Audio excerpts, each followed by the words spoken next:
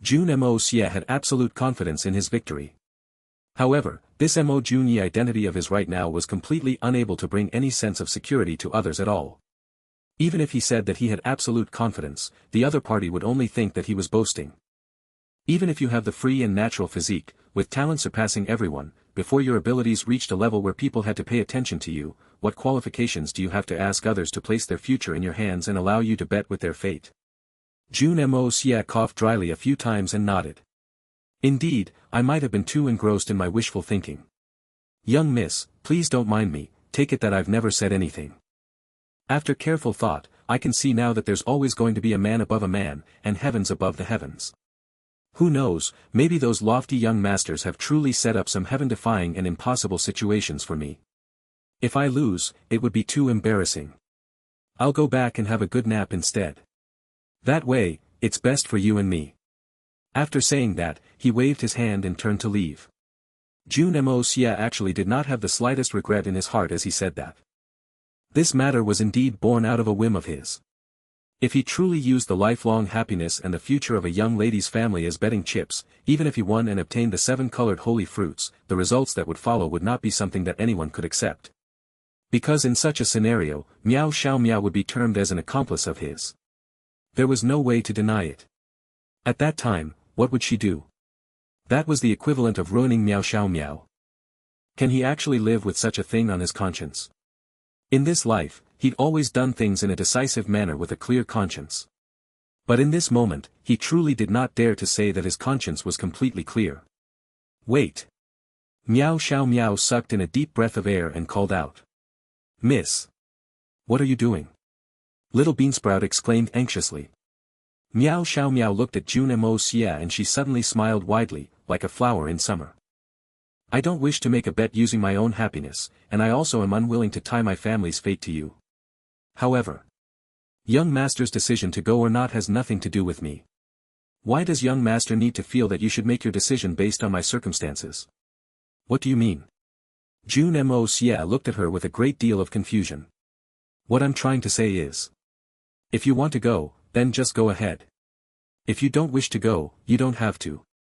No matter what choice you make, it has nothing to do with me. A mischievous look appeared in her eyes.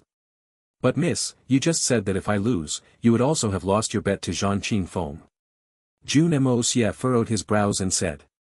Although you may not be taking part personally, the results will not take into account your non-participation. In that case, why go to the trouble? I would rather not bet than to risk something that is important to another person. Jun Moxie's face turned serious as he spoke. Regardless of victory or defeat, the result is not something that I can bear. To me, the fate of your Meow family might not mean anything. But the lifelong happiness of a young and innocent girl is not something that I can afford to play with. I cannot shoulder this favor, nor compensate it. Jun Moxie was truly speaking from his heart. He truly couldn't afford to bear the responsibilities. If he lost, Meow Xiaomo's future would be destroyed alongside him. Although young Master Jun was quite confident that he wouldn't lose, his victory would not be much better for Meow Xiaomo even if he won. His true identity was ultimately opposed to the misty illusory manner. When his identity was exposed in the future, it would mean the end of Meow Xiaomo and even the entire Meow family. Moreover, the heart of a young maiden would very likely be pulled into this matter as well. A favor like this was something that he would never be able to clear in this life. Although in Jun Moxie's heart, he was quite sure that young Master Jean would not necessarily honor his bet allowing Meow Xiaomo to obtain the slot so easily if he didn't turn up, he still would not force the matter. If you really chose not to go, your future days in the misty illusory manner will surely be filled with difficulty. Your future will also become very bleak. Meow Xiaomo looked at him seriously and said. Truthfully, as long as I find a way to cancel my bet with Jeanqin Fong, you will no longer have to worry about shouldering any responsibility. Cancel. Jun Moxie furrowed his brows. The bet has already been set, how can it be cancelled? There are naturally numerous methods for this. As long as young Master Mo cooperates with this young lady and disappears temporarily for a couple hours or so, this bet will naturally be easy to cancel. Meow Xiaomo said with a mysterious smile. In fact, I can even get Jeanqin Fong to owe me a great favor. Ha ha ha, with Jun Moxie's intelligence, he instantly understood her meaning, and laughed aloud. Brilliant plan. Brilliant plan indeed. Since we've decided, let's move out separately.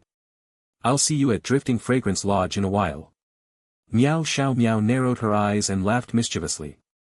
Jun Moxie also laughed, and nodded. Mrs. Intelligence is indeed extraordinary.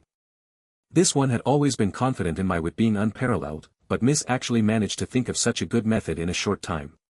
This Mo is incredibly humbled. Brother Mo has simply been too distracted by the matter and had too much worries in your mind. Thus, it's natural that you couldn't think of it in the moment. I trust that with young master's wit, it would be easy for you to come up with a similarly good solution once you've calmed down. A coy smile could be seen in Meow Xiaomo's eyes, flashing briefly before disappearing. Brother Mo, dare I ask, when you said, the lifelong happiness of a young and innocent girl is not something that I can afford to play with, I naturally understand that. But what is the meaning of the words, I cannot shoulder this favor, nor compensate it? It's just a random thought, there's no other meaning. Jun Moia smiled awkwardly and said. If he told her the real reason, wouldn't it cause some misunderstanding?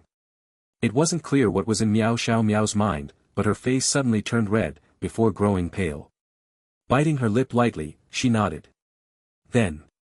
Brother Mo, I'll see you at the Drifting Fragrance Lodge. See you at the Drifting Fragrance Lodge. Jun Moxie smiled lightly and waved his hand. I'll give Miss a word of insight before leaving. Bets are normally conducted when the circumstances are absolutely fair for both sides. But most people will only admit their loss if one side is overwhelmingly stronger than the other, forcing them to honor their bet. Miss Meow should not place too much importance on this kind of bets. I understand that. However, with the status of these people, they should not be capable of such a thing, right? Meow Xiaomo said hesitantly. There are some whose words are worth their weight in gold. But there are also some wise words are akin to farts. This is nothing to feel amazed about. Jun Moxie said with a light chuckle.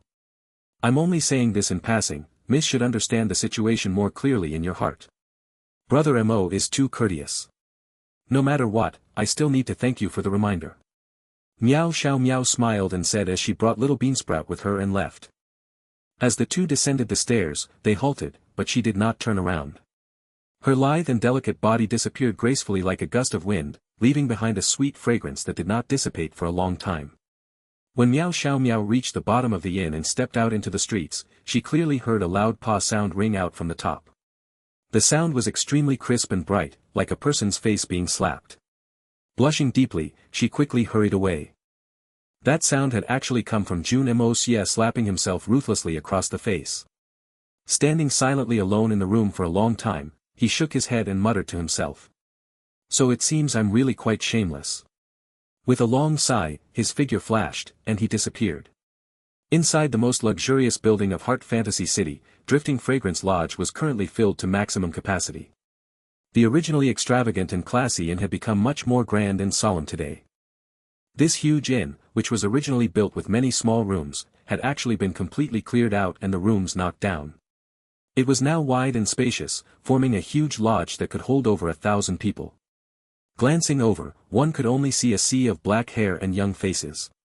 Every single person's face was filled with unhappiness and discontent, and their eyes were blazing with excitement. The moment that free and natural physique brat comes, everyone will gather together and destroy him. Even if his talent is more amazing, we will make sure that he arrives with furrowed brows and a bitter face, and return crying and wailing.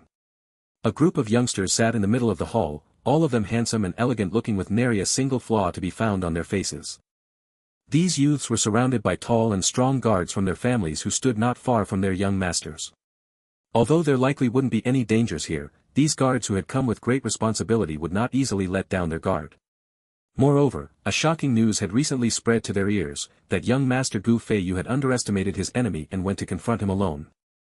Although the details were still not clear, the result was that he was now in a coma with his life hanging on a thread because of that free and natural physique brat. Even his grandfather Gu Yunyang could not do much to save him. Such a shocking thing had already happened, so everyone could easily guess that today's challenge would not be as simple as they'd presumed it to be. If anything happened to the little lords under their protection, there would be no other options other than by finding a rope to hang themselves. Naturally, there were exceptions as well. Wang Nang and Li Jie, these two supreme-level experts, were currently held under the lodge, their faces bitter with hatred. Time passed exceedingly slowly for them. From the looks of it, that kid really might not come. If that were the case, wouldn't the two of them become his sacrificial lamb, becoming the tools for those young masters to vent their anger on? If he didn't come, those young masters who spent so much time setting down such a grand scene for him would suddenly have lost their target and would definitely look for them instead. The day seemed to be getting later and later, but nobody showed up. The various young masters had practically dried out their eyes from strain as they stared impatiently at the street. With their powerful network, there would naturally be news arriving in their ears at all times. Lady Meow seems to be talking with Mo Junyi. Lady Meow is trying to convince Mo Junyi to come. Lady Meow and Mo Junyi are still standing at the same spot, but Lady Meow seems to be exceptionally angry. It seems to be because Mo Junyi wants to go home to sleep and is unwilling to care about the life and death of his two seniors. Lady Meow is already downstairs, but that Mo Junyi didn't go down with her, he's still upstairs. There's suddenly no more people upstairs, it's not clear where the brat disappeared to. No sightings of him in the east. Nothing in the west. Nothing here either. As the reports came back one by one, the faces of the various young masters grew more and more enraged. To think that he dares to completely disregard all of us. One must know, that the misty illusory manner is not something that just a single free and natural physique can hold up by himself. All of us here also represent a portion of the misty illusory manor's future. You actually have the guts to stand all of us up. If all the large families rebelled together, even the misty illusory manor's manor lord would not be able to withstand the pressure. Mo Junyi, do you not want to stay here any longer? We originally only intended to play around with you for a bit. But to think that you are so arrogant and unable to see the kindness. Even if you can hide for a day, how about in the future? With all of our powerful forces joining hands, we will definitely toy you to death. Big brother, that kid must have run away already because he's scared. The so-called most unprovocable youth of the misty illusory manor, Zhan Yushu, sat on a chair, speaking to a youngster who sat in the middle of the group. If he really runs away out of cowardice and doesn't turn up, your bet with Miss Meow will be considered your loss. Could it be that you're willing to give up that slot so easily? Surely it's too undeserving. The youth in the middle had a handsome chiseled face with straight brows, and his features were distinct and sharp. His eyes were as deep as a lake, seemingly unfathomable. This was the number one person of the Zhan family's young generation, and also Zhan Yushu's older brother, Jeanqin Fong. Smiling lightly, he smirked. It's still early right now, and the day is still not over yet. How can you say that young Master Mo isn't coming? The bet between Miss Meow and I is a private matter. What are you being anxious about? Yushu, when it comes to your state of mind, you still need to refine your heart thoroughly. A flighty heart is easily anxious and quick to anger. You need to temper your state of mind more in the future. Being easily affected by emotions is a great taboo in cultivation. Pausing slightly, Jeanqin Fong continued. From the way he dealt with Gu Feiyu, this person's methods are clearly very unusual. His temperament is the kind that must repay whatever offense he's suffered. Furthermore, his heart is extremely vicious, grasping every opportunity he can find. This person cannot be underestimated. However, although his methods against Gu Feiyu were decisive, it also revealed a weakness. Weakness? What weakness? The crowd looked over. Everyone had already received news of the previous matter, and they were all filled with shock. All of them had raised their evaluation of this new guy and did not have intentions of underestimating him. But now that Jeanqin Fong said he discovered that person's weakness, how could they not be curious? The weakness of this Mo Junyi is the same as you all. The common problem of all youngsters, being unable to compose their emotions. Jeanqin Fong smiled elegantly and said with a slight raise of his eyebrows. The reason for being unable to control your emotions is born of an innate pride and arrogance. People like this will never allow themselves to back off from a battle. So from my analysis, even though he knows the danger here, he will still come for sure. This is clearly a person who, though he knows he will suffer his fill of humiliation and end up bleeding from his head to toe, he will still come. Jeanqin Fong said with a faint smile. If he really comes later, you must not call him an idiot. Because, the courage to confront great danger is the most important quality to ascend to the ranks of a peak expert. Especially now, I trust that the old seniors are confident that we will definitely not dare to kill him. He knows this as well, so since there aren't any real dangers, why won't he come? But if he really comes here, the humiliation he'd suffer will surely accompany him for his entire life. In this life, he might even find it hard to raise his head ever again. As one of the people who planned these things, I am scared, so would he really dare to come and suffer if he knew? Zhang Yushu said with uncertainty. Of course. If he doesn't come today, then he would be filled with regrets in the future. Because he is escaping without even putting up a fight. For a regular person, it would naturally be an inconsequential action. But to a cultivator whose sights are set upon the peak, it is undoubtedly a huge heart's demon. Every time he faces a challenge in the future, he will be reminded of this day. If he comes here, it will at most be a moment of humiliation. In fact, it could even turn into a source of motivation for him in the future. But if he runs away in cowardice, this would undoubtedly become a shame on his soul that can never be washed away in this life, an event that he will never forget. Jeanqin Fong continued with a confident voice. So, he will definitely come. He must come. The bet between Miss Meow and I hasn't truly begun. Naturally, there aren't any questions of whether or not I'm letting her have the slot for free. Jeanqin Fong smiled and said. Everyone should straighten up and get ready. Today, we are going to face an extremely rare opponent with the free and natural physique. Regardless of victory or defeat, today will be a moment of unforgettable memory for us. Indeed, to be able to watch a genius with the free and natural physique crumble under our torture is indeed going to be a moment to remember. Zhang Yushu said with a loud laugh. Not necessarily. Before I came here, grandfather told me one thing, people with the free and natural physique are geniuses among geniuses of this world. No matter what they are learning, they will pick it up exceptionally quickly. Thus, he instructed me very carefully. The crowd all held their breath as they listened. He said that, no matter what kind of strange stuff you see from such a person, you must not be surprised. Because, that's the free and natural physique. If he couldn't achieve things that cause others to feel shocked, that would be the most shocking thing. Jeanqin Fong continued. This young Master Mo is most definitely a powerful opponent. You must never let your guard down. Big brother, if that kid truly manages to pass the challenges, are you going to give up the slot or not? Zhang Yushu asked tentatively. Naturally. Why not? It's just a slot, is it really such a big deal? Jeanqin Fong snorted coldly and said. As a man, we must naturally honor our words. If we lose, we must be ready to admit the loss. Man lives by his words. If our words can't be trusted and there is no credibility, how will we be able to achieve anything? But, if that lass really gets to enter the spiritual herbal gardens, if she somehow becomes the spiritual herbal gardens lord, then I will have even less hope. Zhang Yushu looked pitifully at his elder brother. Big brother, why would you rather give such a precious slot away to an outsider than to your own little brother? How about, let's find a random reason to annul that previous bet. Why is there a need to take it so seriously? How can such an important slot be determined by such a pointless bet? This is too ludicrous. What nonsense! How can this bet be pointless? Jeanqin Fong said with rage. Are you so sure that I will definitely lose? As he scolded, he shook his head and sighed. There are only beauties in your eyes and nothing else. When will you be able to see the big picture? It's about time for you to become more mature. Big picture? Zhang Yushu cocked his head and asked with confusion.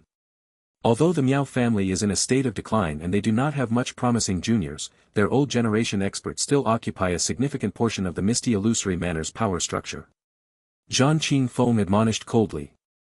Those people are not only shockingly powerful, they are also exceedingly patient. Zhang Yushu laughed aloud, unable to stop himself from appreciating his big brother's use of words.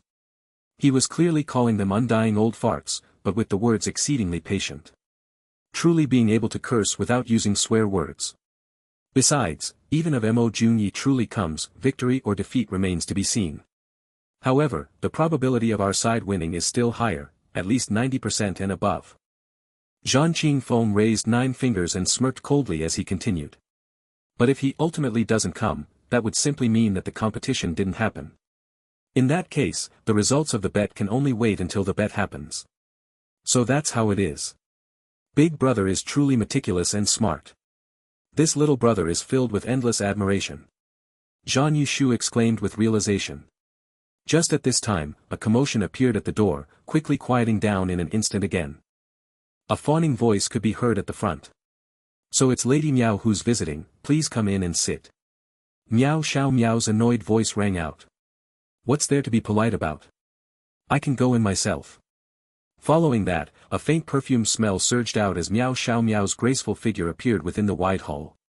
Looking around at the hall, she scoffed aloud. What's with the grand setup? Aren't you all making quite a mountain out of a molehill? Even if everyone is anxious about the bet, there's no need to go to such an extent. A once-in-10,000 years rare genius with the free and natural physique is visiting, so there's naturally a need to choose the best location. I trust that anyone will treat the matter with caution. Jeanqin Fong said with a warm smile. Regardless of whether the final result is a victory or defeat, there aren't many chances to interact with such a supreme genius with the free and natural physique. In these 10,000 years, only 2 people with the free and natural physique have appeared. Little sister Meow, where is that genius with the free and natural physique? I heard that the 2 of you were having a chat together. Don't tell me he's scared to come. Brother Jean's guess is quite close to the truth. After hearing that you all had set up such a grand welcoming for him, that genius was directly scared away. I very nearly dragged him here myself just now.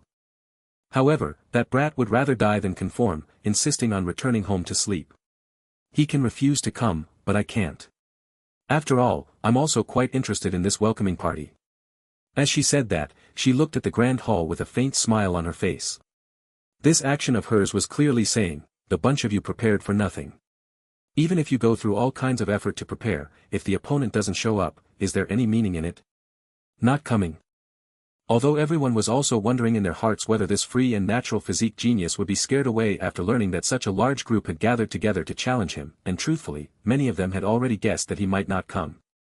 If it were them in his shoes, they would definitely choose to flee as well. However, when they heard the confirmation from Meow Xiaomo's mouth, everyone was still incredibly agitated. F***ck. That bastard. He's not coming. Is he still a man? Zhang Yushu's eyes shone as he cursed. So many of us are waiting here, and he simply doesn't turn up because he didn't want to. What does he take us for? Are we fools for him to play around with? Zhang Yushu's words had roused the anger of everyone in the hall. Although they all understood the current situation and could even empathize with Mo Junye's choice, the nature of humans was just like that. It was fine for them to scheme and play others as fools. But when it became their turn to be fooled, regardless of the circumstances of the other, they would throw all these thoughts to the backs of their minds. Exactly. This damnable Mo Junye. Just because he has the free and natural physique, he doesn't place any of us in his eyes. For humiliating us like this today, we will definitely not let the matter rest. We will not go easy on him the next time. A green-robed youth said with gritted teeth. So what if he has better talent than us? With his trash attitude and cowardly guts, even if his talent is greater, his foundations are too poor. At least within 100 years, he will never match up to us. In other words, we can step on him for at least 100 years.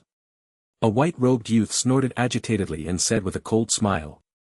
Even if he has the free and natural physique, the next 100 years will be long and shameful years for him. Every day will feel like a year, and he will tread the ground as though he is walking on thin ice. As for after the 100 years, all of us here will already be holding important positions. If he wants to seek revenge, it will damage himself as well. Even if he dares to go all out for revenge, there won't be any faction that would be willing to side with him. This damned Mo Junye, even if he can avoid today, tomorrow, and the day after, can he hide from us forever? Today, he's already offended all the talented youths of the misty illusory manor. Truly unwise. Jeanqin Fong lowered his head and furrowed his brows lightly. Why isn't he coming? It doesn't make sense. This matter is truly strange. Could it be that he isn't afraid of forming a heart's demon, affecting his future cultivation? This is truly difficult to understand. Could it be that he doesn't have a desire to grow stronger? Normally, Jeanqin Fong would not be wrong with his analysis.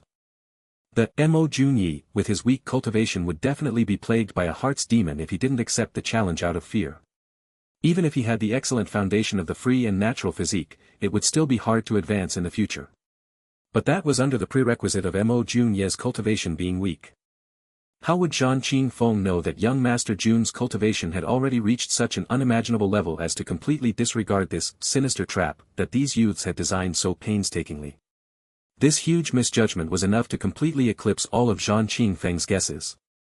Because no one would have imagined that this youth with a seemingly trash level of cultivation would actually be a super mega expert. What's there to not understand? Brother Jean, your analysis was based on the angle of logical reason. However this time, it's simply this Mo Jun Ye's actions being too illogical. Huh, another black-robed youth laughed. Illogical? What do you mean? Someone asked. My guess is that this free and natural physique genius of ours is most likely not even aware of what a heart's demon is yet, due to his trashy cultivation. How would he be afraid of the devil's bite? The black-robed youth smirked and said, the heart's demon is a type of mental barrier that only appears when one's cultivation reaches a sufficiently strong level. But with his current level of cultivation. He furrowed his brows and a conflicted expression appeared on his face as he wondered aloud. I'm not sure if he's currently at the golden Xian level. Or was it silver Xian? Perhaps he's at the initial Xian Qi level 7, level 8, or level 9. After saying that, he directly clutched his stomach and roared with laughter. The crowd also burst into wild laughter, cheering and mocking happily. Quite clearly, everyone agreed with this reasoning. It can't be. Jeanqin Fong raised his head and furrowed his brows with deep thought. Even if he doesn't know, would Saint Emperor Chao also not know? With Senior's cultivation, the first lesson he would give upon taking a disciple would definitely be to emphasize the importance of guarding one's heart.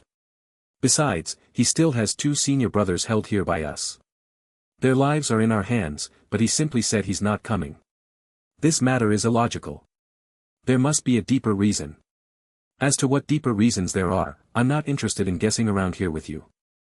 But young Master Jean, shouldn't it be time for us to resolve that bet of ours? Meow Xiaomo looked coldly at him and said. For some reason, these outstanding youths in front of her suddenly all looked exceptionally irksome to her eyes, with none being the exception. Why was it that all of them seemed so shallow? Compared to Mo Junyi, it was truly like the difference between the heavens and the earth. Bet? Jeanqin Fong couldn't help but to lift his head with annoyance as he was interrupted from his thoughts. Yes. Our initial bet was that you all will not succeed in humiliating him. But now, he didn't even show up. Regardless of the reason, him not showing up means that you failed to humiliate him. In that case, it naturally means that I've won. Meow Xiaomo had a hint of a smile on her face as she said that. Little sister Meow's words are interesting. The bet hasn't even begun, so how can you say that you've won? Jeanqin Fong haven't spoken, but Zhang Yushu instantly cut in and said with a cold smirk. Besides, it's Mo Junyi who broke the appointment today, not us who's trying to be dishonest. For little sister Meow to claim your victory now, I'm afraid it's still a little early. Broke the appointment? Meow Xiaomo scoffed coldly and rolled her eyes. I wonder where second young master got the words, broke the appointment, from. Which one of you here made an appointment with him to meet here? I seem to recall that none of you have even met him before, so how could there even be an appointment in the first place? At the end of the day, today's matter is nothing more than a one-sided fanciful wish on your side to arrange this meeting. But when the other person didn't show up, it becomes him who'd broken the appointment. Is there such a line of reasoning in this world? Meow Xiaomo gazed disdainfully at Zhang Yushu. Zhang Yushu, it seems that you are quite well practiced with such one-sided affairs like this. It can't be that you make all your appointments like this, right? Zhang Yushu's ears turned red and he raised his voice. No matter what, wanting to obtain the precious slot without even a proper competition is too overboard. We are not trying to back out shamelessly, but no matter what, everything should wait until after the competition. That would be the only way for this to be fair. Hearing that, Meow Xiaomo laughed coldly. Then, may I please ask when second young Master Jean's, after the competition, is? Zhang Yushu, those words of yours are truly ludicrous. The other party hasn't turned up even until now, and your opportunity to humiliate him has already passed. Even if you are unwilling to give up and insist on continuing to challenge him, you still need to seek another opportunity. And this opportunity can be tomorrow, the day after or perhaps next month. It's not even impossible for this match of yours to take place next year. But the bet I had with your brother is to enter the spiritual herbal gardens in 5 days' time. Zhang Yushu, perhaps you think that we're betting on the slot to enter the spiritual herbal gardens in 100 years' time. Zhang Yushu's entire face turned red, and he couldn't say anything. At this time, Jeanqin Fong laughed lightly, absolving his younger brother's situation. Little sister Meow, the bet is important to you, and this elder brother has no wish to be deliberately dishonest with you either. But don't you think that doing it like this is somewhat unfair? Meow Xiaomo's eyes widened. Looking at that warm and gentle smile on Jeanqin Feng's face, she suddenly felt a chill in her heart. A bet naturally has the principle of determining a winner and a loser. But right now, both sides hadn't even begun the competition, and you want to claim the prize, Kiki, little sister Meow, although I am a generous person, it's still not to such an extent yet. Jeanqin Fong continued with a bitter smile. Hearing that, Meow Xiaomo instantly grew angry. To think that even this had been predicted by Mo Junyi. Her original intention in coming here this time was to cancel the bet. Towards this slot, she no longer held any hopes in her heart. Although she felt some regrets and reluctance, it was a much more comforting result for her. The reason she'd mentioned the bet in the first place was simply to find an excuse to initiate canceling the bet, and let the Jean family owe her a large favor. Even if they didn't owe her a favor, they could have simply treated the bet as a joke. But who would have thought that before she could even mention that, the other party would start acting so shamelessly? With Jeanqin Feng's identity as the #1 young master of the misty illusory manner, he actually was willing to stoop to such a level. Furthermore, he was doing it in such a righteous manner. In his eyes, one would not even be able to see a hint of guilt. Full of righteousness and a clear conscience. He could actually be like this. How could he be like this? Could it be that words that had come out of one's mouth could be taken back? Eating one's own words, can actually be done with such righteousness. Meow Xiaomo's heart instantly grew disappointed, and she couldn't help but to remember the words the Mo Junyi had spoken to her before she left. The so-called, willing to bet, willing to lose, everything depends on the will of the heavens are actually just beautiful words that people say on the surface. Most people will only admit their loss if one side is overwhelmingly stronger than the other, forcing them to honor their bet. But if the benefits of either side are very heavily involved, it is not an impossible thing for one to go back on their words. Thus, Miss Meow should not place too much importance on this kind of bets. In this world, it's more often the case that the higher your hopes are, the greater the disappointment will be. There are often things that do not go the way we hope in life. If you treasure something too much, it won't be good. At that time, she'd only given him a perfunctory smile and left in a hurry. From her point of view, this young Master Mo's literary talent was indeed good, but his continuous attempts to slander Jeanqin Fong were somewhat unbearable, and she could not help but lower her evaluation of him by a bit. In fact, she felt somewhat disappointed in her heart. If a person's heart and mind were so narrow and unforgiving, though his talent may be great, his character would not much to admire. But faced with this situation right now, those words indeed seemed much more reasonable. Time changes many things. In just a short moment, those slanderous and morally low remarks had suddenly become truthful words of wisdom. In that moment, the results were already clear, yet Jeanqin Fong refused to admit his loss. Then, even if Mo Junyi were here and had thoroughly defeated every single one of them, they would likely still not admit their loss. Just as young Master Mo had said, in front of great benefits, all the so-called morals, promises, and justice, were not even as thin as a piece of paper. Moreover, this concerned an extremely important entry slot to the spiritual herbal gardens which would guarantee the preservation of one's family for thousands of years. Right now, though Jeanqin Fong had lost, he could simply choose to deny it. There was nothing she could do. But if it was her who lost, they would definitely sink their teeth into her, refusing to let go. They would use all kinds of methods to force her to accede. Meow Xiaomo could even foresee that if their positions were switched now, they might even go as far as to force her to marry Zhang Yushu. Since they were capable of such methods, what kind of hopes could she still hold for them? Meow Xiaomo smiled faintly, her eyes instead turning calm. For some reason, she actually didn't become angered. When she thought of Mo Junyi's plain and straight face, she couldn't help but to sigh in her heart. You were right. I've misunderstood you because my eyesight was too short. Mo Junyi had clearly seen through these things and had even gone to great lengths to warn her sincerely. Yet, she'd misunderstood him. In that moment, Meow Xiaomo felt exceedingly disappointed in herself. No wonder young Master Mo seemed a little hesitant when he said those words. It should be because he'd already guessed my reaction. But after some thought, he still chose to say it. If not for that reminder, allowing her to have some preparations in her heart, wouldn't she be consumed by anger now? Young Master Jean is indeed full of wit and schemes, having fully considered every single aspect of the bet. Whether it be advancing a step or taking a step back, you can do it with such great ease. This little sister had been too naive to have trusted in this so-called bet. Her. Meow Xiaomo raised her chin calmly. Since that's the case, is there still any point in talking about the bet? Against a person like young Master Jean, this little sister dares not be impetuous. Let's forget it. Jeanqin Fong was impressive, even in the face of Meow Xiaomo's sarcasm, he could still retain his warm and affable image. He said gently, "Little sister Xiaomo has exaggerated. I said earlier, the bet we made has not begun yet. So naturally there is no need to talk about this. Since little sister Xiaomo has suggested to call it off as it is, then this brother shall comply to his younger sister's wishes and end this agreement.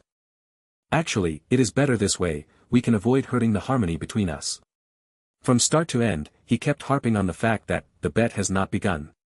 Its meaning was clear, as long as the bet has not started, then he was not going back on his words. As to before, that was just a verbal agreement, and it did not count as anything. Not only that, he had sold Meow Xiaomo a favor, calling off the bet. Those who did not know will think that he was extremely magnanimous, letting things go when victory was clearly in his hands. As expected, those who were shameless are invincible. A vague smile appeared in the corner of Meow Xiaomo's lips. First young Master Jean is truly magnanimous. This younger sister offers her thanks for leaving mercy. If first young Master Jean has the opportunity someday to contest with that young Master Mo, then this little sister sincerely wishes you to return with great victory. A look of faint anger flashed across Jeanqin Feng's handsome face. With his ability and wisdom, how could he not tell that Meow Xiaomo was mocking him sarcastically? But he did not say anything else. No one present was a fool, and they all knew that he was the one in the wrong and had acted shamelessly afterwards. So he could only suck it up while the other party mocked him. Otherwise, it'd be more embarrassing for himself. He sulked inwardly and thought to himself. How dare you, foolish sharp-tongued lass. This young master can't be bothered to deal with you now, I'll allow you to be arrogant once. When you marry into the Jean family in the future, I'll teach you a lesson. Since the bet has been called off, then this little sister shall take her leave now. I had thought that I would be able to watch a good show here today, but I didn't imagine that the outcome would be so disappointing. My good mood for so many years has finally all been ruined. She sighed as she shook her head. Meow Xiaomo's tone was full of genuine disappointment and melancholy. For so many years, she had always thought that despite the numerous debauches in the Jean family, this first young master of the Jean family, publicly known as the #1 young master in misty illusory manner, Jeanqin Fong, was different from the rest. And she had sincerely viewed him as an elder brother. Even the so-called bet they had was merely a harmless little joke between them. But today, in the face of absolute interests, that genial face of Jeanqin Fong had suddenly become extremely foreign, to the point that she didn't dare to register it as him. And this was Jeanqin Feng's true colors. So everything before, was merely his way of hiding his true self. Not a single bit of it was sincere at all. Meow Xiaomo felt hurt and sincerely sad. The existence she had always viewed as an older brother, in the face of interests, was capable of such a thorough betrayal. Women were emotional creatures. No matter how intelligent or clever she was unable to escape from this weird circle beyond their comprehension. Unless she experienced it personally, she would never be able to understand how it felt. Meow Xiaomo did not manage to win the stakes that were already in her hand today, but she managed to truly see someone's true colors and tasted the bitter taste of emotions. Jeanqin Fong pretended to ask her to stay, but Meow Xiaomo insisted on leaving. First young Master Jean also felt a little ashamed, so he did not try to force her to stay. But when Meow Xiaomo had just turned around to leave, a clear and joyous voice suddenly rang out. Ayaya, I heard that all you young masters had set up a banquet for this younger brother, and I was afraid that I would appear rude, so I specially made a trip back for a change of clothes. Then I quickly rushed over, but I didn't expect such a grand occasion. It really was not a wasted trip. That legendary prodigy with the free and natural physique, young Master Mo Jun Xie, walked in, beaming from ear to ear, seemingly overwhelmed by the honor. He looked at the dazzling displays of the lodge and exclaimed in amazement. He said, embarrassed, Ayaya, this scale, is really too grand. Young masters, brother, ahaha, actually your thoughts would be enough. Simple will do, why go through all the fuss? This. I really feel bad about this. Two glints of chilling glow appeared in Jeanqin Feng's eyes, and he almost exploded from anger. If UF*Ker had come a step earlier, then I wouldn't have to make myself a despicable person before Meow Xiaomo and everyone else. Then I wouldn't need to go back on my words and swallow what I've said. And I can even make use of this country bumpkin to make Meow Xiaomo lose her bet and not only cut off Meow Xiaomo's hopes of entering the spiritual herbal gardens, but make use of this to make the #1 beauty in the misty illusory manner one of my concubines. And I could use this as an opportunity to slowly devour all of the Meow family's forces. But just because this B** came a step late, everything that I had planned went down the drain. And now this asshole is over there, being amazed by the grand treatment. This is intolerable. You are Mo Junyi. I am Jeanqin Fong, the first young master of the Jean family. Also the person who organized this welcome party. Jeanqin Fong instantly switched from his warm and friendly demeanor directed to Meow Xiaomo to one that was cold and chilly. As if a spring day where flowers were in full bloom had suddenly turned into a chilly day with a snowstorm. A chilling look was shooting out of his long and narrow eyes, staring right at Jun Moxie. Like a tiger looking at its prey. All the other young masters were taking the opportunity to take a good look at this legendary free and natural physique. But they all couldn't help but feel that there was a huge disparity between the reputation and appearance. This lad really looks too plain. It's that type of plainness whereby you shouldn't be able to distinguish him if you tossed him into the crowd. It's better to just hear of him than to meet him, otherwise you'd be disappointed. But someone like this actually is the one with the legendary free and natural physique.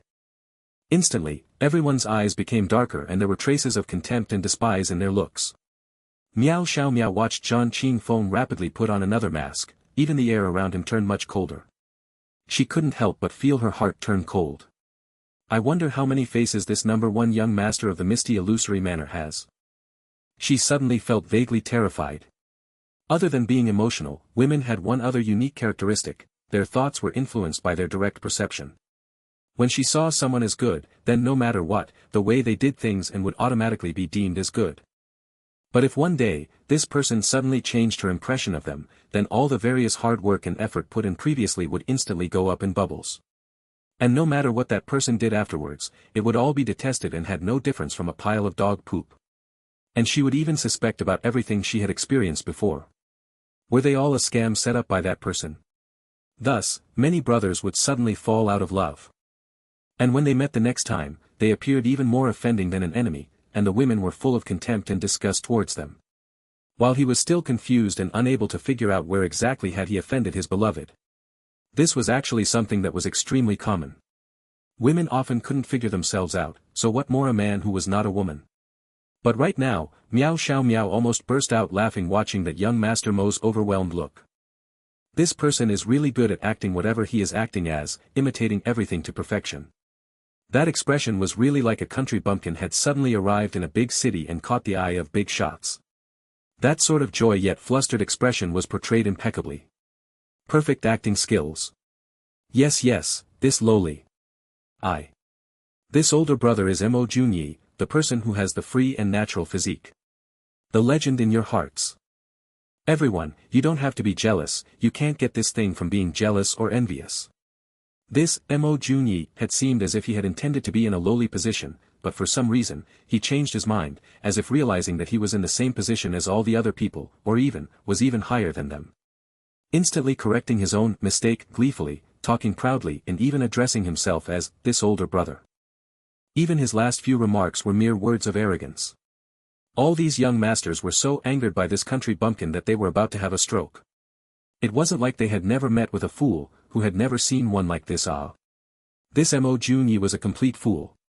To think that the legendary free and natural physique that is wishard to come by in 10,000 years had fallen on someone like this, the heavens were really blind. But young Master Mo's next sentence almost had Jeanqin Fong fainting from anger. But Jeanqin Fong, that first young Master Jean, he looked like he was having difficulty trying to find the right words. What is the matter? Jeanqin Fong suppressed the anger rising in his heart. Young Master Jean, it seemed like you aren't doing as well as you wished. In the misty illusory manner. I can tell from the way you introduced yourself, you are very proud and seem to think that you have a great reputation. Actually, I can understand how you feel. Cowering slightly, young Master Mo hesitantly said.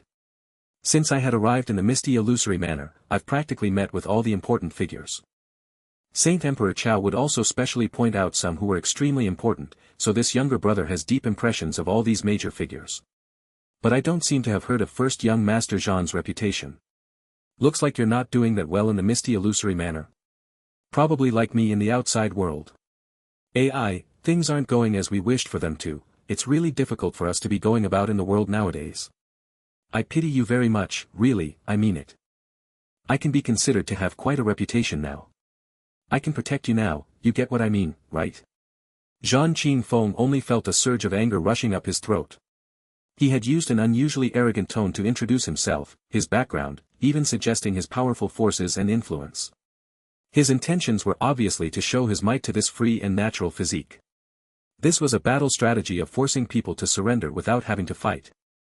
As long as the opponent revealed a look of shock or surprise, Jeanqin Fong would pressure him mentally. But he had never expected that the other person had completely never heard of his name. And thought that he was doing poorly and turned around to comfort him. And in a manner of someone of a higher position, pitying a little brother. This unexpected mistake left Jeanqin Fong feeling as if he had just punched at thin air. Does this mighty first young master Jean need to be protected? Jeanqin Fong almost ripped this person with the free and natural physique alive.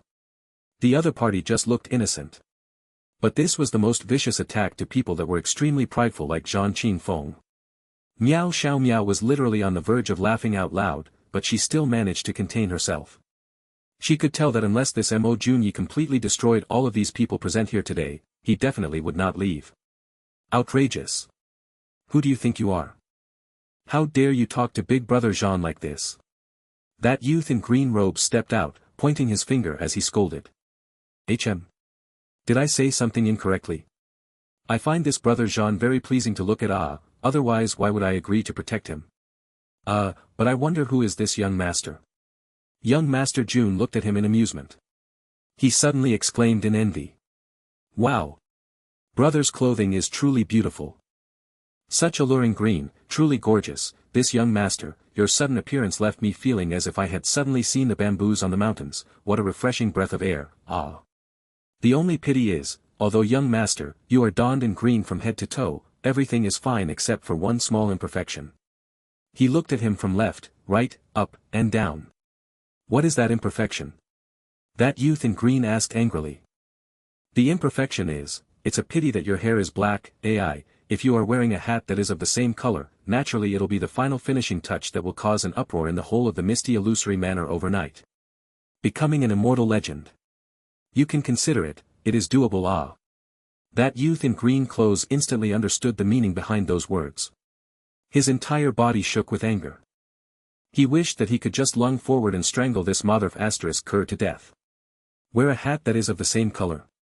This is green. **CK. You are the cuckold one. Your entire family are cuckolds. **King Hell. You think this daddy can't figure it out? I believe everyone knows that I am the one with the free and natural physique. What young Master Mo said almost made everyone exploded from anger. I also understand that this older brother is the legend in your hearts. He shook his sleeves in a pretentious and complacent manner, shaking his head slowly as he spoke. This older brother is not in the pugilistic world, but the legend of this older brother is all over the pugilistic world. A famous reputation is weary, a famous reputation is weary. This older brother is actually very low profile, really low profile. Everyone had the immense urge to vomit blood. This **starred before them was being all pleased with himself, behaving as if he didn't know of his own worth and value, shamelessly thinking highly of himself. If not for that bunch that hung from his crotch, he would probably have easily soared into the heavens already. Everyone was furious, having the urge to charge forward at the same time to pin this shameless person onto the ground. Then burst his chrysanthemum again and again ruthlessly for 100 years. This **starred is really too shameless. Young Master Mo is right. You are indeed currently the legend of the misty illusory manor. The only legend. Jeanqin Fong took in a deep breath and continued. But all of us here have something in common. We are all pragmatic people. We do not believe in legends. Naturally, if some legend thinks he is a legend and tries to step above our heads with no capabilities, then even if this legend has all the abilities of the world, we all still wish to seek his guidance. Only by convincing all of us can he become a real legend. An immortal legend. And by default, the number one person amongst the younger generation of the misty illusory manor. Jeanqin Fong said slowly and threateningly. Young Master Mo, I believe you will definitely understand and agree with what I have said. Agreed. Of course I agree. You are absolutely right. This prodigy with the free and natural physique nodded his head, grinning. But what first young master Jean mean about some legend thinking he is a legend, what does that mean?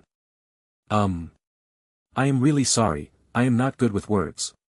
Although it is of great talent to have confidence, but... First young master Jean, were you saying a tongue twister or a doggerel? It really sounds smooth, but it really doesn't get straight to the point, so I didn't quite understand it. Why don't you repeat yourself again? He said, scratching his head. Meow Xiaomo really couldn't take it anymore, finally bursting out in laughter. This guy is really toying with everyone, but his expression is so sincere and on point. A talent, ah. King of the silver screen, ah, if there are any in this world. You didn't understand. What a great talent. Let me explain it to you. My big brother means that in a misty illusory manner now, there is a piece of trash that is an idiot. He got lucky and the heavens blessed him with a good body, and he actually is thinking of using this to step on our heads. Arrogant and conceited. So naturally, we want to teach him a good lesson. Zhan Yushu came over and said, with a dangerous tone. F***CK. Who is that person? Trash that got up there using his body. And he dares to be this arrogant. This Mo Jun Xie rubbed his fists, even spitting in his palms. Ferociously, he said, beat that idiot to death. How dare he look down on my brother Jean? This is unacceptable. Then he took 2 steps forward and walked before Jeanqin Fong, patting his shoulder with endless pity. He sighed. Brother Jean, I understand now, I finally understand your circumstances now. It is truly tragic, ah. Even an idiot looks down on you. It can be seen what sort of state you are in, ah. Then this young master Mo beat his own chest and declared heroically. But never mind. Those are all things of the past now. I believe that those things will never happen again, because I am here. Mo Jun Xie is here. With the legendary poise of a ruler, I have arrived. From now on, you shall be protected by me. I assure you that you will eat and drink well and will have plenty of money to spend. He stomped his feet, as if he had made a great resolution. He said through gritted teeth, if those idiots dare to belittle you again, don't stand on ceremony. You have this older brother. This older brother is extremely good at disciplining idiots. At this point, Jeanqin Feng's face was already green. But Jun Moxie wasn't done playing. He continued to pat Jeanqin Feng's shoulder and sobbed. Today, for the sake of curry favoring with me, you set up such an enormous banquet. This older brother knows that you are hurting yourself to prove your worth, but I am moved. Relax, if I do not stand up for you, wouldn't I be too heartless? What? This idiot prodigy was actually trying to take the #1 young master of the misty illusory manner in as an underling. Everyone else was instantly at a loss for words. This person couldn't be missing something in his brain, right? The look in Jeanqin Feng's eyes became more and more sinister. He always had an elegant and graceful carriage, paying great attention to his image, but right now, he felt that he could no longer tolerate it. He had never been humiliated like this before. Even an idiot looks down on you. It can be seen what sort of state you are in, ah. No matter how everyone else humiliated him with their sharp tongues, this free and natural physique prodigy was really worthy of the word prodigy. In a single sentence, he was able to shift the topic over to Jeanqin Fong. Everyone was scolding him, but at the end of it, it seemed as if everyone was digging their brains to come up with vicious insults to attack Jeanqin Fong. This person is really too shameless, as expected of the prodigy that only comes by once every 10,000 years. After a long time, everyone finally confirmed that a mere attack of words alone was not enough to deal with this legendary free and natural physique. This scoundrel might look like a fool, but he didn't seem like he really was one. This scoundrel was just pretending to be a fool from the beginning, causing this extremely entertaining situation. If you have a remark, I'll have something in return. If you scold me, I'll scold you. If you scold me without using swear words, then I shall not use swear words. If you challenge me directly, I shall go wild. Young Master Jun, who dealt with the various changes by remaining constant, thoroughly enjoyed himself. Mo Jun Xie. Stop your cheap tricks. This young master is no longer interested and no longer has the time to spout nonsense with you. Zhan Yushu sat down, panting heavily. He took in a deep breath of air and regained the look of calmness after glancing at his older brother's face. You are the one who has the legendary free and natural physique. You received the love and adoration of all the seniors the moment you arrived in the misty illusory manner. All the seniors have their eyes on you, this is your advantage which we do not have. We admit this, and we can't deny it. This is your natural advantage, and although we are envious of it, there is nothing we can do about it other than say that you are lucky. But your sudden arrival undoubtedly snatched away too many resources. Those resources are what we have all been striving for. The resources that originally belonged to us. All of us here have worked extremely hard for such a long time. And we were on the verge of succeeding, but with your sudden emergence, everything began to go your way. We refuse to accept it. The entire misty illusory manner shouldn't revolve around you alone. No. Even if you are the free and natural physique. Zhang Yushu articulated the pros and cons of the situation. He had a calm look on his face and none of that previous anger. It was enough to tell that all that agitated scolding he did was an intentional act. He not only distinctively pointed out the crux of the conflict between everyone and Jun Moxie, he, in a very subtle manner, was slowly, and furtively provoking everyone's mood. He had to provoke the resentment and indignation in the hearts of all these young masters, maximize it, then gather all that strength to collectively make things difficult. The strength of only one person, or one family alone, may not be enough to shape the position of the free and natural physique, but all the descendants of the big families in the misty illusory manor were practically gathered here. Were the higher-ups of the misty illusory manor going to offend all these future pillars for the sake of one person alone? Some of us advance at divine speeds for our Xian Qi cultivation, some are full of stratagems and great foresight, capable of finding opportunities and devising strategies to win battles thousands of miles away. Some are unmatched in our mastery of music. Some are excellent at the art of calculations. Some are a talent at chess, never losing a single match. Some are proficient in the art of speaking, capable of coming up with poems. Some are good at drawing and painting, some are good at managing, and some excel at battling. Zhang Yushu spoke faster in his speech, his expression also looking greatly agitated. The entire lodge went completely silent, only he was speaking. Everyone's eyes were focused on him. All their faces turned red, and their breathing became ragged as they listened along. Finally, Zhang Yushu loudly yelled. All numerous talents, which one of them is not outstanding? Which one was not working conscientiously in hopes that their seniors in their own family would think highly of them? So that they could get that duty that they've longed for so long, or some benefits that were not worth a single thing in the eyes of real, important figures. On what basis? That upon your arrival, with no hard work or effort, you were able to just take all of these things that we've pinned for ages for so easily? When those things are to be naturally delivered and offered into your hands, you only need to enjoy it without putting any hard work in. What rights do you have? Everyone. Tell me. Are you guys willing to accept this? Are you able to accept this? Zhang Yushu questioned the crowd loudly.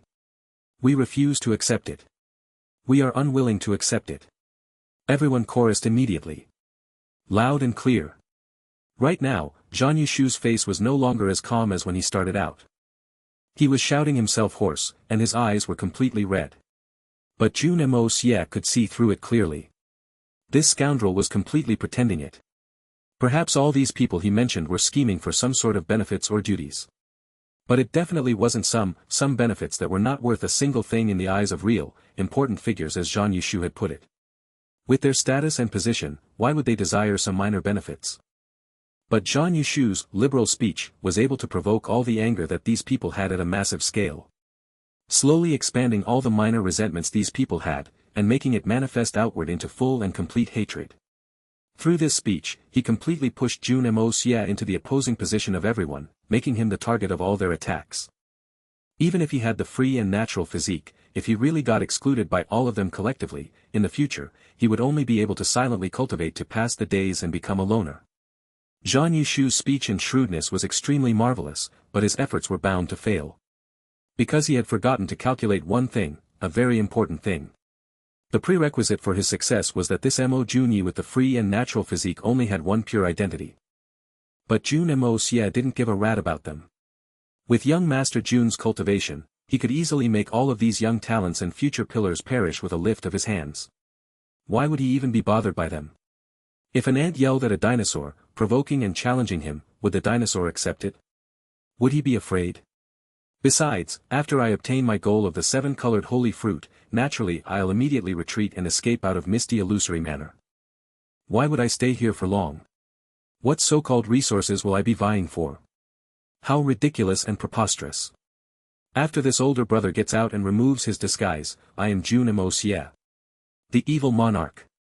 As to all you little scoundrels vying and being jealous, do whatever you want. This young master really is not interested to bother with you. If not for my own ultimate goal, why would this master be interested in humoring all of you here? How big of a deal are you supposed to be? Jun Moxie continued to smile, not a single change or falter in his expression. He calmly looked at the youths around him, noting that all of them had been so provoked that their eyes were red. Some of them were even trembling, clearly extremely agitated. The look they were giving Jun Moxie was as if fire was going to shoot out from their eyes. The most agitated few people were not donned in extravagant clothing, there were two who looked obviously plain, and even their robes were slightly old and tattered. Clearly, their family was not very well off. Jun Moxie could tell from one look that it would be these children of the poorer families that would be competing with him. Only they were the ones who had truly forked out everything for the sake of the chance to gain the approval of the misty illusory manor. Which was why they were this resentful and furious at the sudden arrival of the free and natural physique, who had snatched all these resources that originally belonged to them. And was unable to accept it. Jun Moxie couldn't help but feel a sense of pity for them. His bunch of fools. Did you really think that even without me, you'd be able to obtain what you wish for? You must know that this world is never fair. If anyone is dreaming of finding fairness and justice in this world, that person is the most pitiful fool. Those who are the most unfair to you are these people who are waiting to watch a show despite wearing a look of anger on their faces. You are to be their tools when they need it, but when they are done, what will you guys count as? Their ancestors and seniors accumulated their success with all their hard work, and they instantly received everything right before their eyes.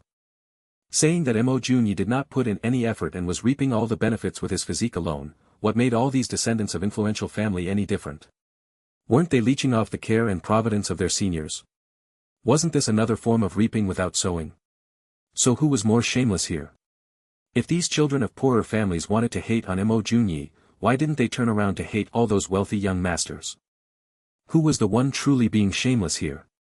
A scholar or official from a poor and humble background could be a county magistrate, a beadle, but as long as they were not one of the outstanding founding ministers of the country, how rare was it for them to be recorded in the history books as loyal officials and members of the court? The family background.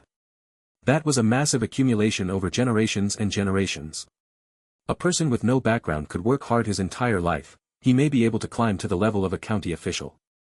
If his son was competent and continued using all the connections his father had left behind, continuing to work hard for his entire life, perhaps he would be able to bring it to a higher level, an official of a prefecture.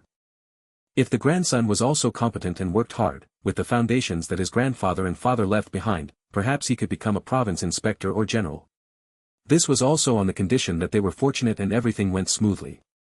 If there were great-grandsons, then they'd have the opportunity to enter the imperial court and stand above the common people. When that time came, were they still the descendants of the poor families? Or perhaps, from the moment the grandfather became a county official, they were no longer that. There was not a physical form of inheritance, but a realistic one. This sort of social system would never change. The father was a hero, and the son was a good man. This was a saying that spoke of the truth. But there was a precondition. If you want your son to become a good man in the future, then you must first be a hero. So all these descendants of these poorer families that had all gathered here, allowing themselves to be used by Zhan Yushu, were simply here out of their own will.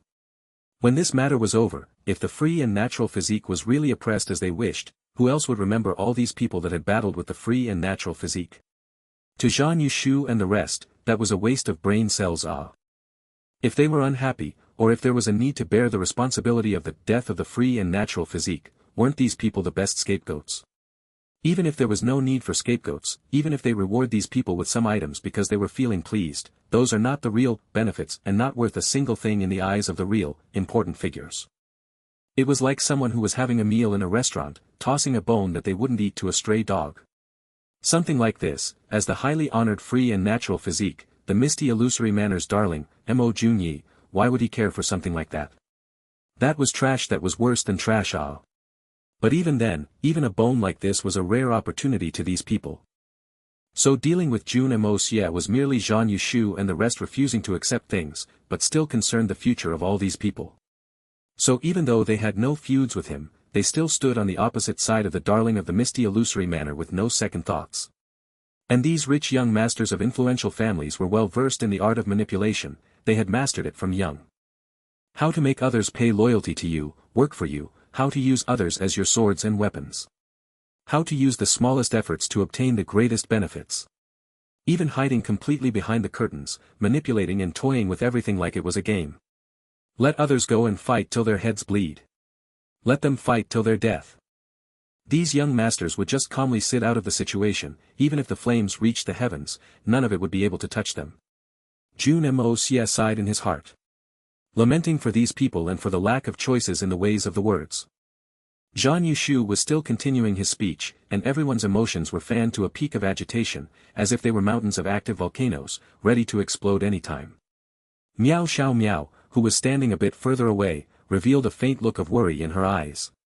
The entire situation was heading in a direction that was not in Mo Junyi advantage, and everything was in the control and manipulation of the two brothers of the Zhan family.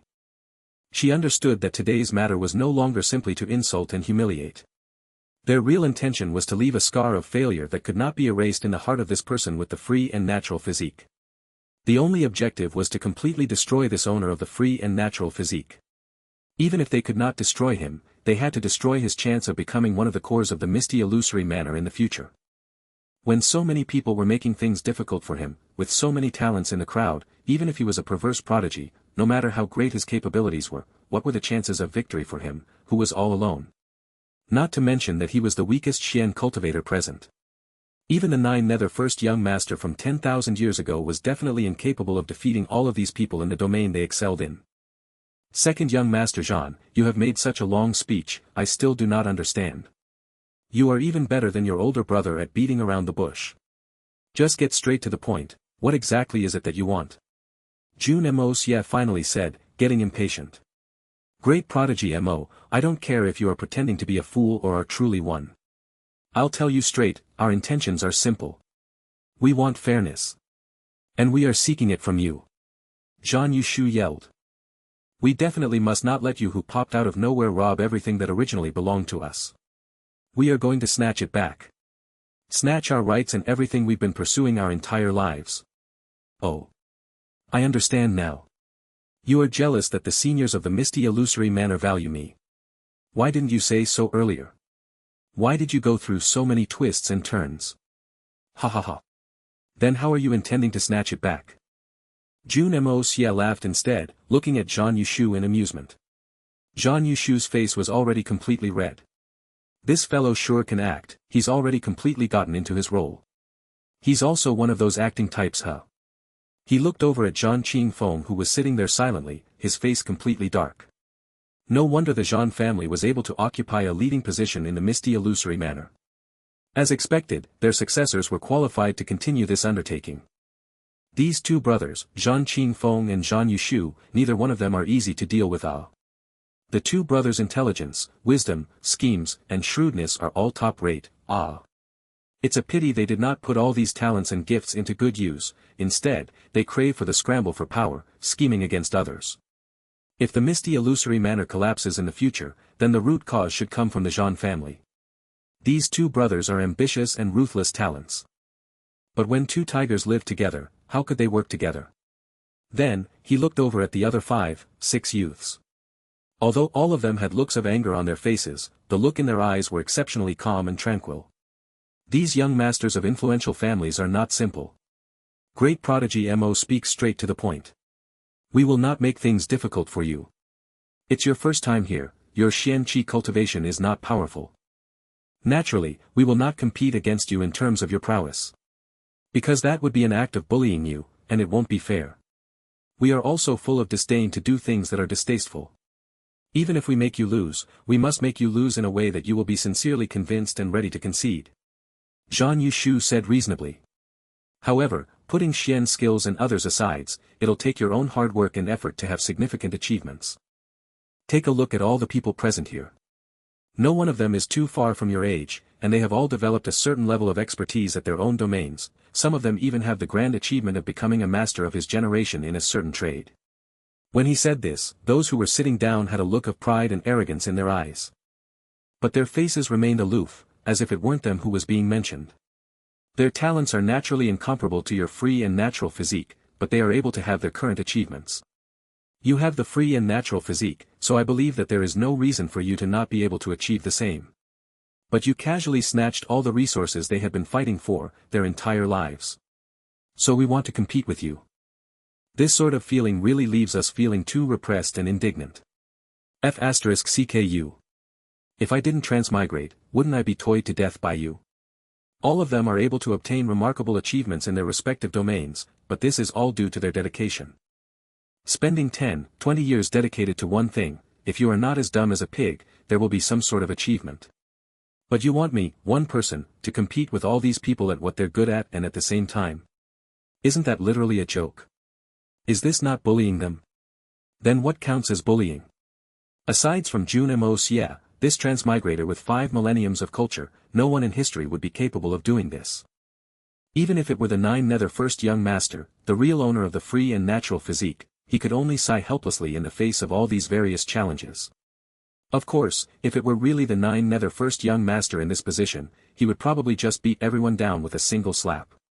If they still refuse to accept it, then it'd only be one more slap to send all of them to death.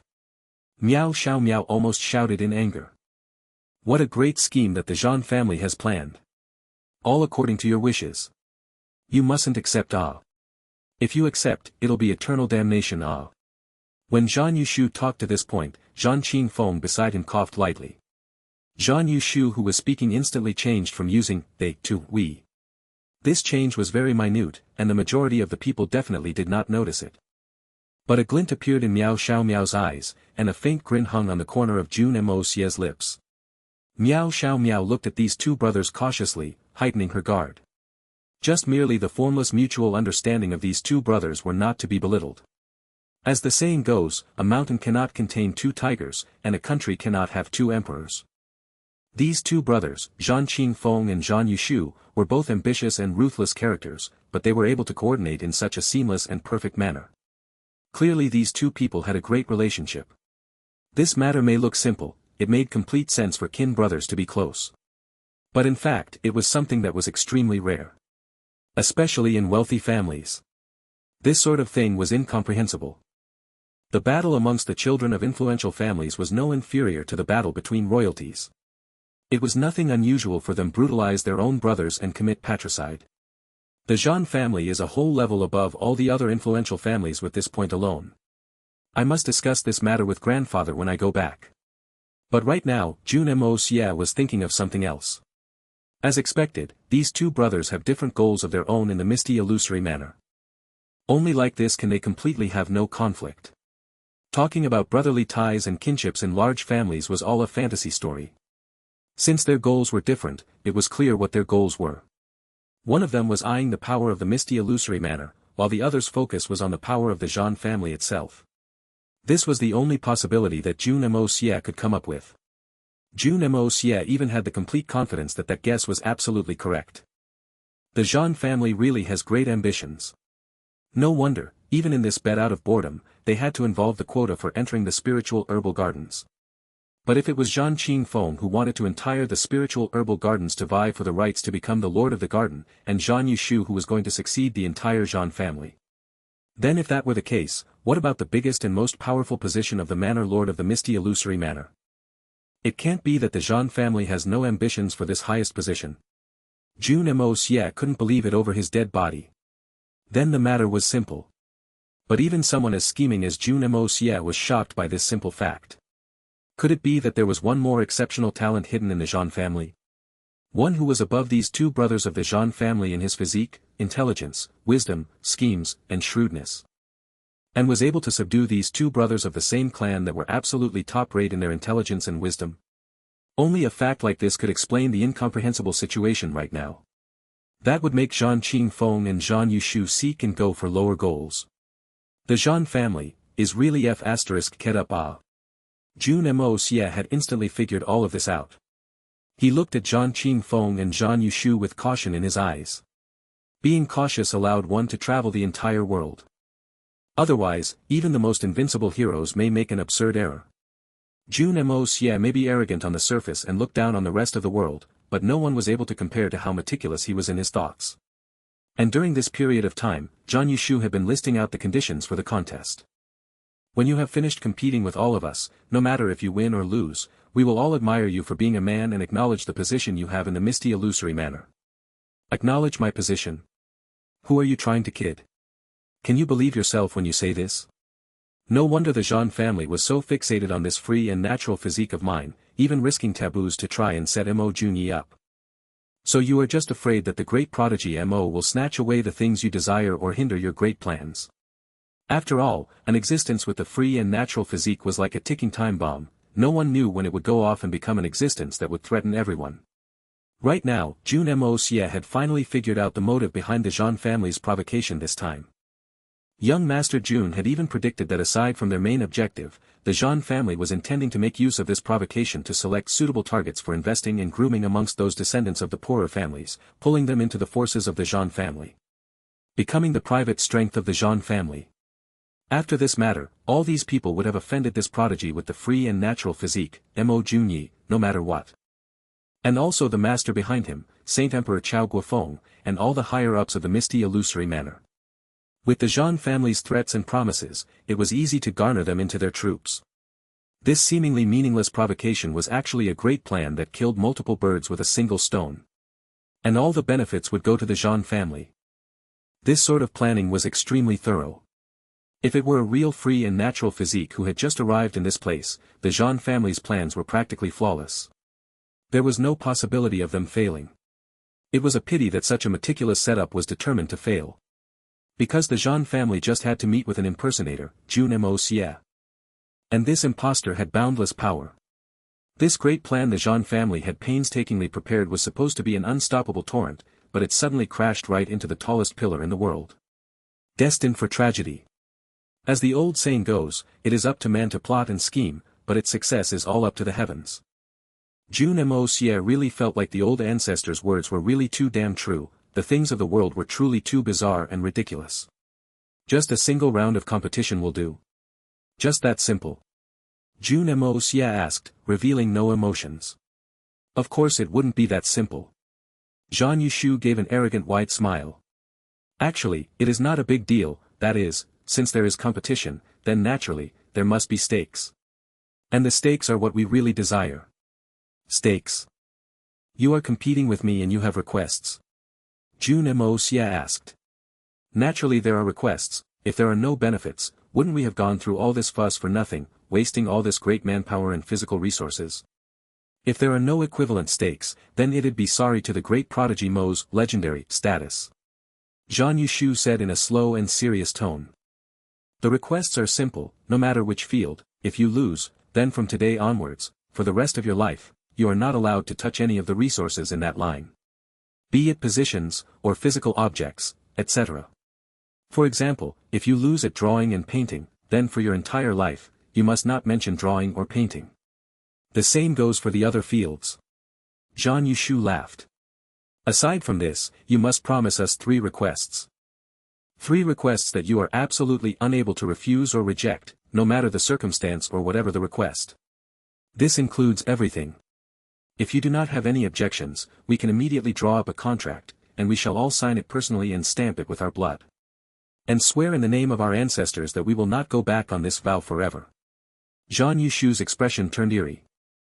Of course, if the great prodigy Mo doesn't have the guts, you may leave, and the competition shall be called off.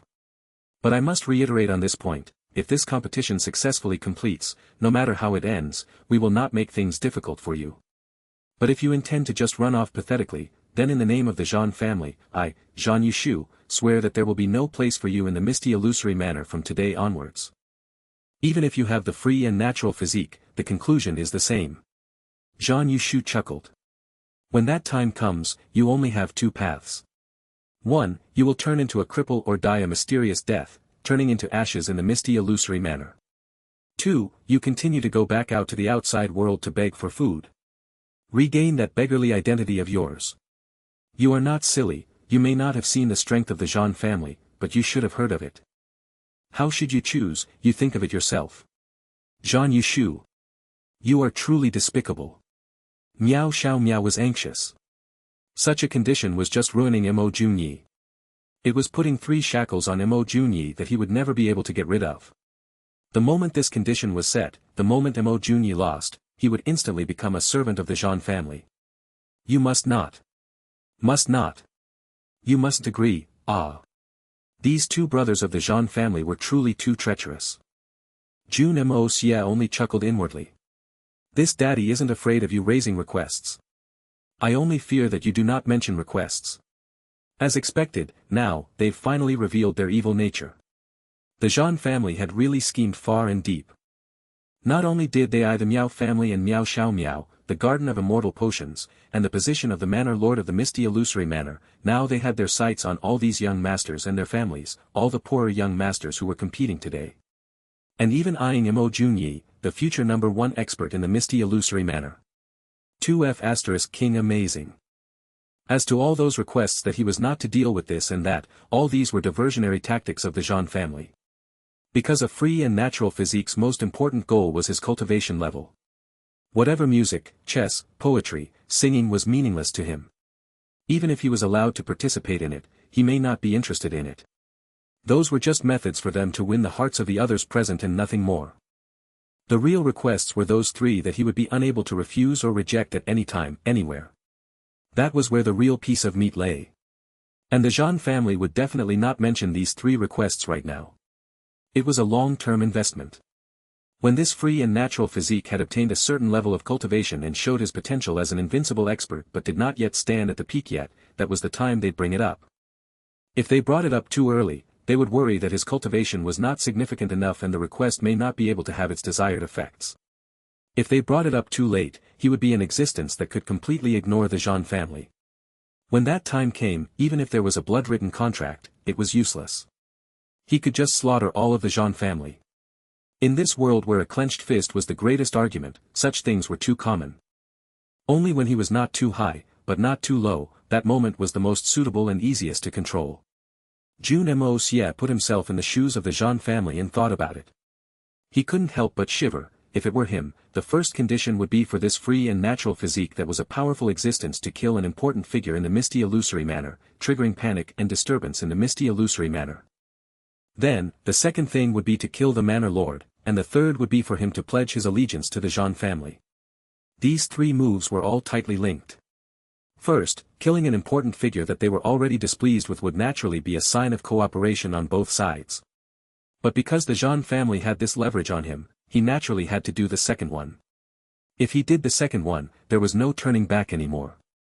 Aside from joining the Jean family, there was no place for him in the Misty Illusory Manor, so even if Mo Junyi became an invincible and unrivaled existence in the future, he could no longer fight back at the Jean family.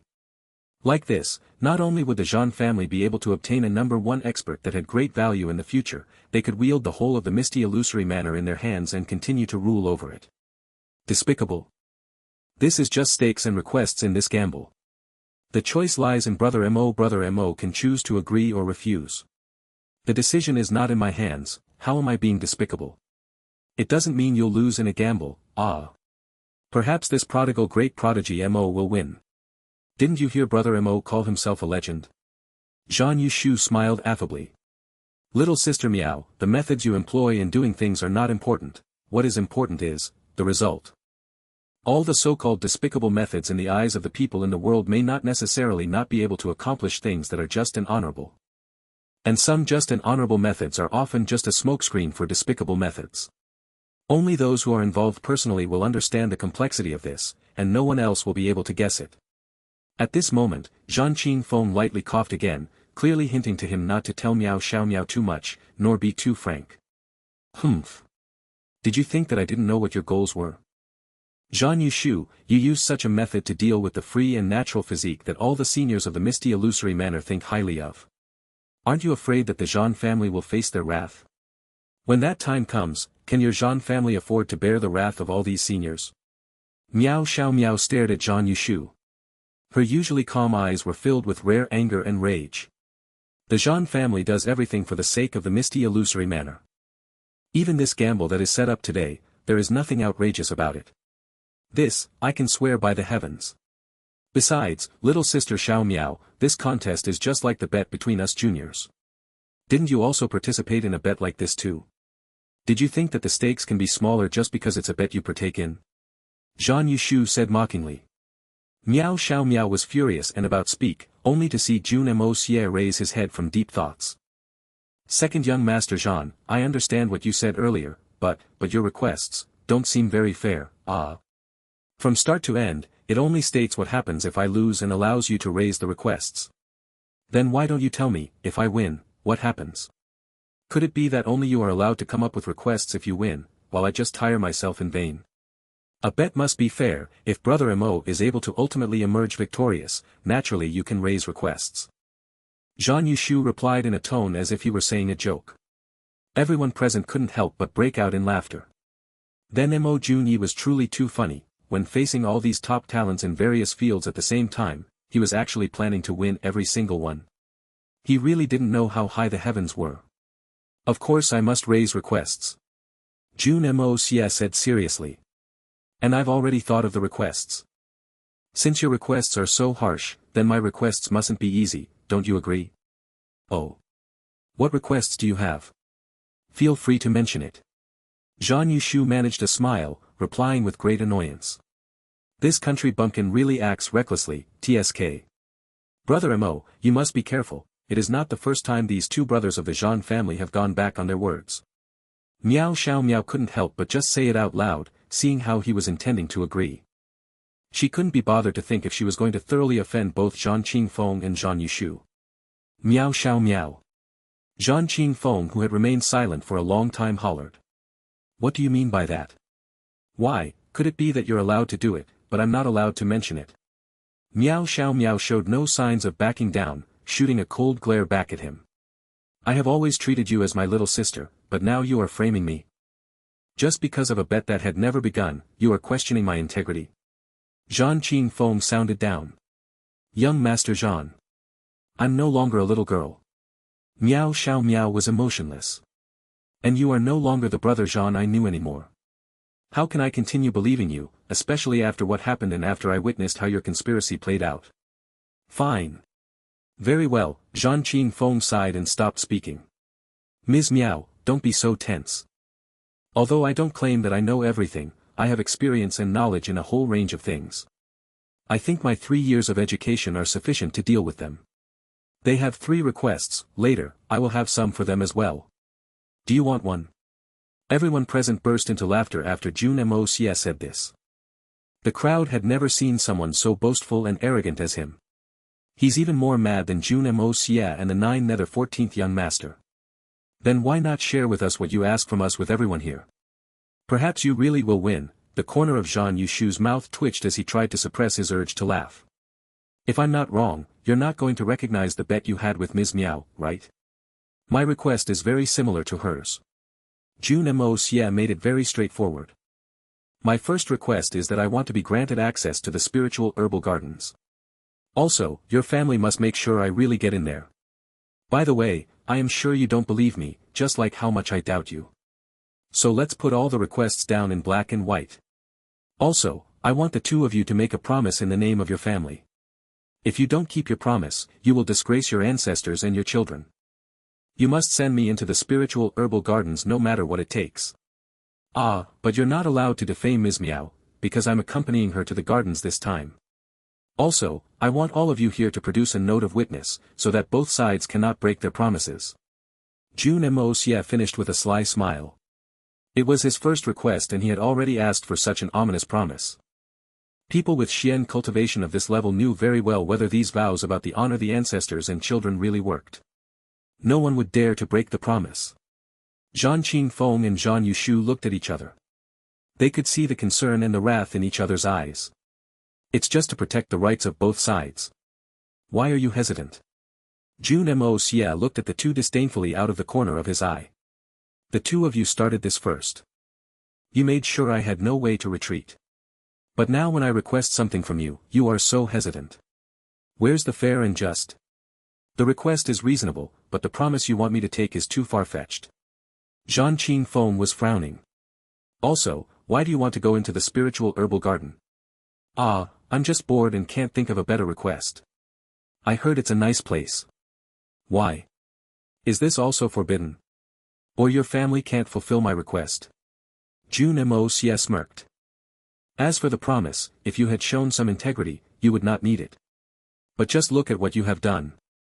You don't even keep your promise to a girl like Ms. Meow, you're not credible to me. The brothers snorted in annoyance. However, they couldn't do anything about Mo Junie's doubt. The request Zhang Yushu produced just now was only to the Zhang family's interest. They had disregarded the other families. So the youngsters from the other families were now just waiting to have a good laugh at their awkward situation. All of them were curious whether the Zhang brothers would dare to promise access to the gardens. The situation now was really playing out like a good show with thrilling plots for them. Their main intention when they accepted the Zhang brothers' invitation was to watch a good show in the first place. So they loved it. Although Mo Junie was the weaker side now, he had limitless potential. None of them wanted to offend him. As for the Zhang family, they obviously couldn't make such a powerful family dissatisfied with them. Hence, all of them looked like they were angered by what Mo Junie had said, but remained silent all along so that they would not accidentally offend Mo Junie. They knew that as long as they remained neutral, nothing would go wrong for their family. As for the Zhang brothers, things had gotten out of their control. Even the master of the misty illusory manor could not offer access into the gardens with free will.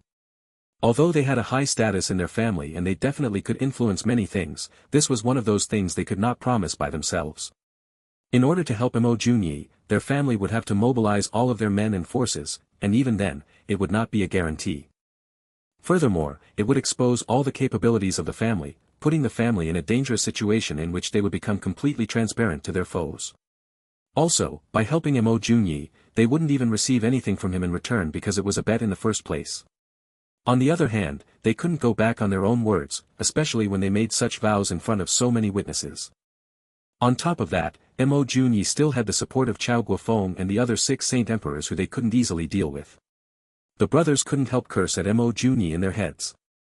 They were in a very favorable situation just moments ago, and now they were stuck. They used the same technique to disgust Mo Junie just now, but how could they expect him to return the favor so quickly? The Zhang family's goals were obvious. On the other side, Mo Junie didn't really care about entering the gardens, but he wanted to take away the Zhang family's chance at it. It very successfully made the Zhang brothers uncomfortable. As Mo Junie asked them again and again, they felt more and more pressurized. Refusing to accept the request was also not a way out. It would waste all the efforts the Zhang family had put in for the contest today. Furthermore, they had already offended Mo Junie and everyone who supported him. They had already offended the strongest expert of the illusory manor's future. What a dilemma. Mo Junie, the promise you want us to make is too ominous. How can we make such promises without careful consideration? Also, your request is too difficult to achieve. Everything in the world is unpredictable, how can I guarantee something like this? Mo Junie, you're being too demanding. We really can't easily accept your request. Jeanqin Fong said. You're still trying to deny it? As long as you have no intention of eating your words, what would you have to fear from my ominous request? Moreover, are my conditions really too difficult? I've directly listed my conditions for all to see, but your conditions were that I have to fulfill 3 unknown requests of yours without even being able to reject them. All of us here are clever people. Ask around, whose conditions are more difficult. What did that second brother of yours say just now? Didn't he swear in the name of the Zhang family that if I backed out of this challenge, there will not be a place for me, Mo Junie, in the misty illusory manor in the future?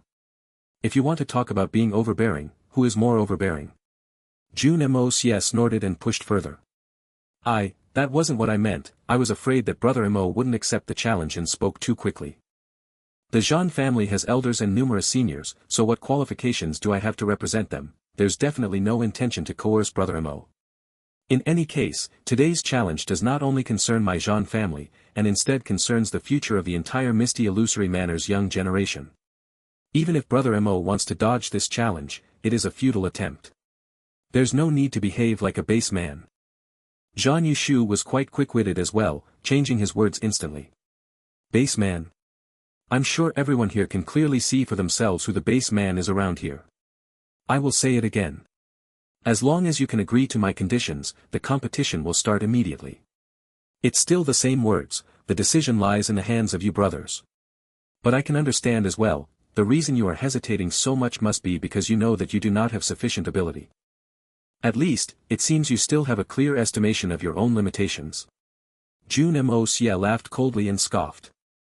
I knew that the two of you were just minor characters in the Jean family, and you wouldn't admit it, continuing to boast so proudly about the awesomeness of your Jean family. Now, look, the two of you proud young masters can't even dare to promise a mere entry slot to a garden. To think that you guys even have the guts to threaten and coerce others while tooting your own horns so proudly, with spit flying out of your mouths. I truly wonder how many of the things you promised others in the past have been fulfilled. How laughable. At this time, young Master Jun could be said to be completely merciless as he grabbed a hold of a single point and forced his opponents to death. Using an exceedingly scathing and disdainful gaze, he stared at those two as if he were looking at two poor beggars who were so skinny that even if their faces were slapped swollen, they wouldn't look fat. In that case, what conditions do you two brothers still want to raise with me? Are you qualified to do so? The two of you want to talk about conditions in front of a peerless genius with the free and natural physique. Could it be that you don't feel any shame? Are you dreaming of taking advantage of this prodigy? How laughable. Toads lusting after a swan's flesh. Ha ha ha. Pooey. Pooey pooey pooey pooey. Young Master Jun spat freely and laughed in a wild manner. In an instant, the Jean family two brothers was scolded speechless as their ears turned red and their tongues grew soft. The situation now was already very obvious. They've brought up very tough conditions, and the other party had accepted them. But when the other party proposed similarly tough conditions, they didn't dare to accept. Or rather, they didn't have enough qualifications to accept. Since you didn't have enough qualifications to accept the other party's condition, wouldn't it be a joke to raise a challenge to the other party and even add multiple very tough conditions? This was truly the embodiment of the phrase, lewd toads lusting after a swan's flesh, an exceedingly shameless act. Opposite the drifting fragrance hall, in another inn, two white-haired old men sat across a table as they gazed out of the window. A stick of incense burned lightly in the room, releasing a swirl of green smoke. Compared to the bustling inn across them, this place was serene and quiet. This kid with the free and natural physique is indeed not a simple character. I'm afraid Yushu and Jeanqin Fong are not going to have a good time in his hands, one of the old men said lightly with a calm expression. In these years, things have indeed been going a little too smoothly for those two brothers, and they inevitably ended up thinking too highly of themselves. Today is also quite a good chance for them to temper themselves. The other old man replied with a gentle nod. But those conditions, what do you think? Do we agree or not? The first old man said as he stared carefully at Mo Junye's plain face. In that moment, this plain-looking face was spitting and scolding the two Jean family juniors vehemently, using all kinds of ear-jarring language. The two Jean family juniors' faces were turning green and white, completely unable to retaliate. There's actually no harm in accepting those conditions. The other old man said, closing his eyes lightly. The reason Yushu and Jeanqin Fong did not dare to agree is because the implications of this matter are too large, and they don't have the authority to make such a decision. Thus, they can't accept the conditions. One must know, this thing called authority is something that has the power to decide a person's boldness of vision. But if we look from another angle, it's not a big deal even if we accept those conditions.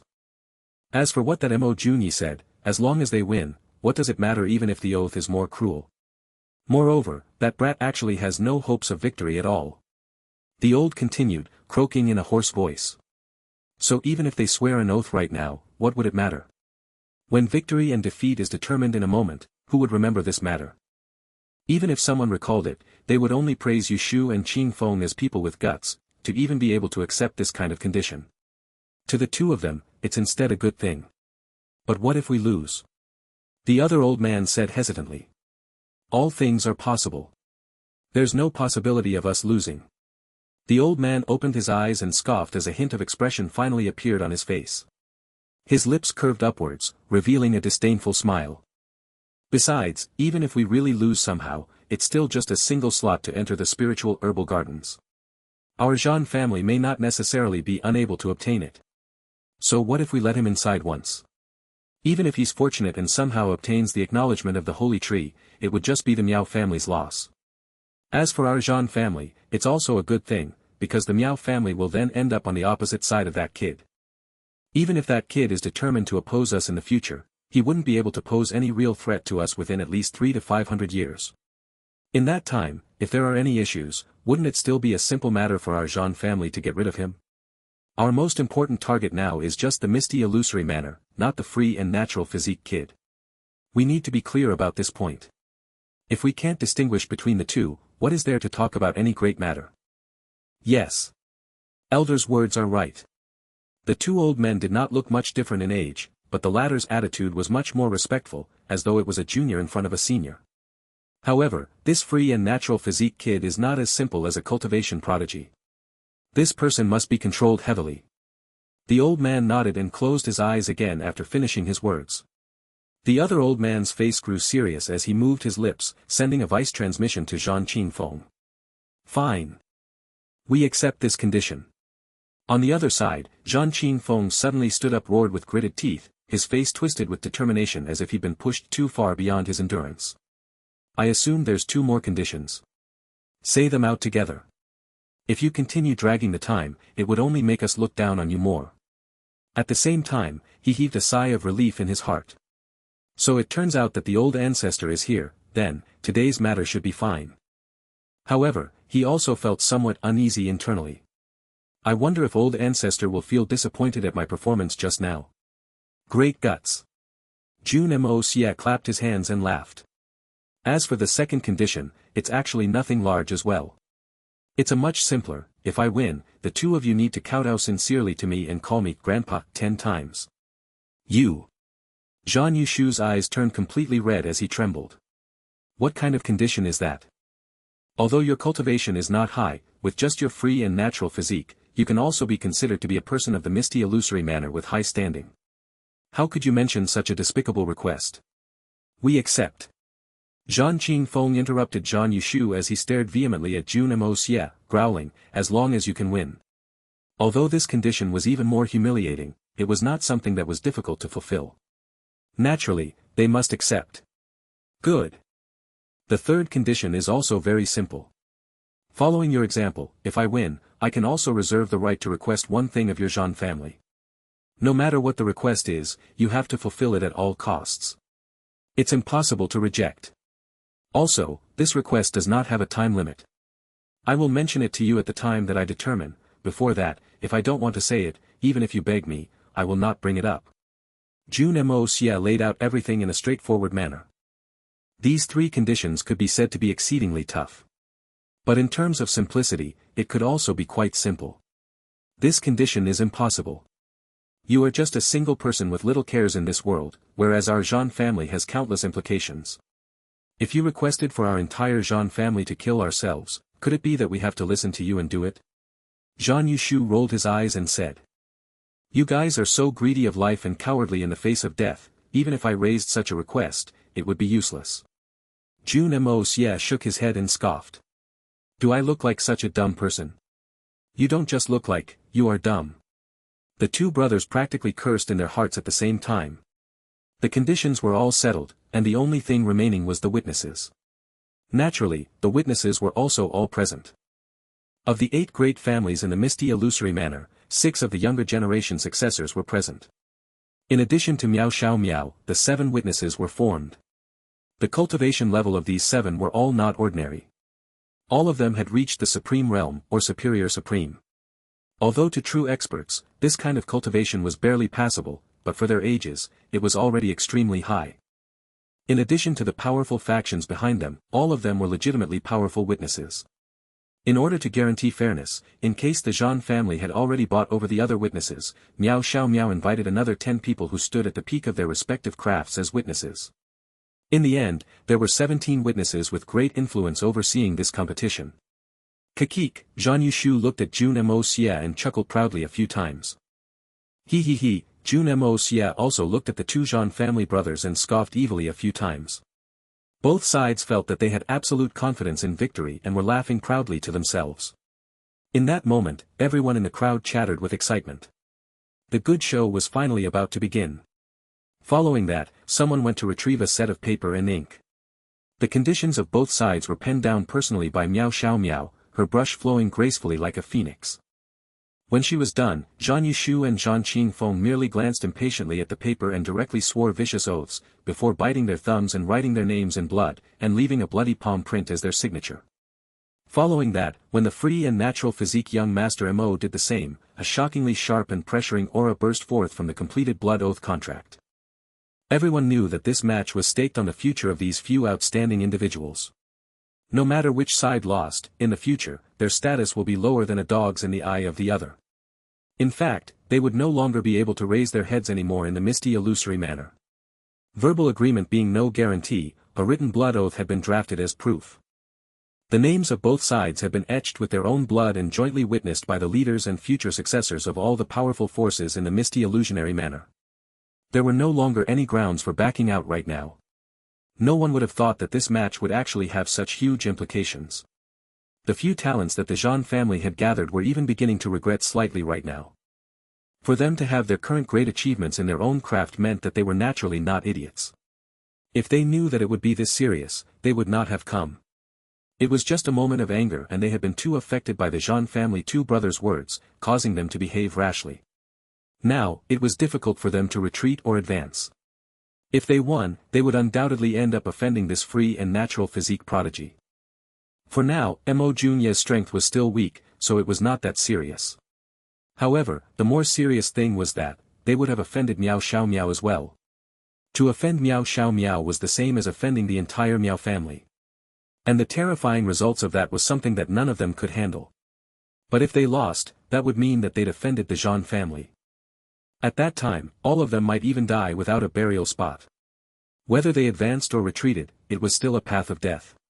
The moment Jun Moxie began putting his name onto the blood oath contract, Meow Xiaomo's anxious voice transmitted into his ears. Do you have any confidence? This young lady Meow had already decided. If he said that he wasn't confident, she would immediately create chaos here, beating everyone up, and even directly burn down the entire inn. Even if she was accused of creating trouble on purpose, she would tear down this entire event. Jun Moxie looked at her and smiled. 100%. Those two words caused Meow Xiaomo to be so angered that she stomped her foot with exasperation, cursing several times in her heart. Idiot. Self-arrogant prick. But left with no choice, she could only look helplessly as that fellow wrote his name on the blood oath contract. But unexpectedly, she actually felt a strange calm in her heart as if this idiot and self-arrogant fellow in front of her really had the ability, but how could that be possible? A row of 17 tables were quickly placed in the middle of the hall, and Meow Xiaomo sat at the very center of them. Everyone else was directly chased 10 zhang away, turning into mere spectators. Even Zhan Yushu was not an exception. Only Jeanqin Fong was allowed to observe from a closer distance. As for the other geniuses, they were all looking at each other nervously. No one was willing to stick their heads out and be the first to come out. If the first match was won, everything would naturally be fine. But if the first person who came out lost, it was the equivalent of them giving up their little lives. Looking at that casually seated free and natural physique guy, everyone felt extremely unhappy. Why do we have to stand, while you get to sit there and wait? However, the other party was a person that was going to handle a long round of cycled matches. He was fighting for himself, but what about them? Young Master Mo, this one is called Lin Qingyin. To be the first person to seek young Master Mo's guidance, please consider this as just casting a brick to attract jade.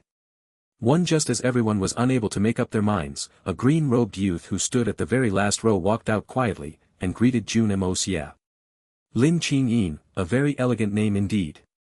From the looks of it, Brother Lin should be a musician. Not bad, not bad. Does Brother Lin intend to have a competition on music? Jun Moxie said with a faint smile. Indeed. Regrettably, this one has never cultivated in Xian Qi before, and the only thing I'm somewhat confident in is music. Lin Qingyin said calmly. The reason for me stepping out today is firstly because I am truly a little unconvinced by Brother Mo, secondly, there are other reasons that compel me. After today's matter, regardless of win or loss, I, Lin Qingyin, will never see Brother Mo again. Otherwise, the guilt in my heart will be too much to bear. Jun Moxie smiled lightly and nodded. From the looks of it, Brother Lin has some inhibitions in your heart. One must know that music is the voice of the heart.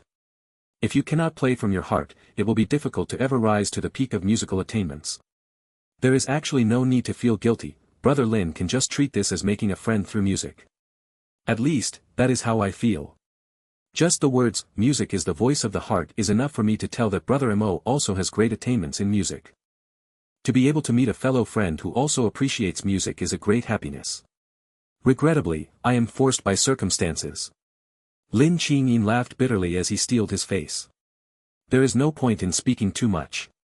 A few days ago, this one had a sudden inspiration, managing to compose this song called Heartbreak Him. May Brother Mo please give me your guidance. As he said that, Lin Qingyin shook his sleeves and an inky green jade shao appeared in his hand. Lowering his head, he gently stroked the shao and said, although I was born in a millennia-old musical family, I am the most familiar with the jade shao.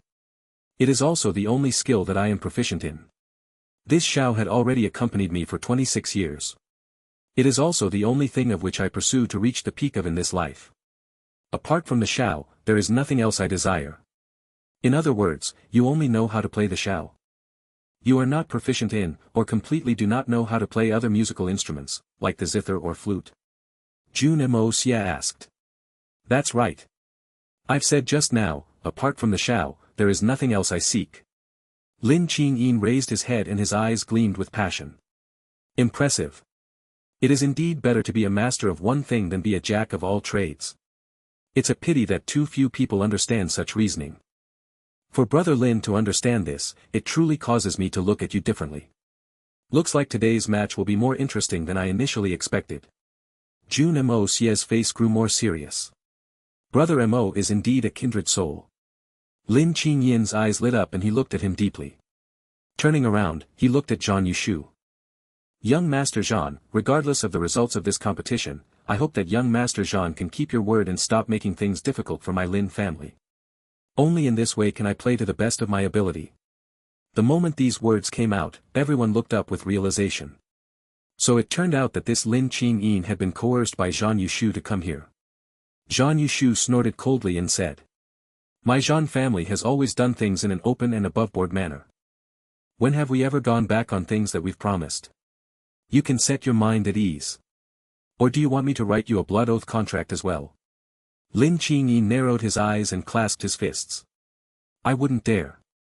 Hopefully, second young Master Zhan's will honor your words. Lin Qingyin will thank you first now. After this match ends, this Lin will bid my farewell, departing with my family. In this life, we will never step into Heart Fantasy City again. May young Master Zhan set your mind at ease. Zhang Yushu snorted coldly again, not saying anything. Today was truly too shameful. But if they ultimately won, all that they've suffered today would still be worth it. Meow Xiaomo sucked in a deep breath and gritted her teeth. She actually felt a great impulse to speak out at the moment about the matter.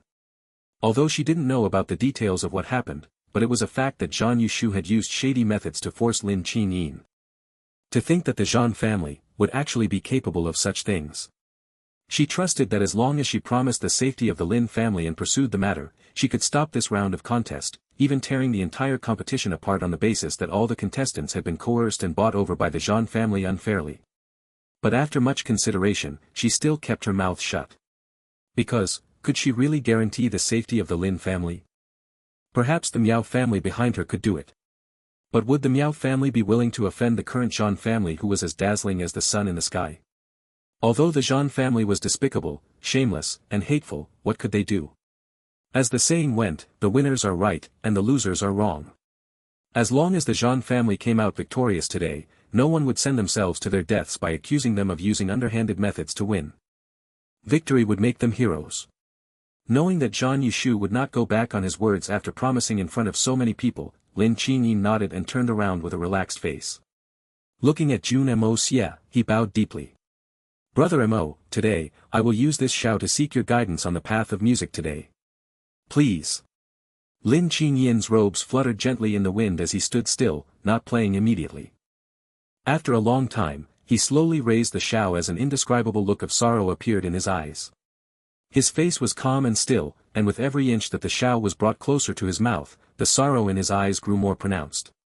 When the first note of the shao rang out, the sorrow in his eyes had already condensed to an extreme level.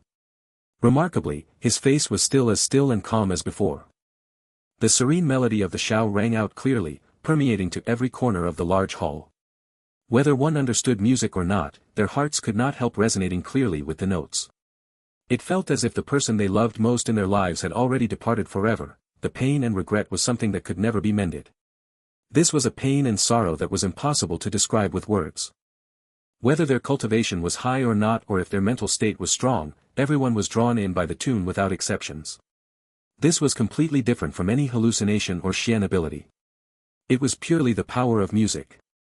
Music was an exceptionally amazing thing which could rouse the deepest emotions in a person's heart. With the gradual deepening of the flute sound, Jun Moxie could clearly sense the heavy helplessness and sorrow in Lin Qinyan's heart.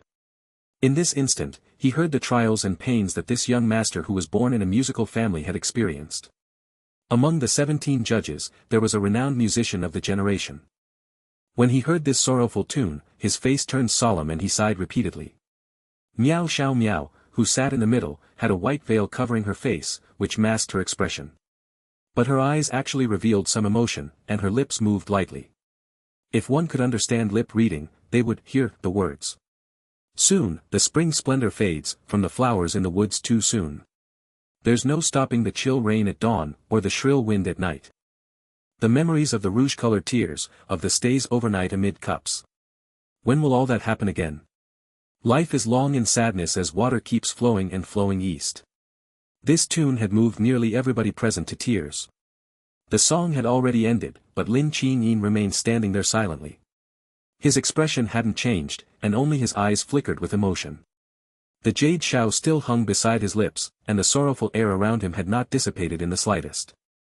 Complete silence.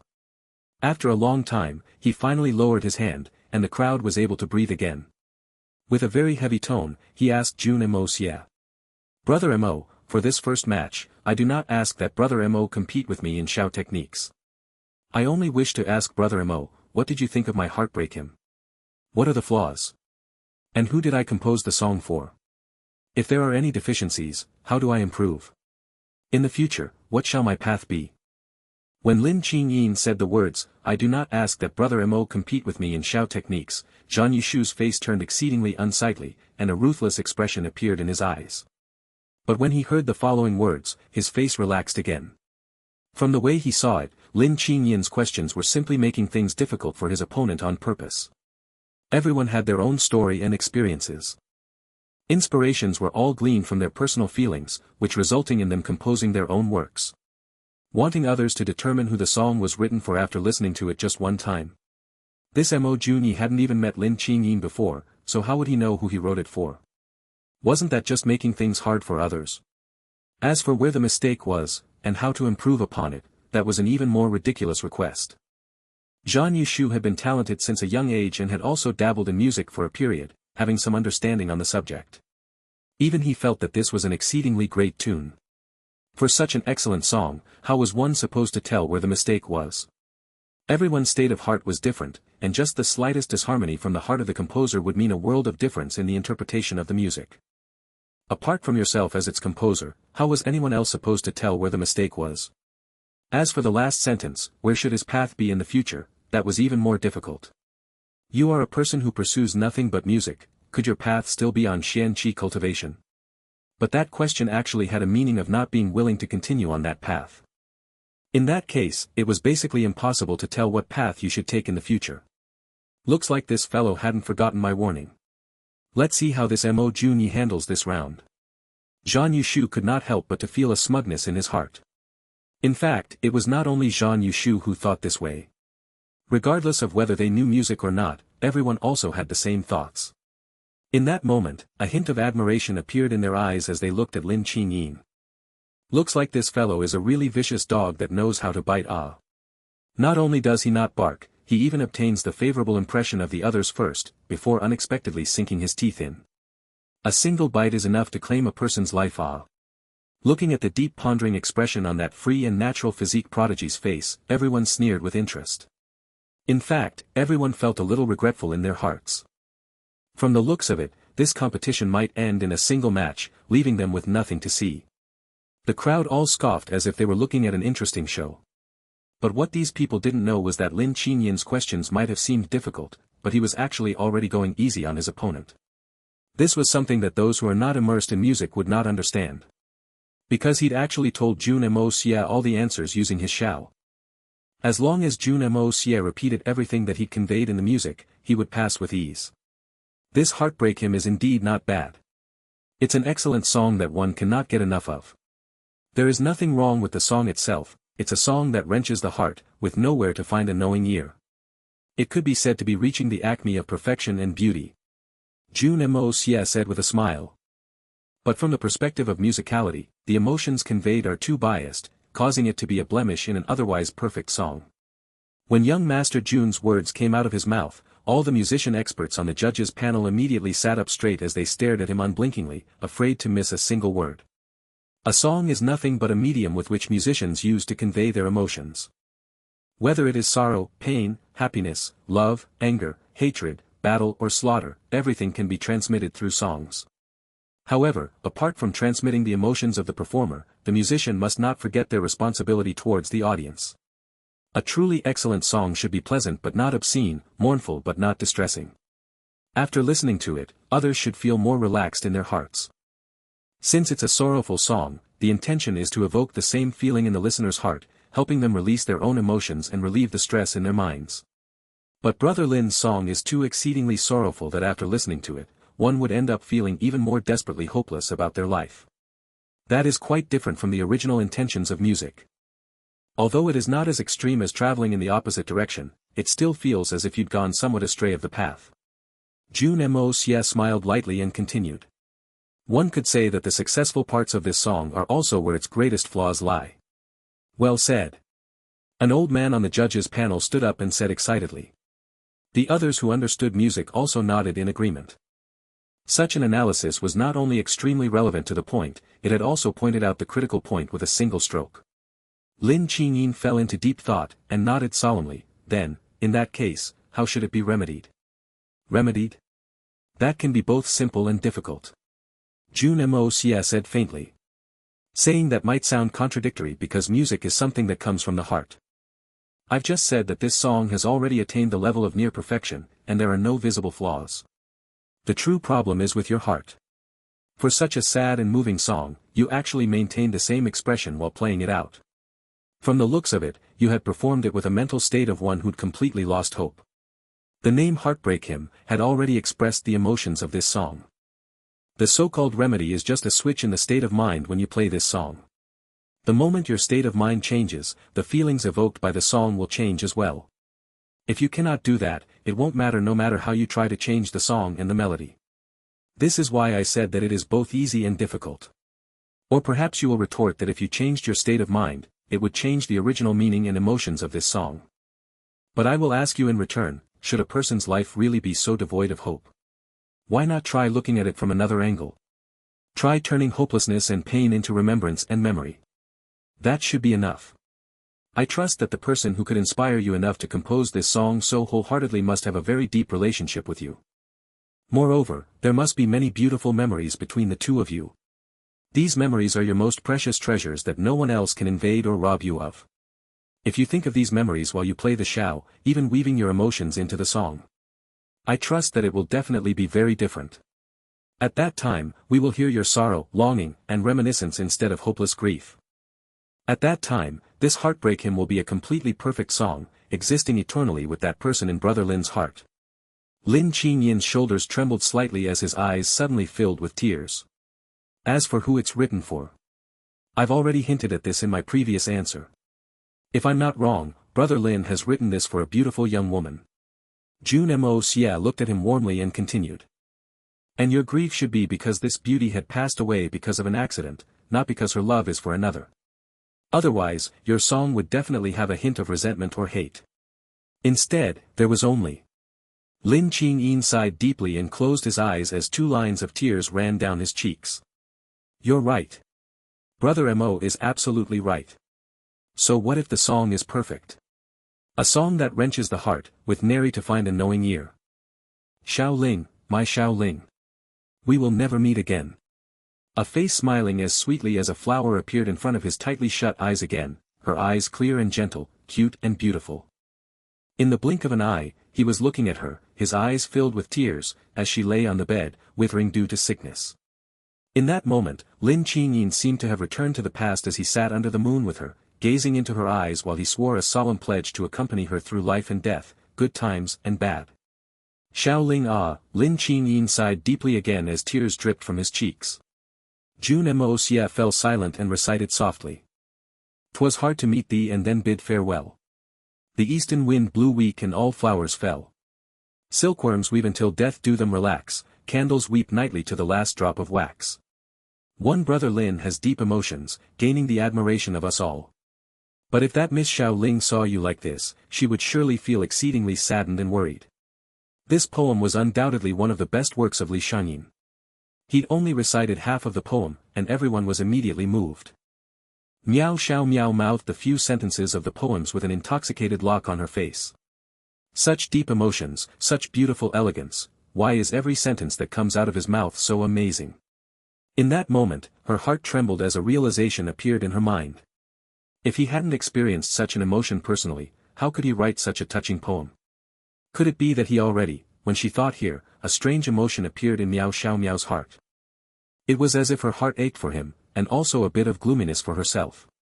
Silkworms weave until death do them relax, candles, weep nightly to the last drop of wax, Lin Qingyin mumbled in a shocked manner as he extricated himself from the sorrowful state and asked, "Dare I ask Brother Mo, what should I do now?" "Go as your heart wills. Do as your heart wills." Jun Moxie looked somewhat pitifully at this heartbroken youth. Brother Lin has his own path to thread. You should know what you should do, and what you shouldn't do. It's not necessarily a bad thing to be full of emotions. But you must not let your emotions cage you.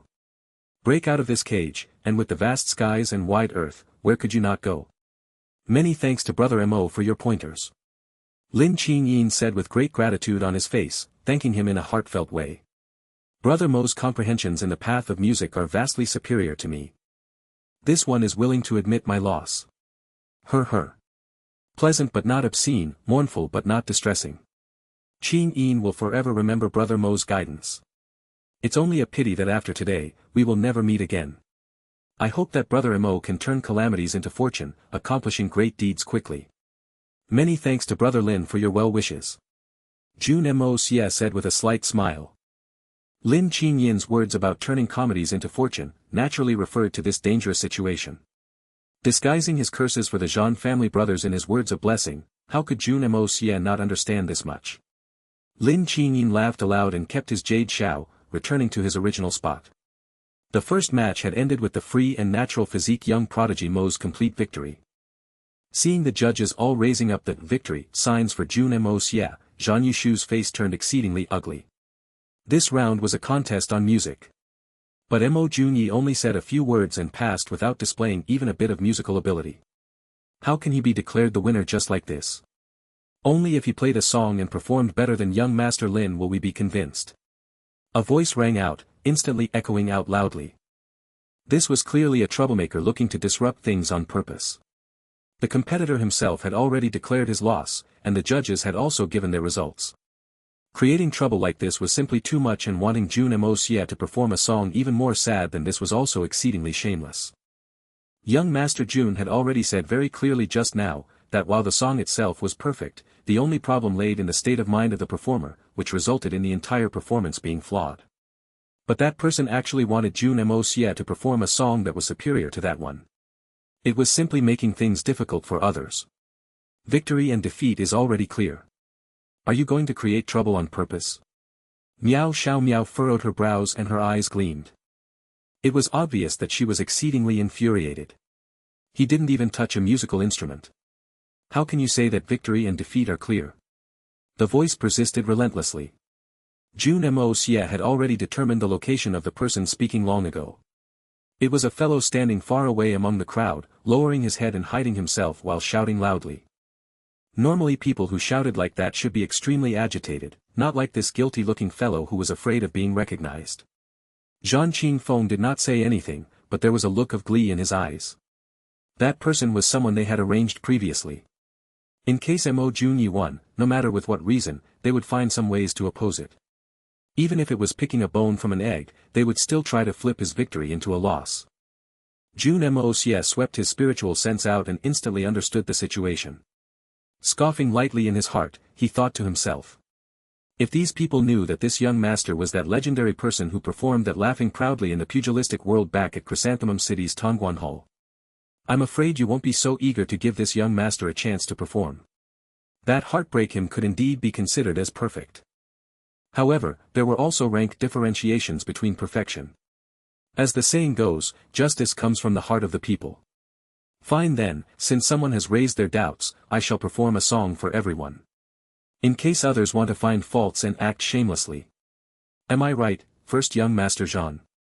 Jun Moxie said with a faint smile as he looked at Jeanqin Fong. That is natural.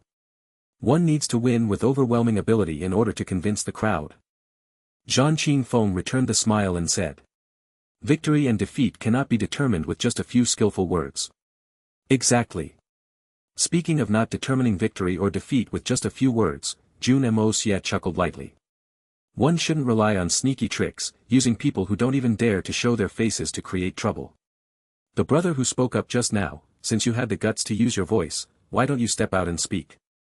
I can guarantee you that I will definitely not pursue the matter, whether you're speaking for yourself, or on behalf of others.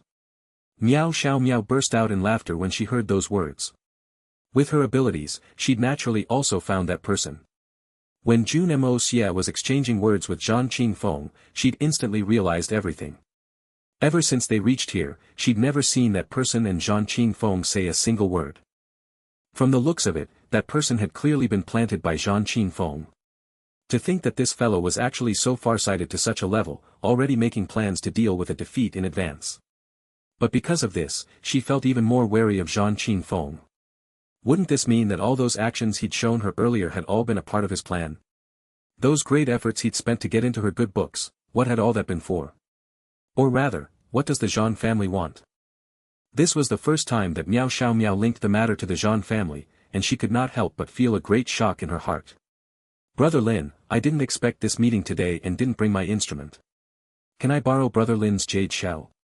Jun Moxie asked with a slight smile. Lin Qin agreed immediately and took out his jade shell.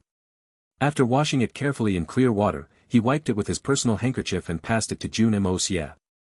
Such an action was actually the greatest mark of respect from a musician. With Lin Qin's status as a great musician, he naturally had his own standing, and it was normally impossible for him to part with his personal instrument which had never left his side, lending it to another person. But Lin Qin's action had shocked everyone. Because to Lin Qin, Mo Junyi wanting to borrow his shao was an honor to him. As he received the shao, it was so light that Jun Moxie felt as if there was nothing in his hand. In that moment, he could help but to exclaim "Good shao." There was practically no weight to this jade shao at all. From the touch and feel of it, this was most likely only possible with the exceedingly rare light spirit jade. A good shao also needs to be paired with a capable musician. In my hands, this jade shao is somewhat wasted. Hopefully, it can produce a different sound now that it's in Brother Mo's hands. Lin Qin smiled generously and took a step back. Brother Lin is too modest. Jun Moxie smiled lightly and said. Looking at the jade shao in his hand, he nodded lightly. The tune I'm about to perform today is composed by a lady and has been circulated for several hundred years now. Perhaps because the heavens were jealous of her beauty, this woman peerless in her looks was frail and sickly, living her life with brows furrowed in pain. Before the age of 20, she'd already left the mortal world. A country-toppling beauty like that was thus covered in earth and left to rot, drawing the unceasing sighs of countless people in the world. But due to us being far away and remote, this song had yet to reach this place. If not for a fortuitous encounter back then, I would not have learnt this song. Today, I will perform this song as a tribute to her. As he said that, countless people pricked their ears and sat up attentively. From the looks of it, this was a song that nobody had ever heard of before. And it was even the work of a woman. Though this miss had a beautiful face, she rarely went out due to her frail constitution which consigned her to her bed. Normally, her greatest joy would be to gaze at flowers in front of her window and look at the clouds drifting through the sky. That day, the flowers in the garden had all bloomed, and her heart was filled with joy as she played to her heart's content. In her happiness, she decided that she would go out again the following morning. But that night, a huge wind swept through, followed by a storm. All the flowers which had bloomed that day were destroyed in a single night. As he spoke to her, Meow Xiaomo could not help but gasp lightly, thinking to herself that if she were that girl, she would definitely feel exceedingly sad. Especially since this girl was weak and sickly, her heart was definitely frail. The sudden storm had surely destroyed much of her hopes and happiness, so wouldn't she feel even worse? And indeed, Jun Moxie continued. When she heard the storm that night, she already felt incomparably anxious. When the sun finally rose the next day, she covered her body and rushed out to the garden to see her favorite flowers. But the sight before her eyes was just a cruel scene of scattered red petals. The girl was completely heartbroken. The resplendent flowers of yesterday had become like this in just a single day. Even so, the dejected girl could not bear to see those petals remain desecrated on the ground like that. So, she swept all of them up and collected them in a bag, burying them in the ground. As she was burying the petals, she suddenly thought of herself. Wasn't she just like those flowers? With her sickness, she likely would not be able to live for long. Today, she was burying the flowers. But who would be burying her in the days to come? Perhaps due to her melancholic emotions, or her state of mind, the girl wrote a poem titled Song of the Burial of Flowers 1. Today, the song I'm going to perform is a Xiao rendition composed by her. And in just 3 days after writing that song, the girl passed away. This little sister truly can't wait to listen to this song of the burial of flowers. Meow Xiaomo said with rapt attention and interest. But before Brother Mo starts performing, can you write this poem down for us first? Since Miss Meow has requested it, it is naturally possible. Jun Moxie said with a smile. With a wave of her hand, a brush and a long scroll of paper were brought out and placed before her. Smiling lightly, she said, Brother Mo only needs to recite, and this little sister will write it down. That is fine as well. Jun Moxie understood her meaning. In a while, he might need to compete in calligraphy. It was still not time for him to reveal his cards yet. The two's words had successfully infected the crowd with anticipation for this song of the burial of flowers even before the performance.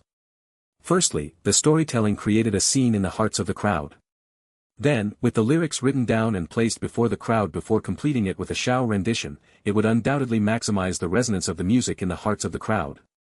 Without further delay, Meow Xiaomo dipped her brush in ink and as Jun Moxie recited, the song of the burial of flowers which had shocked the earth and was recited by everyone in his previous life was finally introduced for the first time in this other world, revealing its dazzling radiance. Flowers fade and fly. And flying fill the sky. Their bloom departs, their perfume gone. Yet who stands pitying by? And wandering threads of gossamer on the summer house are seen. And falling catkins lightly dew steeped strike the embroidered screen. A girl within the inner rooms. I mourn that spring is done. A veil of sorrow binds my heart. And solace there is none. I pass into the garden. And I turn to use my hoe. Treading over fallen glories. As I lightly come and go. There are willow sprays and flowers of elm. And these have scent enough. I care not if the peach and plum are stripped from every bough. The peach tree and the plum tree too. Next year may bloom again. But next year, in the inner rooms. Tell me, shall I remain? By the third moon new fragrant nests shall see the light of day. New swallows fly among the beams. Each on its thoughtless way. Next year once more they'll seek their food among the painted flowers. But I may go, and beams may go. And with them swallow bowers. 300 days and 60 make a year, and therein lurk daggers of wind and swords of frost to do their cruel work. How long will last the fair fresh flower, which bright and brighter glows? One morning its petals float away, but to where no one knows. Gay blooming buds attract the eye, faded they're lost to sight. Oh, let me sadly bury them beside these steps tonight. Alone, unseen, I seize my hoe. With many a bitter tear. They fall upon the naked stem. And stains of blood appear. The nightjar now has ceased to mourn. The dawn comes on apace. I seize my hoe and close the gates. Leaving the burying place. But not until sunbeams dot the wall. Does slumber soothe my care. The cold rain pattering on the pane. As I lie shivering there. You wonder that with flowing tears. My youthful cheek is wet. They partly rise from angry thoughts.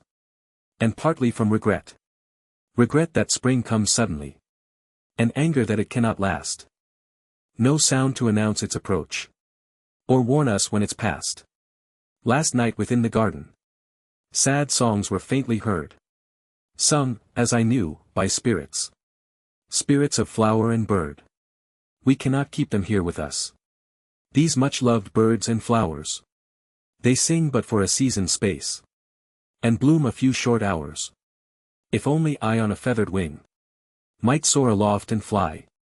With flower spirits I would seek the rooms within the sky. But high in the air, what grave is there? No, give me an embroidered bag within to lay their charms. And Mother Earth, pure Mother Earth, shall hide them in her arms.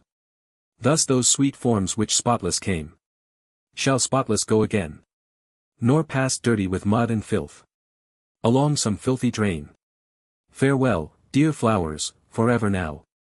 Thus buried as was best. I have not yet divined when I with you shall sink to rest.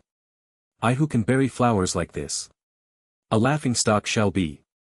I cannot say in days to come what hands shall bury me. See how when spring begins to fail, each opening flower fades. So too there is a time of age and death for beautiful maids. And when the fleeting spring is gone, and days of beauty over, flowers fall, and lovely maidens die. And both are known no more. As Jun Moxie recited and Meow Xiaomo wrote, the entire crowd was engrossed in the sorrowful yet beautiful and graceful poem. Even the two Jean brothers who were determined to cause trouble for Jun Moxie did not say a single word.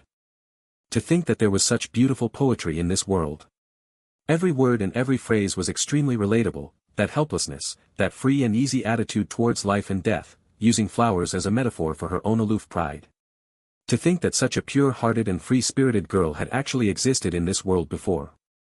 As for Meow Xiaomo, she'd already become deeply entranced as each line of the poem was unraveled before her. 300 days and 60 make a year, and therein lurk daggers of wind and swords of frost to do their cruel work. How long will last the fair fresh flower which bright and brighter glows? One morning its petals float away, but to where no one knows. But high in the air, what grave is there? No, give me an embroidered bag within to lay their charms. And Mother Earth, pure Mother Earth, shall hide them in her arms. Thus those sweet forms which spotless came shall spotless go again. Nor pass dirty with mud and filth along some filthy drain. Farewell, dear flowers, forever now, thus buried as was best. I have not yet divined when I with you shall sink to rest. I who can bury flowers like this a laughingstock shall be, I cannot say in days to come what hands shall bury me.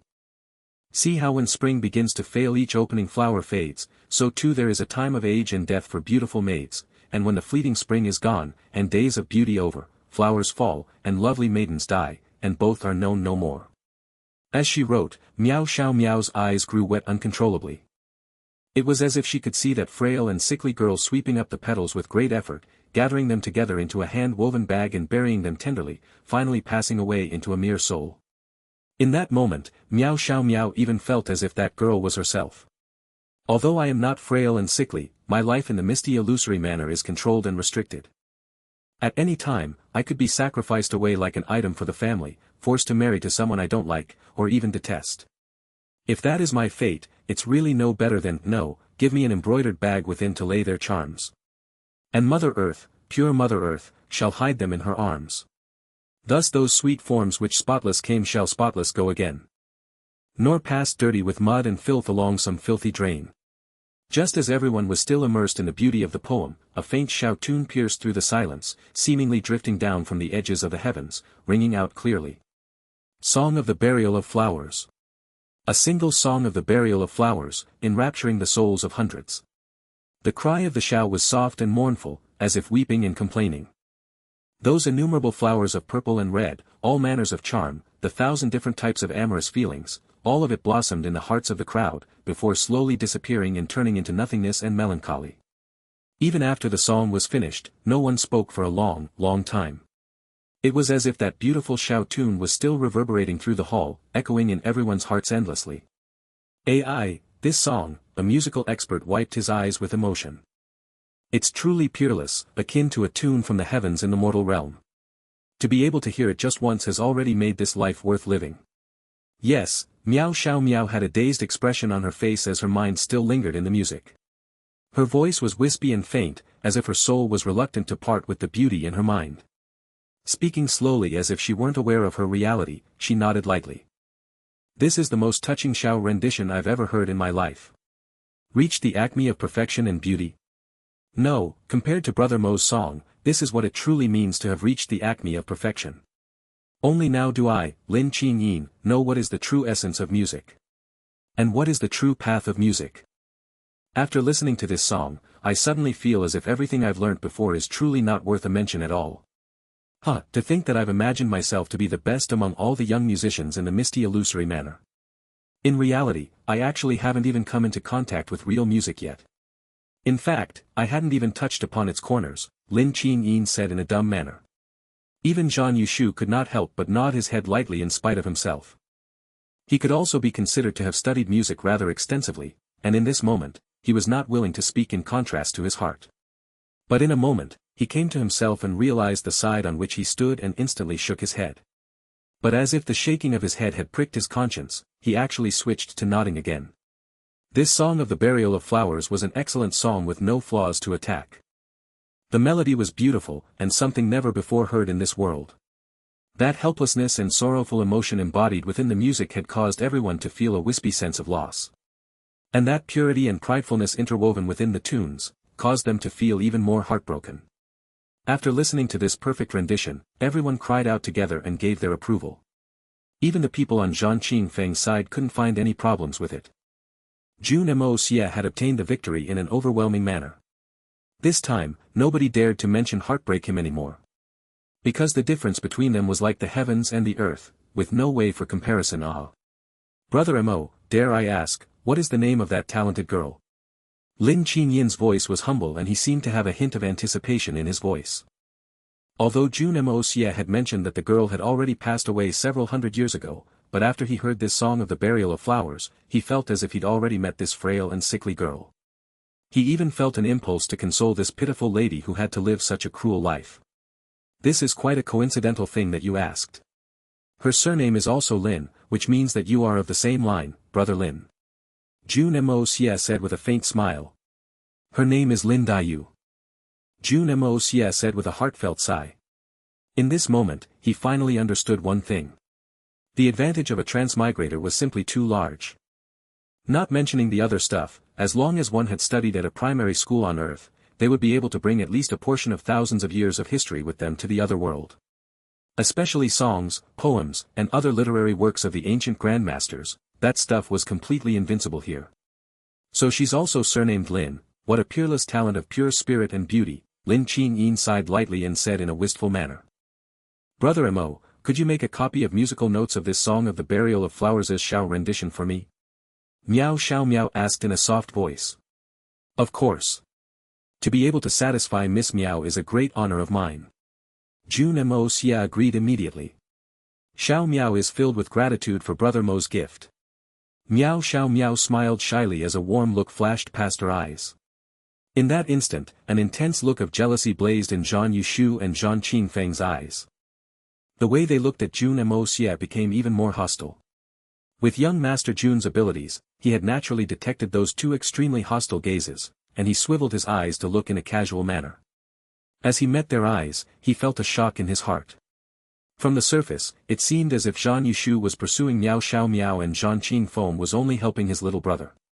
But why was there such an expression on Jeanqin Fong's face as well? Could it be that Jeanqin Fong also had wild intentions for Meow Xiaomo? The reason he'd approached her previously was not purely for the sake of his brother. If that's really the case, Zhan Yushu might actually still be kept in the dark about the whole matter. Perhaps only Jeanqin Fong was truly cognizant of the whole matter. In that case, could I possibly use this knowledge to my advantage? If he could leverage this point well, he might be able to turn these two brothers against each other. There were two things that a man can never endure. One was being betrayed by their own brothers, the second was that their woman was being coveted by another. As for Jeanqin Fong, he seemed to have fulfilled both criteria. If he exposed this little secret, the results would be very interesting to see. Perhaps, it could even be more interesting than today's farce. Jun Moxie sneered internally and instantly began making plans in his heart. However, the expression on his face was still completely unchanged. The results of the first match were very obvious. It was a complete victory for the free and natural physique young prodigy Mo.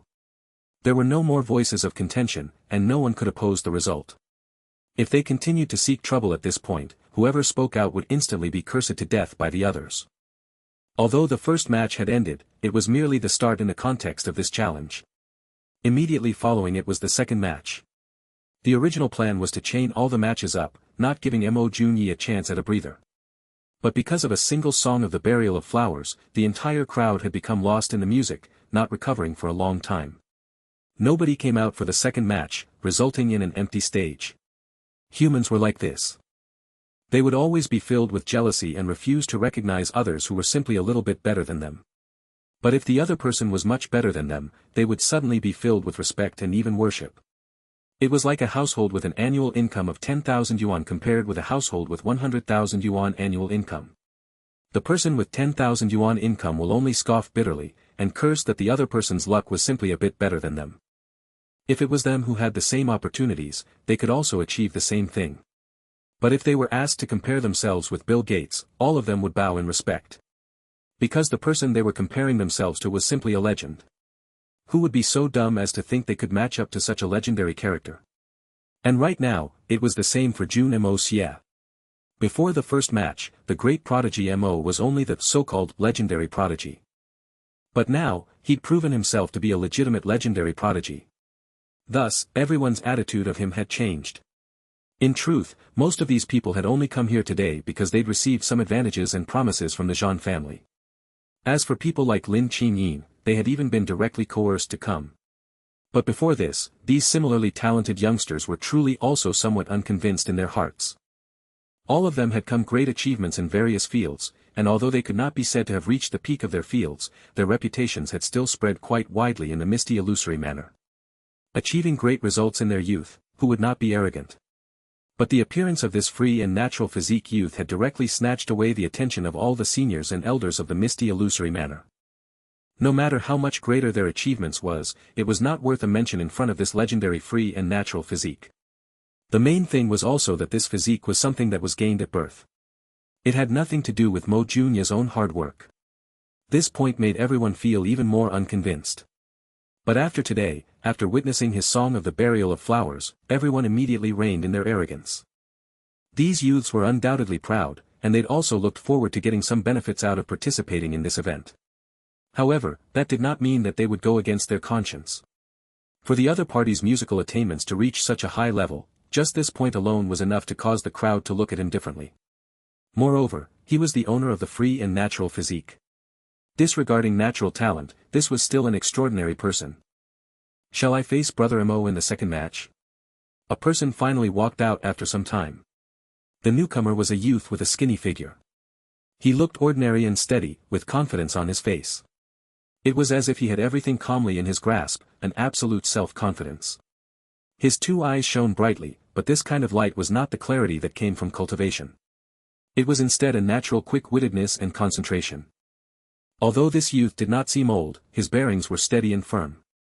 With a single look, Jun Moxie could tell that this youth was probably more steadfast and determined than some of those old fellows with a wealth of experience behind them. May I know who this young master is? Jun Moxie looked at him and asked. Brother Mo, this is the youth chess king of our misty illusory manor, Qi Jie. Meow Xiaomo introduced. Qi Jie learned the way of chess at a very young age. He made his name at the age of 9, and when he was 13, he was already unmatched in the misty illusory manner. Right now, he's not even needed to be present in the yearly chess competition. Because everyone else can only fight for the second place. The title of chess king is something that Qi Jie has held for 12 consecutive years without anyone being able to snatch it away. So it is Brother Qi, apologies for any disrespect. Jun Moxie bowed slightly. The art of chess is originally merely a minor and insignificant talent. There is no harm using it for treating the soul. But if it's used for a competition to show who is superior, it is rather unsuitable. Brother Mo moved everyone's souls with a single tune, you're a person of refined temperament. Could you go for a round with me? Winning or losing is unimportant, just doing your best would suffice. Qi Jie smiled and said. His name was originally Qi Jie 1, but after he became famous, he changed his name to Qi Jie, changing the original character of Jie to Jie 2, suggesting his constant permutability in the game of chess, his hundreds and thousands of twists and tribulations that were impossible to be figured out by others. Of course, this change in the character of his name also revealed his arrogance. Jun Moxie couldn't help but sneer internally. Looks like this fellow is one of their main forces for dealing with me, and this fellow is probably be adept at calculation and has a hypocritical temperament. All of these were conveyed from his one single sentence alone. You claim to say that, if it's used for competition to show who is superior, it is rather unsuitable, yet you request that I go for a round with you. And even winning or losing is unimportant, so doing my best would suffice. Since it's a battle of chess, if there is no desire to win, then how can victory be determined? Especially in the game of chess, one has to fuss over every minor matter to be able to calculate their position, figure out their advantages and disadvantages and adapt to it. It's considered rather impressive to be capable of being so hypocritical at such a young age. This person is a hypocrite. But this young master has met plenty of hypocrites. Li Yuran's skills, for example, are way higher than yours, and Li Yuran is so much more honest. What is this? That would be natural. Brother Qi is not wrong at all, I deeply feel the same. The art of chess is indeed the deepest form of study, but it is just merely an insignificant talent within a small square. Its name truly follows its merit. Of course, Jun Moxie didn't think this way. The art of chess was not some insignificant talent and was even capable of obtaining national glory in the present days. But he had to continue the conversation like this. Because Jun Moxie felt pissed at the sight of this squinty eyes before him. You want to help the Jean brothers to defeat me, so just do it openly. Why are you still pretending to be all sanctimonious and spouting so much bullshit? You just want to disgust this young master, don't you? If I don't properly hit you with some blows, wouldn't I be letting all these pretense of yours down? Qi Wanjie. F***ck, I'll just let you finish altogether. 3. Let you completely be finished here. To dare to play schemes with this daddy, just watch if this daddy plays you till your death. However, I am not very well versed in the skills of chess and only learnt it for a couple of months not long ago. But, since Brother Qi says that it's merely some insignificant skills and tricks, then I shall entertain Brother Qi. After all, it's just to treat the self and soul and not about winning or losing. I believe I am still capable of winning, young Master Jun said. Brother Mo sure is humorous. Since Brother Mo also agrees that the art of chess is an insignificant skills, then please don't blame me for not showing any mercy. A cold gleam appeared in Qi Wanjie's eyes, but he still maintained his poise as he said this in reply indifferently. Oh. Not showing any mercy. Brother Qi is a gentleman, an honest person who doesn't do anything in the dark. Just that I have a question in advance. If I blame you for not showing any mercy, then will you show me any mercy? Jun Moxie asked sarcastically. When facing someone like Brother Mo, I believe no one will show mercy. Qi Wanjie was getting impatient. This Mo Junyi is truly too detestable. I was just trying to speak in a humble manner just now, you're now trying to go overboard. Is that so? Brother Qi's words really make me upset. I originally thought that you were the supreme chess champion, so naturally you'd be above others in your behavior. Even if you can't do things open and candidly, it wouldn't be untrustworthy. But I did not imagine that what you've said just now was as if you were letting out a fart. Other people who let out a fart will only stink for a while, but you actually even swallowed it right back. I'm truly impressed. This sort of skill is truly number one in the world, as expected of the chess champion. You have a fully justified reputation. Truly, knowing somebody by their reputation can't compare to meeting them in person. I truly admire and am impressed, I can't compare. Jun Moxie noticed that he had already successfully destroyed his frame of mind, so naturally he'd take the opportunity to continue dealing flows. The frame of mind was the most important in the art of chess. If the mental state was not stable, even the best national player can lose to a child who had just began playing chess. This was nothing too bizarre. Mo Junyi. A look of anger appeared across Qi Wanjie's face. Let's wait and see who will be utterly defeated and destroyed. Utterly defeated and destroyed? That sounds a little serious. I only have one thing to say, little brother, you're not allowed to cry if you lose. Jun Moxie said in an extremely serious tone. Although you are still young, but in this sort of occasion, if you cry because you lost, it'll really not look good. Qi Wanjie's face was turning white, and he scoffed heavily. At this moment, one of his followers behind him had already prepared the chessboard and pieces. He stopped bothering with Jun Moxie and walked over to the chessboard. Clearly he could no longer wait to torture this free and natural physique in a game of chess. I don't care if you have the free and natural physique, but you offend me, I will not leave you with any face. Especially when second young master Jean promised me a huge mansion, the position of the chess superintendent of the chess institution of the misty illusory manor, and 4 great beauties waiting to be my concubines. All these I must obtain. I want to have it. I want success. So I must step over your body. Get ready to be my stepping stone, legendary prodigy. Jun Moxie may look completely calm, but right now, he was a little nervous. He had only grazed the surface of chess when he was training, although his power of understanding was not too shabby and his abilities at the game were not weak, it was still far from professional players. With young Master Jun's real standard, in the current world of chess, he was only slightly above average standards. There was no problem in dealing with most people, but it'd be difficult for him to obtain victory in competing with real experts of chess. This achievement was thanks to that old geezer and his death-threatening methods in Jun Moxie's previous life. That old thing has insanely high standards of the so-called qualified assassins. Requesting of them to be able to be familiar with mass-oriented skills and sufficiently well-versed in less common knowledge. Only in this way, under any sort of condition and circumstance, they would be able to perfectly conceal themselves and silently get rid of the target. But that sort of expectations is practically beyond what humans are capable of. Because Jun Xie from the previous life also did not manage to complete all this in reality. He could only complete 70% of the training the old geezer had arranged. The old geezer only has one wish, to create an ultimate legend in the world of assassins. Even if that legend decides to stop being an assassin someday, aside from putting down his weapons, he could go and become a doctoral advisor to any subject at any university. Anyone who heard of this would understand that this was a completely insane and perverse and terrifying plan.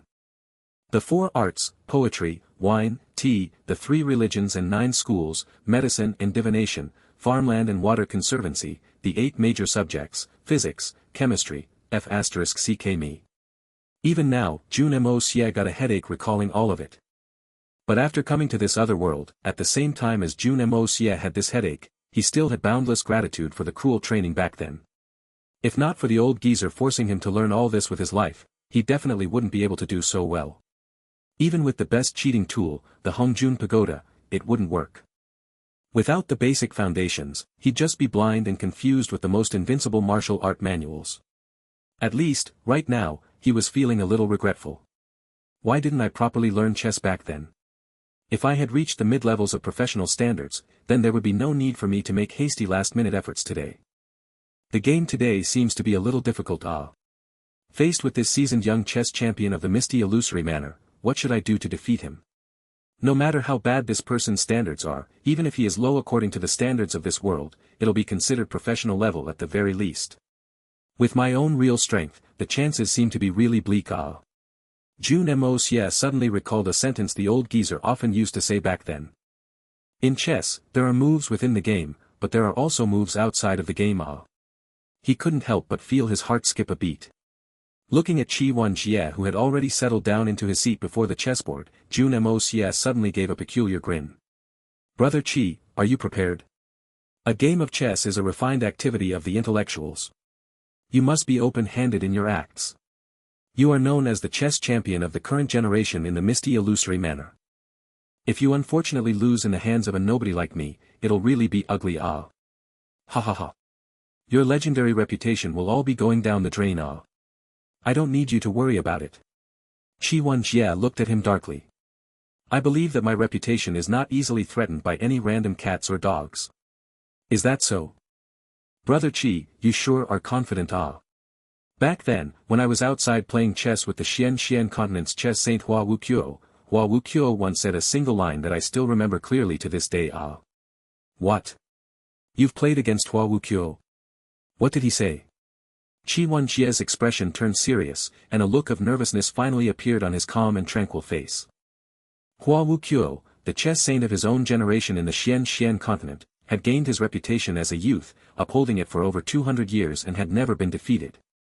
If the 9th first young master was the legend of Xian skills in the Xian continent, this person was the legend in the art of chess in the Xian continent. As an expert of chess, no matter how arrogant Jun Xie was, he would not dare to talk bad towards this saint of chess. But now that he had heard that this owner of the free and natural physique actually had played against Hua Wuqiu, his heart couldn't help but sink. Could it be that this Mo Jun Yi is really well versed in the art of chess? Then how good are his skills?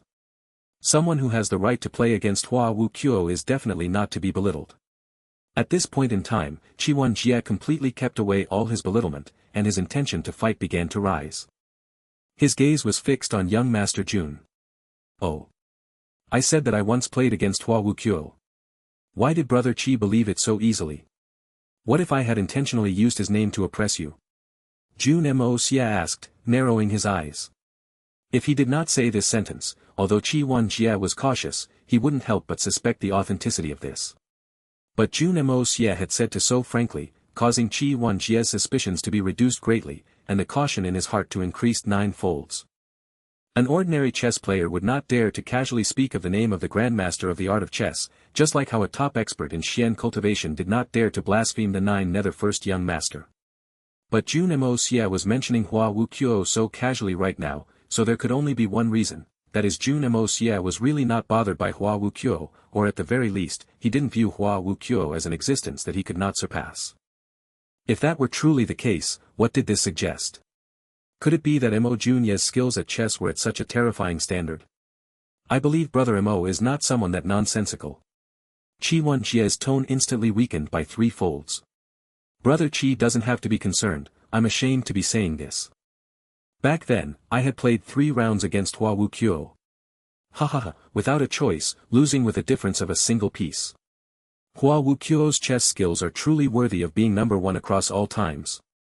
Truly, no one can compare. I am fascinated in the path of chess and rarely get defeated, but when met with true experts, I still can't avoid defeat. Today, I am fortunate enough to meet the chess champion of the misty illusory manner, so I hope that Brother Qi can defeat me, just like Brother Hua did. Jun Moxie said slowly, in a tone as if he were recalling the past. Jun Xie was speechless. But the look of caution in his eyes got heavier and heavier. He, against Hua Wuqiu, managed to determine a victor after 3 rounds. In other words, amongst the 3 games, he had won once. I may not have met Hua Wuqiu, and never played against him, but I studied all the chess records of matches that Hua Wuqiu had played before. Although it isn't all of it, but at the very least, there are about 80 or 90% of it. Hua Wuqiu's skills are indeed a profound mystery, and his manner of playing chess is majestic and upright. He is definitely not one who avoids dangers and demands for a fluke, and he has great foresight. In his magnanimity, there is no lack of meticulousness. If not for this, how could he create the legendary record of never being defeated? I may be conceited, but I do admit that I am not as good as this person. And this Mo Jun Yi is actually capable of playing against Hua Wuqiu for 3 rounds, only losing the long match with a difference of a single piece. That meant that his chess skills are rather close to Hua Wuqiu's. Even though there is a difference, but it shouldn't be big. Then doesn't mean that me playing with an expert like this has no chance of victory. Back then, when the game ended, Brother Wuqiu deeply moved, said, Jun Moxie maintained his smile, addressing that chess saint he had never met before as, Brother Wuqiu. The 1,000 years history is often empty, the world from ancient times to now is merely a game of chess. The 1,000 years history is often empty, the world from ancient times to now is merely a game of chess. Jun Xie silently repeated, suddenly feeling sweat trickle down. His gaze began to look flustered. Because he could tell from this simple poetic line, the magnanimity of this chess saint Hua Wuqiu. The art of chess had an inseparable relationship with the breadth of mind of the person himself. If one's breadth of mind was not wide enough, then he would only be focused on the gains and losses in that moment. He would forever be unable to achieve great achievements in the path of chess.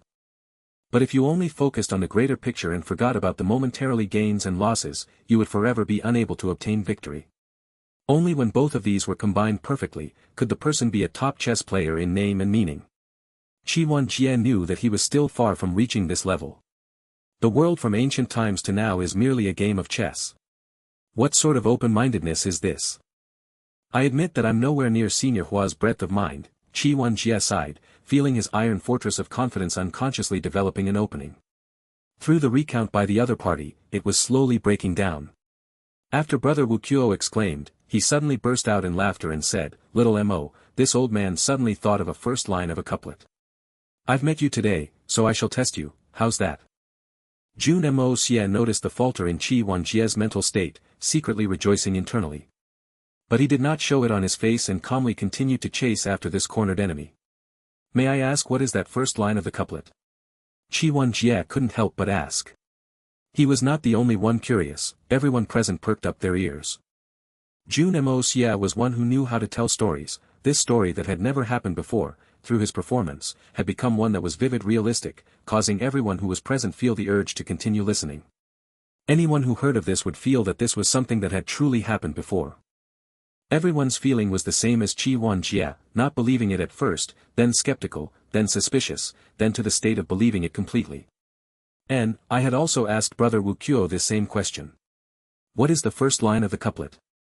Jun Moxie revealed a look of admiration. Brother Wuqiu said, heaven as the chessboard, stars as chess pieces. Who is able to play it? This is the first line of the couplet. After Jun Moxie had said this, the entire place was silent. Everyone had a frown as they dwelled in deep thoughts. Heaven as the chessboard, stars as chess pieces. Who is able to play it? How magnanimous is this line of a couplet? Jun Xie let out a long sigh as he focused in his thoughts. He had always thought highly of himself, and his goal in life was to overtake Senior Hua Wuqiu. Now Hua Wuqiu had come up with a first line of a couplet, he naturally would have to work out the next line that matched it. If he couldn't come up with it, then didn't that mean that he had no hopes of catching up to Hua Wuqiu in this entire life? Right now, although he was sitting before the chessboard, there was no longer any desire to win or lose in his heart. Or perhaps to say, he had completely forgotten about this match. All his mind was preoccupied about this first line of the couplet. Jun Xie was not like Lin Qingyin. He had his position as the chess champion of the Mo Junyi. Even the powerful Zhan family could not threaten and force him. But he had his weaknesses. Zhan Yushu had given him many things and promised him more, as long as he helped the Zhan family win the free and natural physique. Then, he could gain countless benefits, and that was what he had always dreamt of obtaining. Power, position, beauty, money. As long as he won today, Zhan Yushu would absolutely give it to him. These were things that people could not get even if they work hard for the entire life. Naturally, Jun Xie desired it. But the thing he desired the most was still the highest honor and repute from the art of chess, to challenge Hua Wuqiu and defeat Hua Wuqiu. This was the highest ambition and ideal he had been chasing after since young. Between these two things, there was no place for them to be compared together. Everyone present was a talent, some in literature and poetry. Even those judges were all furrowing their brows and mumbling to themselves. This was a first line of a couplet that had come from the chess saint. And the open-heartedness hidden in the meaning of this line made those who were listening feel deeply moved. Heaven as the chessboard, stars as chess pieces. Who is able to play it? The first line of a couplet like this, so absolute in its words. Who could be capable of matching it? Jun Xie's mind began to wander, completely engrossed in his thoughts. Unknowingly, a thin layer of sweat had formed on his forehead and his complexion began to turn pale. Amongst all those present here, there was no doubt that he was the one most bothered by this. Because this half of a couplet had come from Hua Wuqiu. Just at this moment, he only heard Mo Junyi sigh regrettably. It's a pity. Brother Wuqiu has come up with this first line for me, but even until now, I still haven't been able to think of the next line that follows. This sigh sounded full of disappointment.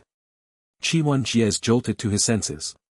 He couldn't suppress a smirk that was appearing on his face. If you're capable of matching it, then will I still be able to shine? If only you can't come up with it, yet I just managed to, then it'll prove that I'm stronger than you. It'll prove that I'm on the same level as Hua Wuqiu and stand above you. Hua Wuqiu, the chess saint, how the rest of the world knows him as. I refuse to accept it.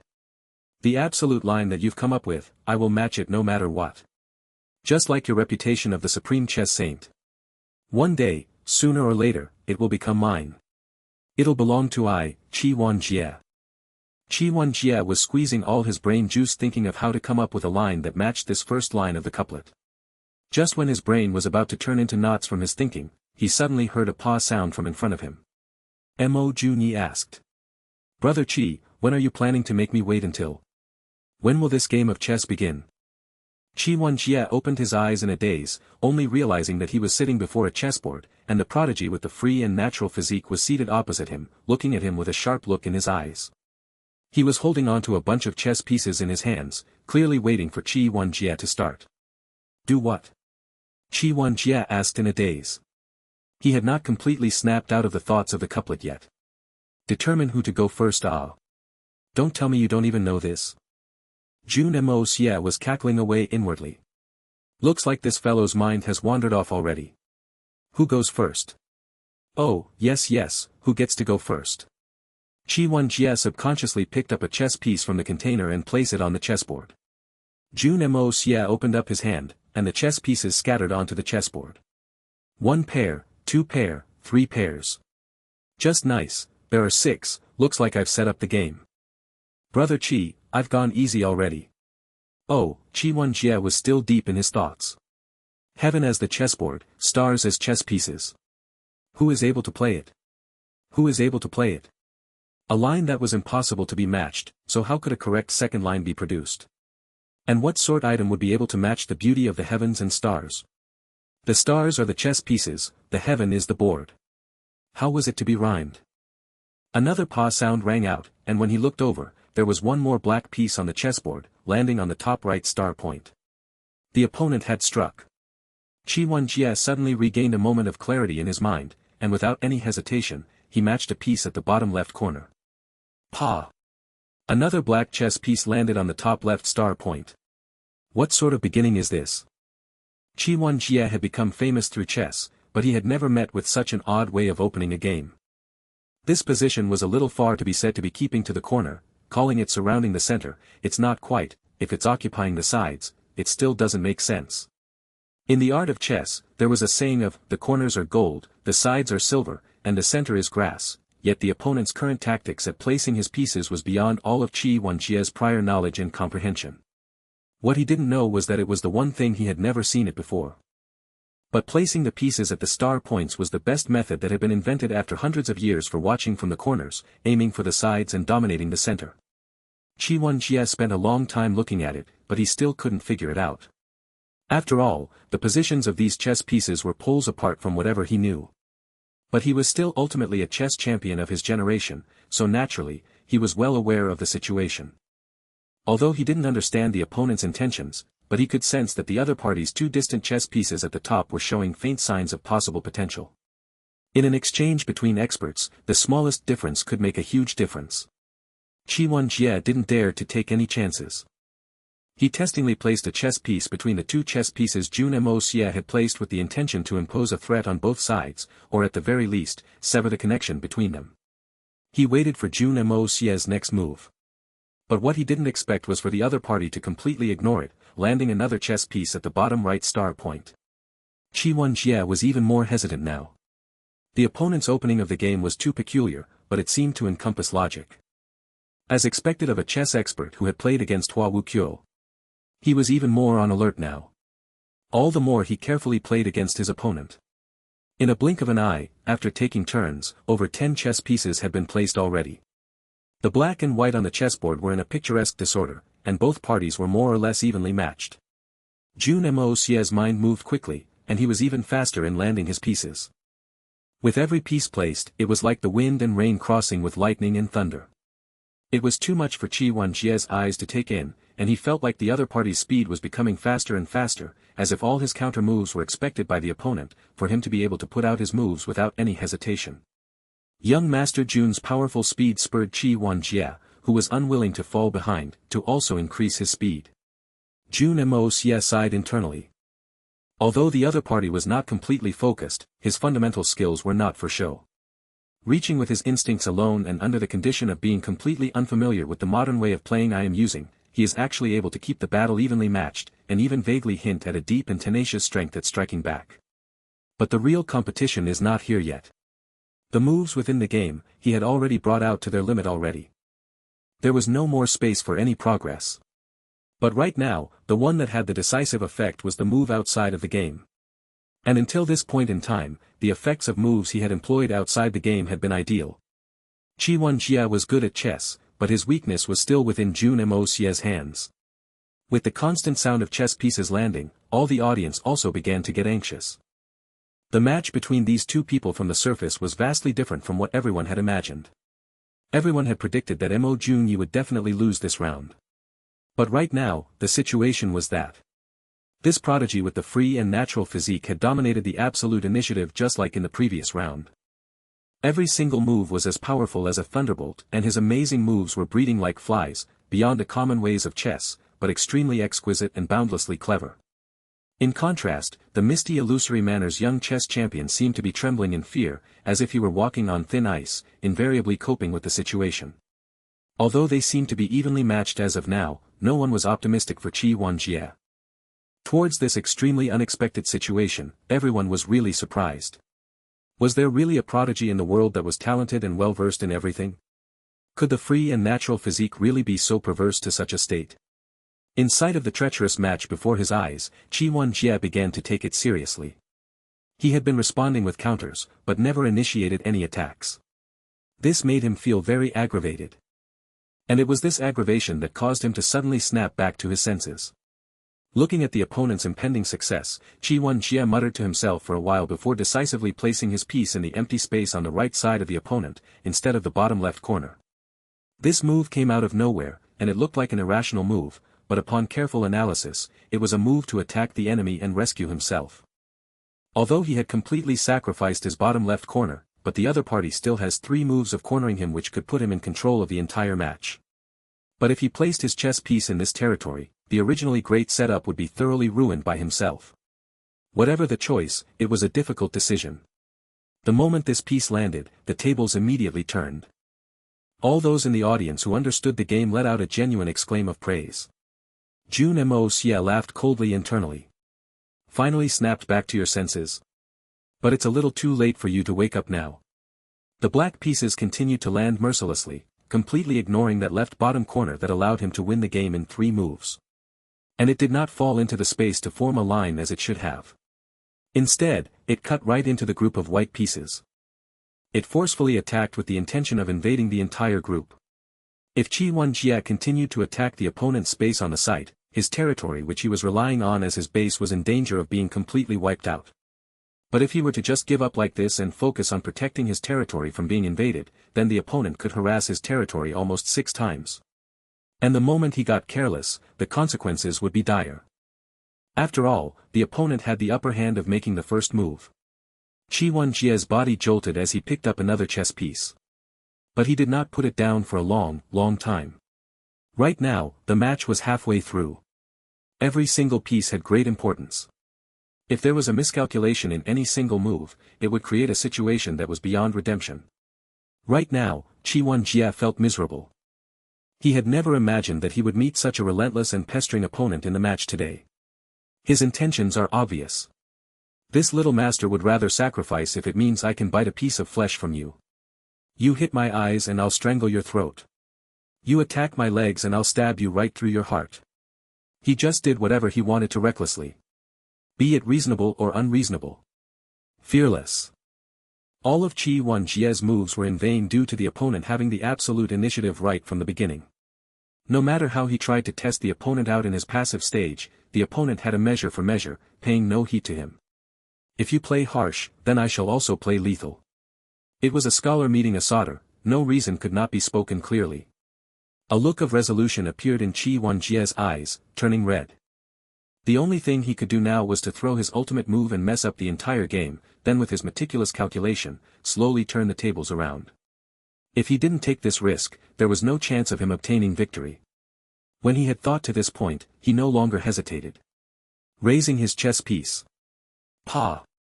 Everyone fell into a state of shock. Jun Xie's piece also invaded into Jun Moxie's territory. Right now, both parties were like 2 gamblers who had lost until their eyes were red.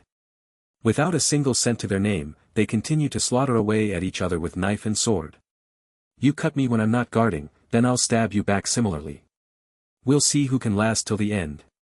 Jun Moxie frowned, lifting his face and letting out a long sigh. He had always been focused on the game, not paying attention to the surroundings. But now, he suddenly raised his head. Jun Xie couldn't help but also followed suit to look at him, only to see Jun Moxie with a face full of reminiscence. He couldn't help but feel a pang of shock. He is not focused on the game at a time like this. Then what is he thinking about right now? What can be even more important than the outcome of the match right now? As he was speculating, he only heard Jun Moxie sigh. Life is truly strange, to think that two games are so similar. Back then, I also played in this manner. Brother Wu Qiu is a master of chess, every single move was steady and strikes hard. There was not the slightest urgency, definitely not taking any risks for the chance at a fluke. But he still ultimately turned all of my attacks into nothing. Today, with a different opponent, it is full of killing intent, and this state of mind is completely different. At least it didn't go to the situation which I didn't hope to see. Fine, let's see who is the victor. Jun Xie's heart trembled. Looks like I'm really not as good as Hua Wu Qiu. He can confront the match peacefully and calmly, but I'm playing in such a manner of life and death. Just this attitude alone I am already beneath him. He was just about to ask, but he suddenly heard Mo Junyi letting another long sigh and muttering softly. Heaven as the chessboard, stars as chess pieces. Who is able to play it? Using the heaven as the chessboard, and the stars as chess pieces, the scattered stars in the sky as chess pieces on a board, it is truly a good couplet. Whoever can match this first line, this achievement alone is not inferior to chess Saint Hua Wu Qiu, but, who could be capable of matching an unmatchable line like this? Jun Xie only felt a heavy blow in his heart, as if someone had knocked on his heart heavily with a hammer. His mental state that had regained a state of clarity returned back to a state of chaos. I haven't come up with a line that matches that first half of a couplet.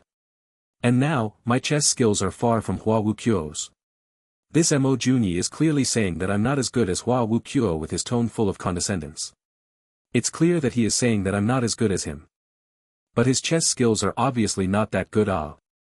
Since his skills aren't that good, then why is it that during the whole time I've been playing against him, I have always been in the disadvantageous position? Could it be that I had already fallen into his setups and calculations right from the beginning of the match? He actually just wants to see how I would play in this state, so he dragged it out till now. Could it be that this person is truly so good? Could it be that I'm really incomparable to him? This sudden thought that had risen could no longer be suppressed.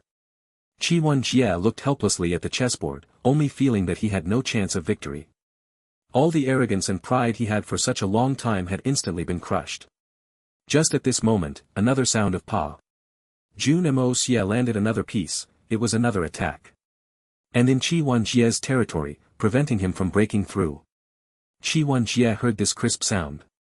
But his mental state was faltering. It sounded like it was far, far away, thousands and hundreds of years ago. He felt like he was in a wrong time and place and felt like everything was not real. What are you thinking about? Can you hurry up? Are you going to win or lose? Hurry up and decide. What meaning is there dragging it out like this? It's just a game of chess, not a woman giving birth. Seriously, this is intolerable. Wishy-washy like a woman, how did you even get your reputation as the chess champion? Jun Moxie ruthlessly berated. Jun Xie's heart skipped again, as if he were suddenly rudely awakened from a dream by someone. When he raised his head again, looking at Jun Moxie, the look in his eyes was already full of loss and fear. Looking at the current situation on the chessboard, he only felt like he was in a treacherous state. As long as the opponent randomly decided to take in breath, he had completely no way out. Upon thinking until he suddenly felt that the opponent was extremely magnanimous, not mercilessly killing him off, giving him the chance of retaining his image. Everything was because he was untactful and stalling for time only. His state of mind had been completely wrecked. Right now, Jun Xie was not only incapable of playing against Jun Moxie. Against any chess player in the misty illusory manner, Jun Xie would still be doomed to lose. He lowered his head, looking at the chess pieces that were placed wrongly on the chessboard. In a moment, he felt hope turn into dust. He pushed the chessboard away, lowering his head even more. In a tone as if he were choking back his tears, he said, "I admit defeat." This sentence left everyone utterly shocked. From the start of the game, they'd watched Jun Moxie corner Jun Xie. Jun Xie had always been coping with his attacks, with no ability to counterattack back. Until now, the game was halfway through, both parties had already unleashed their ultimate moves. With this, there could only be one winner now. Life and death, victory or success would be determined soon. But Jun Xie surrendered at a moment like this. Carefully looking at the situation on the chessboard, the black pieces had indeed occupied a significant advantage and dominated all the attacks while the white pieces had been on the defense. Its foundations were significant and had a small chance of obtaining victory, but if he continued to fend, there was still room for him to wait till an opportunity to counterattack. It was not entirely impossible for him to turn things around. But at a time like this, Jun Xie had already calculated all the moves needed till the end of the game. So he requested to surrender in advance. Jun Xie looked up in a daze, his eyes lifeless. He said, "I am indeed not his match. This match shouldn't have started in the first place because I had already lost right before it started. Playing chess with the intention of gaining benefits is the taboo of all chess players. How could my game be stable when my mental state is not? Brother Mo is truly highly skilled, I willingly admit my defeat. I am sincerely convinced to concede." Jun Moxie lightly heaved a sigh of relief. This victory in this round was really not easy. The mental strain was greater than a huge battle. However, everything was within his expectations. From the moment Jun Moxie began to tell the story, Jun Xie did not interrupt him. From that moment, the outcome was already decided. But he still continued to struggle and made it to midpoint with his solid foundation and tenacious battle strategies. Jun Moxie intentionally mentioned the first line of the couplet, but admitted that he was unable to come up with the second line. This was the real emotional devil he had planted in Jun Xie's heart. From the moment Jun Xie appeared, Jun Moxie had clearly determined his personality and came up with a suitable method to deal with him. This person was greedy for fame. And a hypocrite. With a personality like this, he cared greatly about gains and losses. Jun Xie was indeed a talent and stood at the peak with his chess skills, enjoying success as a youth. Naturally, it was inevitable for him to be arrogant and haughty. This was a normal ailment of youths, completely understandable. But it had also created his current personality of viewing himself highly. In this world, if there was one person who Jun Xie genuinely admired, then there was only chess saint Hua Wuqiu. Other people, even if it was the 9 nether first young master, would not necessarily move him. Because Jun Xie didn't dabble in Xian cultivation. So although Jun Moxie only knew the name of a chess saint, he still came up with an exciting story with it, using the reputation of Hua Wuqiu's art of chess to suppress this young chess champion of the misty illusory manner. This was only the first step of the plan. The moment Jun Xie's arrogance was successfully oppressed, Jun Moxie let him realize the disparity between him and the chess saint. He also made use of the opportunity to mention that he had once played against the chess saint, and that his skills were on the same level, naturally, dealing another blow to his confidence. Afterwards, bringing up that couplet at suitable timing, suddenly opening the game when Jun Xie was wholeheartedly focused on how to match the next line of the couplet. At that time, Jun Xie was already sitting opposite the chessboard. It didn't look sudden in the eyes of outsiders, but to Jun Xie himself, it was completely unexpected. His mind had already wandered off elsewhere, but he was suddenly called back. Then, he was tossed into an intense match and had to deal with bizarre moves that he had never seen before. With a mental state like this, how could he not lose? When the match was at its most intense point, where Jun Xie's mental state was like a taut bowstring, on the verge of firing, Jun Moxie suddenly brought up the couplet again. Although he was muttering to himself, Jun Xie was extremely bothered about this. Thus, that casual lament turned into the straw that broke Jun Xie completely, crushing him. From the moment they met, Jun Moxie had been setting traps step by step, slowly making Jun Xie walk right into them, until he fell into a state beyond redemption. Jun Moxie's chess skills were definitely not as good as Jun Xie, but young Master Jun's skills and knowledge of the game had a significant impact. Because in the whole process of officially playing against each other, Jun Xie would be skeptical that Jun Moxie was capable of almost winning chess saint Hua Wuqiu even if young Master Jun used methods from 5,000 years in the future. Coupled with his layers of setups, no one would be able to resist it. Even if Jun Xie was lucky enough to resist against this emotional devil, Jun Moxie still had a triumph card. Young Master Jun's unique psychological manipulation was capable of controlling people with no mental training like Jun Xie to do whatever he wanted. With not the tiniest bit of resistance. Although this method left traces and could be easily discovered by Xian experts present, there was no problem in obtaining victory with it. The second round, Mo Junye's victory. After Meow Xiaomo solemnly announced this outcome, everyone fell into a state of silence. The first and second rounds were what the Zhan family had the most confidence in winning. But under the prowess of the enemy, they had lost both. What else should they compete in next? Some people who wanted to contest in poetry immediately retreated after hearing Jun Moxie unintentionally recited that untitled and it was hard to meet you and then bid farewell. Which one of them was confident enough to come up with such rapturous quatrains that nibble away at the bones? If they had stepped out to compete, and Jun Moxie simply said, "You just have to come up with one that is similar to the one I just recited, then it'll count as your victory." That'd really be embarrassing. Not only were they asking for humiliation, they'd really be unable to show their faces. Meow Xiaomo looked at Jun Moxie happily. Right now, she didn't worry as much as she had before. She only felt that this free and natural physique really matched her tastes. Recalling that line of "life is long in sadness as water keeps flowing east," and that "it was hard to meet you and then bid farewell," and that "burial of flowers and its unaffected yet deep helpless love." Meow Xiaomo's heart was wavering, and to her surprise, she couldn't control herself. At this moment, no one had noticed that the young chess champion had already snuck away from his seat, as if that young chess champion who shocked the world with his chess ability was no longer worth mentioning anymore. Seeing that the third match had yet to begin, but it was already in a stage of awkward silence, Jeanqin Fong and Zhan Yushu exchanged glances, feeling extremely anxious. Both brothers felt that if the two of them were to compete with him, they'd feel afraid. This fellow was too sick in the head. As if there was nothing he was not proficient in. What sort of person is this? Talk about you having the free and natural physique that is rarely seen in all of history, why didn't you treasure it and cultivate Xian skills properly? Putting so much effort on all these useless external learning, aside from being excellent at music and chess, even half a poem of yours is enough to scare everyone off from stepping out to compete with you. Are you even still human? Looking at the people packing up the chess equipment, a light bulb went off in Zhan Yushu's head. He let out a long sigh and said, "The chess saint of Xian continent, Hua Wuqiu.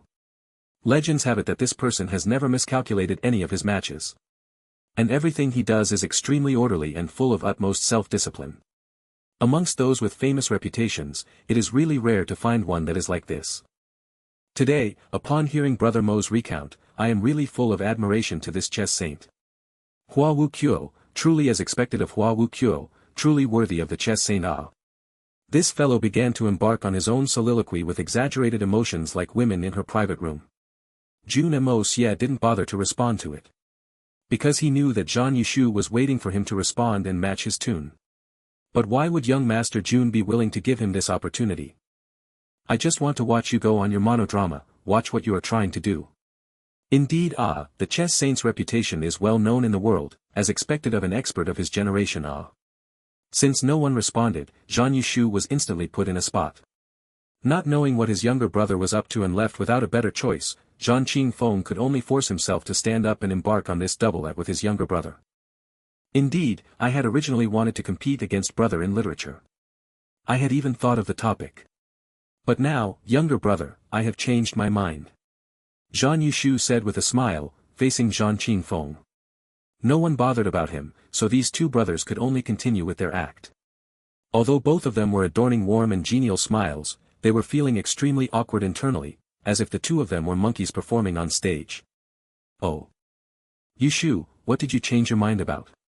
After a while, no one asked, so Jeanqin Fong could only continue to do it himself.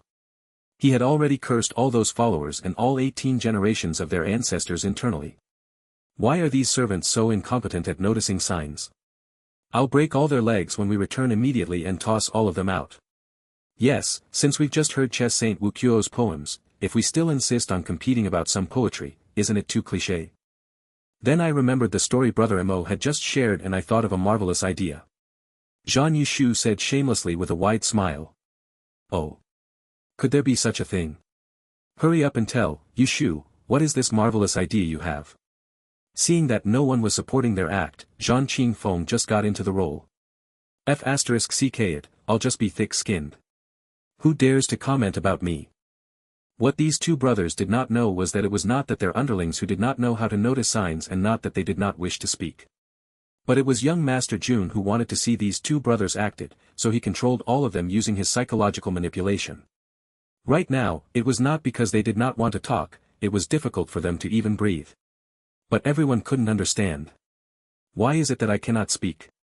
Right now, even a single line of, "Indeed, would instantly gain them the favor of the Zhan brothers But they just couldn't open their mouths, it's really bewildering Brother Mo had said earlier, that Chess Saint had presented him with the first line of a couplet during their match. Today, since we do not have any better topics, why don't we borrow this line and compete with Brother Mo? If Brother Mo is able to come up with a matching line on the spot, this round shall be our loss. Wouldn't that be clean and nimble? Zhang Yushu said. Yushu, this idea of yours is too marvelous. Jeanqin Fong nodded his head gently. Let's do it this way. These two brothers echoed each other. Even though no one helped respond to them, in their own little act, they had decided on the third topic. Meow Xiaomo, Jun Moxie, and all the audience present felt their jaws hanging. This is too despicable, isn't it? To be so shameless like this was no longer a realm, it was a complete domain. Everyone said that he did not manage to match it, and this first line had come from the person himself, but right now, you two are actually using it to make things difficult for him. This is too crafty, ah. How can this be accepted? Meow Xiaomo's face turned red from anger. This first line had come from Brother Mo. If he uses this to test you, then it is still acceptable. But today, you guys use it to compete with him instead. Zhang Yushu, do you still know how to write the word shameless? Little sister Xiaomo is too harsh in your words. This is the question that the chess saint had given Brother Mo. We are only trying to accomplish his wishes and hope that Brother Mo is able to match it soon. Using it as test is merely giving Brother Mo a greater motivation, and I believe Brother Mo is able to understand the good intentions of us brothers, Jeanqin Fong said with a smile. Ha! In this way, aren't you guys doing a good deed? Should Chess Saint Hua Wu Kuo or Brother Mo be grateful to both of you? This is preposterous. Meow Xiaomo scoffed from anger. That would be unnecessary. We do not care if he is grateful or not. As long as Brother Mo is able to come up with the next line, the chess saint will have his wishes fulfilled. Even if we were to lose another round, there is nothing wrong about it, Zhang Yushu chuckled, replying shamelessly. I've really broadened my horizon seeing someone who is capable of being as shameless as you two.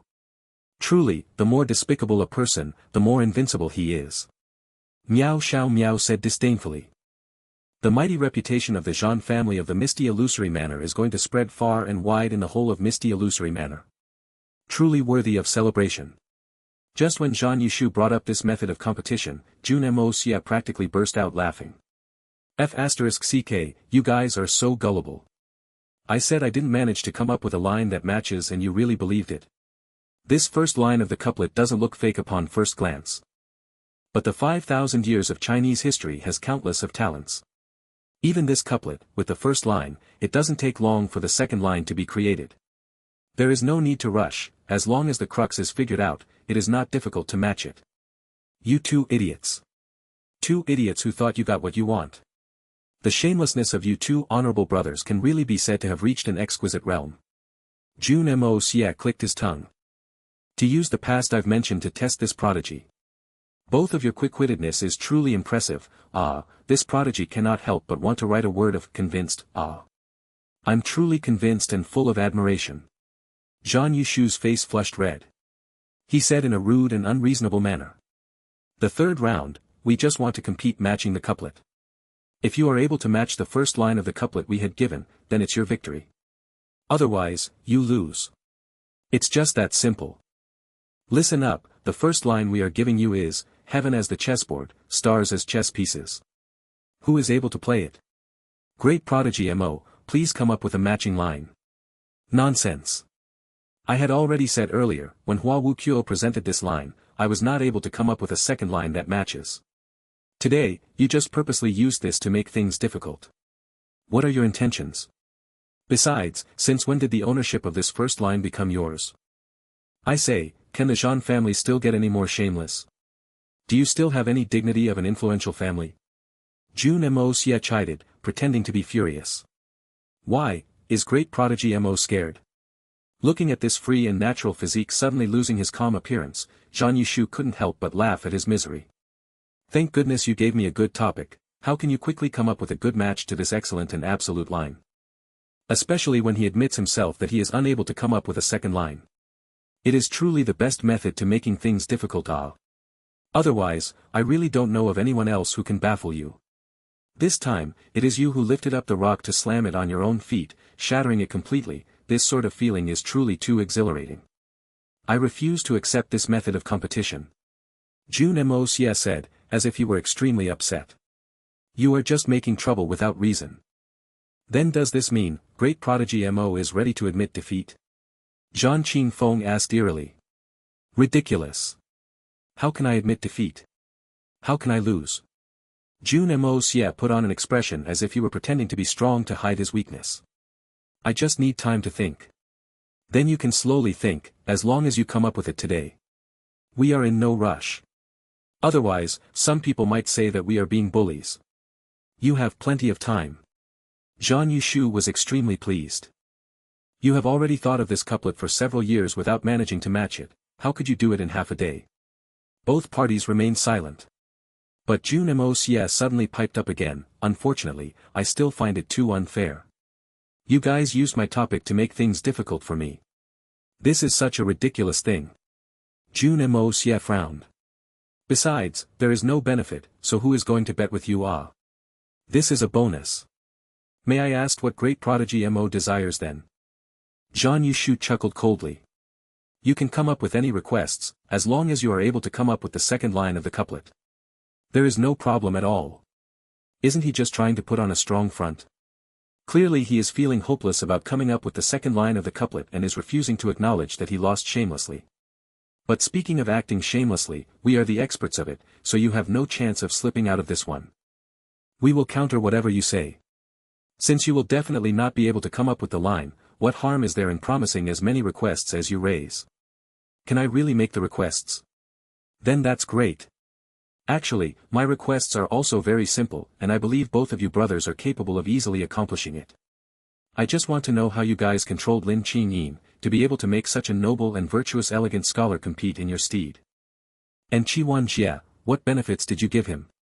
If I am able to come up with the next line, I want you to spill all of it over here, in front of everyone. And you must not hide a single bit of the truth. Of course, you must make a blood oath that swears the authenticity of your words. There is no need to trouble thinking about the conditions of the oath, we'll just go with the ones we made earlier. Jun Moxie chuckled, really giving the two Jean brothers a simple request that they were destined to be unable to accept. Jun Moxie did not intend to bother them about this matter. His goal for this trip was only for the 7-color holy tree. No matter how ambitious the Jean family was, it had nothing to do with him. No matter how big the Jean family was, they would not be able to infiltrate Tianfa forest. Although the Jean family was practically able to hide the truth from the masses in a misty illusory manner, in Jun Moxie's eyes, it was insignificant. The internal disorder of the misty illusory manner had nothing to do with him. In fact, it was better that the misty illusory manner was in a mess. The messier it gets, the less time you have to come and interfere with the matters in the Xian continent. It's okay if all of you die too. But with every single step he took to this point, the Jean family's constant shameless and overbearing ways had really pissed Jun Moxie off. And he just couldn't directly reveal his true strength. Even if he could, with the current acts of the brothers of the Jean family, it was merely acts of their own accord and may not necessarily be tied to the entire Jean family. It was still not to the point of him being so furious as to drench the entire place in blood. Secondly, he needed to empathize with Meow Xiaomo.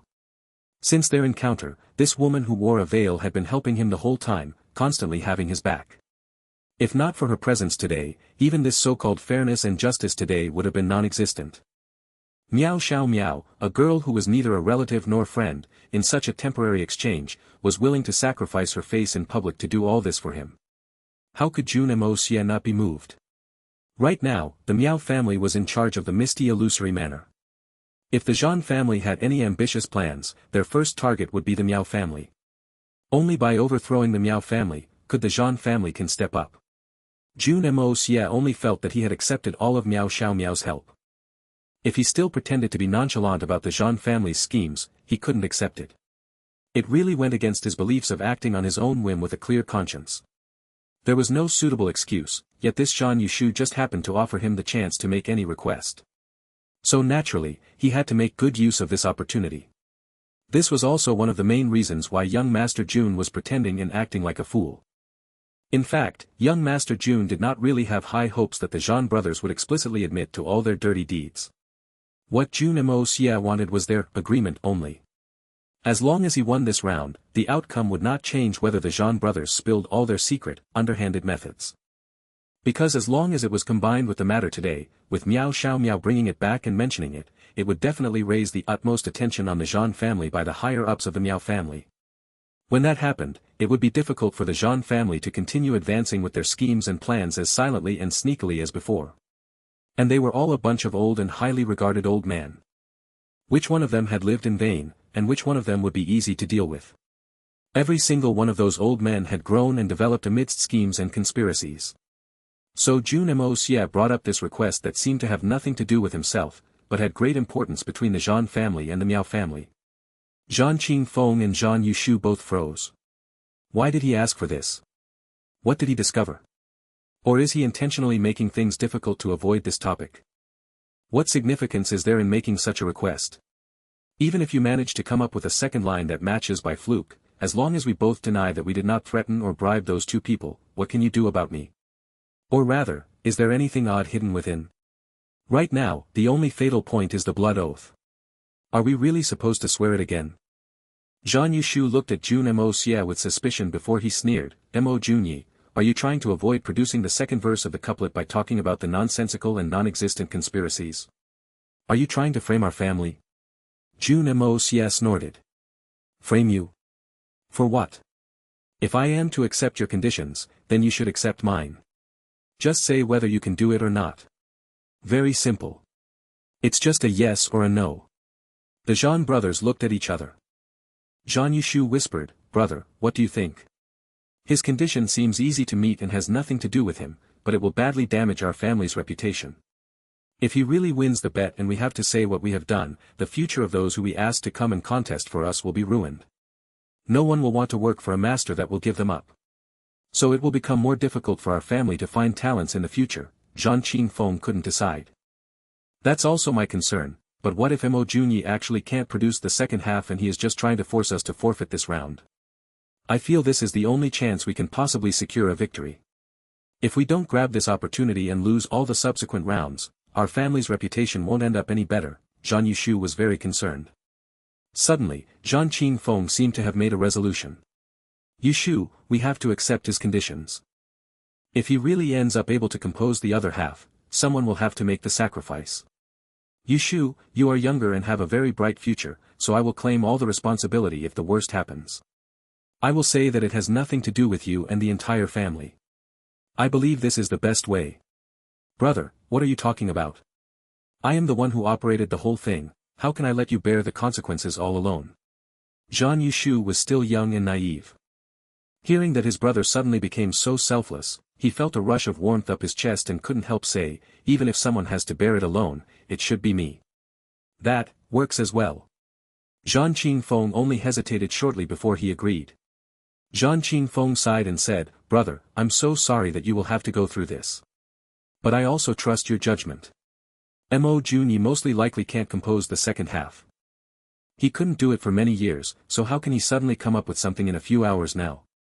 By now, Zhang Yushu really regretted saying what he just said. How could he imagine that his brother would quickly push all the responsibility to him with so little hesitation?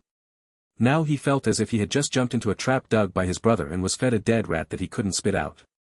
Was this man in front of him the same person as his beloved and respected brother? "Mo Junyi, I accept it," Jeanqin Fong said as he smirked at Jun Moxie. "Now it's time for you to showcase your unparalleled literary talent." It surprised Jun Moxie. "What? You even dare to accept such dangerous conditions? Are you not afraid that your family's reputation will be ruined? If it can give us a chance to witness your failure, I think it's worth it. Mo Junyi, there's no use delaying further, give us your second verse now." Jun Moxie looked as if he were stuck in a bad situation. He rubbed his head and asked, "What's the first verse again?" "He's doomed."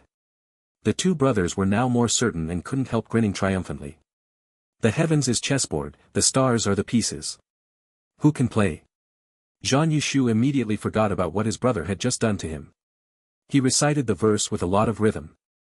"The heavens is chessboard, the stars are the pieces. Who can play?" As he walked in circles, Jun Moxie's frowned harder and his face appeared darker. Meow Xiaomo immediately felt tensed up. "You better get it right, if not, all your previous efforts will be wasted and the consequences will be unimaginable." Everyone around looked at the young man with the free and natural physique with sympathy. He was such a talented young man, unparalleled for at least 10,000 years. But now he had just sabotaged himself with a story he told. What a pity. Jun Moxie continued to pace back and forth before he finally stopped in his tracks. He looked up at the skies as he pondered harder before finally shaking his head and muttered, "No, no." After that, he continued his pace again. The grins on Jeanqin Fong and Zhang Yushu's faces were getting wider. It was at the brink of breaking into a full-fledged laughter. They eyed Jun Moxie as if he were their prey that had fallen into their trap. All of a sudden. "Yes, I've got it!" Jun Moxie exclaimed. He exaggeratedly wiped cold sweat from his forehead. "It almost drove me crazy, but now I finally came up with a good one. It's not so difficult after all when I realized what was the key. What a pity I didn't came up with it last time." "You did? Quickly say. I'm sure you know that there are many rules to composing a couplet. If all the words don't match nicely, it won't count. There are many rules in making a couplet. The two lines must have the same number of Chinese characters and each character must be in the same lexical category with its corresponding character in the other line." Jeanqin Fong reminded him, trying to make him more stressed. "Of course. It is the most important thing in composing couplets. The heaven matches the earth, rain matches wind and the land matches the sky. Now, here you go." Jun Moxie emphasized every single word so it could be heard correctly. "Let the land be the pipa and the path be the string. Who dares to play?" Hong. It was the noise from the ignited crowd. What a beautiful and amazing match. The sky matches the land, the chessboard matches the pipa, the stars matches the path. Who can play matches who dares to play. Every word matched seamlessly one. Both verses even conveyed the same arrogance. If there was any flaw in this couplet, no couplet in this world could be called flawless.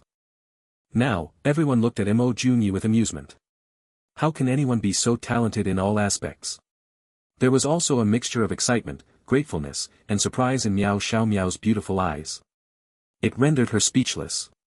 He really did it? Am I dreaming? How can he be so good? Wah! Unbelievable. Endless admiration was brewing in her heart. This couplet has indeed puzzled me for many years. But how surprising, under the pressure today, it just occurred to me. Honestly, I should actually thank the two of you, ha ha ha, how fortunate I am. Jun Moxie's words sounded especially strange to everyone. It was like he was ridiculing the Jean brothers, but it was too sincere. How strange and indescribable. The triumphant grin vanished from the Jean brothers' faces. What was left was a grayish emptiness. Now it seemed like it was the two of them who had sabotaged themselves. I suppose, my second verse is matched properly? Jun Moxie asked with humility. Jeanqin Fong could hardly nod his head. As for Zhang Yushu, he didn't even have enough strength to nod his head. It was as if his soul was destroyed. Well, then, why not tell me what you did to ask those experts to help you contest against me? Jun Moxie smirked and reminded them. Don't forget the oath you took. We admit it's our defeat. Zhang Yushu wanted to go back against his words, but with the ominous oath and everyone watching, if he dared to curse the children of the family, his own family would expel him. Lin Qingyin is from a musician family. Although the whole family is famous for their music, they aren't very good at doing business. So now, their family has declined, and throughout the years, the Zhang family purchased all of their musical theaters. If they want to live on, they have to listen to me. There was an outcry from the crowd that momentarily washed away what Zhang Yushu was trying to say. Zhang Yushu bit his lips. The whole thing is my idea. No one else from my family knew about it, or I would have been expelled from the family long ago. As to Qi Jie, it's even more simple. Qi Jie is drunk for fame and profit. Although he already has the position of chess champion, he is still unsatisfied. I promised him the position of the chess superintendent of the chess institution of the misty illusory manor, with 4 great beauties as his consorts and 10,000 taels of gold. And promised to deliver young Lady Li, whom he is in love, to his residence and make her his wife. And so he came, and he had to promise to defeat Mo Junyi in one hit. Zhang Yushu spilled everything at one go. Amidst the crowd, Qi Jie's face was deathly pale. His lips were trembling. Qi Jie knew from the disdainful scorns coming from around him that his fate had completely changed with Zhang Yushu's words. It was all over for him. All his numerous efforts and the boundless glory of the past had nothing to do with him right now. They had all become a thing of the past, a part of history. The entire world suddenly turned pitch black. Jun Xie's face turned white and he spat a mouthful of fresh blood and fainted. No one bothered with the chess champion Jun Xie, who was destined to pass his prime. They were all shocked by what Zhang Yushu was saying. Just as Jun Moxie had predicted, Jeanqin Fong carried all the responsibility upon his own shoulders, freeing Jeanqin Fong from the mess. This courage and insight alone was impressive. When in his simple recounting alone, it made everyone felt that everything were acts of his own accord and had absolutely nothing to do with his family. And to be able to do it in a situation like this, it was undoubtedly not easy. Truly impressive. Jeanqin Fong on the other side wore a stiff expression, watching his own younger brother. Who knew how Jeanqin Fong felt?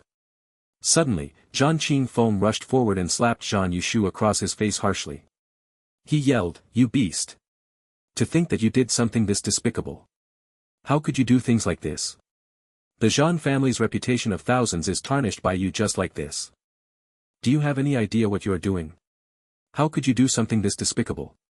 Fresh blood appeared on the corner of Zhang Yushu's lips along with this slap.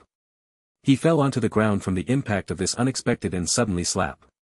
Jeanqin Fong continued to chide, full of anguish and rage, the green veins on his forehead even popping. After a long time, he finally let out a long sigh and said, "Family misfortune. It is really our family's misfortune, ah. Jeanqin Fong, you have disgraced the Zhan family, and tarnished the reputation of the Zhan family. I swear I will not let you off like this. Although I do not have the authority to punish you, it doesn't mean that you are able to escape the punishments of the family. When we return home, I want to see how you face father and our ancestors. The Zhan family's family law will absolutely not allow nor tolerate any descendant that disgraces the Zhan family." Meow Xiaomo coldly watched all of this unfold, seeing how the younger brother stood out to carry all the blame and the older brother stepped out to reprimand the younger brother. She suddenly felt like this great show happening was truly amusing. From the initial shock to the amusement right now, she did not even notice this subtle change in her mood. A method like this wouldn't even fool the average person, so what more all these intelligent and wise people present right now? Even if no one pointed it out, everyone could understand what it implicated. Did you really think that everyone else in the world is a fool and only the two of you are clever? Without his reputation of the young master of the Zhan family, if not for the full support of the Zhan family, Zhang Yushu was only a 20-year-old youth. Even with his strength alone, he wasn't capable of becoming a threat to an influential family. And he would not be able to promise Jun Xie so many benefits. All these were beyond the boundaries of Zhang Yushu's capabilities. Although with such an obvious fact, the two brothers of the Zhan family still continued to put on this great show. Because it was one matter for everyone to know, and another for the position of the Zhan family to be degraded like this. It didn't matter whether anyone believed Jeanqin Feng's current devoted and fair act. This stance had to be shown. Because even if no one believed the claims Zhang Yushu was spouting and they may not expose the truth, there would be some people who denied their conscience and agreed to what he was saying. Second young master Zhan was acting on his own and has nothing to do with the Zhan family. Meow Xiaomo was currently thinking. The Zhan family truly plans far ahead. Just Zhang Yushu alone is capable of mobilizing such resources and is willing to protect the Zhan family regardless of the price. This sort of temperament and resolution is no small matter. By contrast, how many of such people like this are there in the Meow family? The Zhan family was capable of bribing Jun Xie and threatening Lin Qingyin. Then who else would they threaten or bribe? With their unscrupulous methods in obtaining what they desire, if I may not be able to decipher this information on my own, what more comprehend it, but I must report this in detail to grandfather when I return home. I believe that with their experience, they'll be able to tell and even further analyze the potential danger within it. The third round of battle was once again the great prodigy Mo's victory. And he crippled the person who had started this operation, the second young master Zhang Yushu, along with it. This outcome had resulted in all the other contestants who had originally wanted to try their hand to keep quiet out of fear. Right now, everyone could tell. This Mo Junyi with the free and natural physique was not only a solid prodigy, but a ruthless person and not one to be messed with. He looked like a joke with his first appearance, acting like a country bumpkin, but every single line of his instantly caught the vital points of his enemy. The moment he caught it, congratulations, someone was doomed. And it seemed that he had one more unique trait, and that was that he was extremely petty. Whoever who attacked him would be attacked back. And the incisive way he struck back was enough to make people's hair stand up in anger. From the beginning, he had never initiated provocation. But he had been brewing in his counterattacks. After thoroughly digesting an attack, he would use his most incisive attack, hitting in a single strike. And it was an absolute hit. Every single strike took a person out. Even the two brothers of the Jean family were no exception. What sort of massive confidence and thick foundation were required to be capable of this?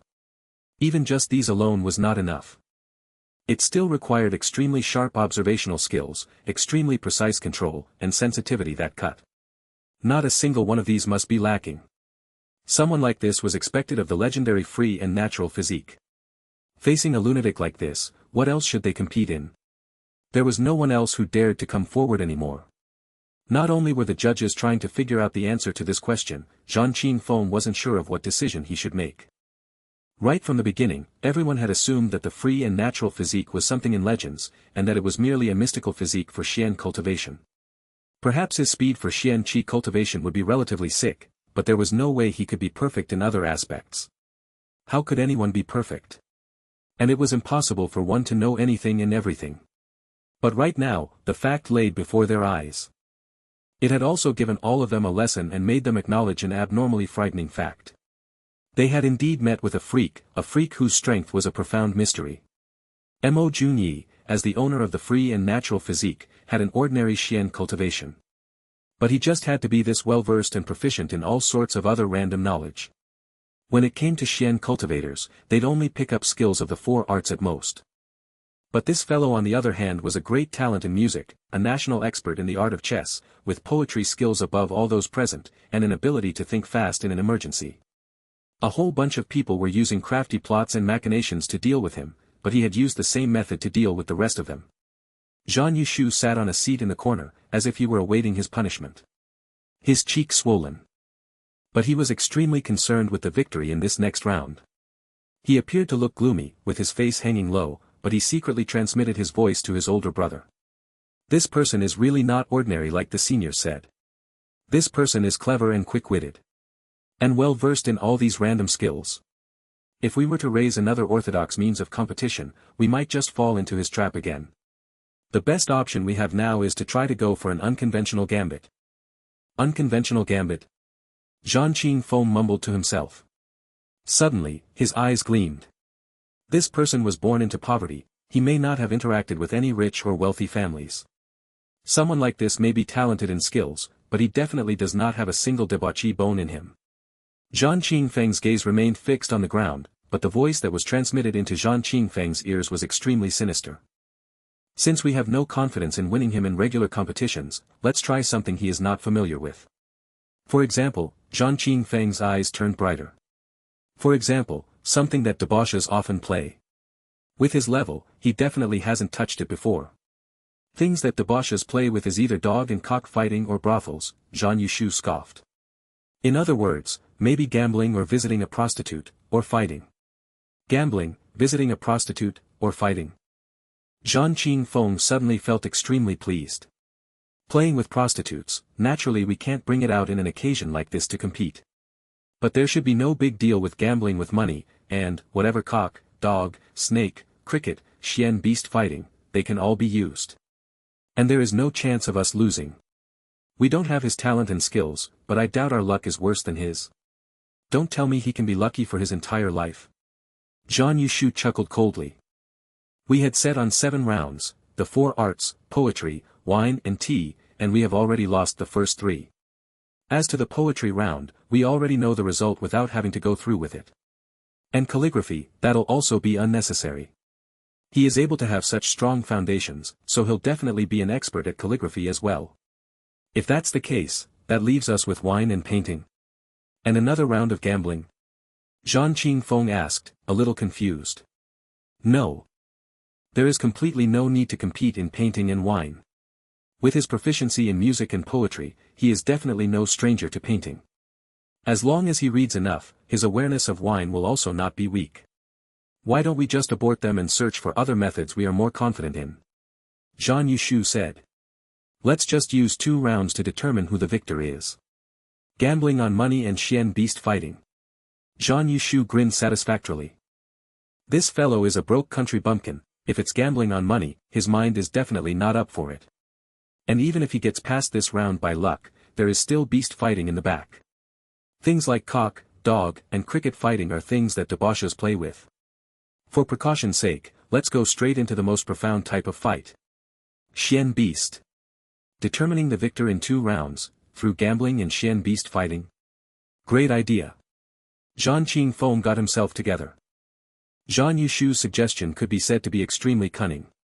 It was a known fact that things like music, chess, poetry, and singing were for building of one's character. Whereas things like gambling and betting on animal fights were things that belonged to a debauchee's area of expertise. Most people were enthralled by the 4 arts and had dignity and often have a strict family background, so they did not have many opportunities to come in contact with those inappropriate things. These were 2 different things from 2 different worlds. And Mo Junyi did not come from a wealthy background. He must have exhausted all of his capabilities to learn so many things. If he surpassed these debauches in the domain of eating, drinking, and being merry, that was something that was absolutely impossible. There couldn't possibly be someone who was the perfect combination of 2 opposing things, right? Upon making his decision, Jeanqin Fong's smile became more relaxed. He stepped forward and said, "Brother Mo is truly a talent, winning every single round. I am truly impressed. Next, I do not intend to further waste Brother Mo's time anymore. Let's determine the victor within the next 2 rounds. We only compete for 2 more rounds. If Brother Mo wins both of them, then whatever requests and conditions Brother Mo has, we will offer them straight up. If Brother Mo loses, then we will go according to the agreement of our bet. How's that? 2 rounds. What are we competing on?" Jun Moxie tilted his head. Did he come up with some other despicable move? The first round. We gamble. When Jeanqin Fong said this, almost everyone lost their footing. This first young master Jean, who had always been distinguished and amiable and earnest, was saying to use gambling to determine victory. Did I hear it wrongly? Or could it be that I am dreaming? Why is it that everything happening today is so shocking? Meow Xiaomo was even more surprised. She pondered over it and instantly figured out what the Jean brothers were scheming. She couldn't help but frown and scolded. Despicable. Gamble? Jun Moxie frowned. Don't tell me this person realized my real identity and is turning around to bootlick me instead. Why is he competing in the areas that I am good at? Practically delivering every single round into my hands. I was really worried that he'd make someone compete with me in calligraphy. This older brother's handwriting is nowhere near that of a great expert. Bloody hell, you're really smart. You could have just gone to look for a male tailor to compete with me in embroidery, or get a woman to come and compete with me in giving birth. Then this older brother would have to admit defeat and act shamelessly a long time ago. But why did you choose all the domains this young master is well versed in to compete? Are you stupid, or are you trying to do a double act with me? This older brother doesn't remember bribing you to do this. That's right. Gambling it is. The 2 of us gamble against each other. Everyone starts with 10 million young silver bills as our wager. With 20 rounds as the limit, the one with the most money won is the winner. Jeanqin Fong carefully scrutinized Jun Moxie's face, not missing a single bit of his expression, fearing that he had selected a domain that he was proficient in again.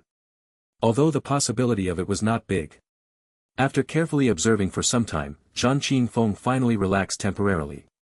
The other party's look of surprise really didn't look like it was out of pretense. Looks like this suggestion of mine is really beyond his expectations. Since it is beyond his expectations, then that is very, very good. Jeanqin Fong cackled secretly to himself. He had already set up many traps, he had many strategies in his bets. This round was bound to be a solid victory. But what he didn't know was that Jun Moxie's surprise was indeed real, but not because he didn't know how to gamble, but merely because he was simply too well versed in it. Just like Jeanqin Fong thought, the victory of this round had really already been determined. Then how do we go about gambling? Jun Moxie pretended to be unfamiliar with the concept. Each person has a card and we flip to see whose is bigger. Jeanqin Fong was practically on the verge of bursting out in laughter. King hell, as expected, he's a beginner. No. We compete with dice. The total points on the dice will determine the winner. Jeanqin Fong used a very solemn and serious voice as he said this. We shall play for 20 rounds. Minimum bet for each round is 1 million, until one side is completely broke. That's simple, isn't it? Just throwing dice. I know how to do it. Jun Moxie rubbed his fists. But I haven't played this thing in many years. Oh right, I have to let first young master Jean know, this young master has lots of side fortune. This sort of wealth loves coming to me. Don't cry when I win later. There's so many people watching, it'll be really embarrassing. And, 1 million per round, I don't have that much. Where can I find so much money? How about I make a trip back home to take some from Saint Emperor Chao? I'll lend you. I'll lend you. This same sentence came from two different people at the same time. Namely, Jeanqin Fong and Meow Xiaomo. The difference was that Jeanqin Feng's tone was full of genuine excitement that his prey had fallen into his trap, whereas Meow Xiaomo's revealed indescribable worry and concern.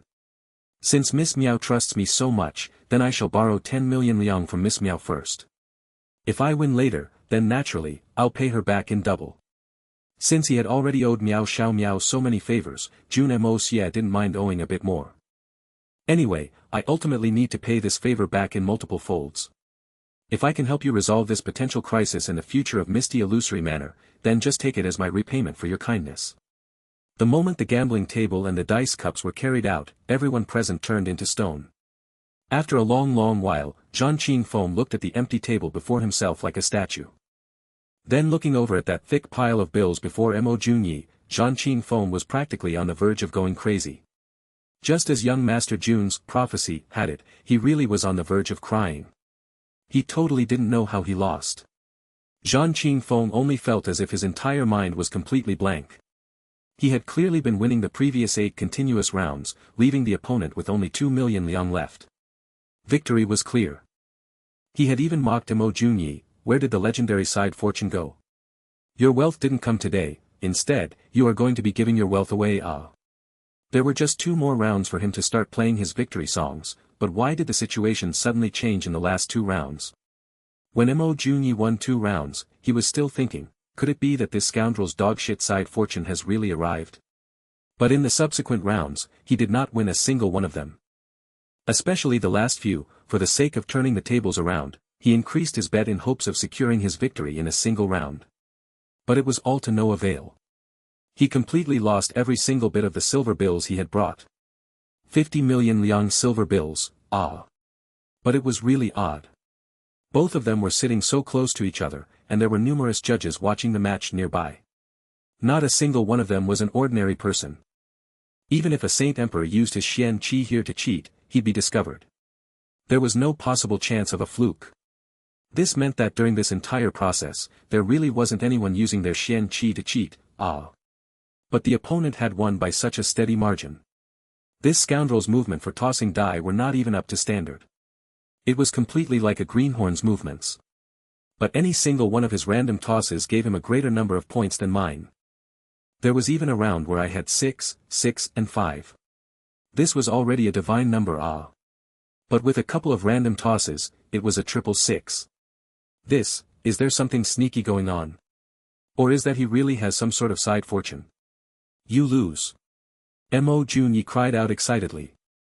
Then, Mo Junyi hugged all the silver bills and walked over to Meow Xiaomo. Miss Meow, thank you for your 10 million liang.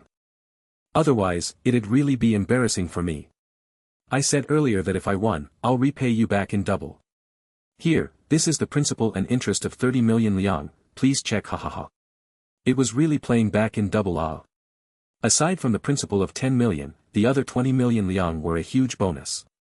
Of course, this was only half of the wager. For the sake of trying to recoup his losses, first young Master Jean had lost a total of 50 million liang silver bills. With the 10 million Meow Xiaomo had loaned him, having it would be 30 million liang. So Jun Moxie just divided it evenly between the two of them. 30 million liang, this was a rather shocking amount. Aside from being shocked, everyone was lamenting inwardly. Why didn't I take the initiative to lend this great prodigy Mo some money? Just that little bit of work and it's a 200% profit. Brother Mo. You really. I don't know what to say anymore. Meow Xiaomo laughed bitterly, a look of awkward surprise on her face. Actually, I was wiping my cold sweat just now. Didn't you see me losing at the start? I almost lost everything. But thank God my fortune came back in time, so naturally it was time to shine. I'll let you in on a secret, I actually do not know how to gamble, but the moment my luck comes in, I'll win no matter who I'm playing against. Jun Moxie's words almost made Jeanqin Fong, who was still in a state of giddiness, faint from anger. When faced with a scoundrel like this, he had no idea how he lost.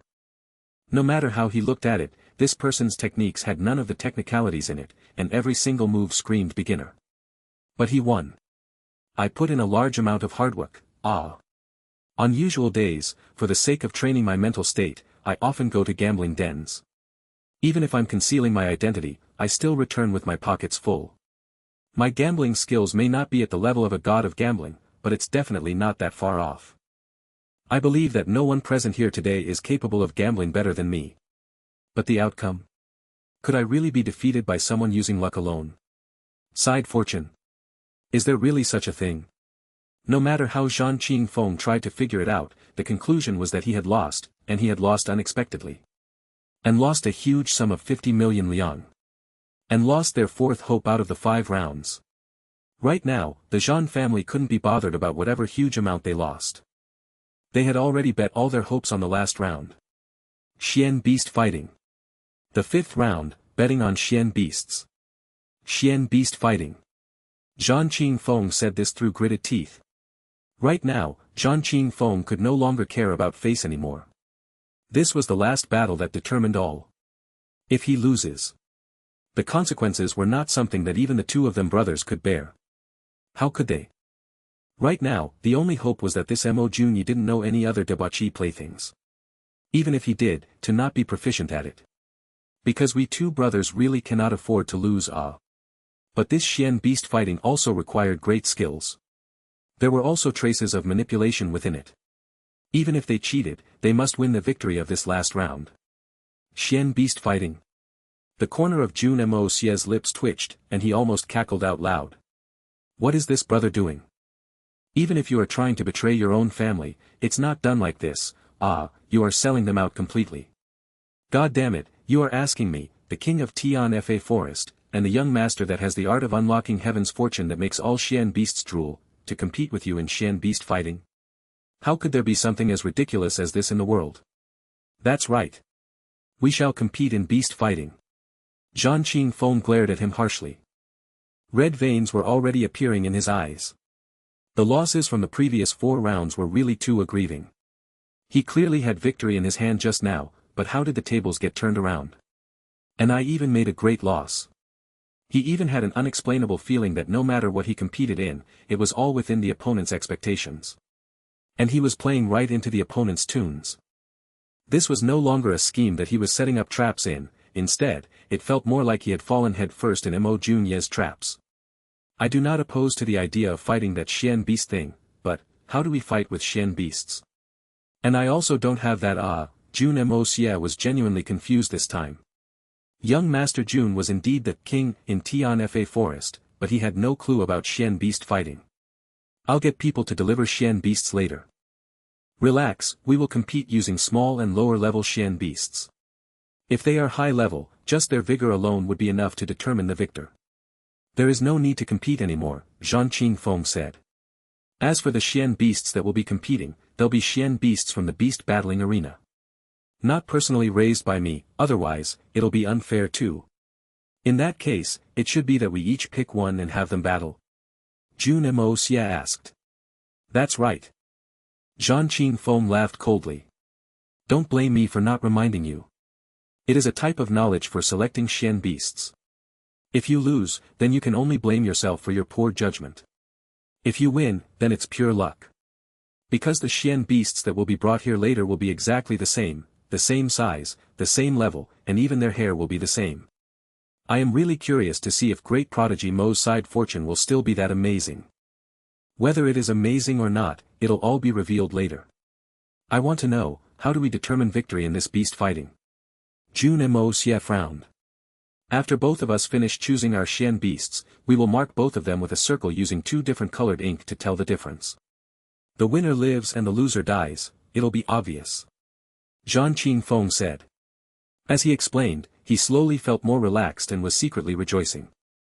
Looks like this Mo Junyi really doesn't know the techniques of beast fighting, otherwise, how could he not even know such basic rules of the game?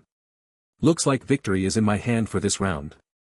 Right now, Jeanqin Fong was indeed a little frightened from the previous 4 rounds of continuous losses, especially the 4th round where the tables were suddenly turned around when he was obviously at a great advantage. He felt a little uneasy facing this seemingly victorious battle. So that is how it is. I understand now. Young Master Jun nodded his head. During this period of time, someone had already rushed off to the beast battling arena to make the necessary arrangements for them to deliver the Xian beasts here. There were so many big shots that were watching, were they supposed to all make a move to go there and watch? That was a little unreasonable. Besides, with any single young master from any random influential family present here, it was a small task for the owner of that small beast battling arena to obey them. During this period of waiting, Meow Xiaomo was unable to wait and dragged Jun Moxie aside to explain to him some of the rules and requirements of beast fighting. Although time was tight, having some last-minute preparation was better than none. Jeanqin Fong watched coldly from the side, pretending to be open-minded, but he was secretly cackling inwardly. Beast fighting was a form of knowledge that requires great technique. Low-level Xian beasts were not too different in their own vigor and strength, but it all depended on the commands of the beast battlers and the contestants' provocation of their desire to fight. These unique techniques were really difficult to master without burning large amount of money as learning fees and spending a long time mastering them all. Otherwise, why would it be common to see people losing all hope trying to kill themselves after losing all their wealth outside of beast battling arenas? All these people were senior experts in beast fighting. If they weren't a mid-tier or top expert, they couldn't be so confident in staking all their fortune and life on. The main reason why Jeanqin Fong felt like victory was completely in his grasp was mainly due to an ancient book that was passed down, that a Xian beast chant. This was one of the unique techniques chants that the first owner of Misty Illusory Manor, the 9 Nether First Young Master's disciple, secretly hid when the 9 Nether First Young Master burnt all of the books and records of other martial art techniques back then. Only until the 8 influential families of the Misty Illusory Manor began to rise did this ancestor bring out these 8 secret manuals for everyone to take their pick in order to increase the capabilities of his descendants and use it as a reference to benefit the rest of the world. Back then, this Xian beast chant was one of the most useless books, the weakest form of art. Because it was just another type of mental cultivation and had no use or effect when facing or battling an enemy. But the Zhan family back then was the weakest and smallest family amongst the 8 in the Misty Illusory Manor. They had no other choice but to choose the most worthless book. It was better than nothing. But after a few thousands of years, this made a complete change in their situation. Because they had this Xian beast chant technique, the Zhan family was able to become unusually close with the Xian beasts during their cultivation. Although the contents were limited and were only effective on Xian beasts that were level 8 and below, it brought in countless wealth for the Zhan family. And the Zhan family began to rise in Misty Illusory Manor, step by step, with this seemingly worthless Xian beast chant manual, to their current glorious and influential position. It must be known that the economy is a dominant factor, regardless of what world. Having money meant that one would be able to do things that most people were incapable of.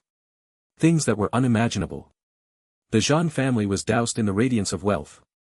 With this sort of divine technique, the Zhan family had the full advantage and dominance in areas concerning Xian beasts in the Misty Illusory Manor. Beast fighting was one big domain.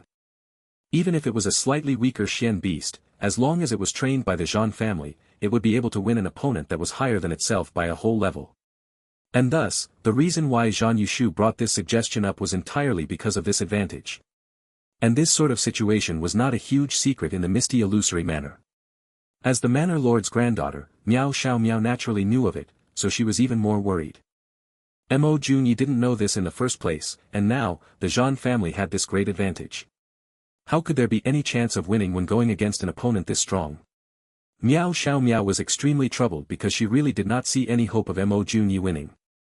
The battle this time was not the same as the previous rounds.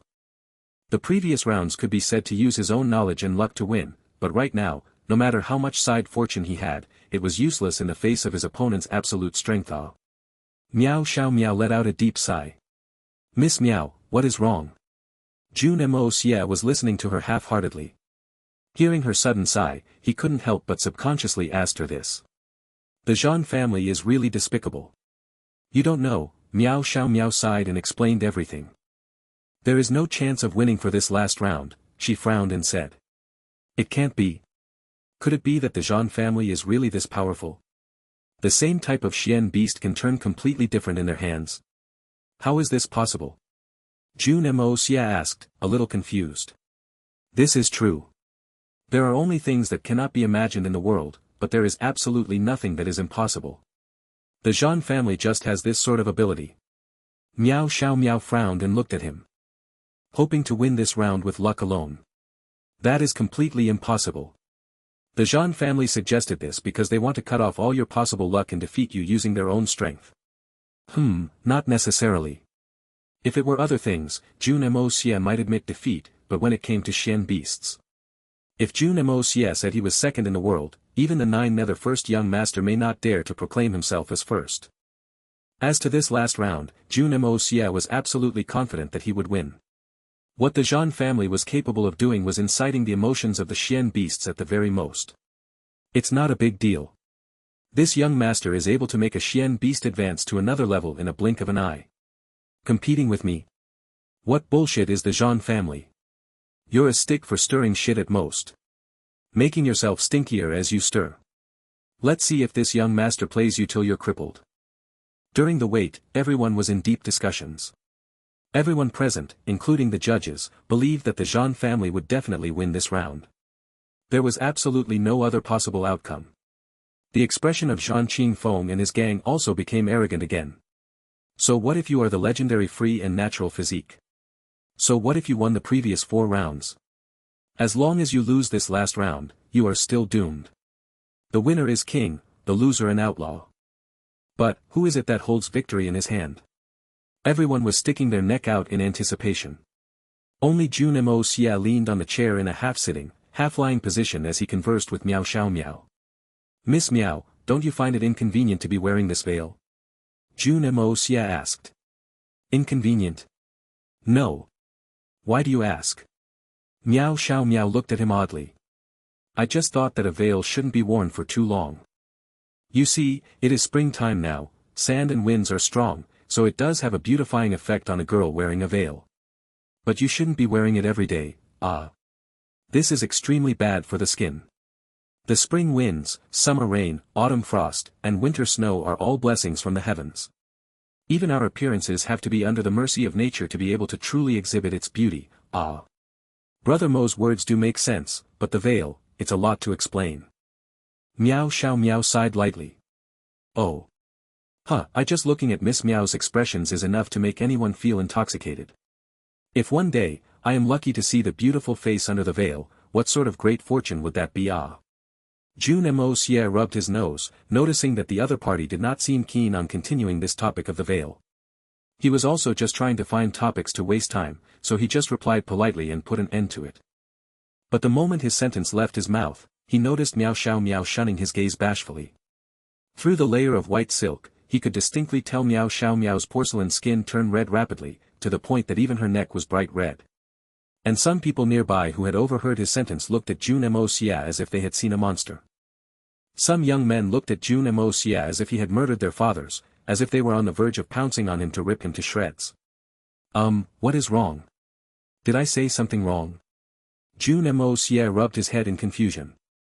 I had only paid her a compliment. Is there a need for you guys to be this agitated?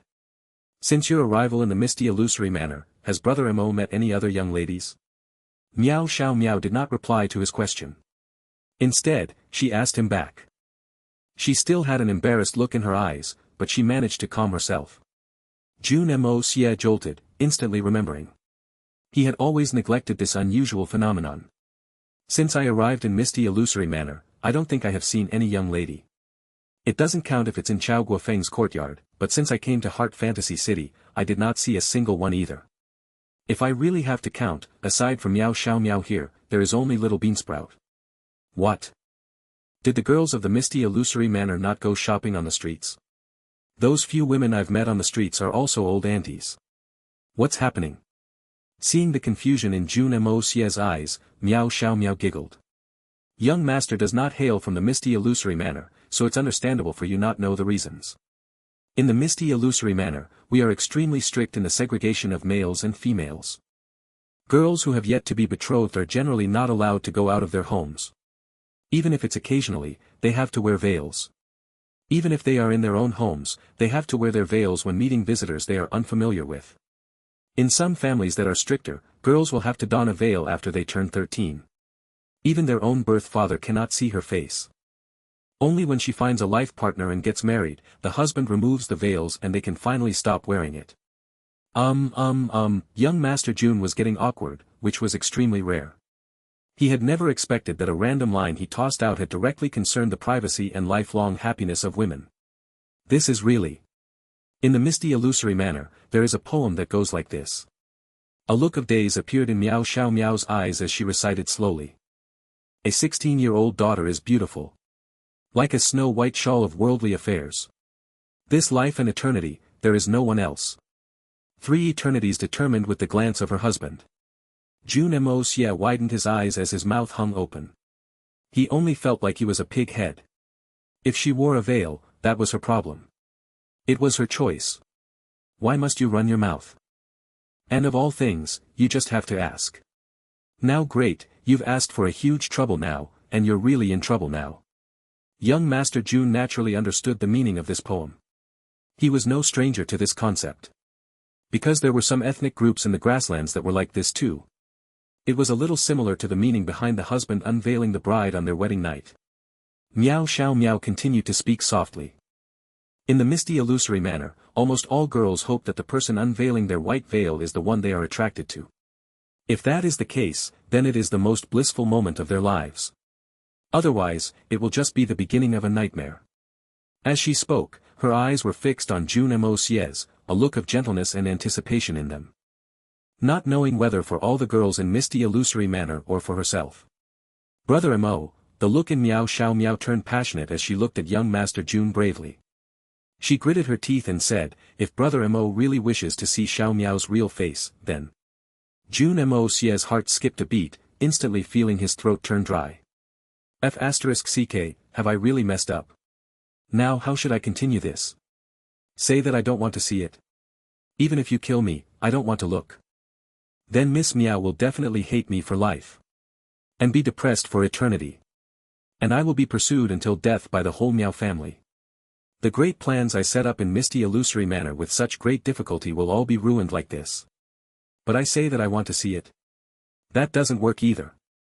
The young lady has intentions, but I don't. This is not something that works just with one party's intentions alone, and I'm not a beast. This mouth of mine is really wretched. Help. Right now, Meow Xiaomo's heart was thumping heavily. She didn't know what was the intentions behind Mo Junye's question were.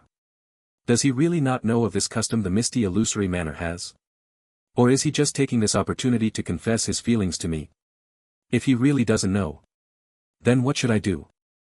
On the other hand, if he really confesses to me along with his victory against the Jean brothers, if I reject it, will he suffer a huge blow because of this? There are no other chances. Meow Xiaomo was extremely troubled no matter how she thought about it. She didn't know what she was even thinking about anymore. She only felt that her emotions were in a mess and entangled, and no matter how she tried to straighten it out, it was fruitless. Then, a single thought appeared. This concerns my lifelong happiness in the misty illusory manner. I've met with all the young masters of the 8 influential families in the misty illusory manner. Some of them are not bad, but they are still slightly lacking in feelings. If I'm supposed to entrust my happiness to those people, then I'd rather not marry. And this Mo Junyi with the free and natural physique shook the entire misty illusory manner with his arrival. Not only was his potential great, just the talents he exhibited was enough to impress everyone. And his elegance was extremely attractive. And there was this faint, refreshing natural scent on his body, making one feels extremely comfortable from smelling it. Although this person looks ordinary, but I can feel that he is definitely someone worth entrusting my happiness to. If you don't like someone like him, Xiaomo, who else are you going to like? What else are you hoping for? The opportunity is right before your eyes. If you do not grab at it now, it'll be gone. Besides, as I've grown older, the number of marriage proposals at home have been increasing. If not because the matter with the spiritual herbal gardens has yet to have a conclusion, my marriage may already have been decided.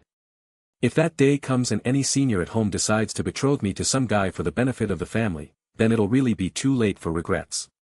Might as well take this opportunity and make the decision of my lifelong happiness. If someone at home has already made arrangements, then the best reason to reject it would be because I have someone I'm already interested in. Even if I ultimately cannot be with him, but with such a shocking memory of today, will I still be attracted to any man in this life? I can tell that this Mo Junyi is not a bad person. And he risked offending the world to warn me, and right now, and he is at odds with the Jean family. Chao Guofeng alone is not enough to protect him. The thought of Mo Junyi being crushed under the Jean family's schemes and plots, Meow Xiaomo felt an unexplainable pain in her heart. This pain made Meow Xiaomo more affirmed of her choice. Raising her eyes to look at Mo Junyi, she was met with the sight of his anxious look and a thin layer of cold sweat on his forehead as he looked at her in a daze, waiting for her respond. As if he were really concerned about her response, but could do nothing about the wait and had an unexplainable desire. To think that this man is so concerned about me. Meow Xiaomo felt a surge of sweetness appearing in her heart, her face instantly turning red again. It's easy to discover a valuable treasure. But it's rare to find such a lover. Forget it, let's just let this foolish sillyhead be the one who undoes my veil. Jun Moxie did seem to be extremely concerned about what Meow Xiaomo thought, and although his objective was a lot different from what Miss Meow had imagined. Young Master Jun's heart was drumming away. Great Granny, don't leave me hanging like this when you talk, what is it that you are trying to say, what do you mean I'm really anxious don't provoke me anymore my little heart cannot take on your shocking provocation I really cannot unveil this veil I have a lot of vinegar jars at home If I really remove it, I'll really be doomed when I go back Especially when Shui Yan is almost comparable with me in strength, if she really wants to torture me, I wouldn't dare. Fight back Then my life would really be dark Please spare me. Pitiful me has never seen how you look heaven earth Jesus and Buddhas open up your eyes and spare me please. Young Master Jun was fervently praying away. Meow Xiaomo finally opened her mouth. She hung her head low as she spoke, but Jun Moxie could clearly see it. The neck of this number one beauty of misty illusory manner had completely turned red. Her voice was even softer than the buzzing of a mosquito. Meow Xiaomo stuttered. If Brother Mo really wishes to see how I look, then you, after you successfully win this bet today. I'll let you, see. Jun Moxie jolted in shock. He licked his lips with the tip of his tongue, only feeling that the insides of his mouth were completely dry. He uttered with great difficulty. What? He was cursing away in anguish mentally. Whatever I fear really comes Oh my God, what should I do about this? Isn't this going to cost me my life? But in the eyes of Meow Xiaomo, his actions and expressions looked like an ideal portrayal of extreme excitement. Look at him, becoming unable to speak because of the joy from my response. How eloquent he was when going against Jeanqin Fong and Zhan Yushu earlier. Raising her head, she rolled her eyes bashfully at him. Meow Xiaomo quickly turned away, unconsciously drawing circles with the tip of her toe on the ground as she mumbled, "Fool, you are really a fool." What she didn't know was that the moment she said this, young Master Jun had the urge to concede defeat. The impossible task that the Jean family failed to do after gathering countless manpower and wealth and efforts, Miss Meow almost did with a single line. Young Master Jun seemed to have really turned into a fool right now. His eyes were completely wide open simply because it was too shocking. Could this be the legendary saying, the hardest to digest is the favor of beauties? I've sinned. Right now, young Master Jun really had the urge to cry, but no tears were coming out. I swear, I am really not here to expand my harem. My initial goal is to get some 7-colored holy fruit. Although now I'm a bit greedier and want a rainbow holy tree, but that is all. I really do not have any other intentions. Am I really going to turn poor because of greed, suffering the fruits of my retribution now? Did young Master Jun count as trying to act decent when he picked up a bonus? Just as Meow Xiaomo fixed her passionate and anticipating gaze on Jun Moxie, the point where Jun Moxie was practically at a loss as to what to do. His savior finally arrived. Mo Junyi, great prodigy Mo, the Xian beasts for beast fighting has been delivered. How much longer are you planning to drag things out? Jeanqin Fong's sentence gave Jun Moxie the massive urge to hug him tightly and smother him with kisses. The heavens do pity, there is finally someone who can help me out of this situation. Jeanqin Fong and Zhan Yushu watched this pair, their eyes full of envy. Especially Jeanqin Fong, the anger in his heart was about to explode from his chest. Meow Xiaomo was the person he had his eyes on back then. No one else may know how Meow Xiaomo looked like under her veil, he was the only exception. Of course, first young Master Jean didn't know how Meow Xiaomo looked now, but Jeanqin Fong could clearly remember, 8 years ago, Meow Xiaomo, who was only 11 years of age, was already a dazzling and mesmerizing beauty. Meow Xiaomo back then was already breathtaking. Although she was still young and tender, but Jeanqin Fong absolutely believed that there was no other girl in the whole of the misty illusory manor who could be more beautiful than Meow Xiaomo. Even the news of Meow Xiaomo as the #1 beauty of misty illusory manor was spread by Jeanqin Fong back then. Right now, Meow Xiaomo was already a grown woman. Just from that crystal clear pair of eyes alone, she was devastatingly beautiful. The reason why Meow Xiaomo was listed as the third person who must not be offended in the misty illusory manor was not entirely because of her background of the Meow family. The real reason was that, the moment someone offended her, it was no big deal for kind Miss Meow herself, but all her pursuers were capable of making life worse than death for those who offend her. Even the person's family would be completely devoured by them. How common could the princess of misty illusory manor be? This sort of incomparable beauty. How could she offer herself to someone else before my eyes? No way. Absolutely no way. Although Jeanqin Fong already had plenty of wives and concubines and even had children, this did not hinder his ambitions towards Meow Xiaomo and his subtle pursuit. It could even be said that before today, all his attempts had been rather successful. Besides, the Meow family may be significant in the misty illusory manor, but they were already showing signs of weakening. If the Jean family wished to replace them, with the current situation, it was not entirely impossible.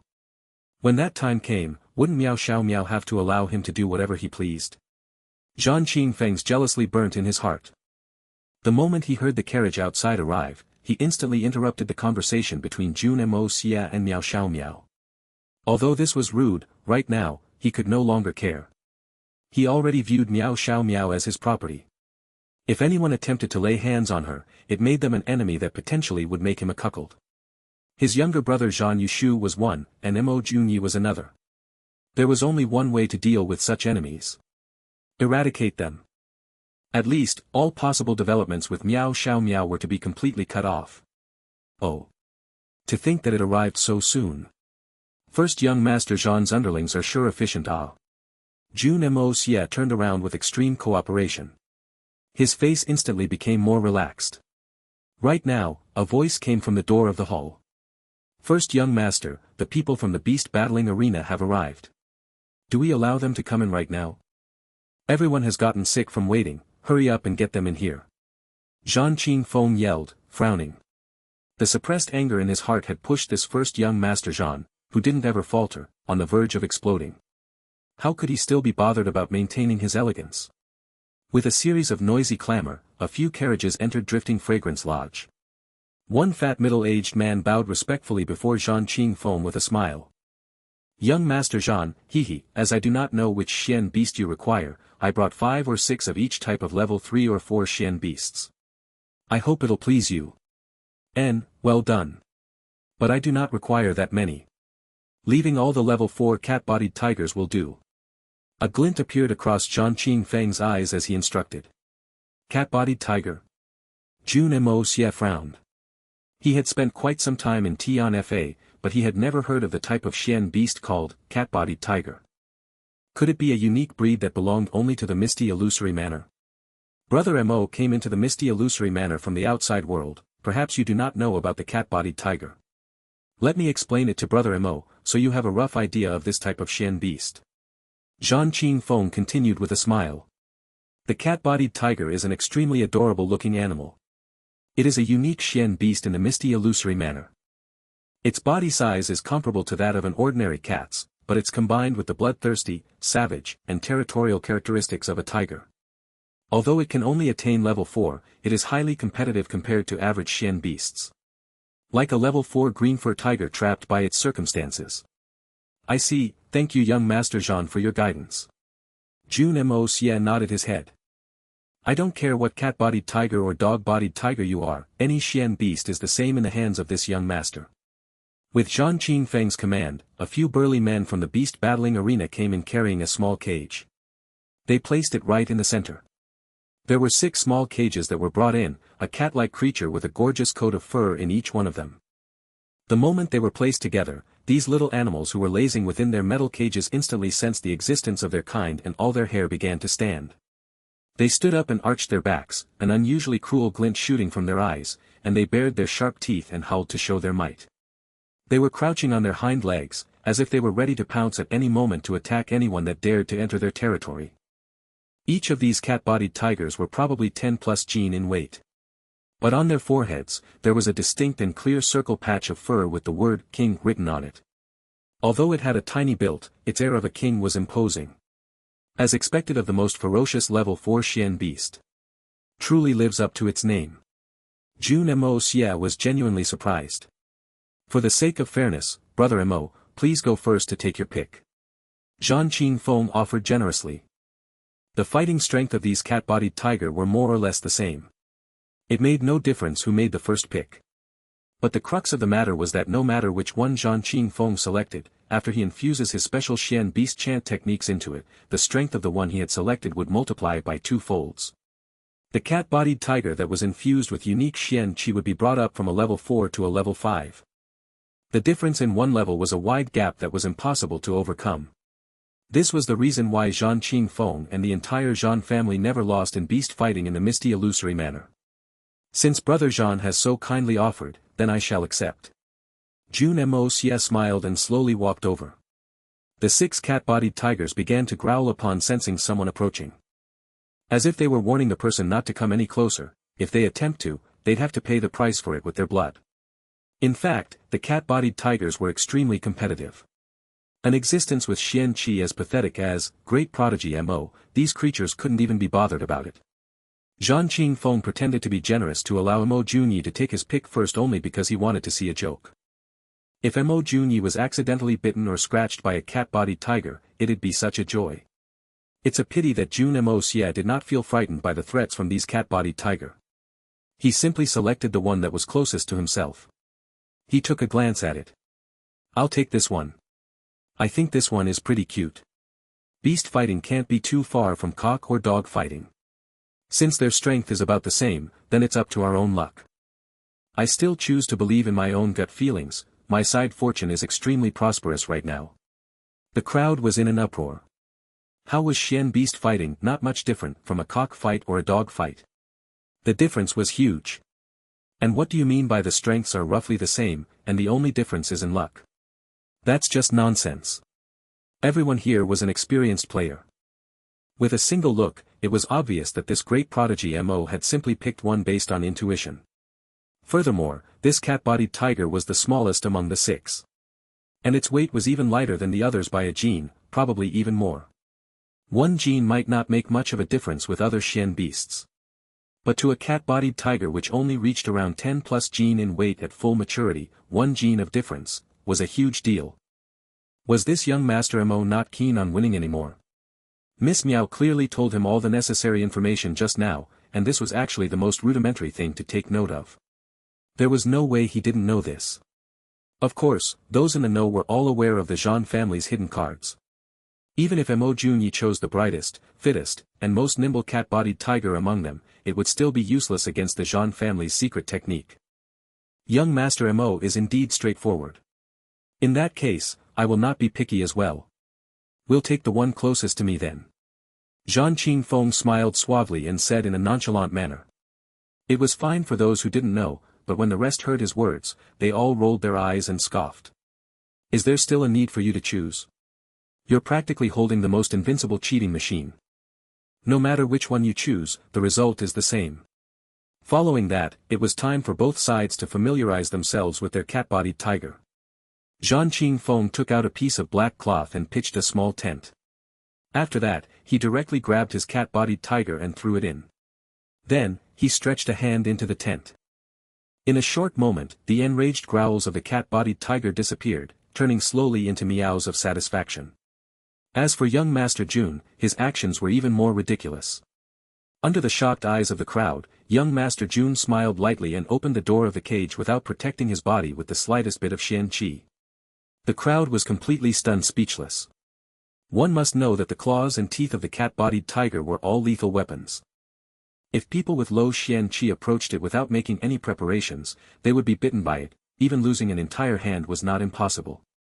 First, young Master Zhan's plan was exactly to bully Mo Junyi, taking advantage of his low cultivation and inability to handle the cat-bodied tiger at will. If one's strength was too weak, how would he tame the Xian beast? But unexpectedly, this free and natural physique fellow had directly thrown the door of the cage open.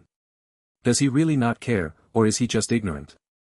But the following situation was even more shocking. That cat-bodied tiger raised its head, looking at the youngster before it with a suspicious gaze. Stretching its waist lazily, it jumped out with a soft meow. Then, like a common house cat, it strutted over to Jun Moxie's side and rubbed its head against his calf in an affectionate manner. After that, it rolled around and exposed its fluffy white belly to him while sticking its little pink tongue out in a cute manner. My God, what is going on? Someone in the crowd stammered with disbelief. His mouth was open so wide as if he wanted to swallow this cat-bodied tiger whole. There were several long scars on this person's hand, evident of his interactions with cat-bodied tigers, and because of his experience with them, he was even more shocked. Everyone knew that the bellies of animals were usually their weakest spots. When animals show their underbellies to humans or other animals, it meant that they completely trusted and submitted to that person. A Xian beast like the cat-bodied tiger, which was aggressive by nature, was usually quite hostile to unfamiliar people. No matter to who, they practically never gave their trust to others. Full-grown cat-bodied tigers would not show their underbellies to even their biological parents. But before this guy with the free and natural physique, it was actually so relaxed. Could it be that this legendary physique also has a unique ability that would cause Xian beasts to like them? The entire crowd was completely stupefied. At this time, Jun Moxie simple smiled warmly and stooped down to scratch its belly. Little fellow, come here and let me take a good look at you. As he said that, he scooped this dangerous creature up into his arms and stroked its back. His actions were gentle and light. This cat-bodied tiger meowed cutely a few times, and closed its eyes as it nestled into Jun Moxie's chest. As he stroked its fur, it even purred lightly in enjoyment. Dear heavens, I must be dreaming. Is that really a cat-bodied tiger? The person with the scars on his hand exclaimed with shock. F***ck. It can't be just a regular cat, right? Meow Xiaomo's eyes were opened wide, completely unable to understand the situation at all. Her eyesight was far better than that scarred youth's. From the moment it appeared, she could already tell the difference between the cat-bodied tiger and a regular cat. The purring little ball of fluff in Jun Moxie's arms right now was clearly a legitimate cat-bodied tiger. But as for why it was behaving so strangely, being obedient and trusting towards a human was something that she couldn't wrap her head around. After all, her knowledge on the matter was not much greater than others. In their shock, everyone had failed to notice that those snarling cat-bodied tigers in the other cages had also all turned quiet. Every single eye was fixed on the cat-bodied tiger in Jun Moxie's arms. If they could observe clearly, they would be able to see that in those cat-bodied tigers' eyes, there wasn't any hostility or annoyance. Instead, there was only admiration and jealousy. Yes, they were feeling jealous that the other cat-bodied tiger was able to be cradled in the arms of that human. What a blissful thing that is! Why don't such great things happen to me? Jun Moxie smiled lightly as he secretly drew in a strand of heaven-earth spiritual qi. As he massaged the cat-bodied tiger gently, he slowly infused the energy into its body. Sensing the energy, the little cat-bodied tiger meowed in surprise and raised its head, its ears twitching cutely with delight. It could clearly feel that the energy inside its body was growing rapidly. In an instant, it had already broken through the maximum threshold of its body. To think that breaking through was actually such a simple thing. From the day of its birth until now, it was originally destined to be unable to break through that barrier. But now, it had actually been done with such ease, and in the blink of an eye. This person which made it feel exceptionally comfortable the moment it saw him was actually so powerful. That aura on his body was also so dreamy and desirable. Jun Moxie smiled gently, continuing to maintain the energy flow. He even had the leisure to look over at Jeanqin Fong, who was not far away, seemingly trying to see how the latter was taming his Xian beast. That innocent expression on his face was like an ordinary youth who was simply standing with a cat in his arms, smiling dumbly. But no one would have thought that right under the noses of everyone, he'd already executed the greatest cheat. How should one describe a cheating method that was even more exaggerated than the invincible cheat? The little cat in young Master Jun's arms finally moved. Stretching its body, it opened its eyes wide and meowed at the heavens. Meow meow, meow meow, it cried out continuously, and its voice grew brighter and brighter with each meow. As its voice rang out, the other 4 cat-bodied tigers in the cages started shivering and lowered their heads as they prostrated their bodies. Their eyes welled up pitifully as they looked at Jun Moxie. At the same time, the looks of admiration and jealousy in their eyes had become even more pronounced, with the addition of deep, heartfelt fear.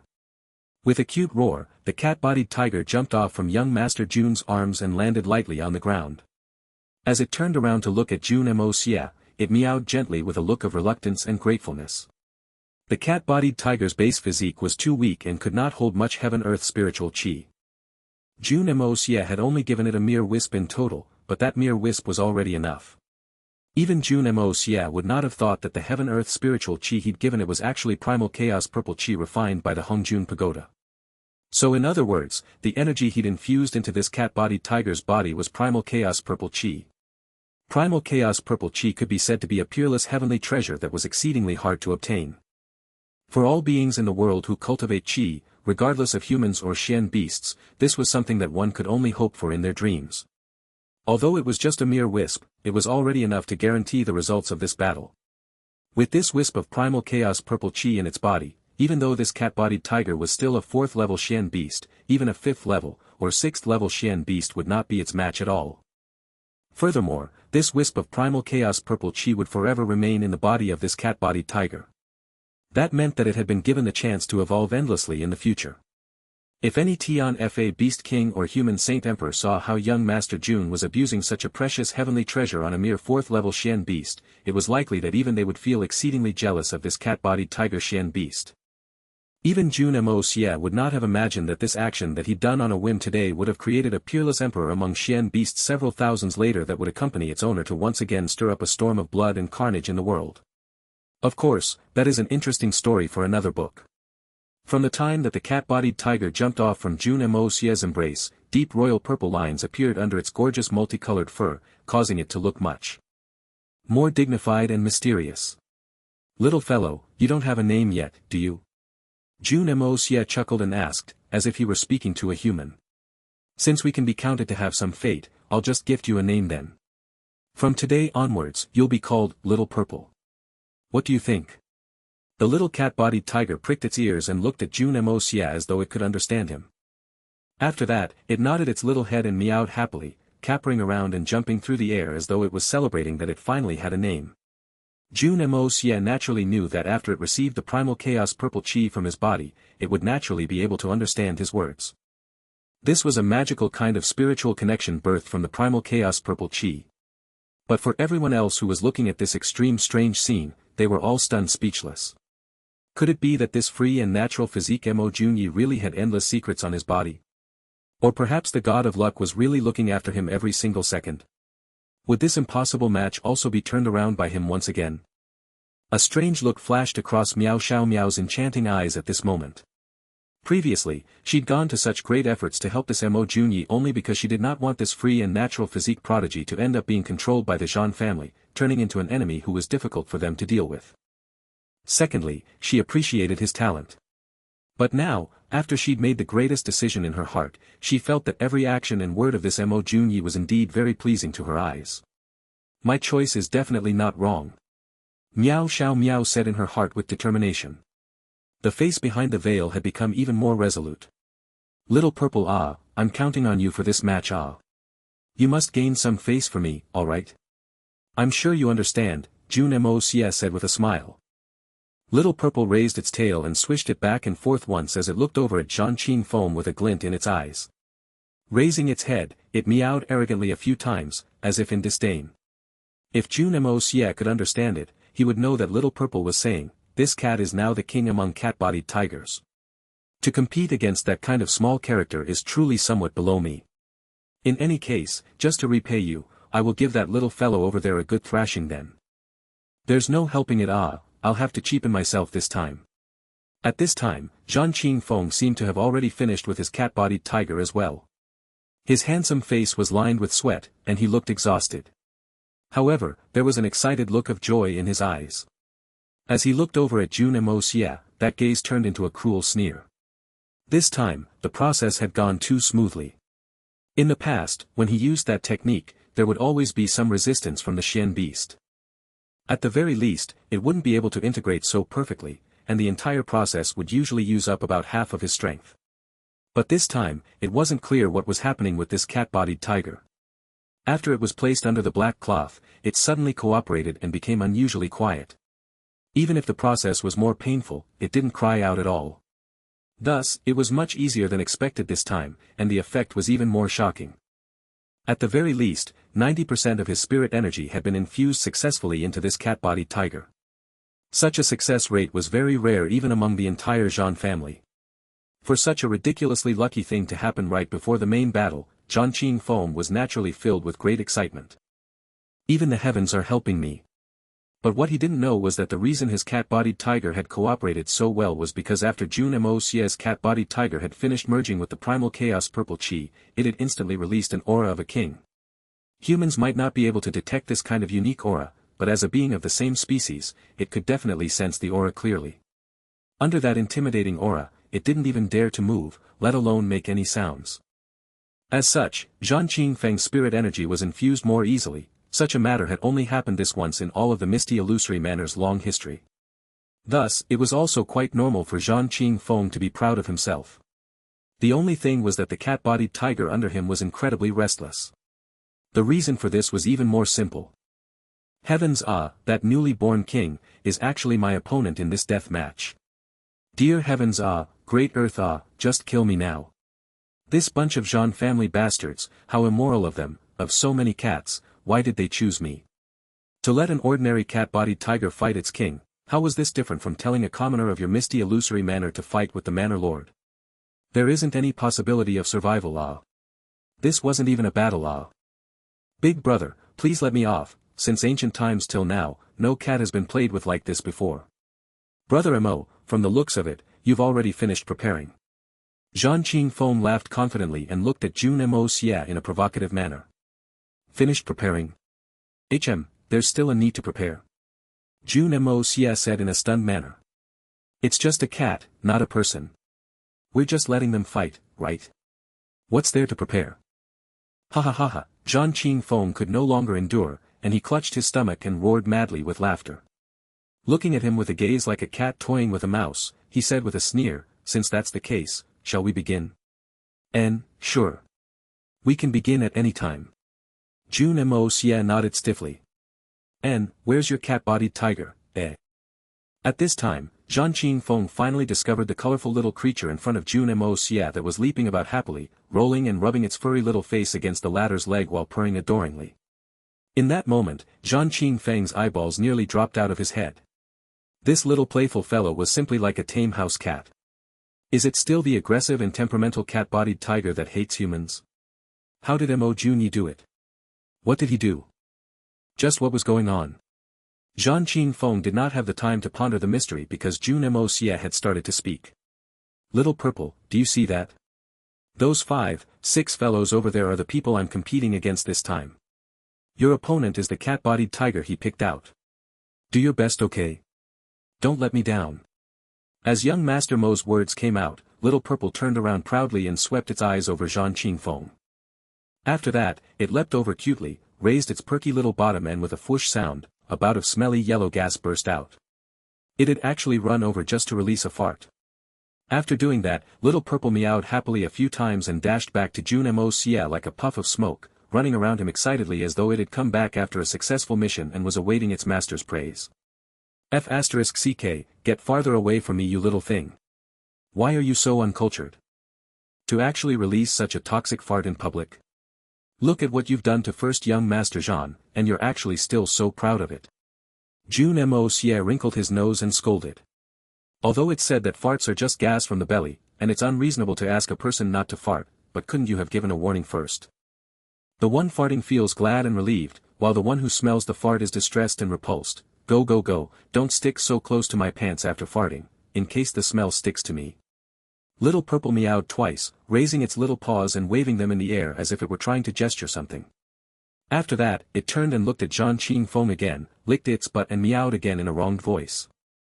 It seemed to be saying, That fellow is your opponent. Ah, I was helping you by teasing him. And you're turning around to scold me?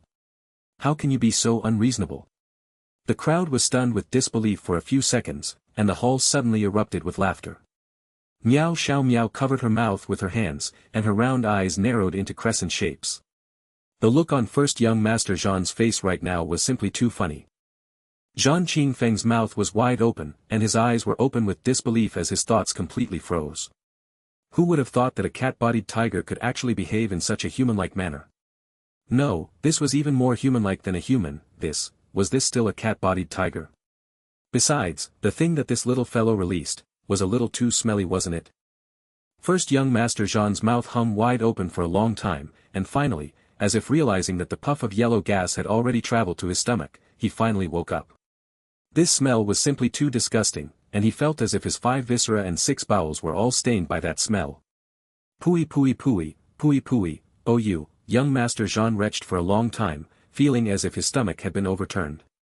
Is this a cat-bodied tiger or a skunk? This is simply too ridiculous.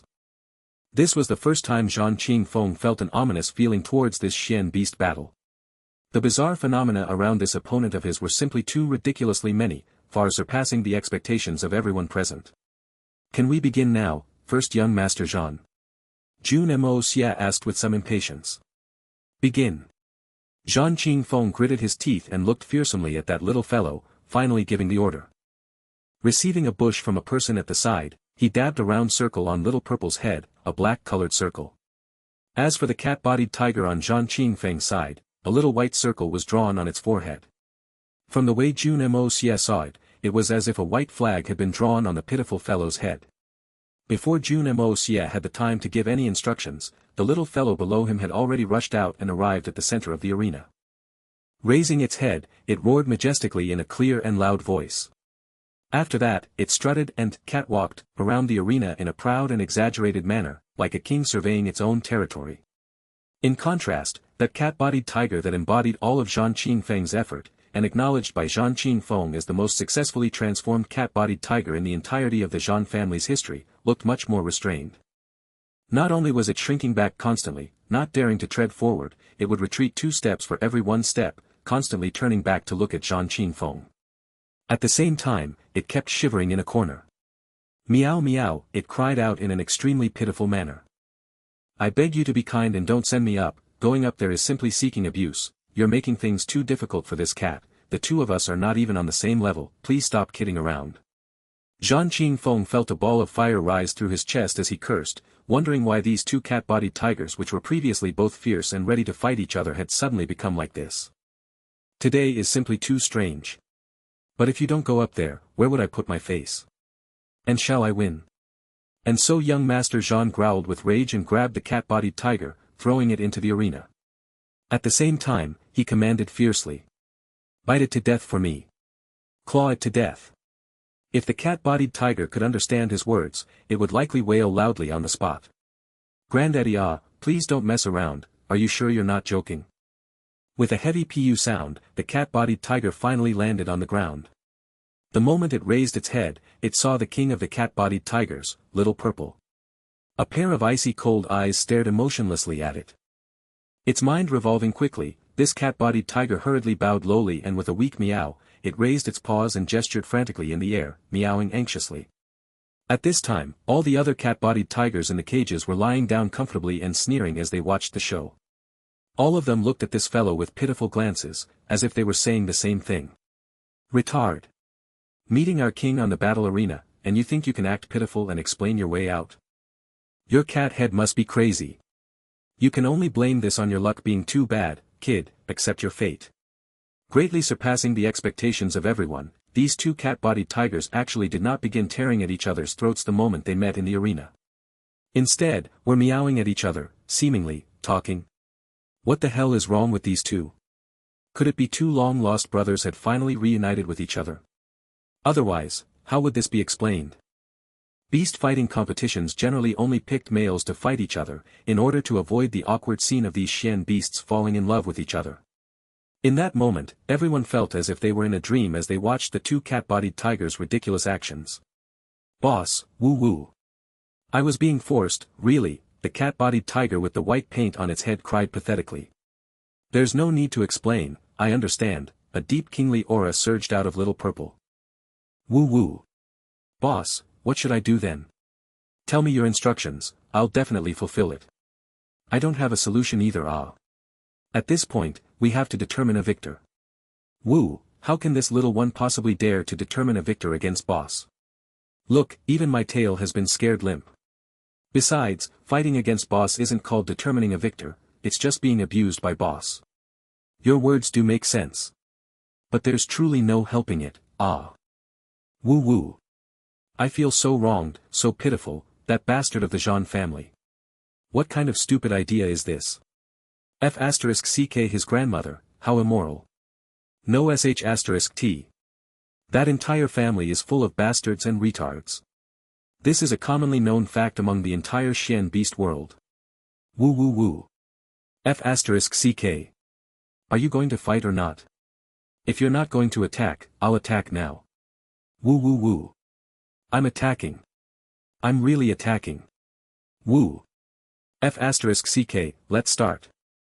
This is the first match that I'm fighting on behalf of Master. I must win at all costs. Kid, just accept your fate. Who asked you to be chosen by that retard? Woo, woo woo woo. Stop crying. What are you crying for? Even if you ruptured your eyes crying, it's still useless. Let's just fight, perhaps I might consider going easier on you. Boss, you must show a little mercy, okay? Please don't beat me to death. I'll try my best. This newly acquired strength is somewhat difficult to control. Oh my god. Save me, Boss, you must try your best to control your strength, Why is my life so bitter? After much anticipation by the crowd, the two cat-bodied tigers finally seemed to have reached the end of their discussion. The two stood like a pair of peak martial experts about to start a showdown of strength. They looked seriously at each other, and slowly moved their legs, preparing their stance. Then, the two cats circled each other slowly. This is too gracious, isn't it? This is truly the most bizarre thing I've seen today. One of the spectating young masters exclaimed with shock. This person's eyeballs were practically popping out of his sockets as he pointed at the arena, his face flushed with disbelief. Meow, Little Purple leapt up and morphed into a streak of light. I'm coming. I'm really attacking now. Meow, a pathetic voice rang out. Woo woo woo, my dearest boss. I have a hard life, you really absolutely certainly must try to control your strength well. Under the excited eyes of the crowd, the two tumbled together in an intense cat fight. Both wrestling back and forth, neither giving way to the other. Such a scene was naturally a result of Little Purple going easy on its opponent. Otherwise, if it wanted to, it could have ended the fight in an instant. The battle grew more and more intense, and patches of fur flew everywhere in the sky. Finally. Ong! A loud roar rang out as Little Purple pounced forward, its two sharp claws gleaming fearsomely. Aong!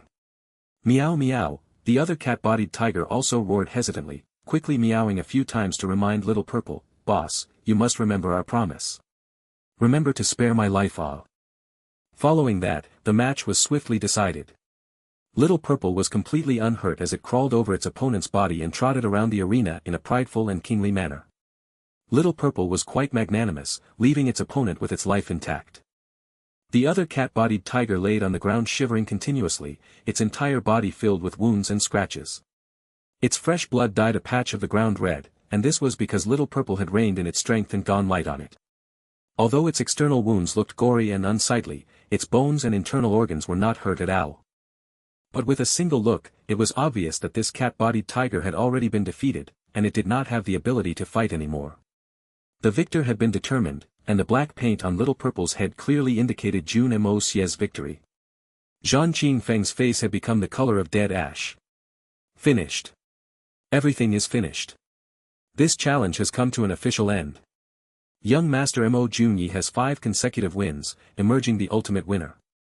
Jean family has 0 victories and is declared the loser. Following that, Meow Xiaomo's bright voice rang out as she announced the result. In the other and opposite, the two Jean family elders both sighed at the same time as they shook and lowered their heads. With the results being so clear, even a deity would not be able to turn black into white. Senior, this result, one of the old men said warily. The other old man still had his eyes closed, not saying anything for a long time. Finally, he sighed. The results of this competition can truly be said to have greatly exceeded our expectations. But this proves one thing, that free and natural physique kid is definitely far from being a simple character than what we had initially imagined. Normally, even if a person had greater talent, it's impossible to know and be proficient in this many things. Especially that last match, there must definitely be something fishy with that cat-bodied tiger. Indeed, how can a common cat-bodied tiger suddenly develop such a high intellect in such a short time?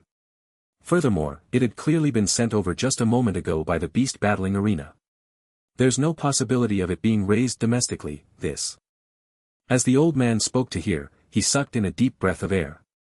Two cold gleams of light shone out from the other old man's eyes. Are you suspecting that the people of the beast battling arena dealt privately with him?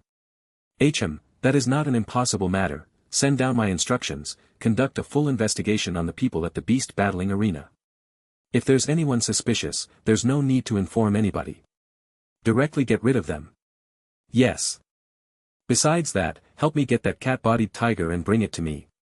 This old man wants to see just what's so special about it. Yes.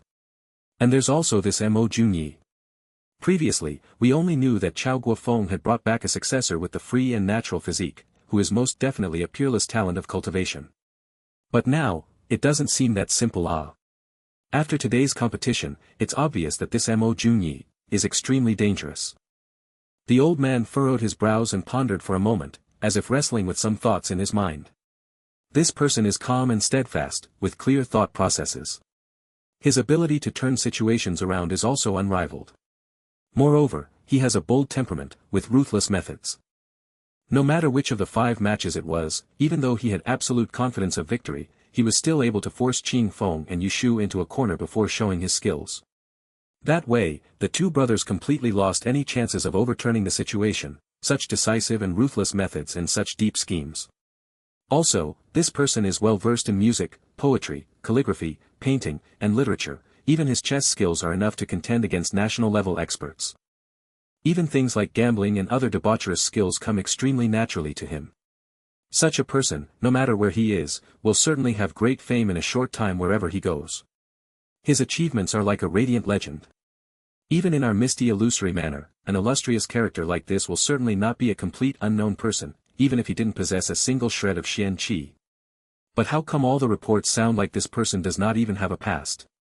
This is quite clearly a huge point of suspicion. Senior's meaning is: immediately send some people out of the misty illusory manner to investigate thoroughly. As long as it's anything that has to do with this Mo Junyi, even if it's a person or an object, investigate clearly for me.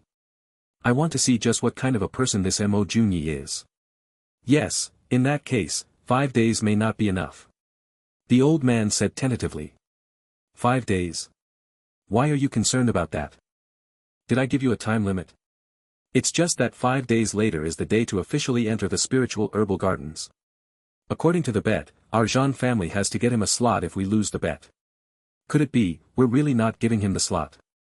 Idiot. Of course we must give it to him. If not, can you delay the matter away? This is a blood oath written by our own descendants. Do you dare to go back on a vow of that kind? I understand. Besides, this Mo Junyi has the legendary free and natural physique.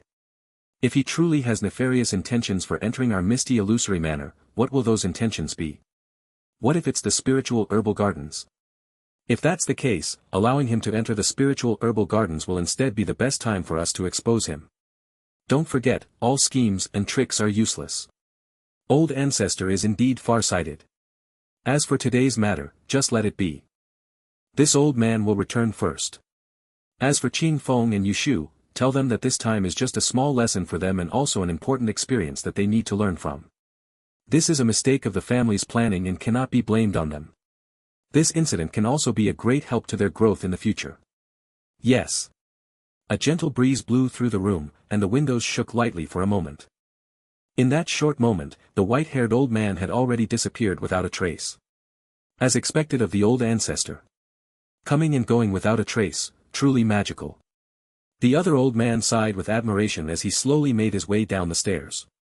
In a dark corner behind Drifting Fragrance Lodge, a bunch of oilcloths rustled lightly as an aged face appeared from the side. At this time, the old man's eyes were filled with endless doubt. What is the motive of the Jean family for doing all this? Also, why did that undying old thing of the Jean family come out here today to witness this meaningless competition? What are they trying to do? Beside that, that kid with the free and natural physique is quite interesting. What are the intentions of this Mo Jun Xie? This old man had lived for so long thinking that I'm very clever. But to think that I'm actually stumped twice in one day. There must be something huge behind all this. I'd better report everything back to the family immediately. Xiao Miao has obviously fallen for that Mo Jun Xie as well. How should this matter be resolved? As for this Mo Jun Xie, will he be aid or disaster for our Miao family? How troubling. After saying that, this person also rose into the air and disappeared without a trace. Far away, a streak of light could be seen flashing into the distance towards the Miao family. Inside Drifting Fragrance Lodge, Jun Moxie's ears twitched lightly and a faint smile appeared on his face. Zhan Yushu and Jeanqin Fong stood dumbly on the spot, looking at the cat-bodied tiger showing off and strutting around arrogantly. All of their hearts had turned the color of grey ash. Everything had ended just like that. But, that was the detailed plan that we'd carefully crafted out to thoroughly deal with the free and natural physique, as well as to secure the future of our Jean family. Behind this, there were supposed to be many more plots to follow today's event. We'd started preparing right from the day that this free and natural physique guy appeared in the misty illusory manner. We prepared for so long and even used the entire power of the family to set it up. And in the end, everything has been defeated by the hands of a country bumpkin. And we even had to suffer the schemes of the other. I say, what are you two brothers standing there stupidly for? Isn't it time for you to fulfill your prearranged conditions? Jun Moxie cocked his head and said. I seem to remember that the first condition is that your Jean family promised to obtain a slot for me to enter the spiritual herbal gardens. Surely you won't go back on your words for this, right? Since we dared to bet, we're naturally ready to admit the loss. You can rest assured. No matter what, our Jean family will definitely get the slot for you. Jeanqin Feng's brows were lined with sweat, but there was no way for him to back out now. Good. Straightforward indeed. In that case, I'll just wait to enter the spiritual herbal gardens 5 days from now. Take note also to not forget about Miss Miao's entry slot. Jun Moxie wagged a finger and said with an arrogant smirk. The third condition was that I can raise a request your Jean family cannot refuse. Of course, I do not intend to claim that one now, so we can leave it aside for the time being. Hearing this, Jeanqin Fong and Zhan Yushu not only did not let loose a sigh of relief, but they became even more tense. From the way he spoke, it was obvious to anyone that the second condition was about to be mentioned. Right here, 10 loud kowtows, and 10 cries of "Grandpa." As expected. As for the second condition, it's even more simple. Since the both of you are already here, let's just do it right now, Jun Moxie said in a wispy tone. At the same time, his eyes blazed coldly. You have lost, and per the agreement, the two of you must give me 10 loud and sincere kowtows and call me Grandpa 10 times. The moment these words came out, the entire crowd erupted. Although there was indeed such a condition in the blood oath, no one would have imagined that this young master Mo Jun Xie would actually be so daring as to really demand for its fulfillment. If he really insisted today to go through with the demand, the entire Jean family would most likely carry this hatred towards him forever, without the possibility of it ever being resolved. Anyone who intended to have a smooth future in the misty illusory manner would never think of carrying out such a demand, even if it was promised to them. Because, offending the Jean family in the misty illusory manner was basically no different from committing suicide. You. Jeanqin Feng's calm and refined expression had long disappeared to God knows where. His eyes were red and bloodshot as he growled, Mo Jun Xie. Don't go too far. What, you want to go back on your words? Jun Moxie said with a cold smile. That was a blood oath that you swore on the names of your entire Jean family's ancestors and descendants. Even if I'm willing to let you off, will your Jean family agree? Jeanqin Fong and Zhan Yushu were suddenly unable to reply.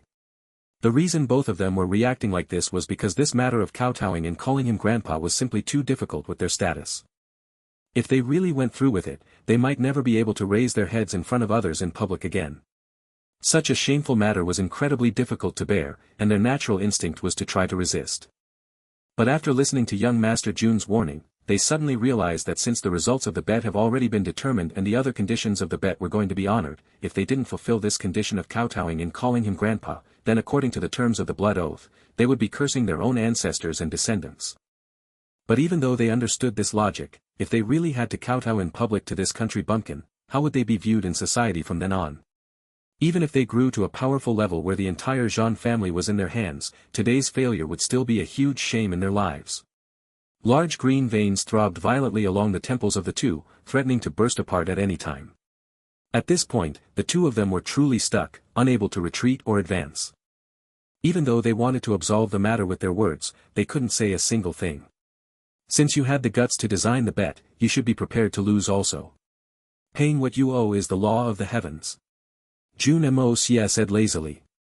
It can't be, that all advantages should go to you, while you can place harsh conditions on others without consequence. When you lose, you'll find a way to weasel out of it. To seize only advantages while treating others harshly is a great sin of the world, ah. At this time, there was only a steady and cold determined look in young prodigy Mo's eyes. Anyone who looked at him now would be able to tell that there was absolutely no way of resolving this matter today. With Mo Jun Ye's ruthless attitude, there was likely no way out except for the two Jean family brothers kowtowing and acknowledging him as grandpa. This matter was actually rather easy to resolve. As long as this great prodigy Mo let the matter go and said that the whole matter of kowtowing had actually been a joke, everything would be fine. That way, the Jean family brothers could also easily get off the stage, and everyone would be able to go home happily. It's not us brothers going back on our words, it's that the other party was magnanimous and wouldn't allow us to kowtow. We can't possibly force him to accept the kowtow. But apart from Jun Moxie, no one else had the qualifications to say such words. At this time, young Master Jun was holding all the rights in this matter, and his face was even more fierce and uncompromising. The people who hardened their scalps and tried to speak up for the Jean brothers all backed off after seeing his expression.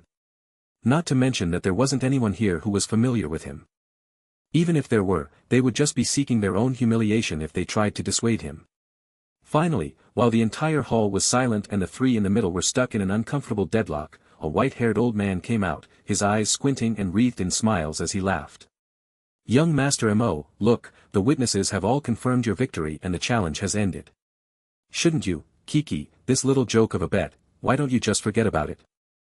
In any case, the spiritual herbal gardens entry slot you want is already guaranteed, why not? Everyone turned around instantly, all of them recognizing this old man. This old fellow could be considered quite knowledgeable as well, but his character left nothing to be desired. He was always toadying up to the Jean family, doing all kinds of things for them. Nobody was surprised that he stood out now to absolve the situation. Who are you? What qualifications do you have to speak here? Jun Moxie turned around and stared at him coldly. What gives you the right to interfere in a private bet between those two and me? Joke of a bet? Which part of the bet seems like a joke to you? Are you one of those involved in this bet? What kind of thing are you? Do you think that your words can represent the Jean family? The old fellow was instantly scolded speechless and his face turned a strange, green color. All this while, he had prided himself on his seniority, acting presumptuously because of his age. With his head of white and his wrinkled skin, even if others disapproved of his actions, they wouldn't make too much of a fuss about it, giving him some face. After all, it was a natural, moral standard to give way to the old. Although this old could not be said to be virtuous and was even quite some distance away from being associated with that word, with just his white hair, he could begrudgingly be considered old. Thus, he tried to take advantage of him being an elderly person and stood out to resolve the situation. From his perspective, because he was aged in years and virtue, although it was slightly abhorrible to stick his head out forcefully, he was ultimately risking his old wrinkly neck to try and reconcile the relationships of both sides. Not only would he be able to help the Jean family greatly, he would be able to improve his relationship with the future #1 expert of the misty illusory manner. Thus, he took the risk and stepped out. But who would have thought that he would meet such a stubborn youngster, not only being unwilling to give him face, but would instead greet him with a noseful of hot fart. This old man naturally cannot represent the Jean family, but, the old fellow was initially planning to retort fiercely, accusing this youngster for not knowing how to respect the elderly, questioning his lack of morals, shaming him in public, and letting him know the consequences of offending him. Even if he couldn't convince the kid, he could still stir up the situation, allowing the two young masters of the Jean family to have a stage to step off of. But who would have thought that just as he was about to begin his long tirade, he would be directly interrupted by Jun Moxie. You old bastard, if you can't represent the Jean family, what the H*LL did you come out here for? Could it be that you really think of yourself as highly regarded and well respected? Why should this daddy give you face? How dare you jump out here and spout nonsense while you can't represent the Jean family? Are you too bloated with bullsh*t? Or are you F**king feeling horny now that it's spring? The old man was cursed until his chest heaved up and down violently as he pointed his fingers with disbelief, spluttering and choking on his own anger. You what you? Quickly scram to the side for me. Keep prattling in front of me and this daddy will have your tongue removed and fed to the dogs. How F**king annoying, thinking yourself to be an elderly just because you have a bit of white hair and some wrinkled skin, not even 100 years old and you're already full of white hair. One can only say that you're useless. You don't have any abilities and yet you dare to come out here and act tough. What rights do you have to act tough? With just that disgusting mouth of yours. Even if you don't feel embarrassed, I'm ashamed for you, Jun Moia continued with a disgusted snort. The entire crowd was instantly stunned. This brat hadn't seemed this vicious during the competition. But now, just this formidability and scolding was likely something that nobody in the entire misty illusory manner could match. This skill of his was truly too refined. But after seeing this old fellow get scolded until he almost had a stroke, nobody dared to raise their heads no matter how Jeanqin Fong and Zhang Yushu looked in their direction for help. Whether their relationship was good or not, everyone simply pretended as if there was a pile of gold under their feet. What a joke, didn't you see that old tortoise being cursed to such a pitiful state? If we went up and also got cussed out like that, where will we put our face in the future? We simply can't offend that person. That person is the possessor of the legendary free and natural physique. Even your mighty Jean family can only use sneaky tricks against him, not daring to even hurt so much as a hair on his body. What are we worth? Not only will we fail to change the situation, we will end up opposing this free and natural physique prodigy. Do you take us for fools? Jun Moxie's intended purpose had been achieved. Right now, the Jean family two brothers were truly at an extremely awkward state with no one to look to save them. In the end, it was actually Meow Xiaomo who sighed and advised in a soft voice. Brother Mo, let's put today's matter behind and stop now. It'll be beneficial for both sides as well. If you thoroughly offend the Jean family, your future here. Beneficial for both sides. After today's matter, is there still a possibility for me and them to coexist peacefully? Even if I let them off today magnanimously, do you think that those two brothers will cast away their hatred because of it? Or do you think that the Jean family will go lightly on me because of this, forgetting the enmity? Jun Moxie rolled his eyes and asked. Impossible. Meow Xiaomo instantly understood as well. Her thinking had been too naive. Mo Junyi had already thoroughly offended the Jean family, so even if he offended them further, what difference would it make? Things had already worsened to such a state that it couldn't get any worse. So even if the situation was aggravated 10 times over, the result would be the same. This was basically the saying, when you're covered with lice, you don't itch, when you're up to your ears in debt, you stop worrying. I say, can the two of you over there hurry up? Everyone here is a busy person, how much longer are you planning to delay this for?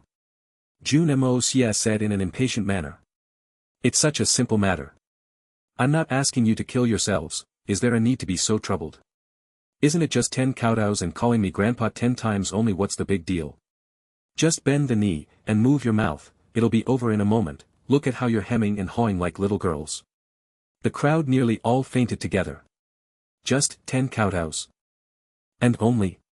Why does it sound so simple in your mouth? Why don't you try it yourself and see if it's that simple? Mo Junyi, are you really intending to be so ruthless?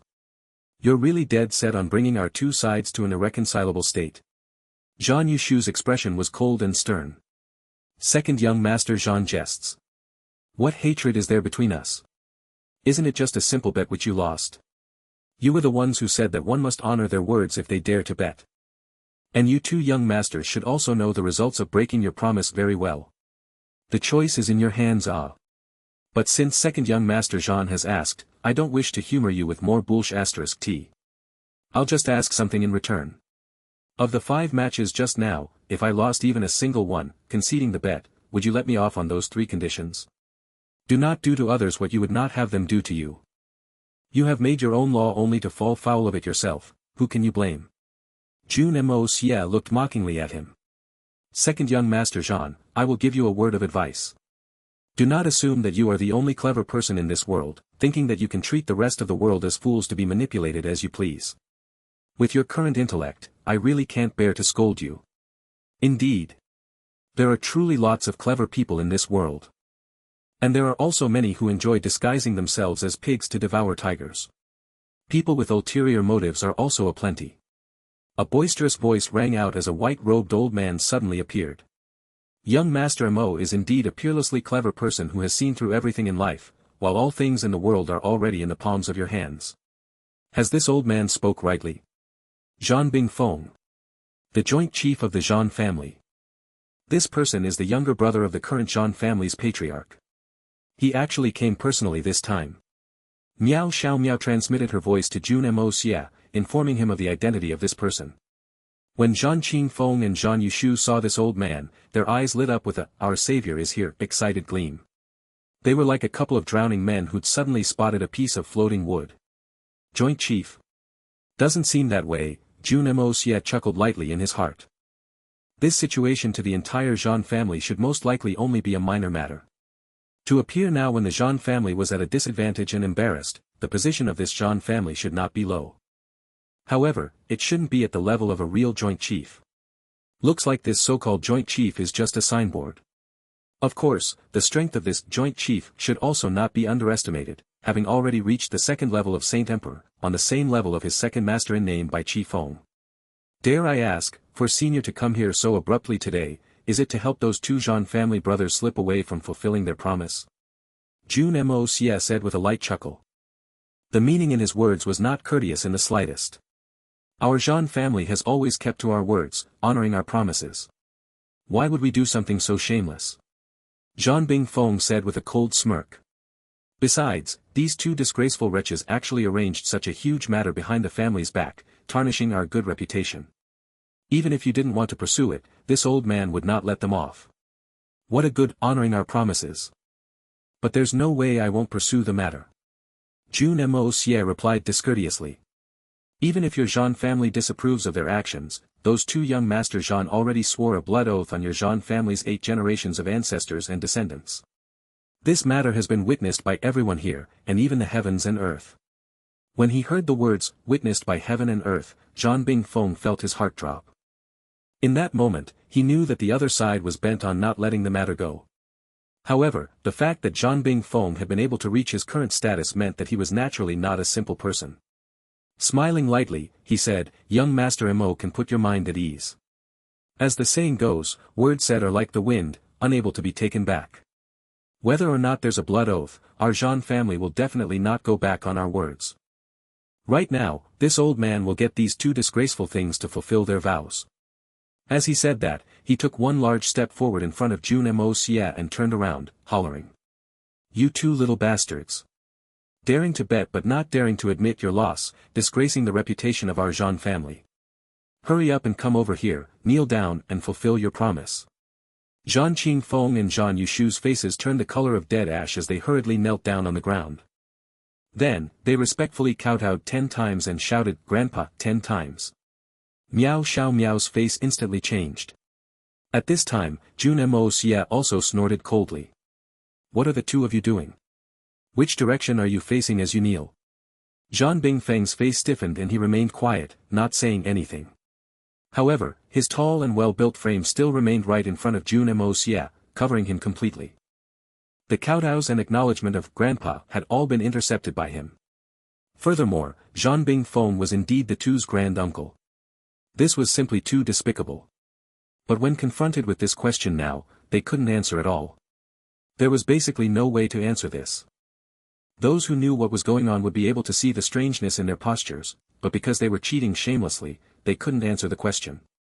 Could it be you expect us to admit in public that we weren't kowtowing to you?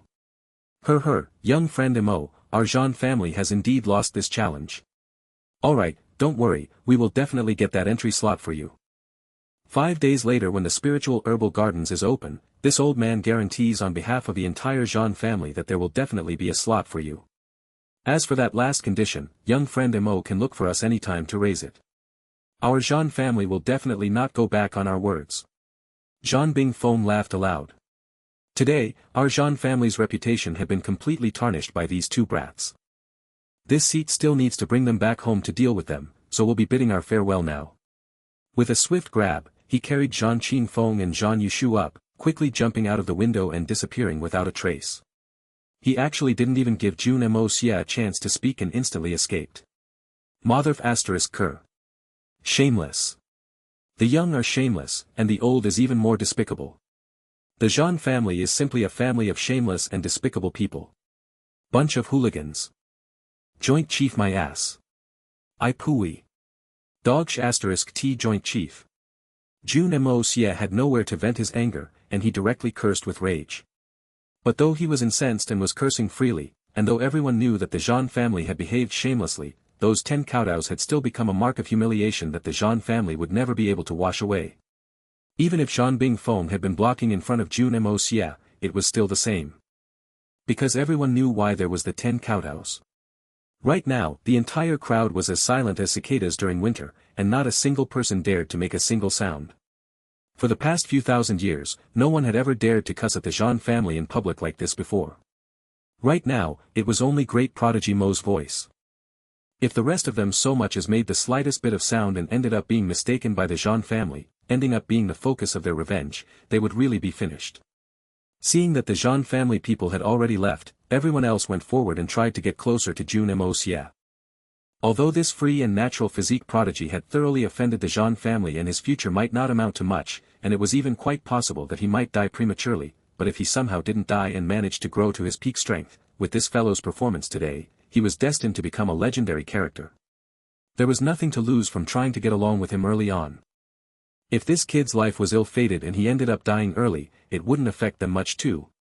Jun Moxie gave a few perfunctory smiles, exchanged a few vague sentences, and quickly made his way out.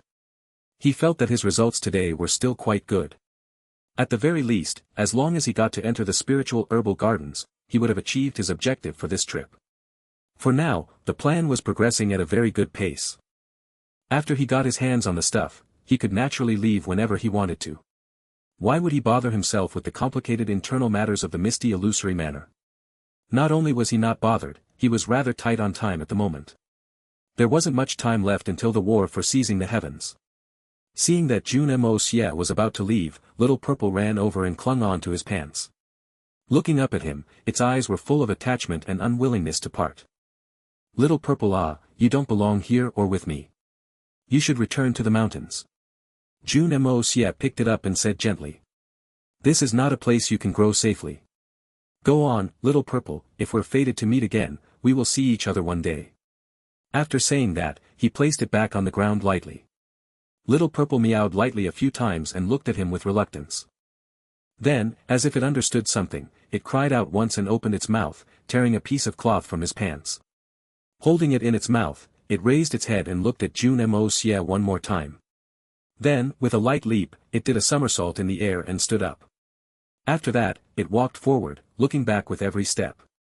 Finally, with a last meow, it disappeared like a bolt of lightning. This cat-bodied tiger had actually disappeared completely from a hall full of people. That piece of cloth it tore was it saying, no matter how long, I will remember your smell. As for that somersault, it was saying, no matter until when, you will always be my owner. Although the Xian beast was small, it understood the nature of humans. When it left, Jun Moxie also felt a pang of heartache. Seeing that young Master Jun was about to leave, Meow Xiaomo hurriedly bade farewell to the other young masters and ran over with little Beansprout in tow. By the time the two came out and stepped onto the streets, the Mo Junyi that had only just come out had already disappeared into the sea of people. Seeing the crowded streets in front of her, Meow Xiaomo stood there silently, feeling a sense of loss in her heart. Miss, young Master Mo should have left toward Saint Emperor Chao's place. With his speed, he shouldn't have gone very far.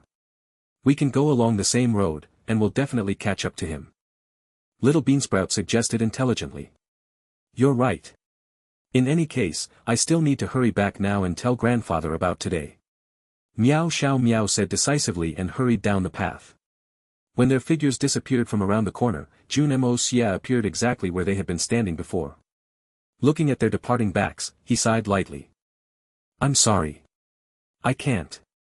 On the other side, after Jeanqin Fong brought the two brothers of the Jean family away from Drifting Fragrance Lodge, he chucked them onto the ground as soon as they left Heart Fantasy City. Without saying anything, he gave them a good beating and then followed it up with a harsh scolding and commanded them to reflect in seclusion. After that, he dusted his hands and left huffily. Jeanqin Fong and Zhan Yushu sat up on the ground with dirt all over their faces. Exchanging a glance, their eyes were filled with deep hatred. If this enmity is not avenged, I cease to be a man. Jeanqin Fong smashed his fist ruthlessly into the side of the stone cliff as he growled with gritted teeth. I must kill him. I must kill him. Kill that Mo Junyi. Zhan Yushu also repeated with bloodshot eyes. Since the day I was born, I have never suffered such a great humiliation before. I am unwilling to share the same sky as him. Big brother, what do you plan to do next? Zhan Yushu asked. If we want to get rid of him, tonight is the best opportunity. After today, as long as he manages to return safely, there will be no more chances. At the very least, not without going through Saint Emperor Chao and the others.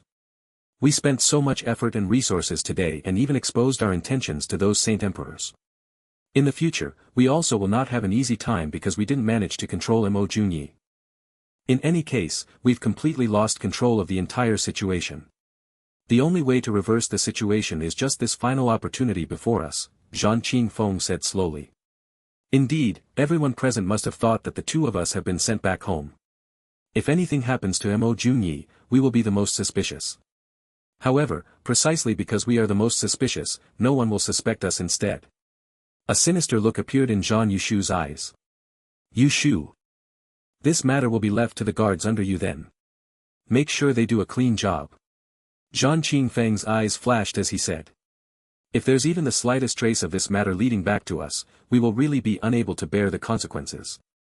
No. Big brother, since we're doing this, we might as well act personally. Zhan Yushu had become smarter after experiencing treachery just once. Hearing this, he refused immediately. This matter is beyond the abilities of this little brother. I'm afraid I can't do this alone. Only if Big Brother can assist me will I be able to ensure that there are no mistakes. Jeanqin Fong raised his eyebrows and looked seriously at his younger brother. Suddenly, he chuckled bitterly. Yushu, you've grown up. Zhan Yushu snorted lightly, not saying anything. Still thinking to wield me as a gun? If anything happens, you can still use me as a scapegoat? Humph. Even if you're my blood brother, it's impossible. A long silence ensued between the two brothers as they looked at each other. In that moment, the both of them could feel that a strange distance had appeared between them and both of them would never go back to their previous closeness again. Slowly, the sky darkened into dusk. By the time Meow Xiaomo and Little Beansprout came out of Drifting Fragrance Lodge, it was already dusk. The setting sun dyed the entire sky red, and when they reached the bottom of the mountain, there was only an indistinct line of color in the sky, shrouding the entire mountain in a mysterious white mist. All along the way, Meow Xiaomo's mind was filled with thoughts, and she naturally did not move quickly. As they walked, two shadows flashed past them, shooting forward with the speed of lightning. At their backs appeared the two guards who were supposed to protect Mo Junyi. They were also fellow disciples under Saint Emperor Chao Guofeng, Wang Neng, and Li Jie. After Jun Moxie emerged victorious, everyone from the Jean family had left completely. And the two of them naturally regained their freedom. It's just that they couldn't find Jun Moxie after that, and they could only hurry back to Chao Guofeng to report. Why did they abandon Mo Junyi and return alone? Meow Xiaomo was just contemplating the matter when she heard a muffled sound in front. Could something have happened? Who has such great guts, to dare to cause trouble here? Do they not want their lives anymore? Meow Xiaomo's pupils shrunk and with a shake of her sleeves, a strange little multicolored jade pendant appeared in her hand.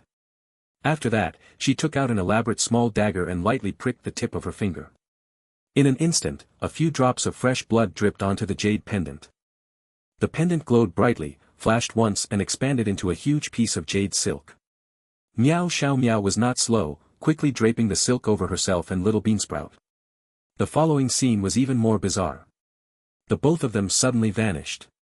This piece of multicolored jade silk was actually a treasure of the misty illusory manor. The Cloak of Invisibility. This was one of the few defensive treasures that the Nine Nether First Young Master left behind many years ago. As long as one ignited it with a drop of essence blood and covered themselves under it, their bodies would turn invisible. No matter how strong their opponent was, they would not detect their presence. As soon as they turned invisible, the two quickly sped towards the place where the commotion was. The only thing was when she flew out, she completely did not notice only several hundred zhang behind her. Jun Moxie was following along casually. Meow Xiaomo and Little Beansprout moved stealthily forward, reaching a corner of the road which had been blocked by a huge boulder. Above it was a filthy object which stunk up the entire area. This area was originally an intersection, and even if the path was blocked, it was not a big deal. There were several smaller paths around it which one could use to get around the roadblock. As for the strange painful groan, it had appeared from one of the small roads ahead.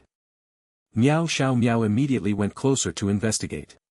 2 more turns later along a very secluded path, Meow Xiaomo saw something that gave her a huge shock. A total of 6 black-robed masked men had caught Wang Nang and Li Jie. From the looks of it, the 2 of them had already been suppressed and controlled. The black-robed men seemed to be saying something, but it was difficult to make the words out from a distance. Meow Xiaomo's heart shivered, and she moved closer again. Finally, she could hear. This. Your lordships can rest assured, we will definitely be able to do it. It was Wang Ning speaking. What did they ask him to do? An ominous thought appeared in Meow Xiaomo's heart. Yes, as long as your lordships can be merciful and let us go, it will be an easy matter to get rid of that useless Mo Jun Xie. That brat only knows how to gain small advantages using his detestable mouth. As for his trash cultivation, even an Earth Xian or Jade Xian cultivator can easily end his life. Li Jie said. Meow Xiaomo's face instantly changed. So the person these people are looking to deal with is Mo Jun Xie? But he'd only just arrived for how many days? How did he offend so many people? Meow Xiaomo was incredibly infuriated. No matter what, Mo Jun Xie was Wang Nang and Li Jie's master successor, and they had a duty to protect him. Not to mention, they had just recently been rescued from the hands of the Zhan family by him. If not for him, what kind of ending will the 2 of you have now? It's fine if you don't know how to be grateful. But the instant you meet danger, you want to sell him out. Where is your conscience? Where is justice?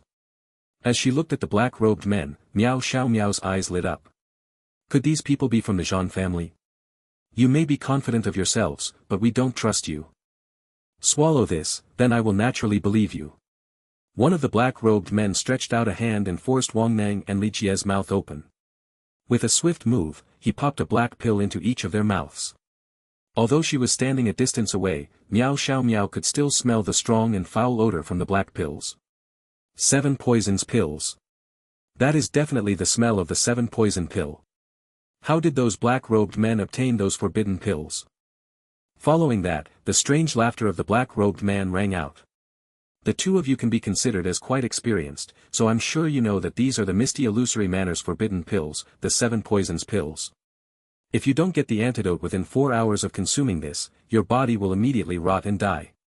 After those 4 hours, even if you have the antidote, it will not save your lives.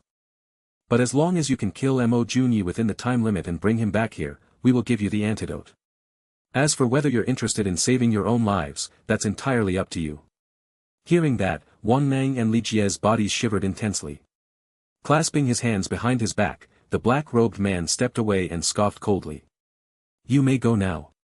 As if they'd finally regained their movements, Wang Nang and Li Jie walked off like a pair of stiff zombies. After a few steps, the black-robed man behind instructed coldly. Act more naturally. If you expose yourselves, Kiki, the unlucky ones will be yourselves. Wang Nang and Li Jie trembled and a look of utter fear appeared in their eyes. However, their movements became much more fluid. By the time they walked back to the intersection, they'd already returned to normal. What should I do now? Meow Xiaomo asked herself anxiously. Any of those 6 black-robed men had the strength of a venerable. Even the weakest was a first-level venerable. Even in the misty illusory manner, apart from a few of the large families, most other forces would not be able to gather up such a force. Most of the smaller families could already claim control over a small territory if they had just one venerable with them. But now, just to deal with a free and natural physique prodigy, they actually sent out 6 venerable experts. Just from this display of strength, it was obvious how powerful and how determined this enemy behind the scenes was. One could also easily imagine just how deep and intense their hatred towards Mo Junyi was. What should she do to help Mo Junyi escape this trap? Meow Xiaomo had nearly lost all hope. The strength that the opponent was displaying right now was simply too great. Even if she showed herself, she would at most be able to keep her little life. If she wanted to go and seek help, the reinforcements were too far away and would never make it.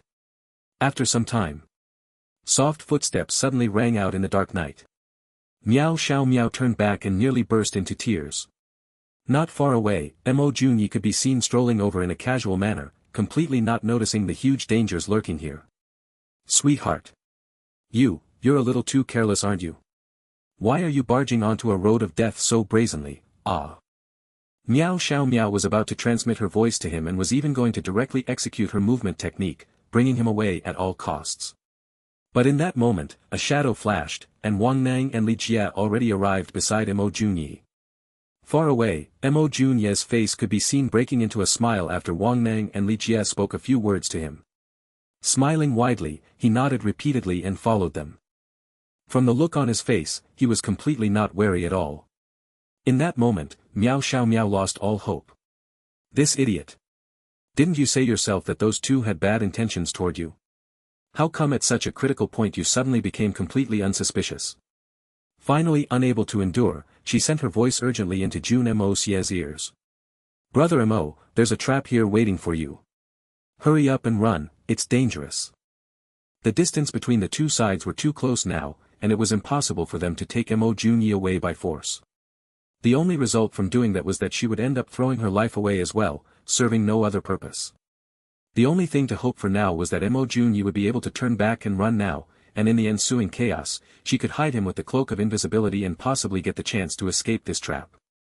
But this young lady Meow would never have thought that after this dumb-looking Mo Junyi heard her voice, he would suddenly raise his head and look confusedly at the sky. Scratching his head, he wondered aloud, am I dreaming? Why did a voice appear in my head? Chuckling lightly in a self-ridiculing manner, he hurried his steps and followed closely behind Wang Nang and Li Jie. What an idiot! Retard! Stupid! Meow Xiaomo nearly tore her head out when she saw that. I've really never seen such an idiotic pig before. Meow Xiaomo was both angry and anxious right now, and she felt an impulse to rush out and give this free and natural physique young Master Mo a good beating to vent the frustration in her heart. However, she couldn't do that. Right now, she was this great prodigy Mo's last line of hope. If she behaved rashly, it would completely dash this last trace of hope for him. Nearer. What should I do? Woo woo woo woo. I really don't want to see him die. A strange laughter rang out as 6 black-robed men appeared at the same time, blocking the front and back of the path, completely surrounding him. Mo Junyi, young Master Mo, we've long heard of your great name. The leader of those black-maked men said with a light chuckle. You people, who are you? What do you want? Is this a robbery? I don't have any money. Mo Junyi seemed to have been scared quite heavily as he shrieked and jumped backwards. There was no helping it, anyone would receive a shock after meeting 6 masked men in the middle of the night. We're not here to rob your money, just your life. That black masked man explained patiently as an amused look appeared in his life, as if he were a cat toying with a mouse. It's a shame, but you've offended someone whom you shouldn't have provoked. There's no helping it, the few of us have been sent by someone else too. I hope that great prodigy Mo will forgive us. Forgive. Of course I can forgive, Jun Moxie replied with a trembling voice. As long as you can leave me a way out, I will definitely forget about this matter and forgive your crimes. We are truly apologetic, and we are also grateful for great prodigy Mo's magnanimity. But unfortunately, it's impossible for us to let you go.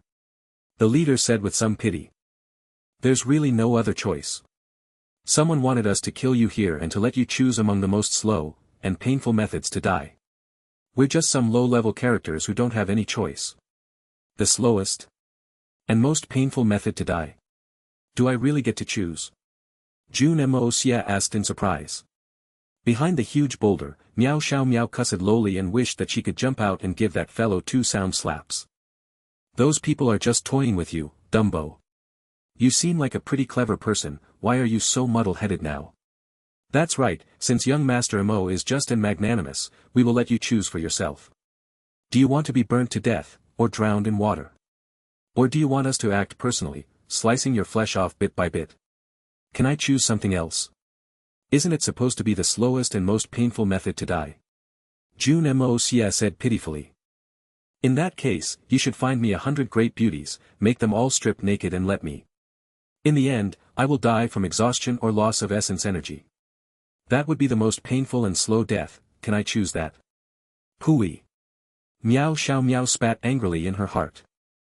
This fellow is already on the verge of death, and he actually still has so many filthy thoughts in his heart. This kind of death is indeed very slow. However, it's quite a comfortable and blissful death, it doesn't have anything to do with painful. I'm sorry young Master Mo, that is not possible. The black-masked man was very patient. Because, he received the stern instructions of Zhan Yushu beforehand, let him experience unimaginable pain, but give him some hope for survival. After that, you can slowly torture him to death. You guys really want to kill me? Jun Moxie asked in a scared voice. But why? I've only just arrived here. There isn't really a reason. The black-masked man said as he took a few steps forward, his powerful aura gushing against Jun Moxie. It's simply because you deserve to die. Not only have you offended someone whom you couldn't afford to offend, you even managed to move Miss Meow's heart. Kiki, don't you know that Miss Meow is already a concubine that someone had their eyes set on a long time ago? This time, Meow Xiaomo was truly stunned. Someone had already set their eyes on her for a long time, and as a concubine. Just who was it with such great guts? In that moment, Meow Xiaomo nearly forgot her present danger and almost rushed out to seek an explanation from those fellows. How am I a concubine? Whoever that is, you're dead wrong. You're dreaming. A toad lusting over a swan's flesh. Concubine? Jun Moxie asked with a pained expression. How can such a beautiful lady be someone else's concubine? Who is so lacking in morals? That is simply a toad lusting after a swan's flesh. His words instantly caused Meow Xiaomo to feel much more comfortable in her heart. But who would have thought that his next words would directly cause her to nearly pass out from anger? If she must be a concubine, she should at least be my concubine. Who else is worthy to do that? Meow Xiaomo was bursting with anger. Well done, Mo Jun Xie. Even if you don't die tonight, this lady vows to torture you for the rest of her life. At that time, we'll see if you're worthy too. It's getting late, young Master Mo should go on your way too. The path of the Yellow Springs is long and arduous, do take care. The black-masked man said in a respectful manner. If you still can't make up your mind about your method of death, then this one shall have to be rude and choose on your behalf. Wait. Jun Moxie took a large step back and pleaded in a hurt voice. Just why are you all trying to me?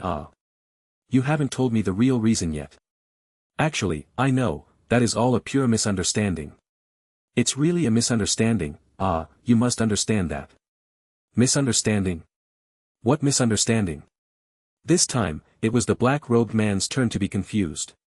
What is this kid talking about? It's true, that matter several years ago. It really wasn't my fault. Jun Moxie explained anxiously. Actually, your mother that year, was really not raped by me, If you don't believe me, you can go back and ask her. If it was really me, you would be more handsome no matter what. It's so obvious just by comparing our looks, truly. Bastard. The black-robed man roared with rage. Even in his wildest dreams, he would never have imagined that this kid who was so scared that he couldn't even speak clearly would actually utter such earth-shaking words. In that moment, he could not believe his own ears. Let's kill this brat quickly, there might be more trouble if it's dragged on for too long. The person who spoke this time was actually Wang Neng. Jun Moxie spun around swiftly, his eyes widening. The two of you are with them as well? Wang Neng looked away awkwardly, but he still snorted and said coldly. Mo Jun Xie, you really should not have come to the misty illusory manor. The moment you came, everyone became unhappy. I understand now. Jun Moxie said with a disappointed sigh. Wait. Seeing that those people were about to attack at all costs, Meow Xiaomo finally could not endure. With a swift movement, she tapped Little Beansprout's acupoint and froze her movements before jumping out from under the cloak of invisibility. At this moment, she suddenly had an extremely strange feeling as she found comfort in a thought. Even if I cannot marry him and be his wife, but, to be able to die with him today is also a good thing. Thus, she jumped out without further hesitation and stood beside Jun Moxie, coldly staring at those 8 people around him. As long as you step aside today and let us go, I can guarantee that no one will pursue this matter. Young Lady Meow is here too. Pursue? Pursue what? The leading black-robed man said with a dangerous smile. Who do you think you are? If the misty illusory manor or the Meow family's experts are gathered here, you are naturally the precious little princess whom nobody would dare to offend. But here, in this desolate place where no one is able to find us, do you still think that you're the amazing princess with great authority? It's great that you're here. We'll take the opportunity to capture you and bring you back for our young master. Young master has waited for you for many years already. I'm sure he'll be very happy when we present you to him. Is your young master Jeanqin Fong or Zhan Yushu? Meow Xiaomo did not get angry, and she asked calmly. Right, Zhan family descendants typically go around with 3 guards, and there's actually 6 of you here today. From the looks of it, this is a joint effort by both Jeanqin Fong and Zhan Yushu. So, after you capture me, who are you planning to give me to? A lustful gleam blazed momentarily in the black-robed man's eyes as he chuckled. Young Lady Meow, there's no need for you to worry about such matters. Later, when you're lying naked on the bed, you will naturally find out the identity of our young master. Who knows, maybe when our young master is bored with you, he will pass you to us for a little taste. I wonder what the difference is between you and the ladies in the brothel. Will a woman that's been played with still be so high and mighty after that? Ha ha ha. Shameless. The few of you deserves to die. Meow Xiaomo roared with rage. Indeed, they truly deserve to die. An icy voice rang out from somewhere, ethereal and ghostly. No one could tell which direction it came from. Without question, it must be a terrifyingly powerful expert that had arrived. There's no time. Quick, kill them. One of the black-robed men roared and pulled out his sword as he charged forward. A cold laughter rang out, and the sky suddenly turned blood red. In that instant, a shocking sword chi burst out. A dazzling sword shining with light flew into the sky, appearing right in front of Jun Moxie. This sword was sucking and emitting a cold and frigid chill, as if they were the eyes of a death god, blinking in the darkness. Without a doubt, this was an exceptional, treasured sword. The light on the blade was white, but the surroundings were actually dyed red from it. Although it was just a sword, but in everyone's eyes, it was as if a terrifying demon from the depths of hell had appeared. This sword seemed to fill the entire sky, not allowing the existence of anything. A devilish sword. Even Meow Xiaomo was shocked silly by its appearance. Just the frigid killing intent emanating from this sword was enough to suppress everyone present. In front of this sword, all life under the heavens seemed like mere ants. With a flash, the sword instantly moved, its speed reaching an extreme level. Behind Jun Moxie, Wang Neng and Li Jie did not even have the time to scream as their 2 heads flew high into the air. Shockingly, not a single drop of blood gushed out of their empty necks. Because those 2 bodies had already been sucked dry in the instant that sword passed through them. Stained with fresh blood, the sword looked equally dazzling and eye-catching. However, the killing intent surging from it had become even more intense. Kill. An exceedingly cold voice rang out from somewhere, carrying a soul-shaking power. When the black-robed men heard this voice, they were all instantly dazed. And in this dazed moment, the devilish sword once again sliced out like the smile of a death god, and 2 more heads were sent flying into the sky. Devilish sword. Sword control technique. The leader of the black-robed men shouted with disbelief as he grabbed the man nearest to him. Everyone, hurry up and run. The sword control technique was something that one could only learn at realms above the Saint Emperor level. Only those at the Saint Venerable realm could reach and grasp such a profound sword Dao. There were several gaps in the realms of Xian Qi cultivation. And this was a mistake caused by the 9 Nether first young master when he first created the cultivation system. In the entire misty illusory manor, less than 5 people could grasp such an ultimate killing technique. And regardless of which one it was, they were not people that these black-robed men could deal with. With just their mere venerable cultivation, they were completely useless before the sword control technique. They were not even capable of receiving a single attack. But even if they wished to run right now, it was already too late. The result was already fixed. The divine sword once again cried out and shot across the sky, darting left and right erratically and drawing a bloody red streak behind it. No matter how mysterious and amazing the movement techniques of the black-robed men were, they were all like ashes in front of this sword. With another flash, two more black-robed men collapsed to the ground. Of those two, one was running madly towards the east, while the other was running to the west. Yet, both of them had dropped at practically the same time, losing their heads and turning into empty corpses. Another flash, and the person that had run the farthest fell down with a pu sound. Following that, the sword streaked across the sky, appearing before the leader of the black-robed men, hovering there without moving and emanating a frigid cold light. The meaning of this was very obvious. Return. Of the 6 venerable experts that the 2 brothers of the Jean family had sent out, only this black-robed man was left. It was also the same fellow that had spent so much time teasing young Master Jun. Looking around, he saw Wang Neng, Li Jie, and his other 5 companions all turned into strange, dried and twisted corpses. As he looked at the devilish godlike sword, his body could not help but to start shivering with fright. The staunch mental fortitude of a venerable level expert was actually completely useless in this instant. From start to end, the owner of this devilish sword had never even appeared. All this terrifying and shocking result had been accomplished with just this sword alone. He did not doubt that if he resisted even the slightest, this word would instantly pierce through his body, turning him into one of those dried corpses as well. Shivering with fear, he backed off step by step.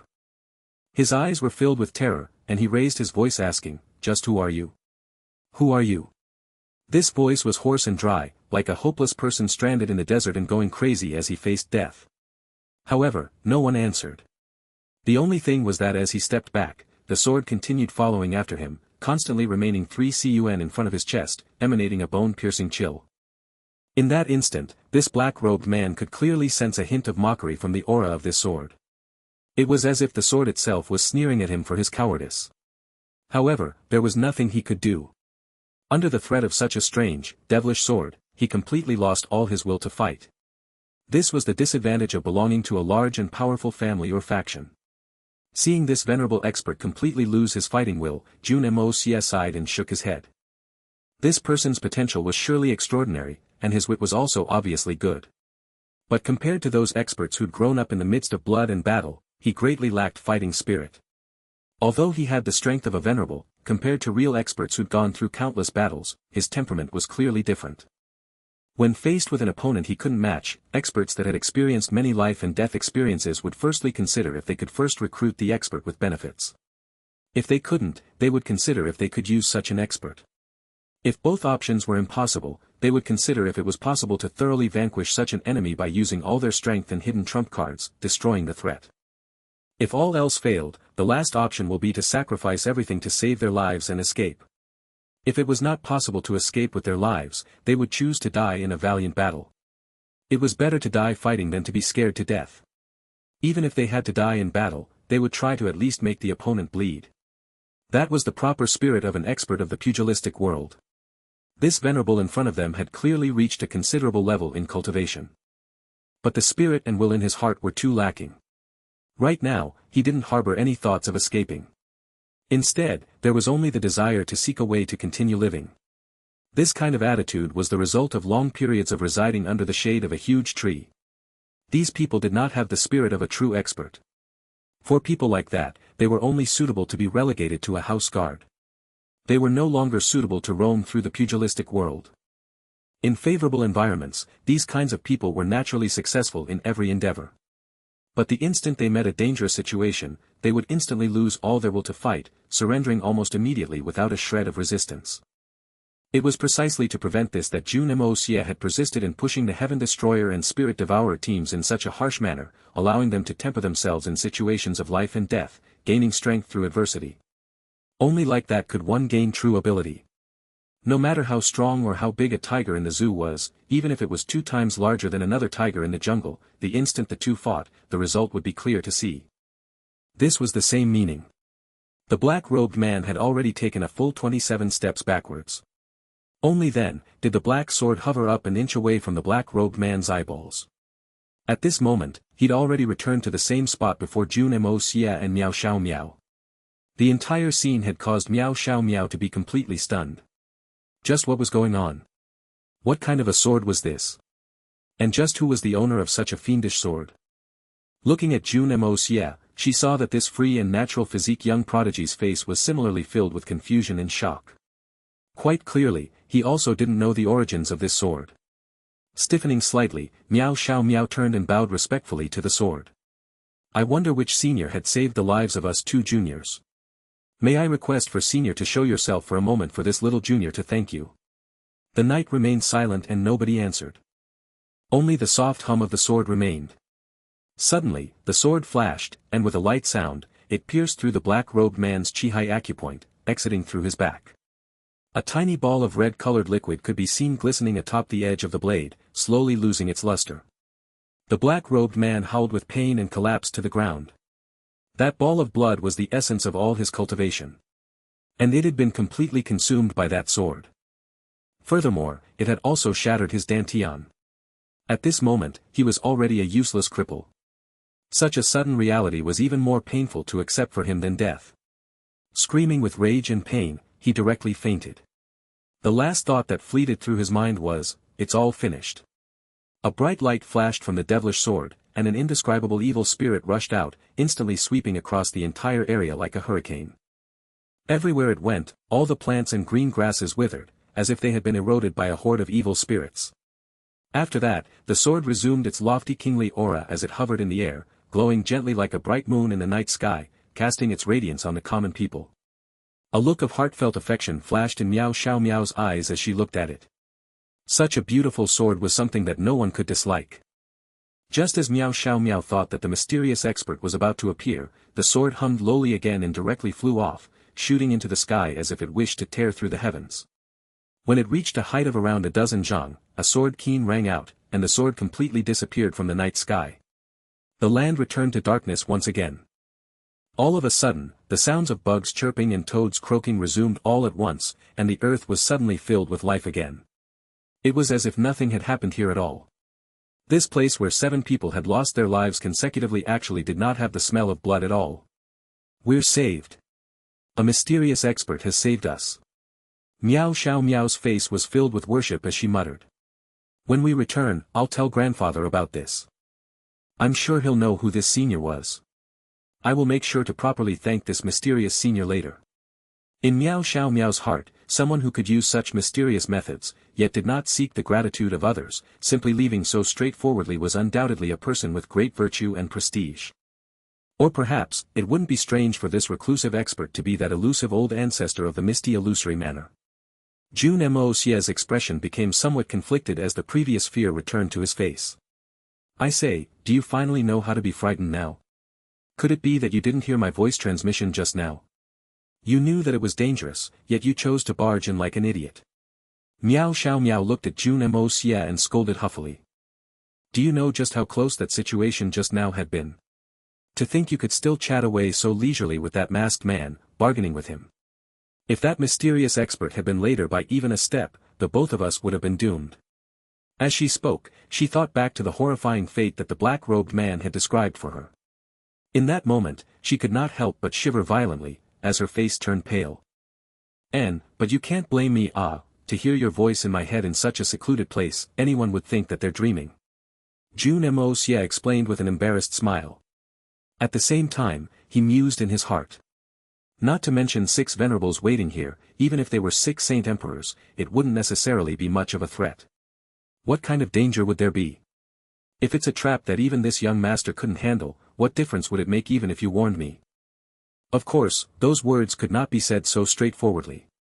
But speaking of which, why did you brat jump out for no good reason?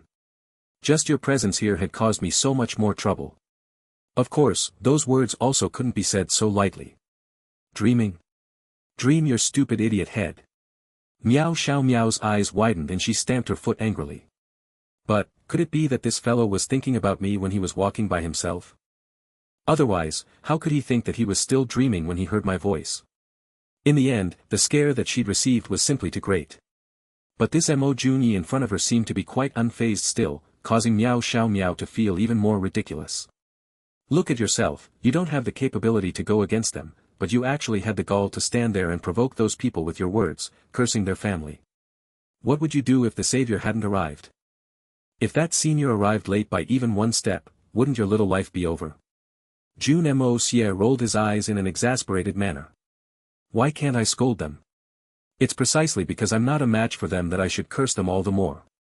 Did you think that with those guys hiding here to ambush me, they would let me go if I didn't curse them? No matter what I choose, the result is still death. In that case, why can't I scold them? Even if it's just to satisfy and vent my anger before getting killed, it's still better than die pleading them. Meow Xiaomo found that her words had rebounded against an extremely hard and stubborn wall, and she suddenly could not reply. This Mo Junyi, no matter what he said or did, had his own weird logic for everything. This weird logic might not necessarily be right, but it wasn't exactly wrong either. In any case, just listening to his words gave one an odd feeling, but it was impossible to pick out what was weird about it. Just like now, the two of them had just escaped from a deadly crisis, but he could still stand there and spout his own weird logic so forthrightly. Yet she couldn't retort his words at all. Whatever. That senior who saved us today was simply too cool and too formidable. Meow Xiaomo ignored this great prodigy Mo and instantly switched the topic, chirping excitedly. My god, that was the complete sword control technique. I've only heard of it before, but I've never actually seen it with my own eyes. Seeing it today, it's simply too. After thinking for a long time, Meow Xiaomo still couldn't find suitable words to describe it. However, this did not hinder her excitement at all. Did you know? There's only less than 10 people in the entire Misty Illusory Manor who are capable of such a thing. Furthermore, all of them are seniors who've lived for a shockingly long time. Also, that sword was simply too beautiful, too dreamy. If only I could have a sword like that, AI. As she said that, her eyes grew misty and she actually sunk into a fanciful dream while speaking. It was best to not attempt to guess the mind of a girl. One moment, she could be speaking to you about one thing, and the next moment, she would be talking about an entirely different matter. It was simply too. Jun Moxie looked at the unconscious black-robed man on the ground, and he shook his head speechlessly as he finally interrupted the excited girl. I say, Miss Meow, this fellow is still alive. Should we wake him up and interrogate him? This is the only survivor we have left. At the same time, he scolded internally. Can you stop being so amazed for a moment? The powerful senior whom you revere so much is right in front of you, listening to your crazy antics. Can we talk about the proper matters first? It doesn't seem that appropriate for us to question this person.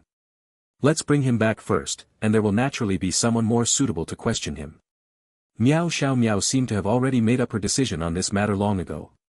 Finally retracting her excitement, she said, it doesn't matter whose subordinate this black-robed man is, or which large family he belongs to. Today's matter is absolutely unforgivable. We are ultimately still inexperienced juniors, so there are many things we wouldn't understand that clearly. If we act impulsively, it could end up with irrevocable mistakes. In that case, we might as well toss the difficult matter to the elders. In any case, they're currently extremely free with nothing to do. Jun Moxie had not expected that this little brat's mind would be so bright. Without needing him to remind her, she had already thought of this. Since Meow Xiaomo had given such a good suggestion, young Master Jun didn't see any need to oppose the decision. Changing the topic, he asked, Miss Meow, it's quite a normal thing for me to be traveling on this road, but why are you here as well? When this matter was raised, Meow Xiaomo instantly became flustered, and she hurriedly shifted her eyes, looking at her feet in a mortified manner. It's one thing for you to be here, but why did you jump out in such a dangerous situation? The situation just now was already decided. If a savior hadn't appeared, I would definitely be dead without a doubt.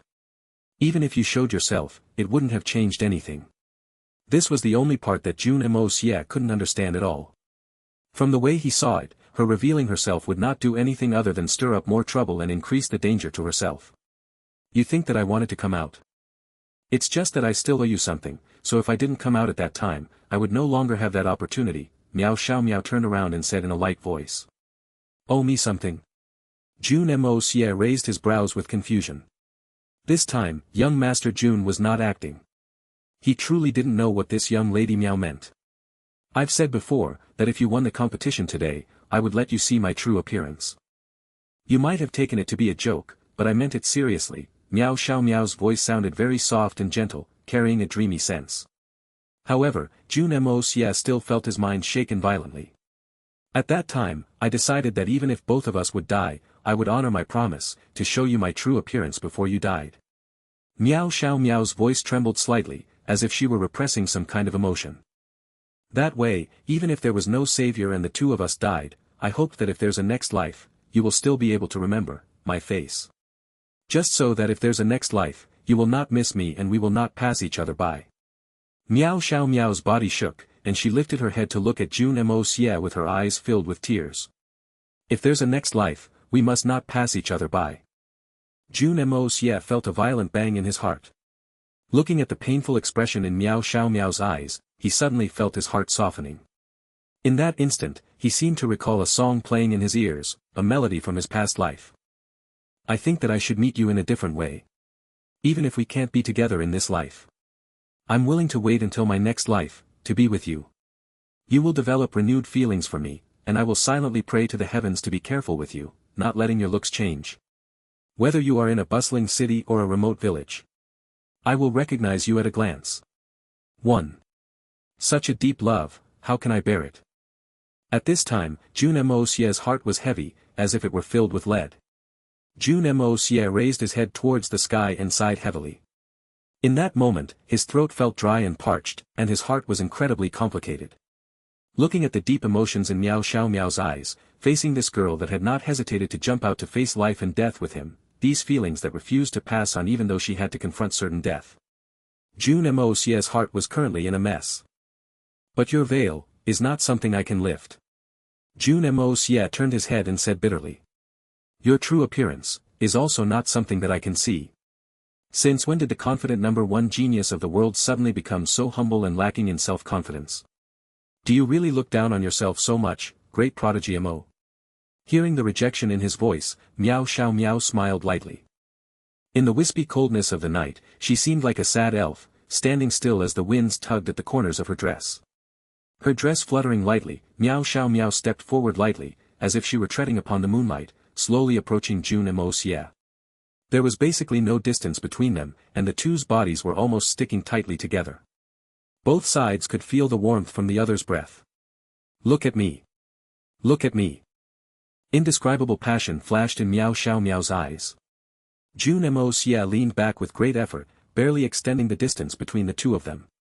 Finally, he lifted his head and looked at those pair of beautiful eyes in front of him. You said that you couldn't lift my veil, and you cannot see my true appearance, but do you know? Meow Xiaomo's eyes trembled bitterly. You've already lifted the veil of my heart long ago. Apart from you, no one else can see the real me. Jun Moxie couldn't say anything, and a sour feeling rose in his heart. Us girls of the misty illusory manner can only lift our veils for one person in our entire lives. Meow Xiaomo's words had become more heated as her tone steeled with reckless abandon. Mo Junyi, lift the veil. Jun Moxie's body shook visibly. Jun Moxie could easily face tens of thousands of enemies without a change of expression, even when he was facing the relentless hatred of the three holy lands back then with just his strength of Sky Xian or Spirit Xian. He could kill tens of millions of people mercilessly without so much as a tiny bit of tremble in his hands. But in this moment, facing this clear and bright pair of eyes, he was somewhat at a loss of what to do as he looked at the veil which seemed as if it would fly off by itself with a stronger gust of wind. For the first time, his eyes grew uncertain. He didn't dare to. He truly didn't dare to take the next step forward. What was standing in front of him was a debt of blood and a debt on his conscience. Jun Moxie had come here only for the seven-colored holy fruit. One could say that his intentions were not good. Even the face he was wearing right now was not his real identity. Without a doubt, Meow Xiaomo had been thoroughly deceived of her feelings. Everything that Jun Moxie did, he only sought to have a clear conscience. But could he really say that his conscience was clear right now? Perhaps one day, he might even become enemies with the misty illusory manor because of the rainbow holy tree. At that time, whose side would Meow Xiaomo stand on? These feelings were not something that Jun Moxie could accept. However, Meow Xiaomo's persistence and boldness to love and hate had truly vastly exceeded his expectations. Remove it. Meow Xiaomo bit her lip lightly and stared unblinkingly at Jun Moxie, without any intention of retreating. Instead, she took yet another step forward. Jun Moxie could not help but take a step backwards. You refuse to remove it? Meow Xiaomo's eyes hardened. Fine. Since you will not remove my veil, I will do it myself. Mo Junyi, you'd better remember this, ever since I, Meow Xiaomo, have grown up, you are the first man that has ever seen my true appearance. In this life. I'm following you no matter what. A human in life, and a ghost in death. I've decided to be yours. Jun Moxie opened and closed his mouth, his mind whirring with shock. He subconsciously raised his hand to stop her, but Meow Xiaomo's hands shot up with great speed, and with a schwa sound, the veil fluttered down gently. Before he could react, the veil was already in her hands.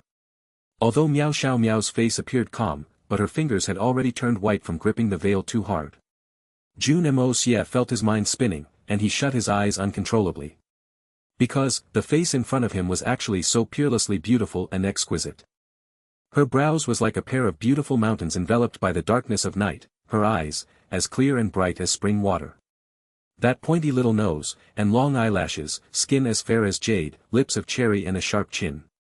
If Mei Shuiyan's beauty could be considered elegant, poised and classy, Jeanqin Fong was like an ice princess, cold and untouchable, Dugu Xiao cute and girly, then Meow Xiaomo was simply exquisite. Refined and exquisite without the slightest flaw. Even an artist who sought perfection would never be able to find a hint of flaw on that face. Because that face was the epitome of perfection. The coordination of the 5 features were just right to an extremely accurate level. Meow Xiaomo's face slowly reddened, as if someone had suddenly applied a layer of rouge on her cheeks. Her gaze had become misty, carrying a strange shyness. Her long lashes fluttered in an anxious manner, and after a long pause, she mumbled. "Idiot, have you looked enough? How long do you want to stare at me for?" I didn't see anything." Jun Moxie hurriedly shut his eyes and shook his head repeatedly. "I didn't see anything. Really didn't see anything. But you did. And you know best yourself whether you've seen it." At this time, Meow Xiaomo no longer cared about her image as a girl as she stomped her feet, not knowing if she should laugh or be angry. "Mo Junyi, you're trying to be deliberately shameless. Even if you want to back out, you've still seen my face. In this lifetime, I'm sticking to you. I'm a person of your Mo family in life, and a ghost of your Mo family in death." Jun Moxie made a strange sobbing sound in his throat, and he stuttered in a panicked voice as though he was about to start crying. I'll be beaten to death, I'll definitely be beaten to death. I'm finished, truly finished. Who dares? Meow Xiaomo snorted with rage. "Whoever dares to beat you, I'll beat that person up." After saying that, she smiled shyly and looked at Jun Moxie. "Husband, don't worry, my grandpa and father dote on me the most. If there's nobody whom my heart desires, they might still marry me off for the sake of the family. But if I already, they will most likely consent to the 2 of us. Moreover, you have the support of the misty illusory manner. I'm sure grandpa and father will be happy to see us together." "What? I'm not worried about your grandfather or your father," Jun Moxie said in an anxious voice, nearly bursting into tears. "I'm worried about my mom." Only when the words came out of his mouth did he remember, the person whom he had the least need to worry about was probably his mother. Dongfang Wen Xian only wished that Jun Moxie could marry a few more back home for her. With regards to a matter like this, she would be more than glad to fan the flames. The ones he was truly worried about was Mei Shuiyan and Jeanqin Fong. With just a mere thought, he could already imagine the wrath of the icy cold mountain-like beauty and the dominating anger of a queen. Jun Moxie felt as if he had been caught in bed with a mistress. In that moment, all the hairs on his skin stood up on their ends and he shivered in spite of the warmth. "Give me a bit of time, all right?" Jun Moxie sighed and said in a defeated manner. "Of course." Only now, did Meow Xiaomo feel her face burning up. Lowering her head, she did not dare look at Jun Moxie anymore. Her voice had become as soft as a mosquito's as she mumbled, "Husband, as long as you. I will definitely wait for you." Jun Moxie sighed heavily in his heart, and he felt his heart growing sour again with pain. The night's wind was cold and gentle, blowing lightly across the land. The 2 stood across from each other, both with their heads lowered, neither speaking a single word. At this time, Jun Moxie's heart was in chaos, while Meow Xiaomo's heart was bursting with joy and shyness. It felt like the relaxation of finishing a whole day of work, her whole body bereft of strength, a strange feeling that she could collapse at any time. It was merely a couple of sentences, but it felt more draining than a full-out battle. All the strength was lacking in her body, even her body couldn't help but sway unsteadily. This time, there was no reservation and she simply blurted out her feelings in a forceful confession. Now that her wish had been accomplished, Meow Xiaomo felt embarrassed as the realization hit her. Things were already over, but she felt confused. Where did I get all that earlier courage from? Biting her lips and rolling her eyes, she looked at Jun Moxie, suddenly feeling a wave of frustration. This fool, I have already made it so clear already. Why aren't you coming to comfort me? Even a light hug would be good. Yet her face began to turn red from this thought. Hey, what am I thinking about? How can I be so shameless? But I wonder how would it feel to be hugged in his arms. What are you thinking about? Meow Xiaomo gathered all her courage to say something, but this was the sentence that left her mouth. I'm thinking, what should I do? Jun Moia sighed. What should you do? Don't worry, you are the owner of the legendary free and natural physique. All the old seniors of the misty illusory manor hold you in high regard. As long as you work hard in your cultivation, your achievements will definitely be remarkable and you'll undoubtedly advance rapidly. Although you do not have any foundations and relations currently, no one will neglect your potential growth. Even compared to me, your status is not that much lower. I really don't understand what you are worrying about, since you have the guts to offend the Jean family. What's the problem with dating me? You don't have to undervalue yourself, Meow Xiaomo comforted. In her heart, of course she assumed that Jun Moxie was worried about her high status. He felt that his current position was still not worthy enough to be her match. So she did everything she could to comfort him. I must not let him look down upon himself or make him undervalue himself. That is not what I am thinking about, you don't understand, Jun Moxie mumbled. And I still can't understand why you would make a decision like this. Does this really need a reason? Meow Xiaomo cheekily questioned him back, her beautiful eyes glistened as she recounted. Since I first met you, you've given me a completely different feeling. You felt like a complete country bumpkin, but when faced with a young master from an influential family like Gu Feiyu, you forced him into a disadvantageous position step by step, ultimately causing him to suffer injuries and vomit blood. At that point in time, Gu Feiyu could have killed you with a finger alone, but you still managed to push him to that state. It was really admirable. Jun Moxie rubbed his nose and laughed bitterly. You really think too highly of Gu Feiyu? Is he capable of killing me with a finger alone? And you also really think too highly of me. I can easily crush him with my finger in reality, how can I not be confident? And the poems you come up with randomly. Every single line is so enchanting. This made me realize what an erudite you are. Meow Xiaomo raised her eyes, admiration and adoration in them. Young lady, you have once again thought too highly of me, all those are plagiarized, Jun Moxie lamented helplessly in his head.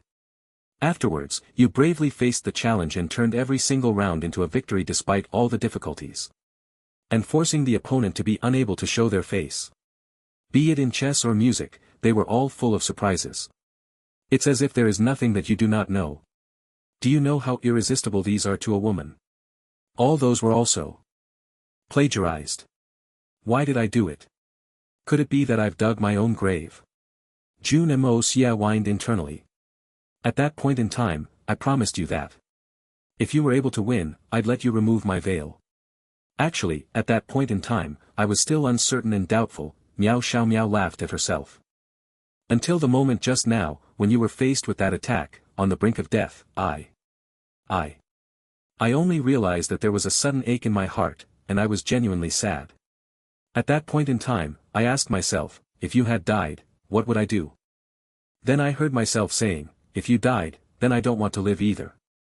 So I rushed out. Actually, even until now, I still do not understand what is it for, but either way, I just charged my way out. And the way you maintained that cheeky and teasing attitude when faced with enemies that you could barely fight, not even viewing them seriously and not paying great attention to your own safely. This sort of carefreeness and magnanimity was really very enthralling. Jun Moxie finally let out a long sigh. What else could it be? It's just because I am confident that I'll absolutely win, you lass. All the things you've mentioned, it is all ultimately because I have trump cards in my hands. Jun Moxie was a little at a loss about what to say. He did not expect this. What is going on? I just randomly captured a maiden's heart like this. Young Master Jun may be someone from two worlds and was extremely clever, but he had never understood the hearts of maidens in both lives. The feelings of a maiden were a complete mystery. A young maiden may not develop feelings of adoration after spending several years with a man, but she may just fall in love without any complaints with a man she had just met. And never change her mind on it. A maiden's heart was the most difficult thing to comprehend in the world. I still feel that our meeting is really too brief. Miss Meow, I'd advise you to reconsider carefully. After all, it has only been a day. And we do not understand each other that well. We don't even understand each other, Jun Moxie said. Ah. Meow Xiaomo cried in surprise, as if she had snapped out of her dreams. If you didn't mention it, I'd have forgotten about it. So we've only met each other today. But I feel as if we've known each other for 3 eternities already. Then her expression turned flustered. Then, did you think that I'm a very easy girl? Her expression was very nervous, as if she was very concerned about this. I didn't. Jun Moia sighed and comforted. That's good, Meow Xiaomo heaved a sigh of relief. Thinking back on the issue earlier, she pouted. The duration of time spent knowing each other, what can it represent? I have known people like Jeanqin Fong and Zhan Yushu for years, but so what?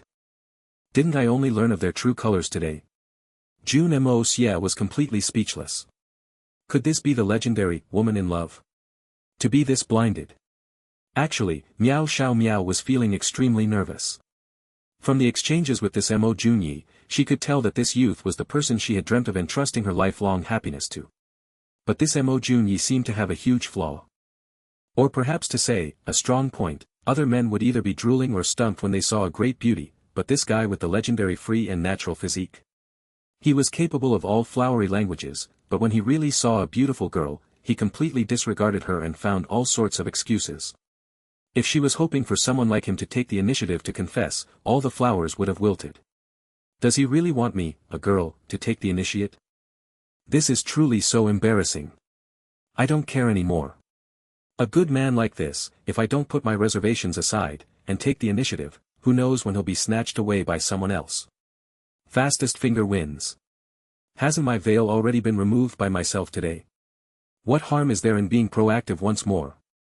Meow Xiaomo may seem like a quiet and graceful girl, but she was a girl that dared to love and hate. What she liked, she would do everything in her power to obtain it. Because this was her lifelong happiness. No one else could replace her to do it. Towards other matters, Meow Xiaomo definitely had many reservations. But when it came to her true love, she was unusually courageous about it. Because, her environment also forced her, there was indeed not much time left for Meow Xiaomo to make her choice. If she was unable to make up her mind quickly, perhaps she would become the sacrificial object for her family's benefits within the next few days. Especially when there were only 5 days until the opening of the spiritual herbal gardens. If the rainbow holy tree didn't choose her, then she'd have to face the problem of marriage the moment she came out. There was no doubt about this. All the so-called dream meetings were just her one-sided childish thoughts. It was completely impossible. So Meow Xiaomo didn't have any time left to drag it out. In fact, if Jun Moxie had agreed readily from the moment she confessed, Meow Xiaomo might doubt her own choice. But the more Jun Moxie rejected, the more determined Meow Xiaomo was about her decision. This was a peculiar way of thinking. Not just Meow Xiaomo, any human would have this sort of mentality. The more you got refused, the more you'd desire it. What you could not have would always be the best. Meow Xiaomo could finally be relieved after saying everything she wanted to say. She couldn't help but turn red from the thought of her own act. It was as if she was forcing a marriage. She was like a tyrant who snatched a bride to force her to marry himself. As her mind wandered, a thought popped in her heart. It doesn't matter whether you agree or not, either way, I have my eyes set on you. You are destined to become mine now. If I say that you are, then you are, even if you aren't. Whatever. You have to agree, and even if you disagree, you'll have to agree. Her mind was wandering all over the place, and she didn't know what she was thinking about anymore. She only felt as if she were floating on a cloud, speaking whatever was on her mind. She unconsciously spilled her thoughts. It doesn't matter whether you agree or not, either way, I have my eyes set on you. You are destined to become mine now. If I say that you are, then you are, even if you aren't. Whatever. You have to agree, and even if you disagree, you'll have to agree. The moment she said it, she shrieked in embarrassment, squatting onto the ground and covering her face. The embarrassment was too much. Goodness. Why did I say something like this? Things like this can just be kept inside, why did I accidentally spill it subconsciously? And it is even heard by him. It's all over Right now, Jun Moxie was completely stupefied. Young Master Jun's mind short-circuited upon hearing this absolute beauty speaking the words of a hooligan. Is this still that gentle and sweet-tempered Meow Xiaomo? Who is this? This is a little too shrewish, In an instant, young Master Jun felt like he had turned into a young woman, and there was a mountain bandit right before him, waving his chopper and arranging her as he pleased, announcing her fate that she now belonged to him.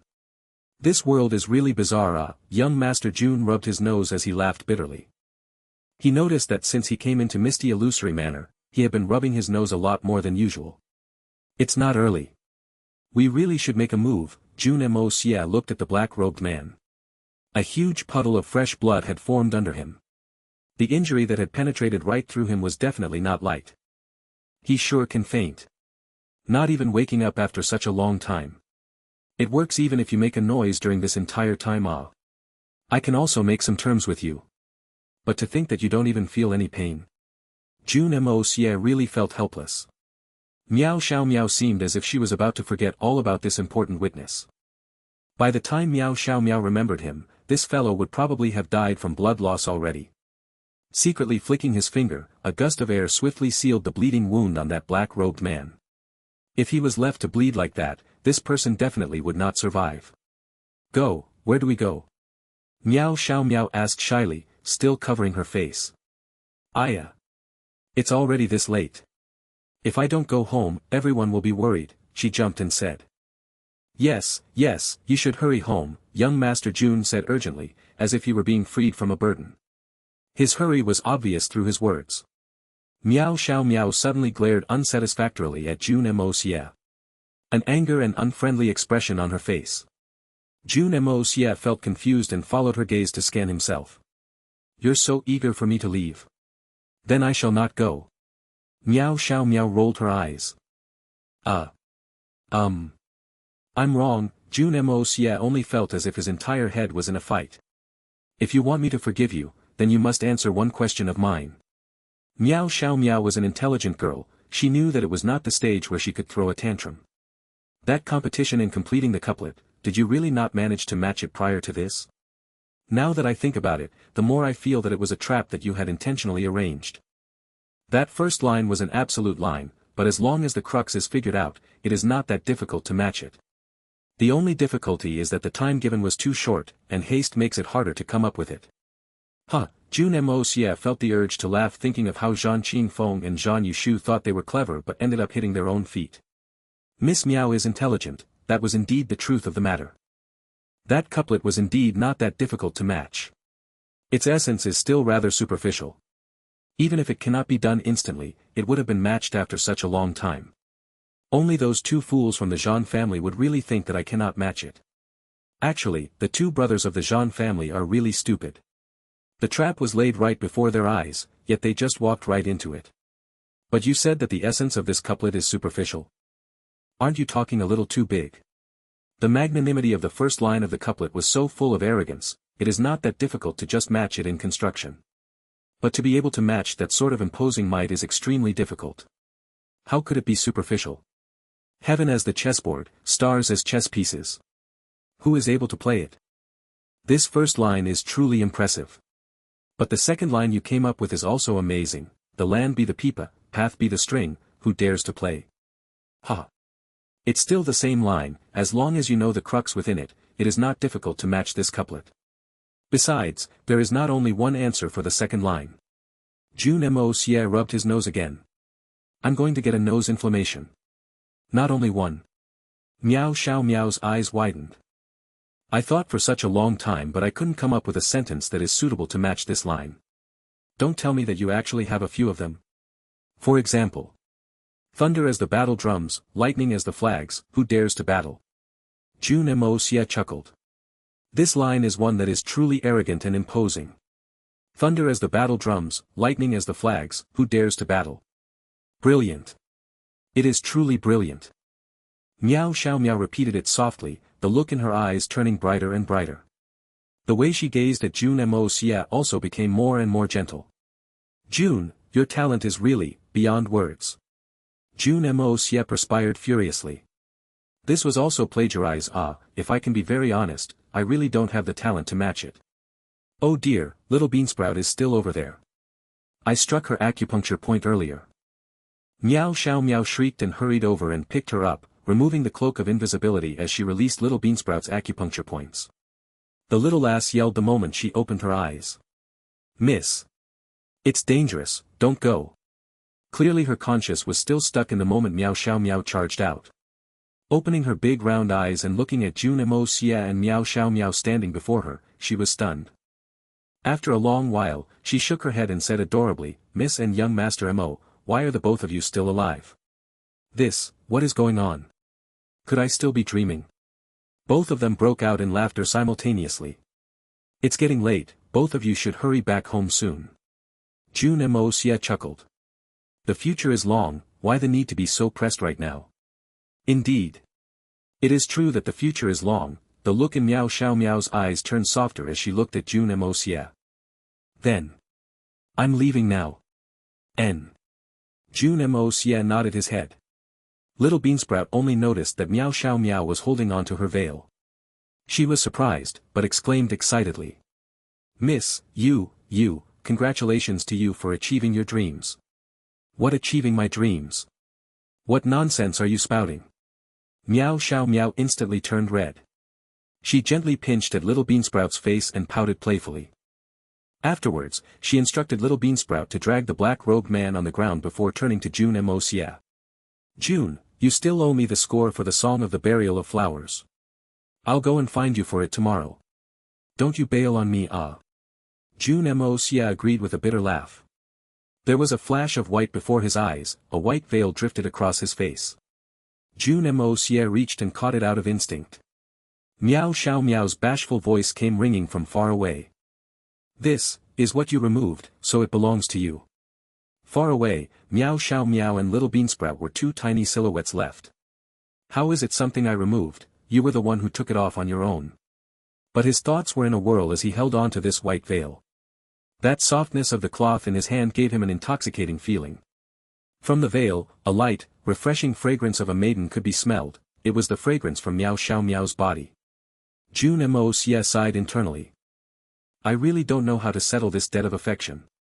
After mulling in his thoughts, he kept the white veil and activated the yin-yang escape, concealing himself as he chased in the direction Meow Xiaomo headed in. This place was still out in the wilderness. Meow Xiaomo and her maid were just two girls. Even though Meow Xiaomo's cultivation was not ordinary, there were too many ambitious people in this place with profound levels of cultivation. There was no guarantee that there would be no other accidents, it was better to be safe. Seeing Meow Xiaomo and Little Beansprout moving along rapidly, the conversation between them drifted into Jun Moxie's ears. Miss, you are really impressive, that young Master Mo really looks like he is completely taken by you. What do you mean by taken by me? You silly lass, how can you be so crude in your words? Miss, how did you do it? That young Master Mo is clever and honest, very talented, and has the free and natural physique. His future is endless. He is an extremely ideal husband. Little Beansprout's words almost made young Master Ju, and who was currently concealed, stumble headfirst into the ground. God, to think that there is someone who says that I'm clever and honest. The level of evaluation is a bit off the scale. After a long while, Meow Xiaomo finally replied. What attracted me was not his future, but him as a person. True. Young Master Mo is good at everything, just that his appearance is a bit too ugly.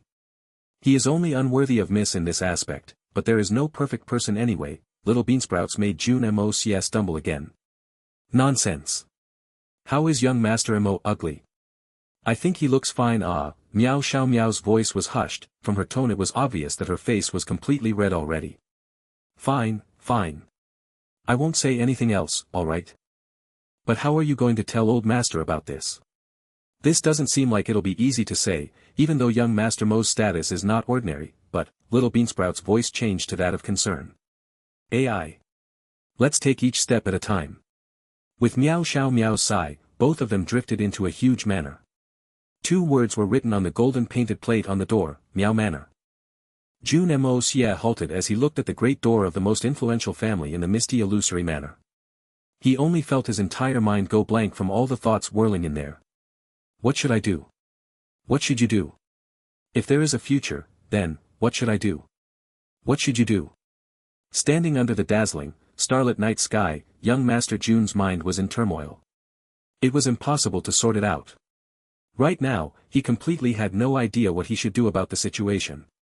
This was the first time in both lives he was experiencing such a conflicting thought. His previous life he spent intoxicating himself at clubs for the sake of necessity, only playing along with the conditions, there was no real feelings involved. But it was also because of this that he had saved plenty of trouble. But in this life, in a feudalistic society like this was a man's paradise. It made complete sense for a man, especially a successful one, to have 3 wives and 4 concubines.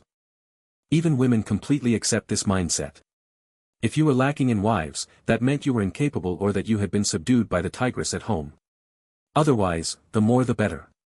Like how young Master Jun's mother in this world, Dongfang Wen Xian, despite only loving her husband Jun Wu Hui, requested her son to marry a few more wives to bear a few more sons and daughters. There were plenty of women around Jun Moxie, and they were all devastatingly gorgeous. There was no burden on his conscience with Dugu Xiaoyi and Guanqing Han. Even back then, outside Tian Fa Forest, when Dugu Xiaoyi's drugging incident cost Guanqing Han, Jun Moxie did not feel that he owed anything. He perhaps only felt apologetic at most. Even now, it had already become a logical fact. Because in young Master Jun's heart, Guanqing Han was his woman and so was Dugu Xiaoyi. As someone who loved him, they would have to be together someday. There was no difference whether something was done earlier or later. At least, there was not much emotional burden concerning it. Because he would be responsible for the rest of this woman's life and had the abilities to be responsible for all these women who loved him. Everything moved smoothly even with Mei Shuiyan. There was no hindrance at all, even. Han Yen Meng showed signs of interest towards him. His loyal little maid, Little Ku, was also similarly deeply emotionally attached to him. But Jun Moxie treated all of this with a laissez-faire attitude and just went along with the flow. If these women really chose to leave for the embrace of someone else, perhaps young Master Jun would feel upset for some time. But it was not impossible for him to accept it. He may even deliver a generous dowry to let her be married off in a grand manner, as if he were marrying his own younger sister off. Of course, if these women ultimately chose to stay beside him, Jun Moxie would also not force them out. But this time, since his arrival in the misty illusory manner, young Master Jun sincerely felt a sense of conflict and defeat. Although the misty illusory manner was not like the 3 Holy Lands and was not his enemy, they still had a part to play in plotting against the 3 Holy Lands. Both sides were still half-enemies. But since this journey began, the love and protection that Chao Guofeng and the 6 other Saint Emperors had shown him was doubtless.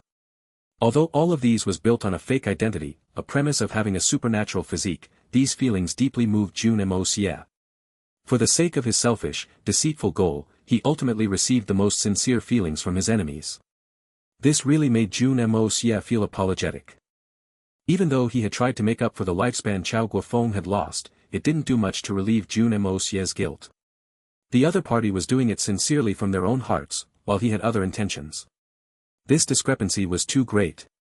Since I arrived in misty illusory manner, the fake identity I created quickly turned me into the darling of this place, and especially of those old seniors and elders that are held in high regard.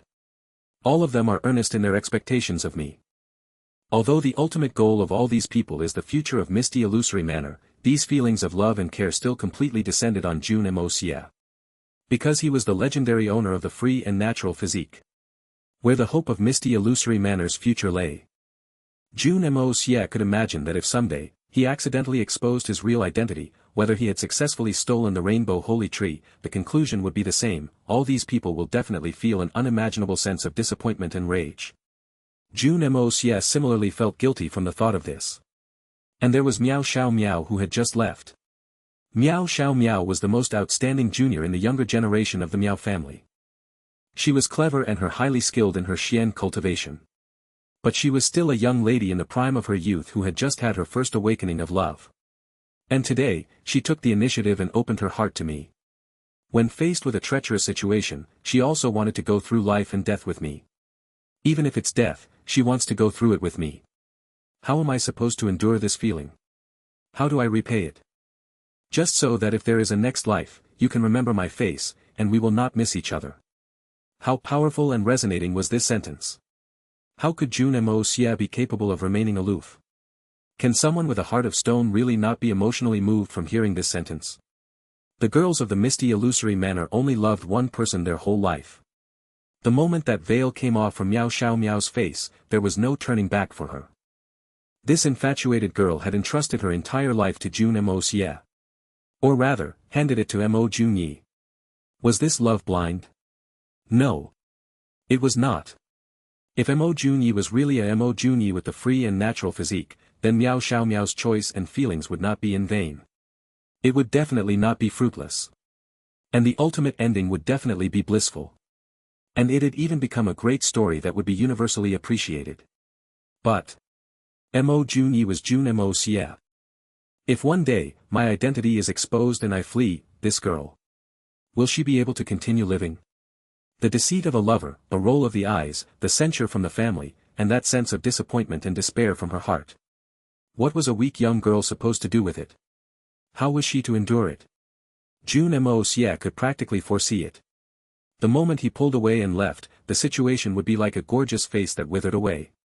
But could he not leave? No. This was undoubtedly a huge contradiction. A contradiction that was impossible to resolve. And that day was destined to be near. It could just be within the next couple of days. Jun Moxie suddenly felt a sense of loss. A loss that he could not shake off. Could it be that for the sake of the happiness of his own family, he must create another tragedy? Or, perhaps, the only other more feasible method would be to bring Meow Xiaomo along when I leave. But, will she leave with me? And all the love and care from the misty illusory manor, what should I do about it? Am I really supposed to repay them in such an ungrateful manner? Then, am I still that Jun Xie who acts on my own whim with a clear conscience? From today onwards, how am I supposed to live with a peace of mind? All the various matters left Jun Moxie feeling like his entire head was a mess. In a state like this, he returned back to the courtyard in a distracted manner.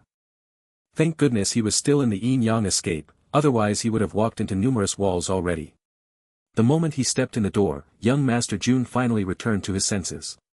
Glancing over, he happened to see his master Jeanqin Fong and the other 5 Saint Emperors waiting for him in the courtyard. Only Bai Qi Fong was missing. Upon noticing how preoccupied he seemed, Jeanqin Fong hurriedly asked him about what happened after he left. Jun Moxie had a lot on his mind, but he decided to pass the buck onto the Jean family, since they were the only ones young Master Jun did not like in the misty illusory manor.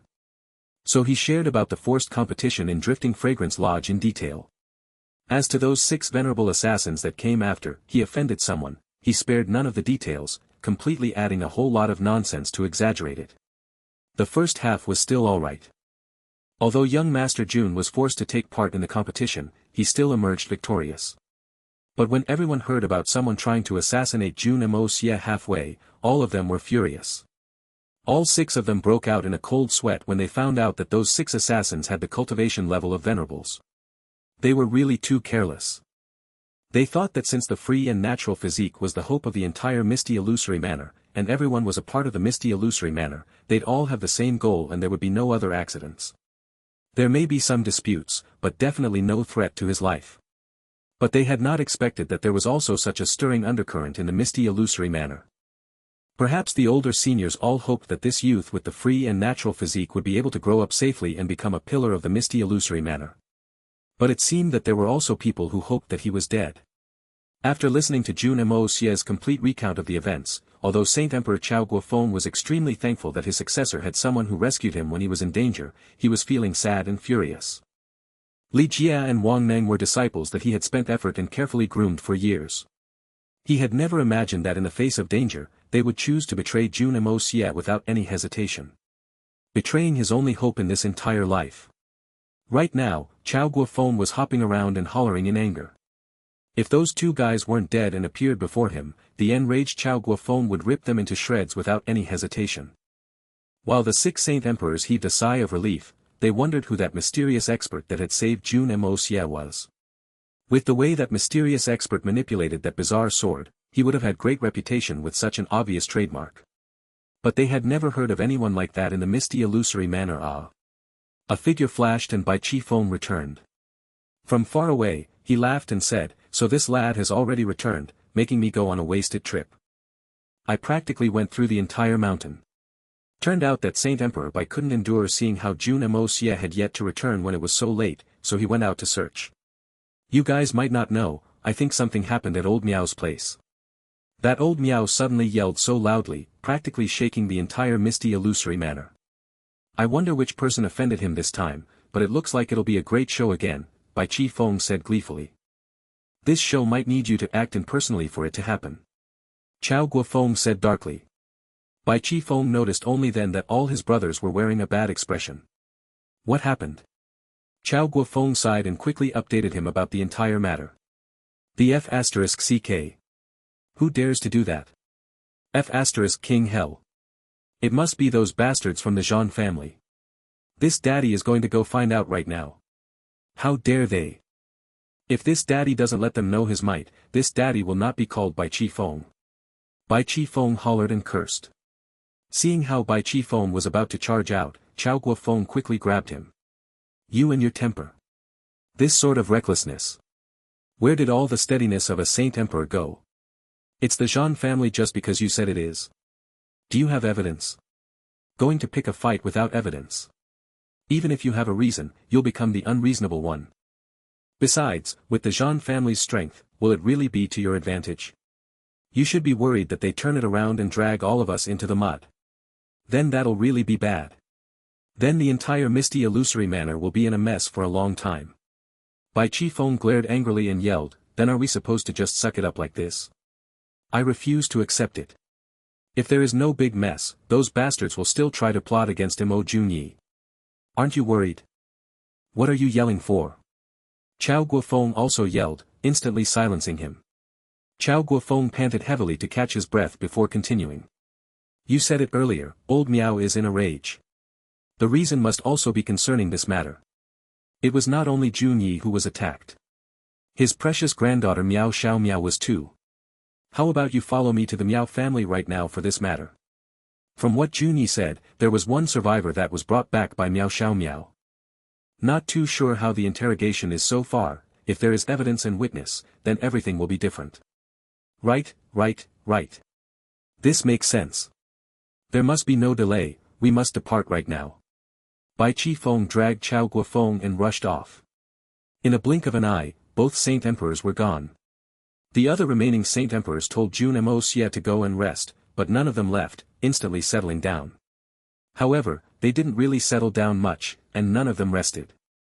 They protected Jun Moxie's room thoroughly. What if there was another assassin? This incident where Mo Junyi was almost assassinated completely shook the nerves of these Saint Emperors. They were completely on edge. They did not dare to take any more chances, determined to destroy all threats the moment it began to sprout. Much like the agitation here on Chao Guofeng's side and the rage at the Meow family, the Jean family was also in a state of flurry. After making arrangements for 6 venerables to assassinate Mo Junyi, in order to avoid suspicion, Jeanqin Fong and Zhan Yushu returned back home immediately. After being severely reprimanded by the seniors, they were ordered to reflect on their own acts. Both of them were harboring their own designs, frequently checking the time. That great prodigy Mo with the free and natural physique would have already turned into a pile of minced meat by now. Both brothers waited eagerly. But no news came in and it began to turn late. Both of them began to feel worried. Could it be that there were some other accidents? If there were any mishaps, both of them were the first to not believe in it. 6 venerables were deployed for this operation. A force like this was more than enough to deal with a golden Xian. How could there be any accidents? What other accidents could happen? We are literally using a giant rock to smash ants. It is definitely a piece of cake. Maybe those people were loyal to our orders and are torturing Mo Junyi, making him find life more miserable than death. That is why they have yet to return until now.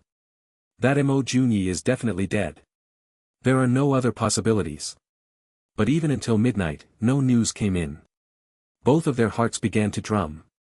They were very confident in those guards of theirs.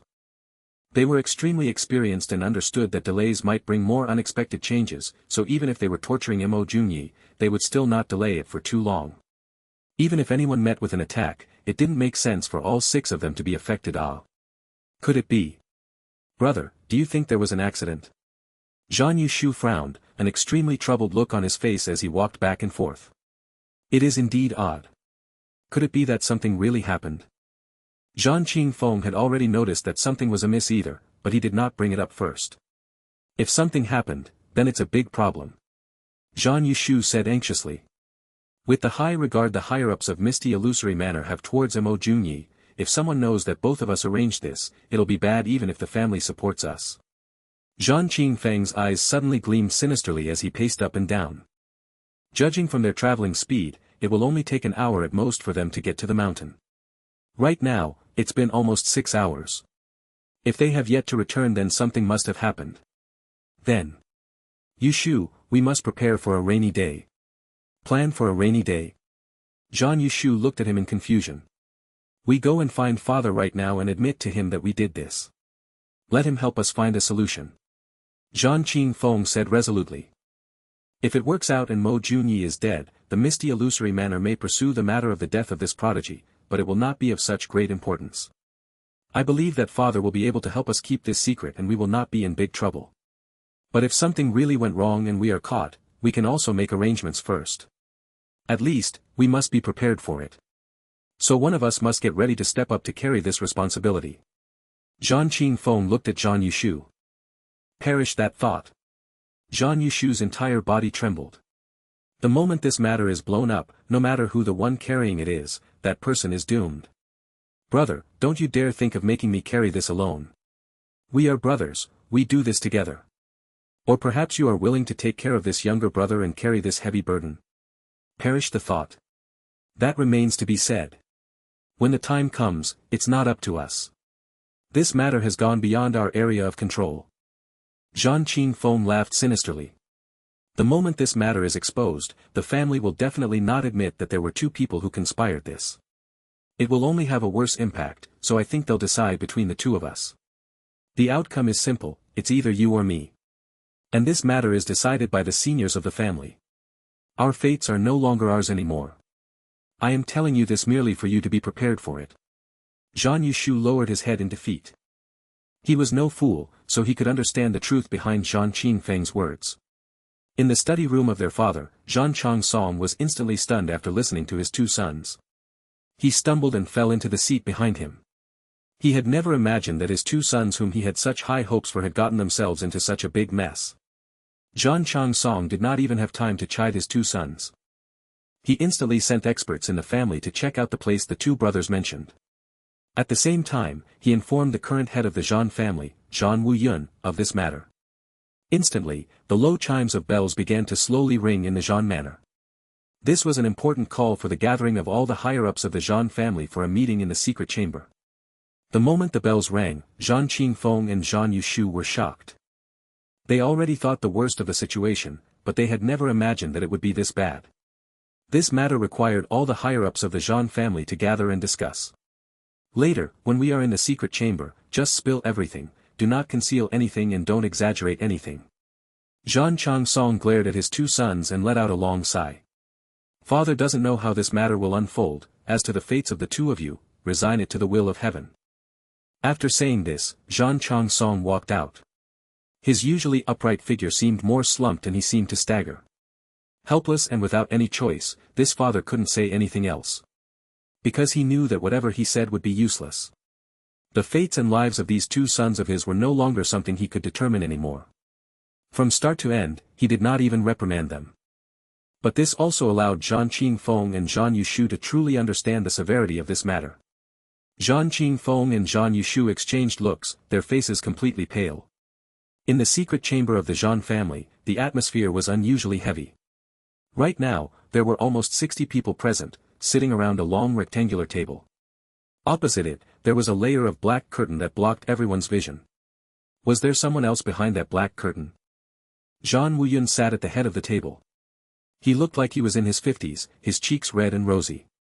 But everyone knew that he only looked young, he was actually almost 200 years old. The reason why I've gathered everyone today is because there has been a huge, unexpected incident in the Zhan family. Zhan Wuyun said. Everyone had a calm expression, not showing any signs of anxiousness or curiosity. Everyone present was a great master of different areas of expertise in the misty illusory manner. The great power and influence in the hands of these people made not many matters worthy of being called huge matter in their eyes. Zhan Wuyun did not say anything else. He simply clapped his hands and someone brought in the two brothers, Jeanqin Fong and Zhan Yushu. The two of you, go through everything in detail. Everyone present was an important pillar of the Zhan family's strength. There were no problems about information being leaked. Jeanqin Fong began to recount the entire situation in detail, how he went along with the instructions of the family to plot against Meow Xiaomo, but had the tables turned around and got humiliated. Then because of their anger, they sent 6 venerables to assassinate Meow Xiaomo, but there has been no response. The entire secret chamber was in a state of silence. After the two of them were done, the entire secret chamber was agitated. That means to say that not only did the Zhan family lose our quota for the spiritual herbal gardens, we also lost a request that we cannot refuse. And there is also a possibility that we've put the evidence in their hands. A young man frowned. The two of you did such a terrible job on this matter. When has the Zhan family ever lost so much face? This is a complete disgrace. Ah. Exactly. What were the two of you doing? Did you not do any basic research? Doing things so recklessly, and so easily defeated by the other party. The entire great situation has been ruined by the two of you. Everyone began to berate. Knock knock. Someone lightly knocked against the table. It was not loud, but it had an air of complete power and might. Everyone looked over in the direction of the noise. A pale-looking young man in green sat slightly below the family head Zhan Wuyun. His long finger was lightly tapping on the table. His droopy eyes occasionally opened, and the dazzling gleam in them made everyone swallow all the scolding they were about to spew. This position was a significant position. And no one had any arguments against this young man, who looked slightly over his 30s, sitting there comfortably. That young man in green said indifferently, "Everyone, please focus. You are not asked to be here to reprimand them. And it is also not a reflection session. We are here to gather your wits and think about how should we resolve this matter. Even if you scold or beat them to death right now, the matter has already happened. There is no point in use in continuing to talk about all these useless matters.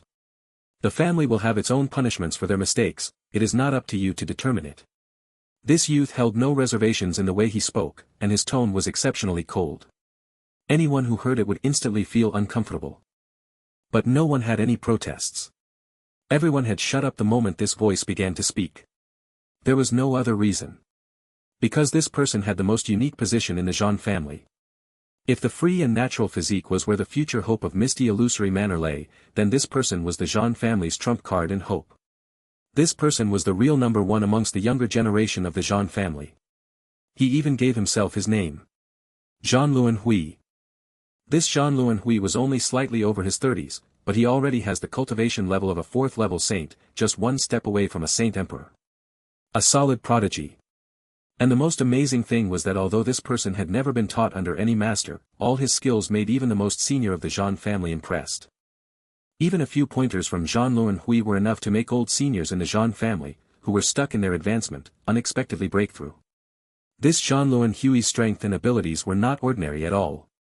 Jeanqin Fong and Zhan Yushu may be the first and second amongst the younger generation of the Zhan family in name and often had competitions between themselves, but they did not have any intentions to vie with this cousin of theirs. Because they knew that they were not on the same level as Zhan Luanhui, and there was no possibility of comparing them. The disparity was too great. The free and natural physique is the best physique for Xian cultivators since ancient times. Only the founding ancestor of Xian cultivation, the 9-nether first young master, had this sort of mythical physique. And this Meow Xiaomo is the second one that has appeared in the whole of Xian continent's history. It was still Zhan Luanhui speaking. His voice was still calm and dull, but everyone was holding their breath, afraid to utter another word. Legend has it that the greatest benefit of this free and natural physique is that there is no bottleneck no matter what sort of art the person is practicing. The greatest trait about it is that there is no hindrance in his meridians. That means it's a free state in the meridians. There is nothing blocking in there. The owner of the legendary free and natural physique can be said to be the darling of the heavens. The moment he gets into momentum, the speed he cultivates at is impossible to be matched, even by those who reincarnated through their spirit seed with thousands of years of experience. And it's even more obvious at higher levels. With enough time, it will become an unimaginable, terrifying existence. If that person is intelligent, then his prowess will be even more shocking. And Mo Junyi is someone like that. With this person's wits, as long as he is given enough time to grow, this person may not be inferior to the 9 nether first young master in the future. If I'm the head of the misty illusory manor, the entire Jean family will be punished for such an unforgivable mistake by their descendants. Even if blood has to flow like rivers, I'll also use this matter to warn everyone not to set their designs on the free and natural physique. Because this person is the true pillar of the misty illusory manor in the future. As Jean Luanhui spoke, Jeanqin Fong and Zhan Yushu were sweating buckets, their faces also completely pale. So the Jean family absolutely must not be involved in this matter. I believe everyone understands what I mean by this. Jean Luanhui scoffed, shooting a cutting gaze at Zhan Yushu and Jeanqin Fong. The both of you are truly beyond redemption. Everything in the Jean family was prepared, and we were only waiting for my strength to return so that we could reclaim the entire misty illusory manor. You two just had to make such a ruckus. If Jun Moxie were present, from what Jean Luanhui was saying, he would have been able to determine that this Jean Luanhui was definitely some reincarnated spirit seed of an expert. Because it was extremely obvious from his words. Then how should we resolve this matter? Zhan Wuyun asked in a respectful tone. The reason why everyone is gathered here today is to make preparations. This responsibility shall all be pushed onto those 6 people. Whether they are dead or alive, they will carry it. First, find the families of these 6 people and make people create false records. Just say that these 6 people were subjected to abuse from the Jean family because of their mistakes. The Jean family was strict and harsh in its punishment, and this made them harbor hatred. Keep a tight watch on every single member of their family, and make sure they all say the same thing. Also, promise their descendants benefits. After everything is over, we will return them to a stable life. This matter may sound easy when said, but it is extremely difficult and complicated to operate. Because their families are definitely within the various divisions of the Jean family. The family members of 6 venerables is no small number. So it's likely that we need everyone here to handle it and make sure everything is perfectly in sync. Create this accusation that it is the servants who are trying to harm their master. Only with this can the Jean family have all ties cut off from this matter. This is the only solution. With no further risks. One must be ruthless in order to accomplish great things. This may be a little too cruel, but this cruelty can ensure and protect the Jean family. Jean Luanhui stood up easily. His pale face looked exceptionally ghastly under the illumination from the candle. The most important thing that must not be neglected, this must be done before daybreak. If it's not done by then, we can all commit suicide together instead. After that, Jean Luanhui walked out without turning back. Only when he was at the door, he paused for a while. As to Qin Fong and Yushu, arrange for the both of them to go through the 9 nethers refining soul. If they cannot endure it and die, then it will be their punishment. If they manage to pull through, then the Jean family will have 2 more top experts with great prospects. That's all. Then, his figure vanished from everyone's vision. Jeanqin Fong and Zhan Yushu instantly turned completely white. Their legs also began to quake. They already knew how their future fate was going to be. To go through the 9 nethers refining soul. The agony and torture couldn't compare to a quick death. But the fates of these 2 brothers was already destined for it, because that was what Jean Luanhui said. The entire Jean family instantly busied themselves. Everyone was rushing and buzzing about in anxiety. From the outside, the Jean manor looked just as it did any other day. But who knew that everyone inside was rushing about with all their might? The Jean family was busy, the Meow family was busy, Chao Guofeng and the rest were also busy. On a sleepless night like this, as the center of the matter, Jun Moxie became the most carefree person. But young Master Jun was the same as the rest. He had no sleep for today. If someone had gone into his room to check, they'd instantly realize that it was a pillow that was stuffed under his blanket. And he had already vanished without a trace. If the 5 Saint Emperors who were guarding him saw this, they'd think they'd met a ghost. Under the full protection of the 5 of them, a person could still go missing again. But it was not as severe as seeing a ghost. Right now, young Master Jun was inside the Hongjun Pagoda. The blood of yellow flame was gleaming and flying around Jun Moxie, occasionally releasing a piercing sword cry. What had been completed tonight was the divine sword, the blood of yellow flame. After Jun Moxie had silently and secretly summoned it, it quickly got rid of those 6 people. And the killing intent of the blood of yellow flame was even more obvious after drinking the fresh blood of strong experts. Under Jun Moxie's constant tempering, its spirituality grew and it practically had a conscience of its own. Before, after drinking the blood of humans, it would just absorb all the contents, unlike today, where it released its evil aura. Right now, the blood of yellow flame had taken form. What it lacked was an endless dousing of fresh blood for it to grow into a true and genuine flying sword. A sword that conquered the world without any inhibitions or control. When that time came, the blood of yellow flame that had fully grown would have a shocking and terrifying might. Although there was still a distance until the blood of yellow flame finished growing completely, Jun Moxie was still very satisfied with its growth. After all, Jun Moxie would not need to carry out a slaughter if there wasn't a need to do so, just to satisfy the needs of blood of yellow flame. Because a divine sword born of too much slaughter would instead create unstable effects. If the blood of yellow flame turned into nothing but a mindless bloodthirsty weapon, it would defeat his initial intentions. Thus, he would only draw his sword when he had to kill. That way, the sword would follow his will, instead of its own bloodthirst. That was the difference in quality. Only a sword nurtured like that would truly belong to oneself, never being in danger of going out of control. Yellow flame, do you know the conflicted feelings in my heart? Jun Moxie sighed as he made the blood of yellow flame hover in front of him. The blood of yellow flame hummed lightly in response, seemingly replying to him. Jun Moxie could feel the despondent gloom in the sword, and he laughed.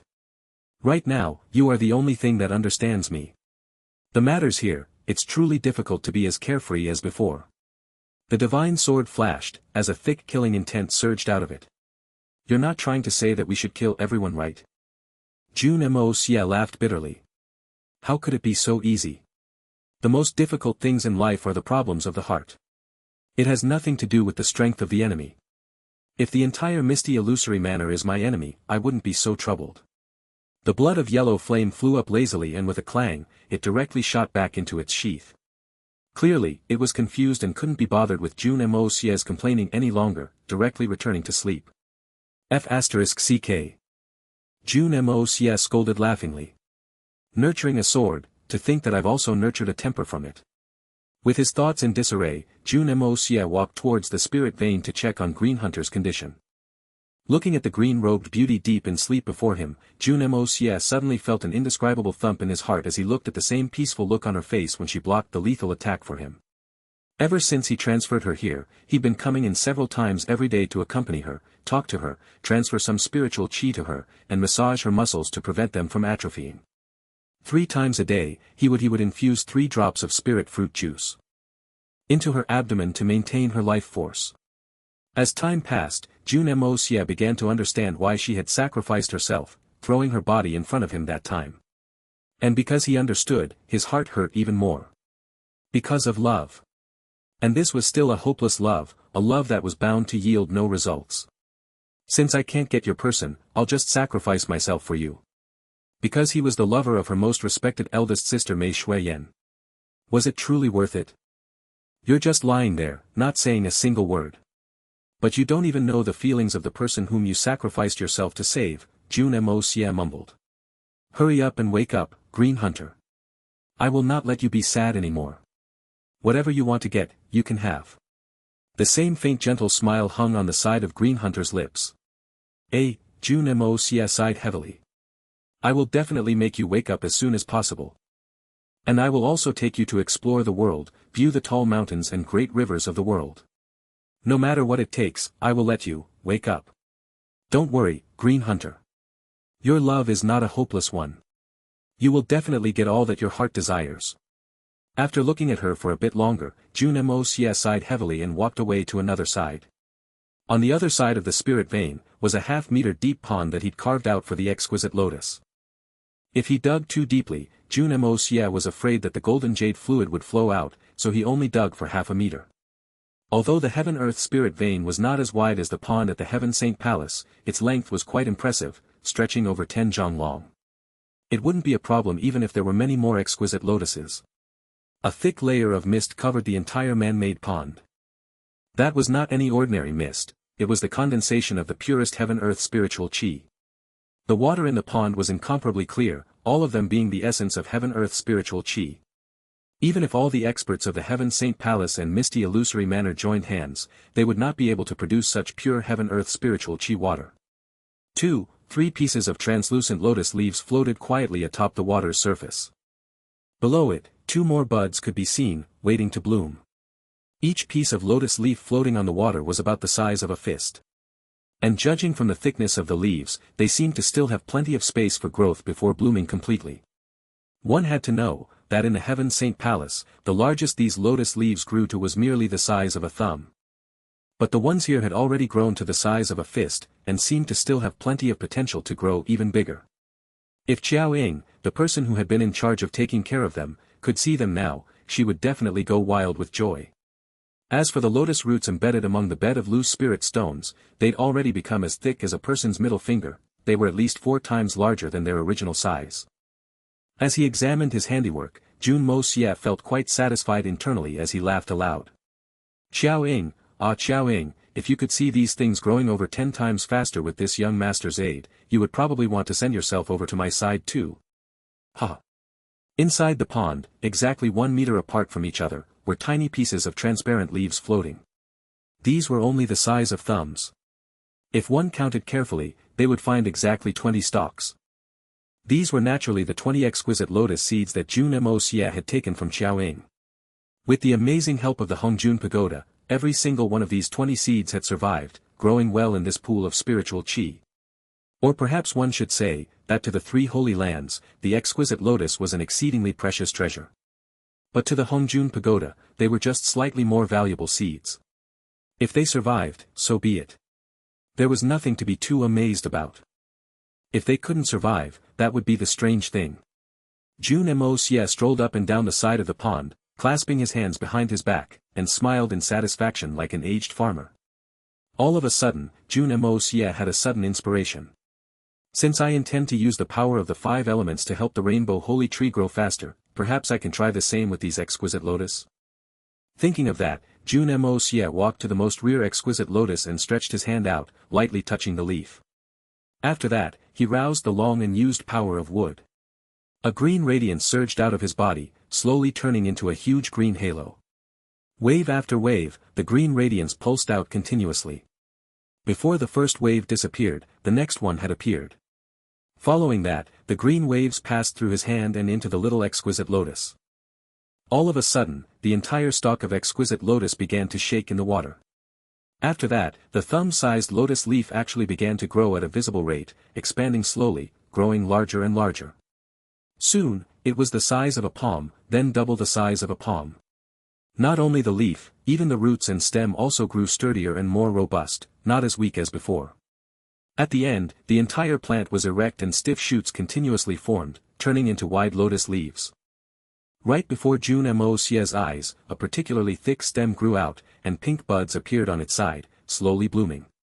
Soon, the entire area was filled with the thick fragrance of the flowers. The lotus bloomed resplendently, but after a time, they slowly wilted, turning into seed pods. The colors of the seed pods grew deeper, and the lotus seed pods under the water also began to grow bigger and thicker.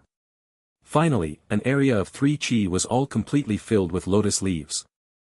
And the seed pods under the water had also turned as thick as an infant's arm and as large as a palm. A seed pod of this size was 7 to 10 times larger than the one at the Heaven Saint Palace. Jun Moxie looked at this seed pod with amazement, unable to withhold himself from clapping and whooping with joy. It turned out that everything was actually this simple. But suddenly, he realized that something was wrong. Why were these lotus leaves so empty? Water, where's the water? Only now did Jun Moxie realize that the entire pond of pure spiritual qi water had actually completely disappeared, only leaving a completely parched pond. Just growing a single stalk of exquisite lotus actually needed so much energy. Jun Moxie nearly fainted with shock. So it turned out that these things were so good at burning money.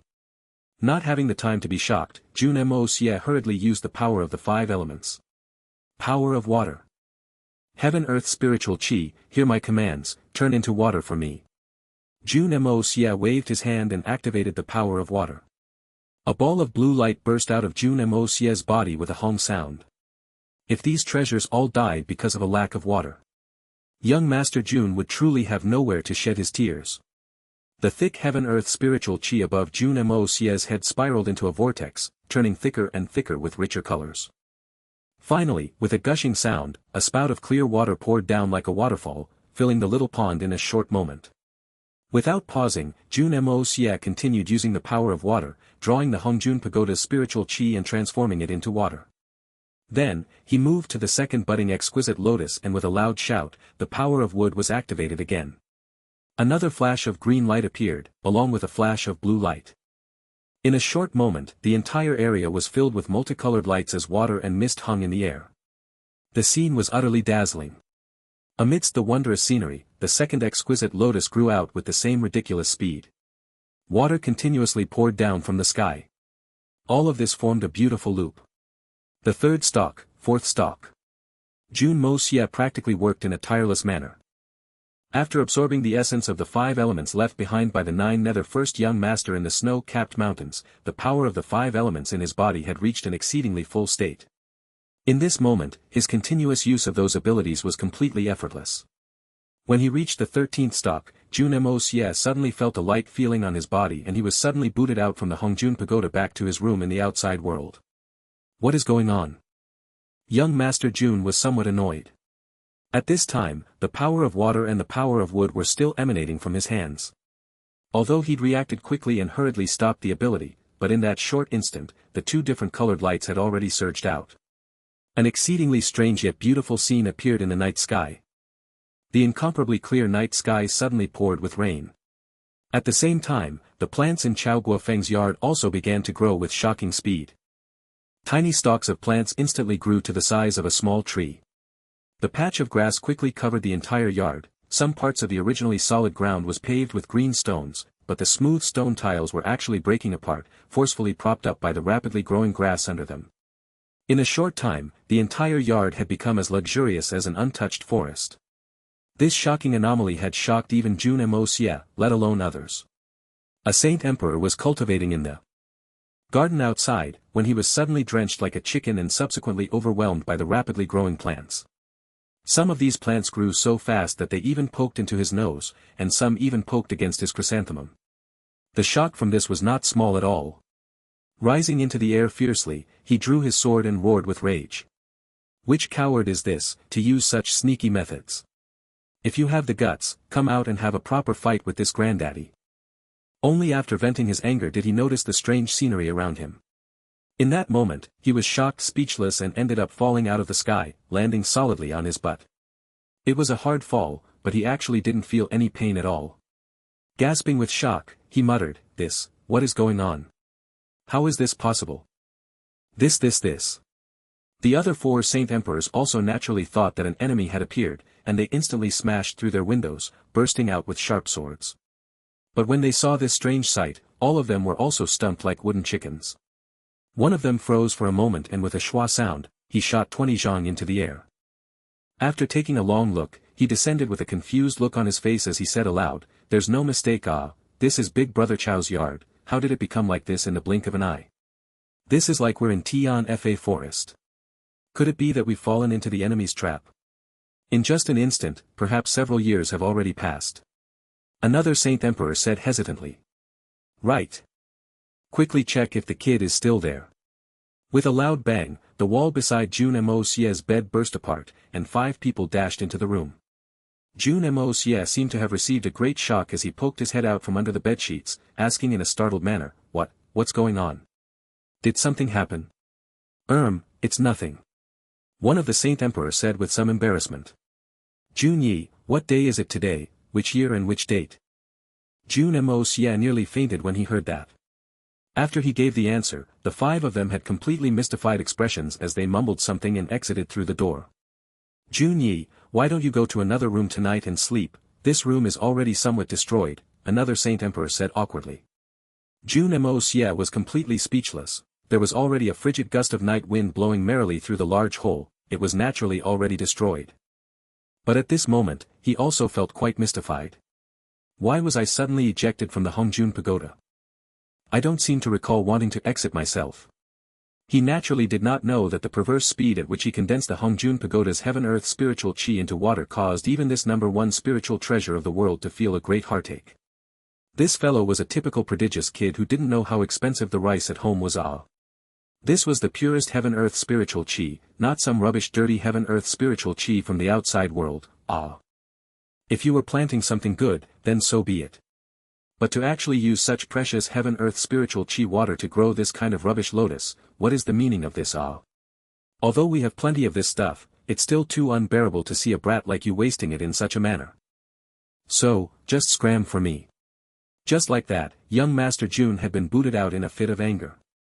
Not to mention those Saint Emperors, young Master Jun himself was not feeling much better about the situation and he could only accept the reality like that. This young master was naturally not an idiot. After much thought, he also managed to guess that it should be because he had been using the Hongjun Pagoda's spiritual chi too rapidly, which caused the petty grandpa Hongjun to lose his temper.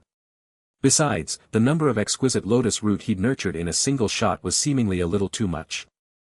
Not to mention being enough to feed all the girls at home, it was so much that he could directly chop them up and stir-fry them with pork, and it was even enough to make an exquisite lotus root feast with all kinds of dishes. Pooey, that little bastard called me petty. If you really used this granddaddy's spiritual chi to nourish true treasures, this old pagoda can still accept it. But you brat actually used such precious resources to water that trashy plant. Anyone would be angry, and you still dare to call this granddaddy petty? Why don't you just say that you're an ignorant little brat? The Hongjun Pagoda scolded internally. Looks like this fellow also has a bottom line, eh? Young Master Jun mumbled somewhat helplessly as his half-raised middle finger was quickly kept away again. Curse at the Hongjun Pagoda. How would he do that? That fellow was currently residing inside his body. If he wanted to brandish a middle finger at it, he would be doing to himself first. Young Master Jun did not have such weird hobbies. But for now, he temporarily could not enter the Hongjun Pagoda. The yard was filled with the hushed whisperings of the 5 Saint Emperors. Quite clearly, they were still incredibly bewildered about today's matter. These old fellows completely could not understand. It wasn't that their knowledge was lacking, but that his kind of matter was simply too strange. Any normal person would not be able to make heads or tails of it. How could a proper and neat courtyard turn into a forest? Especially the dumbstruck Saint Emperor who had been cultivating in the yard and had witnessed the entire terrifying scene completely. His recounted the entire story animatedly. You guys didn't see it, but I was cultivating just now and was at a critical point of condensing my chi when a huge downpour of rain suddenly fell from the cloudless sky out of nowhere, completely drenching me. This old man nearly suffered cultivation deviation from the sheer shock. Following that, just as I was trying to stabilize my essence chi, a stalk of grass suddenly shot into my nostrils. And even more ridiculous, the tender bamboo shoots that old Chow had planted on the ground actually grew so quickly that it managed to tunnel into this daddy's vital area. With a schwa sound, it pushed all the way in, not too thick, not too thin, cold and leafy, it almost claimed this daddy's old life. Ha ha, all the other Saint Emperors roared with laughter, slapping their thighs with great amusement.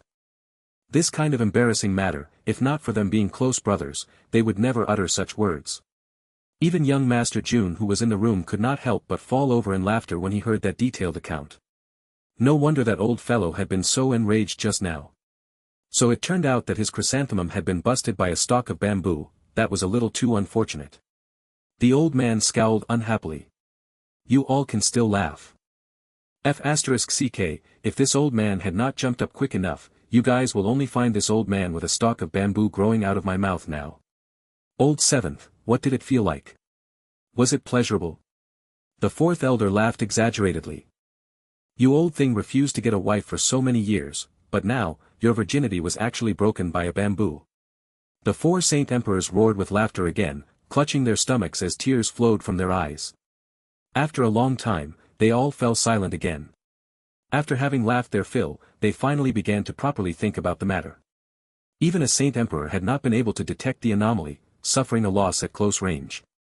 If this had been an enemy instead, the results were easily imagined. But despite wrecking their brains, they could not come up with anything. Jun Moxie looked at the huge hole in his room and sighed in a heartfelt manner. The structure of this house was truly good. After being smashed through like this, it actually hadn't collapsed yet. It was definitely impossible to sleep anymore. In that moment, he could only pull on his clothes and look at the 5 old men troubling over the matter outside. A long while passed. Look. What is that? The fifth elder seemed to have discovered something as he stood before a plant and held a black seed between his fingers. Stroking his beard, he said, "Everyone, what happened here was definitely an anomaly. Look, isn't this stalk of scarlet jade ginseng something that eldest brother brought over 10 years ago? At that time, it was at most only around 20 years old. But now, it had actually already bloomed, and there are even so many seeds on the ground. What does this prove?" The other four Saint Emperors rushed over and their sights fell on the black-colored seed. In that moment, all of them were staring at the sight before them with disbelief. The scarlet jade ginseng was a mutant variant ginseng. They were exceedingly rare, and would typically need over 100 years of careful nurturing to reach full maturity. Before they reached full maturity, they cannot be consumed. But because it needed so much time to reach full maturity, they were excellent spirit herbs when matured. After Chao Guofeng moved it to his own yard, he'd only taken it as a leisurely activity to tend to it every so often. After all, with the long life of Saint Emperors, he would be able to enjoy the ginseng sooner or later. But still, he didn't place too much importance on it for the time being. After all, it was only around 10 years old right now. There were still at least 70, 80 years remaining until it would be worth something. But who would have thought that this ginseng would actually directly step past over 80 years of growing, directly reaching full maturity in the mere blink of an eye? When they saw this, the five of them directly froze like stone statues. Quick, dig it out and take a look. Is it really mature?" The third elder said agitatedly as his eyes shone. The scarlet jade ginseng could not really be considered any amazing treasure in the eyes of these Saint Emperors. But a fully matured scarlet jade ginseng was still rather rare. If it was really mature, it would be a nice freebie. The seventh elder stooped down and carefully dug through the ground. Even as a Saint Emperor expert, he was still exceedingly careful. The scarlet jade ginseng was rather unique in that as long as even a single root was hurt when digging, all the spiritual qi in it would completely disappear. This was also the reason why the scarlet jade ginseng was viewed so preciously despite its growth conditions. A while later, the scarlet jade ginseng was finally dug up completely. An additional deep hole was left on the ground. After carefully dusting off the dirt around it, a red glow could be seen, with a near-translucent ginseng. All five Saint Emperors were promptly stunned. It was actually real. This was a scarlet jade ginseng that could not be more ripe. Furthermore, this was definitely the highest grade of scarlet jade ginseng. Overjoyed with this discovery, the five brothers immediately spread out and started digging. "Waha, look at this stalk of green jing, it's actually also reached full maturity. The violet zoysia here is actually also fully grown." The five old men suddenly turned into common foragers as they searched through this treasure ground excitedly. How big could a mere courtyard be? Saint Emperor Chao himself was not a herb expert, and there was only a limited number of spirit herbs planted. The five quickly concluded their search in a short time. Looking at the desolate scene before them, the five Saint Emperors clucked their tongues with some pity. They were naturally not feeling regretful about the mess they've created. With their status, even if they trashed another 100 courtyards, they would still not feel anything. In at most one day, the courtyard could be easily restored to its former beauty. The thing they were truly regretful over was, if we knew it was like this, we should have planted this courtyard full of spirit herbs. A miracle like this would only happen once in how long To think that such a miraculous anomaly only ended up mainly nourishing those useless weeds and bamboos. What a waste! It was simply a waste of heavenly resources. The five all sighed as they looked at the sea of bamboo before them with hatred. In this moment, they only wished to chop these annoying plants down and boil them into soup. A perfectly fine courtyard had actually turned into a bamboo forest. Even the clean and quiet little houses were all covered with weeds now, and some bamboo had even grown through the ground, breaking past the stone floors. They had checked very carefully, apart from this yard, there was no anomaly with the plants outside of this yard. From the looks of it, this miracle had only happened to this yard. So it's the heavens giving us more care, the seventh elder said with a deep sigh. As he rubbed his buttocks, he did not feel that bad anymore. After all, who else in this world could say that their chrysanthemum had been busted by divine providence? This old man could be said to be the first in the world. This event could even be written into the annals of history. When he thought of it this way, the seventh elder felt that his but had been honored. As dawn approached, Chao Guofeng and Bai Qifeng finally returned lethargically. The moment they stepped through the door, the both of them froze slightly and instantly turned back around. They should have entered the wrong door. Bai Qifeng grumbled softly. Boss, you called me a muddlehead all day long, but look at you, you can't even find your own house. The two stepped back and looked for a long time. Finally, they turned and walked back through the gate in a confused manner. They looked at the entire yard full of tall grass and verdant bamboos, as well as the thick layer of vines creeping along the walls. Chao Guofeng was so shocked that he couldn't say anything. The yard was also filled with huge holes all over the ground. As for the room that Jun Moxie had been staying in, it had already been turned into a breezy open pavilion. Saint Emperor Chao blinked his eyes in disbelief, and he felt like a strangled goose with its throat tightly gripped in someone's fist. After stammering and choking for a long time, he finally roared, what happened here? The scene before him would be shocking to anyone. It was a good thing that he'd noticed the plants first. If he saw the large holes and the destroyed house first, Saint Emperor Chao would definitely think that something had happened to young Master Jun. The moment they heard the two come back, the other 5 Saint Emperors hurriedly ran out from their rooms. The 5 of them all spoke together, describing all kinds of wondrous magic, causing Chao Guofeng and Bai Chi Feng to nearly faint from the confusion. After a long time, the 2 of them finally figured out the situation from their jumbled words, realizing that a miracle had happened in this yard last night. I'm not in the mood to care about whatever magic and miracles. Where is that kid? How is he? Has he calmed down yet? Bai Chi Feng was obviously not interested in the miracle at all. He only cared about the treasured disciple that they'd snatched back after such great danger. With the assassination attempt just a few hours ago, his mood was naturally not good. Heir, he's fine. The 5 hurriedly answered. Only when they heard that he was fine, the 2 of them finally relaxed.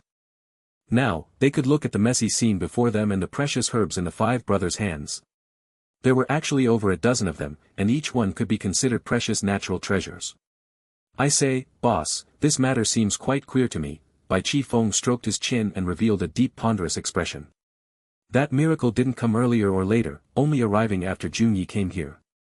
Perhaps, this disciple of ours is someone sent from the deities. What do you mean? Everyone asked together. It's extraordinary, Bai Chi Feng said, raising his head arrogantly. This was a slang that he'd learned from Jun Moxie a couple days ago. To think he could apply it so quickly, it was indeed extraordinary. Everyone also nodded with realization. Although Bai Chi Feng's words sounded rather uncouth, this was an undeniable fact. Chao Guofeng had already stayed in this yard for several hundred years. But not to mention a miracle, not even the slightest strange matter had happened before. But today's matter was obviously not something that could be explained away with logic. In that instant, the 7 Saint Emperors had become more sure that this free and natural physique prodigy Mo Jun Yi was definitely going to be a huge figure in the future. Throughout history and legends, every time an important figure was born, strange sights and anomalies would always accompany them.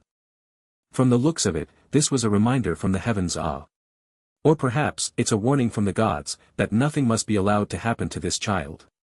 In just an instant, the look in everyone's eyes changed. The entire misty illusory manor was thoroughly stirred up the previous night. The prodigy with the free and natural physique, had met with an assassination attempt at the mountain right in front of the manor, barely avoiding death. And the assassins were actually the 6 personal guards of the Jean family young masters who had only a few hours ago, been defeated miserably by Mo Jun Yi. This matter naturally attracted the attention of all the important characters. The second matter also involved the same Mo Jun Yi with the free and natural physique. On the same night that he'd escaped the assassination attempt, a shocking miracle had appeared in the yard he was staying at. In the span of a single night, all the plants in the yard suddenly all grew madly, reaching full maturity of several hundred years. These 2 matters sent a huge tremor through the entire misty illusory manor. At the crack of dawn, Manor Lord Miao Jingyun sent an order, summoning the patriarchs of all the 8 great families to the manor. At the same time, among the list of invited people, was Saint Emperor Chao Guofeng. This time, the Jean family will definitely not be able to get away lightly. This daddy has disliked those bunch of Jean family bastards for a long time already. Bai Chi Feng said with a slight sneer as he sat in Chao Guofeng's little yard. His expression was casual and at ease, as if he were in his own house. In fact, he'd even pulled his mattress and blankets over, seemingly intending to perch a nest here and settle down. Saint Emperor Bai's speech was much more restrained this time. His trademark, this daddy, was practically gone. After all, his precious disciple was beside him. If he ended up leading him astray, it wouldn't be good. Truthfully, this was also one of Chao Guofeng's conditions for letting him stay here. If he refused to conform, he could only scram. In order to be able to stay close with his precious disciple, he could only comply. A stone table was set in the middle of the yard, which they sat around. A bowl of spirit fruits only produced in the misty illusory manner was placed in the middle. 6 of the Saint Emperors together with Jun Moxie was seated around it, happily eating their breakfast. The scene was calm, and the sound of bamboo and leaves swaying lightly in the breeze could be heard. Not necessarily so. Jun Moxie said with a faint smile. Although the assassins from last night have been determined to be from the Jean family, it remains a fact that none of the Jean family disciples were present. And with just that not present point, the Jean family can do many things. With their foundations, they probably won't suffer any real loss. At the most, they would only get some light punishment and with the promise to be more strict with their watch over their servants. And this matter would be over. Oh. Really? Jeanqin Fong looked at young Master Jun with an interested gaze. Kid, you've hidden yourself quite well. In that case, the only way to pin the crime on the Jean family for last night's matter is if we caught Jeanqin Fong and Jean Yushu red-handed at the scene of the crime. Even like that, it might not work. Jun Moxie said faintly.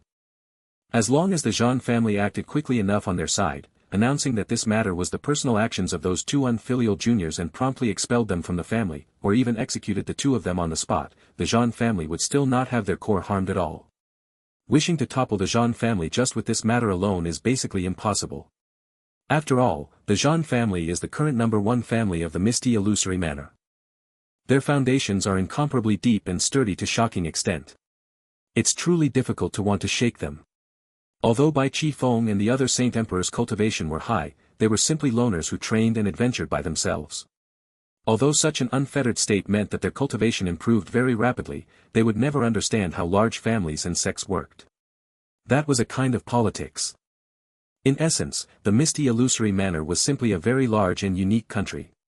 When it came to politics, unless they were charged with treason and rebellion, it was impossible for the ruling government to eradicate a large family like the Jean family, which had close to 10,000 years of foundation. Even if the misty illusory manor's manor lord wanted to, it would not necessarily be possible to wipe the Jean family away. Because if such a large power was suddenly removed, the power balance between all the large factions would be thrown off. And as a result, the entire misty illusory manor would need a very long time to recover. In fact, it wouldn't be impossible for the ruling power to change hands. These matters were only things that people involved in the politics of it would consider. In contrast, these things were a little too complicated for Jeanqin Fong and the other Saint Emperors, and it was completely within reason for them to not understand. Breakfast was finished soon, and at around 3 in the afternoon, Saint Emperor Chao Guofeng returned with a black face. With a single look, it was obvious that things had not gone as well as anticipated. Those bastards of the Jean family. How infuriating. They're despicable to the extreme.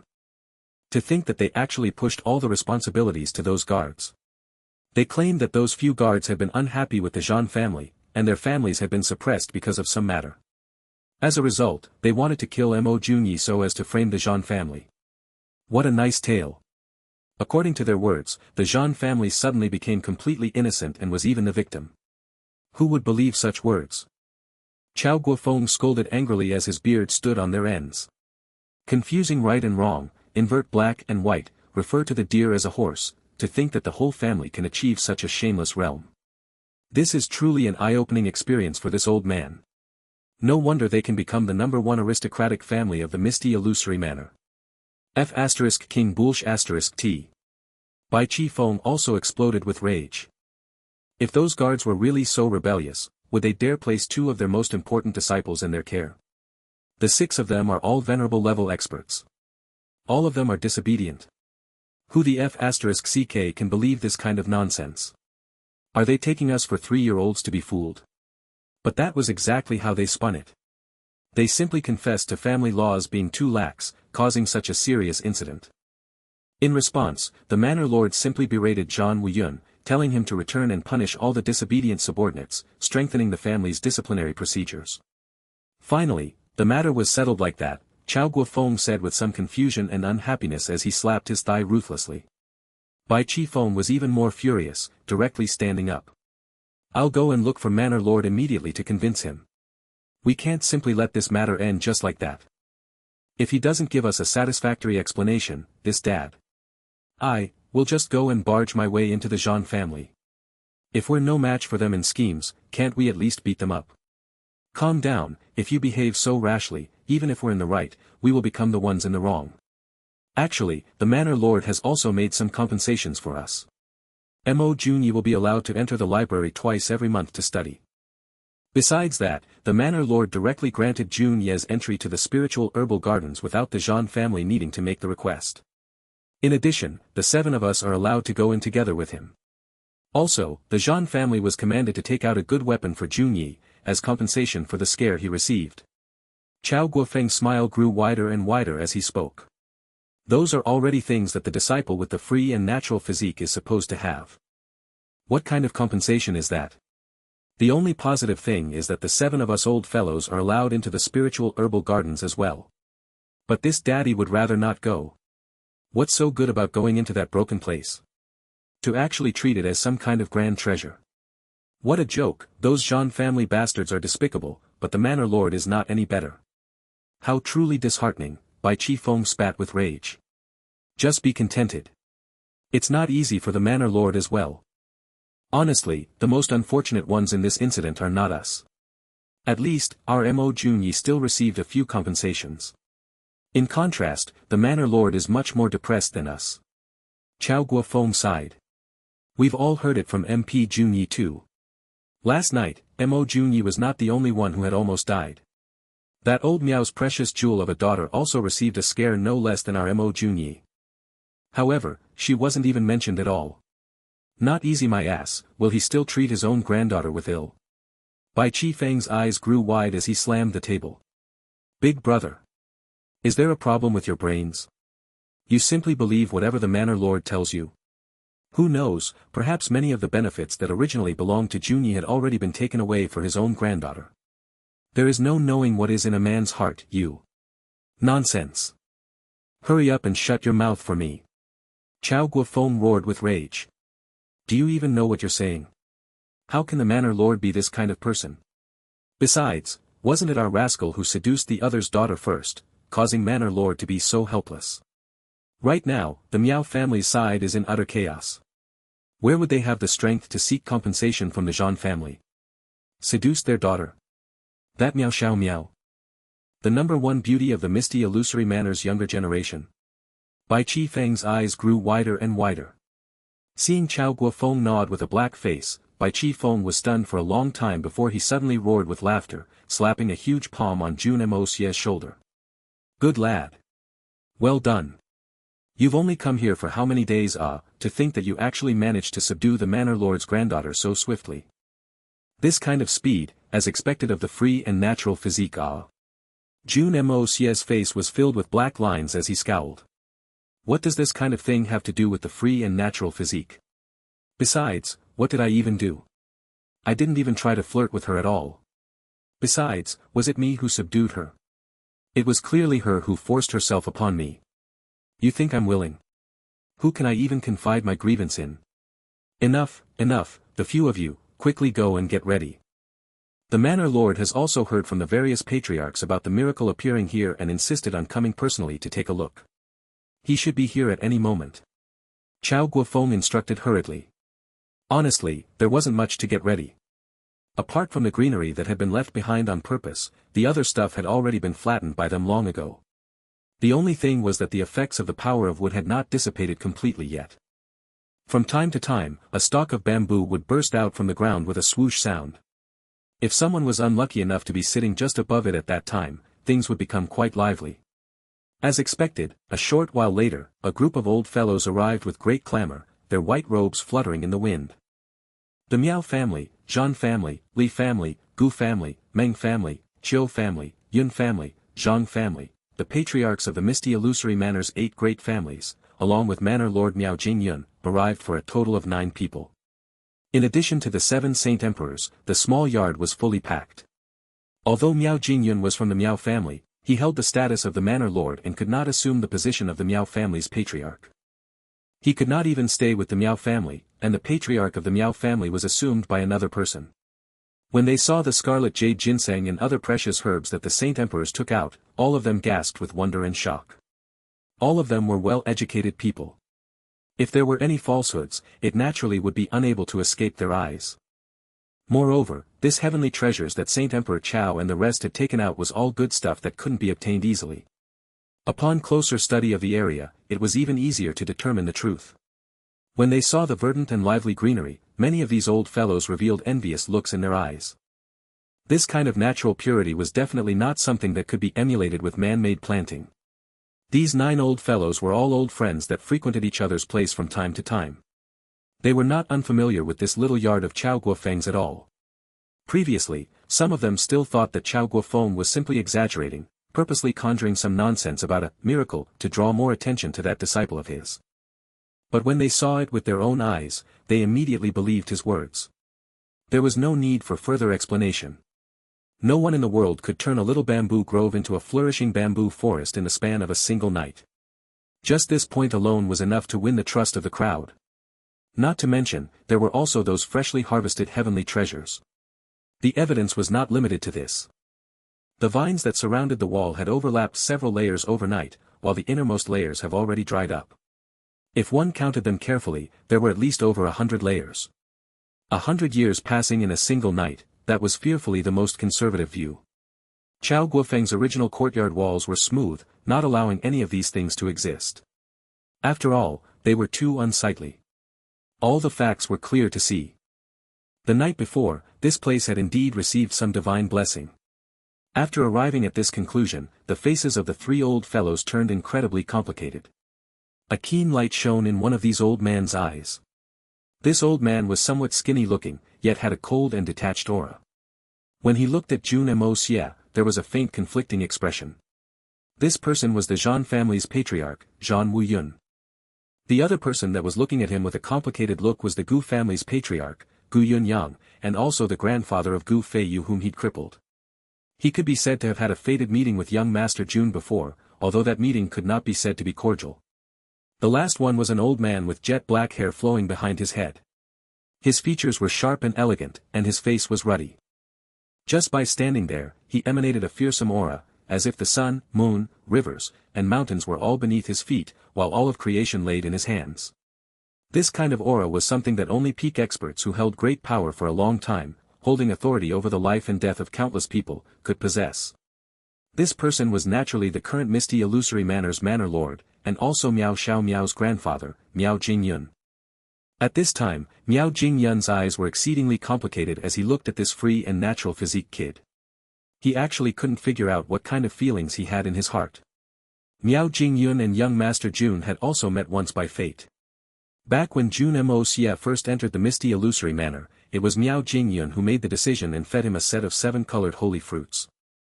The last fruit was also personally fed to him by this old fellow. Today, it was actually their second time meeting each other.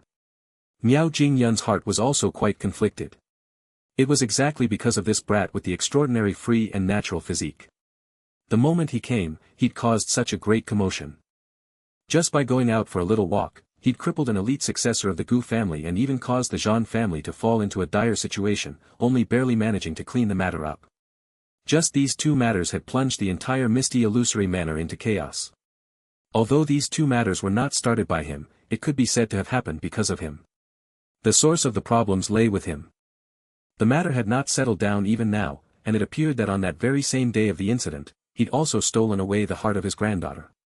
This was simply a devil that was naturally talented at drawing trouble. Could a normal person do all that? A normal person could naturally not achieve all that, but this prodigy with the free and natural physique had actually done it. So this evaluation of Jinx still underestimated him. This kid was simply a root of trouble. Right now, on the surface, only the Zhan family and the Gu family were involved in this. But if the matter with his own granddaughter were spread out, that would mean that this kid would become the common target of all of the Misty Illusory Manor's young generation. It was common knowledge that of the 8 great families of the Misty Illusory Manor, there would at least be a few promising youths from each family that were interested in his granddaughter. This kid had only come here for 5-6 days, and he'd already snatched away the target that everyone had pursued for a long time. How could he avoid the jealousy and envy of everyone? Meow Jingyun sighed heavily in his heart as he looked at him, only to see this fellow grinning back at him with a bashful expression, as if he were completely oblivious to the troubles he'd caused. When the kid saw him looking at him, he even smiled widely, revealing all his teeth. "Do you think that your teeth are very white?" Miao Jingyan felt an anger surge through his heart. What is he smiling so proudly about? Don't you know that this daddy is having a massive headache because of you? If you really have the capabilities, with extraordinarily exceptional leadership skills, and the cultivation of the saint level, that would be fine. But with that tiny bit of cultivation, any random disciple of the aristocratic families could simply squish you to death with a single finger. To think that a rascal like you were actually able to cause Xiao Miao to fall so madly in love, refusing to marry anyone else. Just what did Xiao Miao see in him? Just as the crowd was standing there looking at each other awkwardly, Miao Jingyun unexpectedly waved his hand beckoned for Jun Moxie. "Mo Junyi, come here." Jun Moxie groaned internally. "Is this old fellow going to settle the scores with me? But I really didn't do anything to your granddaughter, ah. In fact, the one who had been taken advantage of was me." But young Master Jun did not say this out loud. Even if he did, would anyone believe him? As the person involved in last night's matter, what do you think? Unexpectedly, Miao Jingyun's first question was actually this. To anyone else, this was naturally an easy question. This was simply a miracle from the heavens, what other opinion could there be? But when it came to this free and natural physique prodigy, this question wasn't that simple. Right now, everybody had already unanimously agreed that this miracle had appeared because there was the owner of the free and natural physique staying here. But while the rest could say that, Jun Moxie himself could not. It was only natural for others to deify him, but if he praised himself like that, it would be another matter entirely. But if he didn't reply like that, how else was he supposed to reply? This was a little too difficult to handle. Replying to Manor Lord, last night, I was really only talking to Miss Miao. We really didn't do anything. If you don't believe me, you can go back and ask, that last little beansprout can be my witness, the guilty Jun Moxie answered immediately without thinking. But quite clearly, this fellow had completely misunderstood the question, directly giving a different answer. The moment this sentence came out, everyone's faces started to twitch strangely. Only talking to her, and didn't do anything? What else were you thinking of doing? No matter how wise, experienced, or sly Miao Jingyun was, he could not have expected to hear such a ridiculous answer. After hearing this, his nose nearly turned crooked from anger. When young Master Jun saw this expression, he finally managed to confirm one thing in his heart. So it turned out that the phrase, nose turning crooked with anger, was actually true. He used to think it was an exceptionally exaggerated descriptive phrase. It was definitely impossible for a person's nose to turn crooked from anger alone. But looking at the appearance of this Manor Lord now, it had directly proven this point. So it was indeed true that a person's nose could turn crooked from anger. I wasn't asking about this. Miao Jingyun's stern face had become as black as the bottom of a wok. This brat, to think that he wanted to cover the matter for him. But to think that not only did he not appreciate it, he'd even directly confessed to the whole thing. At first, he still thought that this kid still had some brains. But from the looks of it now, this was clearly a dumb wooden bird. Then what are you asking about? Jun Moxie froze slightly. Knowing that he'd confessed wrongly, he hurriedly tried to cover the matter up. Right, the matter last night was truly very precarious. It's all my fault for offending too many people, nearly implicating Miss Miao. It's all my fault. Everyone was stunned speechless once again. Just what was this fellow talking about this time? Only when they listened further, did they realize that he was talking about the matter last night. Last night, 6 masked men suddenly appeared before me, blocking the path. All of them were powerful experts, and they said that I'd offended someone whom I couldn't afford to offend, and they were here to claim my life. I was completely at a loss of what to do. I'd only arrived here for a few days, and the number of people I know can be counted on my fingers. However, they wouldn't let me explain and wanted to directly kill me. That was truly a precarious situation, Even I thought that we were going to meet with tragedy this time. But just at the critical moment, suddenly, Jun Moxie recounted with lingering fear. Stop. Miao Jingyun hurriedly stopped him. This old man was also not asking about this matter. The Zhan family still did not know that there was another mysterious expert in the misty illusory manner. This old man does not intend to reveal it at all, to think that you almost leaked all of it out. But after having his question misinterpreted twice like this old man's image had been greatly tarnished. This brat was truly too terrible. I was asking, what you think about last night's miracle? Miao Jingyun directly said this time. Who knew what other nonsense this kid would spout if he continued playing elusive? Miracle? Oh, so you were talking about that. Jun Moxie nodded with realization. Why didn't you say it earlier? Why did you make it so complicated, causing this daddy to misunderstand? I thought that you were here to demand an explanation for your granddaughter. Truthfully, Jun Moxie could not be blamed for thinking like this. Because, this matter had all been caused by him. In young Master Jun's eyes, this matter was not even worth a mention at all. This daddy is already preparing to use this miracle on your rainbow holy tree, what is a few stalks of bamboo worth compared to it?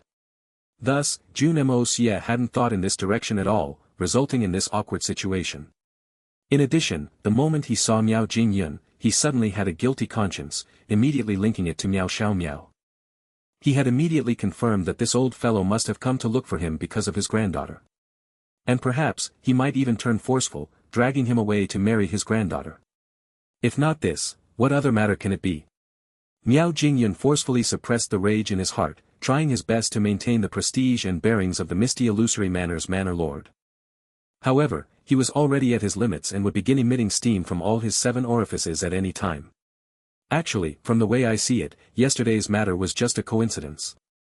Jun Moxie heaved a sigh of relief in his heart as he began in a relaxed manner. Ever since the dawn of Xian continent, the number of miracles that have appeared in this land can be said to be innumerable. There are countless legends and myths spreading all over the world, and there are even some who say that the Pillar of Heaven's mountains where the war for seizing the heavens are held is something created by the power of the gods. And among the commoners, there are also many amazing stories of deities descending to the human world from the heavens. Even in the current age, many people still have images and statues of gods and idols in their homes which they pray to and worship, seeking protection and prosperity for their families, bountiful harvests, favorable weather, and the peace of the country. In Tianxiang, there's a story that a god. Even in the vast prairie, the people there worship the wolf god. As for the miracles there are a total of. Even in the palace, many people believed in sacrificing to the gods and receiving miracles. There are also quite a few strange occurrences recorded in palaces, for example. Even the current emperors and kings. Take for instance. These 16 old fellows were all completely dumbfounded, with their mouths hanging wide open. Today had truly been a huge eye-opening experience for them. They could only watch on, speechless, as Jun Moxie prattled on and on, drawing examples from the start of time to present day, from Tianxiang to the prairie, from the continent to the strange races, from commoners to kings and emperors. Truly 2F** king erudite and informed, extremely well versed in both ancient and modern learning. 2F** king knowledgeable. But, do you think the few of us came all the way here today to hear you talk about the history of legends and miracles? The 16 old fogies, including Jeanqin Fong and the rest, simply wished that they could catch this wretched fellow and give him a good beating. Why is this kid's mouth so terrifying? So based on all these examples, this miracle thing after speaking for so long, Jun Moxie finally arrived at the main point. All the old men sat up and perked their ears. Looks like this kid finally couldn't drag it out any longer. I'll like to see how he explains last night's matter. In that moment, they all expectantly. Especially Zhan Wuyun and Gu Yunyang, the two of them looked like they were waiting to watch a good show. Is actually very ephemeral and difficult to grasp. There's no way to determine or predict it. If you want my opinion, truthfully, I'm not really sure what's going on as well. That's all I have to say. If there's anything I'm lacking, Jun Moxie said with a very humble smile, please guide me. All the old fellows nearly fainted together. To think that us old bunch of bones had been standing under the hot sun for close to 2 hours, listening to you spouting rubbish that could not be more nonsensical. Can you be more shameless? Truly preposterous. To actually dare to answer the manor lord like that. Truthfully, Jun Moxie was also exceedingly helpless. That old fellow's question had obviously been asked to make things difficult for this young master. If I said that the miracle had something to do with me, that would simply mean that I'm being too arrogant, don't know humility, self-praising, and shameless. In the future, even if I had some achievements, it would be very limited. But if I said that it had nothing to do with me, it would mean that I do not have a shred of self-confidence and will not have many achievements in the future either. Cultivation was something that was focused on pursuing the peak. How could one not have any self-confidence? Jun Moxie could already guess that if he answered in the normal way, it would immediately draw a round of criticism and attacks. Because this was basically a trap. It wouldn't be correct no matter what he answered. Just from that sneaky look in that Meow old fellow's eyes, he could already determine this result. With this young master's intellect, how could he fall for such an obvious trap? Therefore, young Master Jun started talking about the history and legends, confusing their minds and before finally concluding with the answer. Miracles were something that could not be explained. And, if you say that it can be explained, you can try to explain it on the spot. This young master will not be involved in this. Everybody could conclude that Miao Jingyun would definitely fly into a rage this time. Even Chao Guofeng, Bai Chi Feng, and the rest were sweating for him. This kid is truly too gutsy. Although this question is indeed somewhat difficult to answer for you, but, to toy with the Manor Lord like this, was a little too risky. If this old Miao got angry and made some arrangements, your bright future in the misty illusionary manor might end here.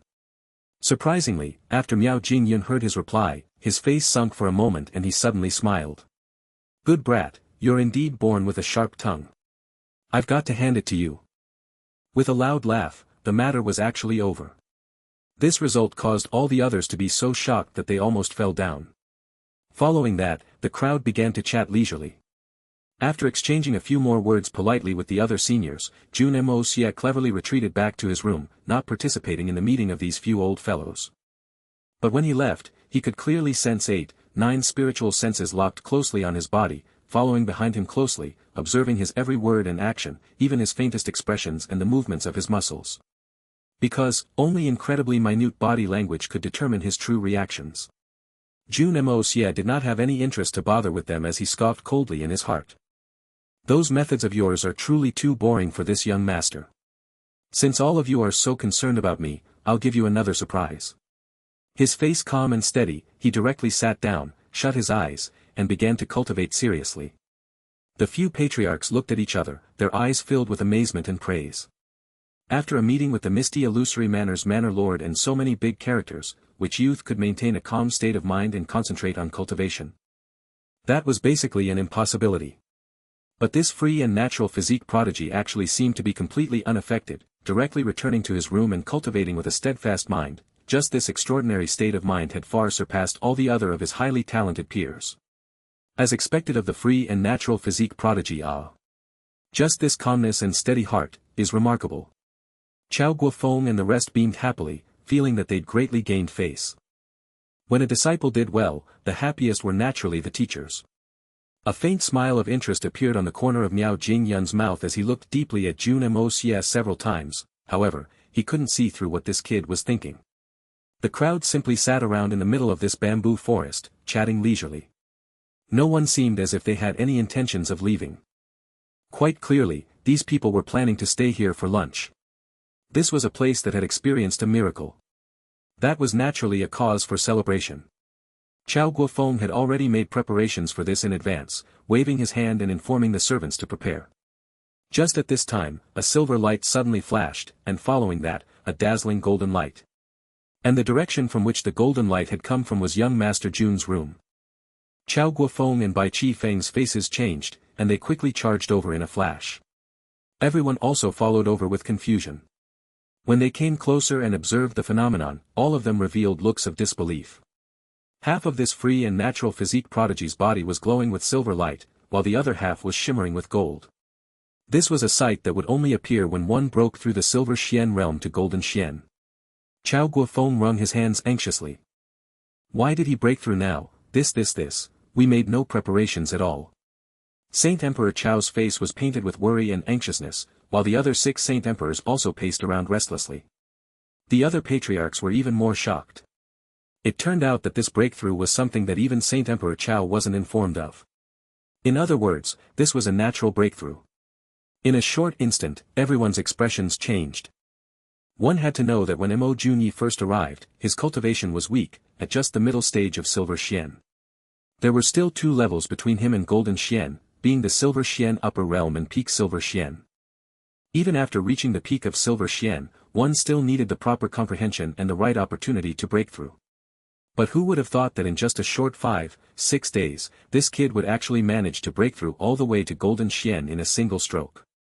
This kind of advancement speed was truly never seen before.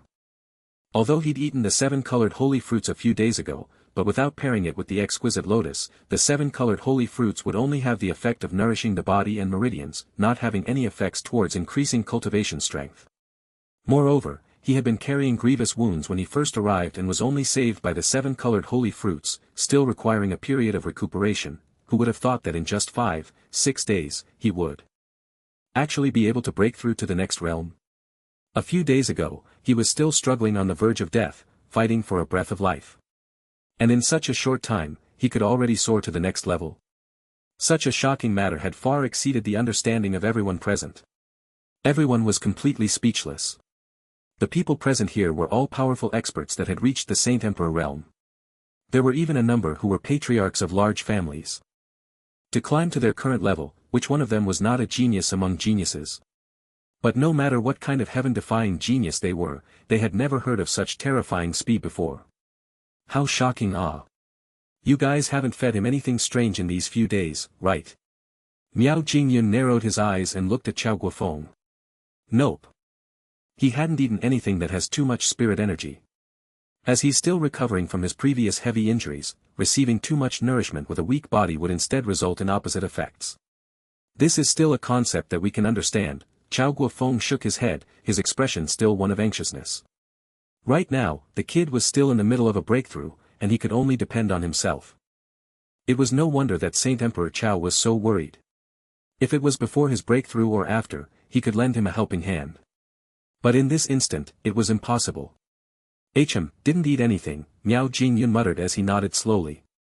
Under the astonished gaze of everyone, the silver light on Jun Moxie's body slowly turned golden and with a bright flash, everything disappeared into his body. This was a phenomenon that would only appear upon a complete breakthrough. The sound of jaws dropping onto the ground could be heard everywhere. Without the guidance of a teacher, without first accumulating enough energy, without any sort of preparations, and seemingly without any supporting spirit herbs or heavenly treasures, this kid had, in such strange circumstances and completely unexpected time, broke through by himself. Broken through so mysteriously. And it was the most perfect and complete breakthrough. All the other patriarchs turned to stare wide-eyed at Chao Guofeng, Bai Chi Feng, and the others. Their eyes were filled with unconcealed admiration and envy. Why, did such a good seedling fall into the hands of Chao Guofeng and the few of them? This was simply feeding a white cabbage to pigs. What a waste of a good talent. If the ones who found this kid were them, how awesome would that be? Only Miao Jingyun had a slightly different expression. The same look of envy was tinged with a hint of joy and expectation. Turning around, he smiled at Chao Guofeng. I say, old Chao, what time is this already? The few of us come by so rarely, could it be that you're intending to let us leave with an empty stomach? How are the preparations for lunch? This old man is really quite hungry already. Could it be that a single meal is going to empty your pockets? Let's start eating quickly. With the cultivation of this old fellow, not to mention skipping one meal, even if he didn't eat for 10 days straight, he wouldn't feel hungry at all. Quite clearly, he was not really hungry. He was simply using lunch as an excuse to steer the topic away. Chao Guofeng could clearly sense that the Manor Lord's attitude towards him had become much more casual. This kind of casualness represented a kind of acknowledgement, regard, and kinship. Saint Emperor Chao naturally knew his standing. Although his strength was high, having reached the 3rd level of Saint Emperor, it was still not enough for the Manor Lord to treat him differently. The only explanation for this was this precious disciple of his. In that moment, Chao Guofeng felt extremely moved. The reason for this was not Miao Jingyun's attention, but his darling disciple. How gladdening, ah! After shocking the crowd, young Master Jun finally decided that he'd shown off enough this time. This should be enough to stun everyone for quite some time. Satisfied with his work, he retracted his aura. Still, he felt somewhat annoyed at those fellows. This bunch of people's hearts were too weak. Every time this young master leveled up in the past, it was always leaping across several tens of levels. I've only skipped 3 levels this time, but this bunch of old fogies are already falling all over the ground with amazement. Originally, he was still planning that if these guys were still not shocked, he would continue breaking through. With 2 hours, he would once again break into the Jade Xian realm. Earth Xian. Sky Xian. But from the looks of things now, there was temporarily no need for such methods. He would save these breakthroughs for future needs. Slowly opening his eyes, young Master Jun saw the sea of heated gazes staring at him. What's going on? Why are all the seniors looking at me like that? I washed my face this morning and I've also bathed yesterday, and there's no weird smell on my body. As he said that, he lifted up his arms and sniffed. Looking at the confused look on this free and natural physique prodigy's face, all these old people felt that their hundreds of years of cultivation and calm state of mind completely crumbling. To think that this kid was still confused even now. Kid, you've just broken through your own bottleneck, didn't you feel it? Jun Moia looked at him with an exceedingly strange gaze. Have I? Jun Moxie scratched his head innocently. I didn't feel anything it didn't feel any different from normal cultivation. No matter how stable their minds were, all the old fogies found this exceptionally hard to accept, and they felt a faint feeling in their heads. Let's not ask anymore. The free and natural physique of the legends is exactly like this. There are basically no such thing as bottlenecks and obstacles, so how would there be any feeling? Miao Jingyan shook his head dully and explained. Even if you asked him, he won't know. If he felt something, that would instead not be good. Ah, that is true, Manor Lord's words are logical. Everyone nodded with realization, and the way they looked at Jun Moxie became more fervent. Previously, they'd only heard of this, and it had sounded fine. But after witnessing the shocking scene before them, how could they remain unmoved? Old Chow, is your disciple married? The Zhang family's patriarch asked as he placed his hand around Chao Guofeng's shoulder in an extreme familiar manner. This old man has a granddaughter, young and beautiful as a flower, their ages are very close together and could be said to be a match made in heaven. Since I don't have the fortune to get such a good disciple, it doesn't mean I can't use another method to be linked with him, right? Chao Guofeng swept the hand off his shoulder and smiled blandly. Please don't touch me, we're not that close with each other. I'm unworthy of this honor, unworthy of this honor, Everyone here were all well-experienced old things. How could they not understand Saint Emperor Chao's words? There were two meanings in unworthy of this honor. One was a humble rejection. But the other meaning was a lofty meaning of rejection. What kind of person is my disciple? Do you think your granddaughter is worthy of the honor? Although the Zhang family's patriarch had been rejected, his actions had given the other patriarchs an inspiration.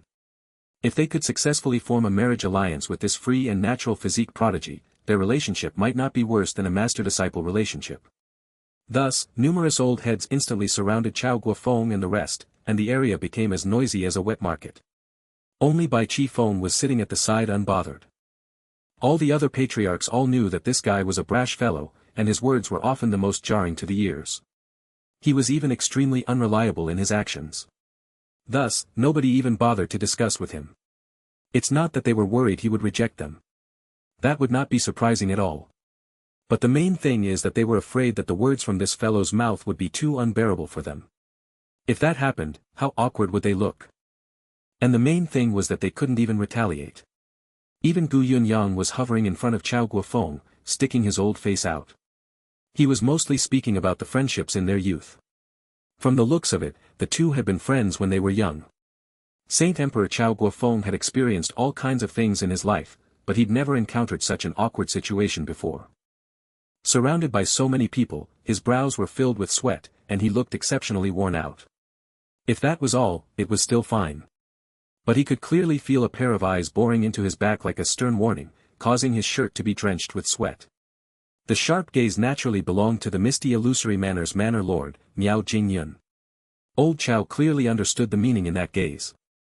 Old Thing Chao, your disciple and my granddaughter's matter is still in a state of chaos, and my granddaughter has already gone so far for your disciple. If you still dare to set up anything more, this old man will roast you alive. Just as everyone was talking fervently, a hoarse voice suddenly rang out, causing everyone to stop, not knowing if they should laugh or cry. What? Please stop joking around.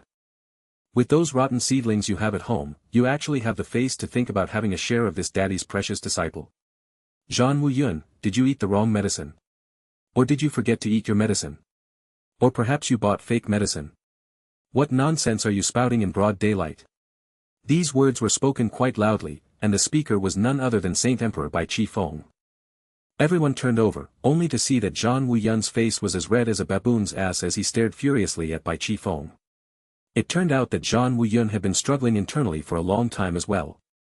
He felt that it wouldn't be a bad idea if he could use a marriage relation to rope this free and natural physique prodigy with his rapid speed of advancement over to his side. At the same time, he could use this chance to dissolve the enmity between the two sides and even obtain the strength of 7 Saint Emperors to aid the Zhang family. This was a truly profitable deal. After making his decision, he was just about to speak when he saw that the other 6 Saint Emperors had all been pulled away by the others. If he went over at this time, it would definitely not have much use. After all, the two sides were not very harmonious right now. It also just happened that Jeanqin Fong spotted him standing there alone, so he walked over with big steps to look for him to settle scores. Seeing Jeanqin Fong walk towards him, Zhang Wuyun also went up to him, taking the opportunity to express his intentions to select a good girl from his family to marry great prodigy Mo. That way, the two sides would both benefit, turning from enemies into friends. One had to say that Zhang Wuyun's idea was really not bad. With Zhang Wuyun's prestige, this move could not be said to be taking advantage of Mo Junyi and the 7 Saint Emperors. The two sides could be considered to be cooperating and working together mutually. However, the problem lied in that he had chosen the wrong person to propose his intentions to. If Zhang Wuyun had looked for Chao Guofeng or the other 5 Saint Emperors to talk, they would at least discuss with him a little and not reject him outright. At most, they would use some soft words to reject him diplomatically. However, this great Zhang family patriarch actually went to talk to this extremely free Saint Emperor Jeanqin Fong. Jeanqin Fong was already on the verge of exploding from a bellyful of anger. Not to mention the matter of a marriage, even if Zhang Wuyun offered up the position of the patriarch of the Zhang family for Mo Junyi, he would very likely be booted back where he came from. After being scolded so ruthlessly in public, Zhang Wuyun's face was completely red, and he could not retreat. Before he could say anything else, Jeanqin Fong continued fiercely. Why, do you only know how to be scared now that you saw that our disciple has boundless potential? You think that by selling away a girl, this matter can be resolved? How is there such a good thing in this world? Besides, who dares to marry the women of your Zhang family? Which one of them is not a tigress or a vicious shrew, going out every other day to flirt around and commit unspeakable sins? Just like that lad who recently married into your Zhang family, wasn't he crushed to death by a massive green hat one in the end? With this kind of standard, you actually have the face to open your mouth.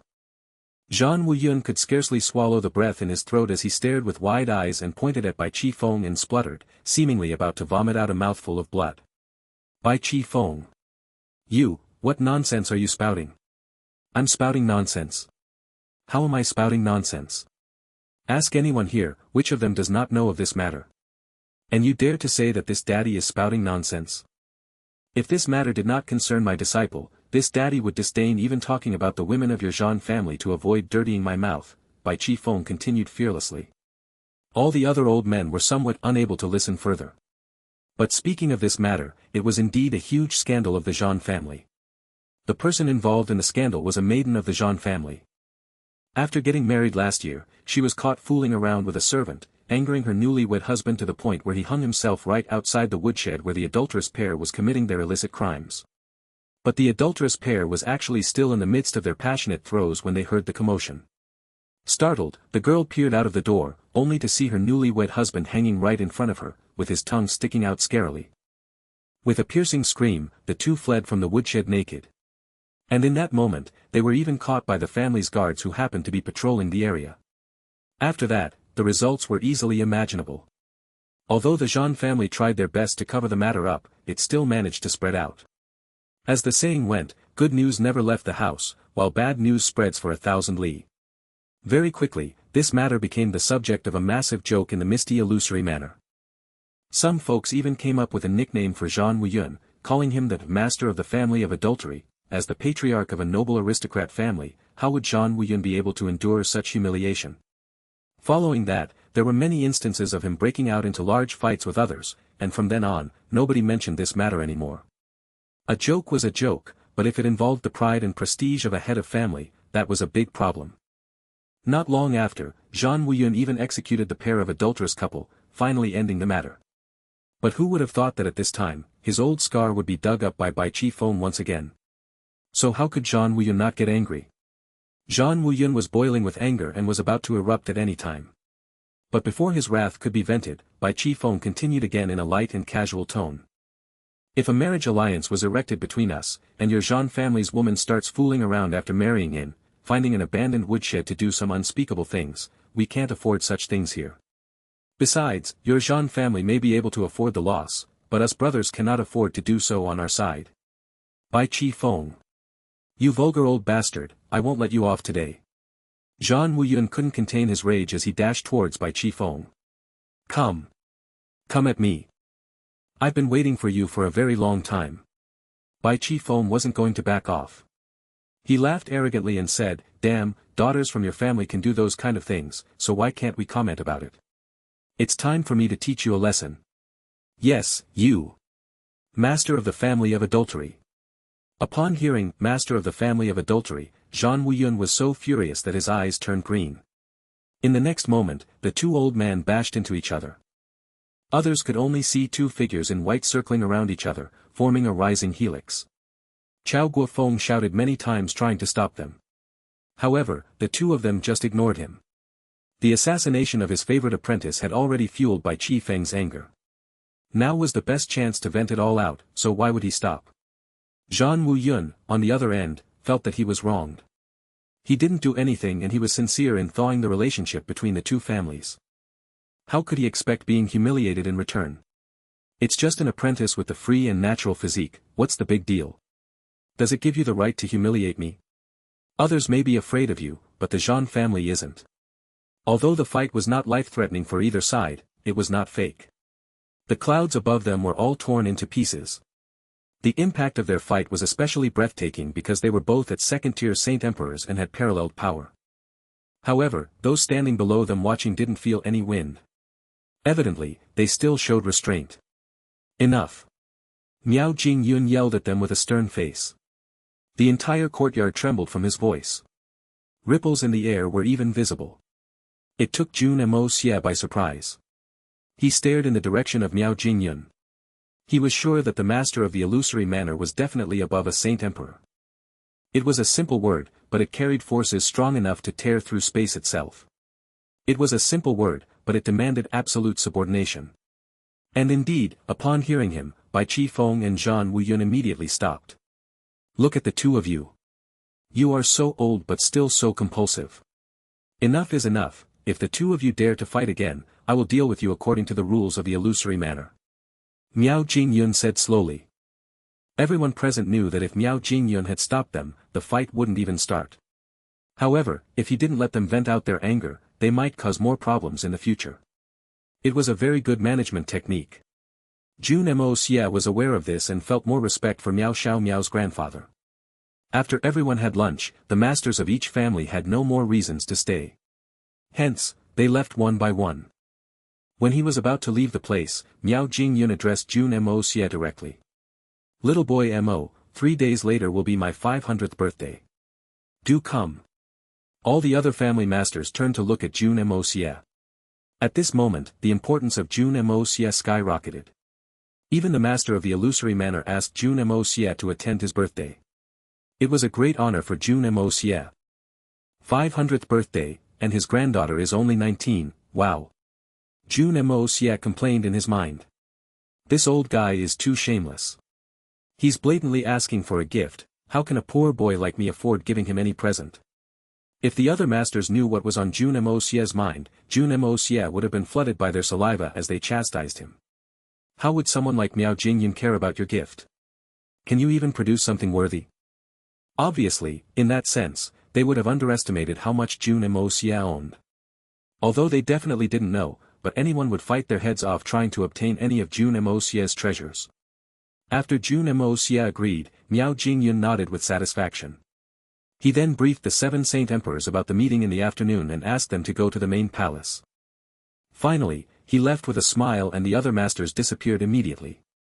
Seeing the 7 Saint Emperors look over in his direction, Jun Moxie knew what was coming. They wanted to question him about the breakthrough just now. Jun Moxie immediately thought of a way to deal with them. He yawned and made a sleepy face and he mumbled, so tired. I didn't sleep well last night. Then go and sleep. The 7 hollered with care in unison. Jun Moxie quickly escaped back into his room. Such a crude trick works too. The room Jun Moxie went to was no longer his original one. It was now located by the walls of the courtyard, and his justification was perfect: to gather more heaven-earth spiritual qi. The new location naturally made it more convenient for Jun Moxie. He let out a sigh of relief as he closed the door behind him. In the afternoon, the 7 Saint Emperors warned Jun Moxie again and again not to leave the room before finally reluctantly leaving for the meeting. The meeting was obviously about the future of Jun Moxie, thus the 7 of them must be present. After making sure that the 7 of them had left, Jun Moxie told the servants that he was going to sleep and no one was to disturb him. He then went back to his room and used the yin-yang escape to leave the courtyard. The sun was generously lighting up every corner of the world, but Jun Moxie still moved with absolute stealth. The yin-yang escape was indeed an overpowered technique. As Jun Moxie traveled at a breakneck speed, he seemed to be hearing the blood of yellow flame resonating with killing intent. Yes, the killing intent originally concealed within him was growing exponentially. Jeanqin Fong and Jeanqin Fong had plotted against him multiple times. As a grudge-bearing character, it was a miracle that Jun Moxie could contain his wrath until now. But now, there was no longer a need for him to show restraint.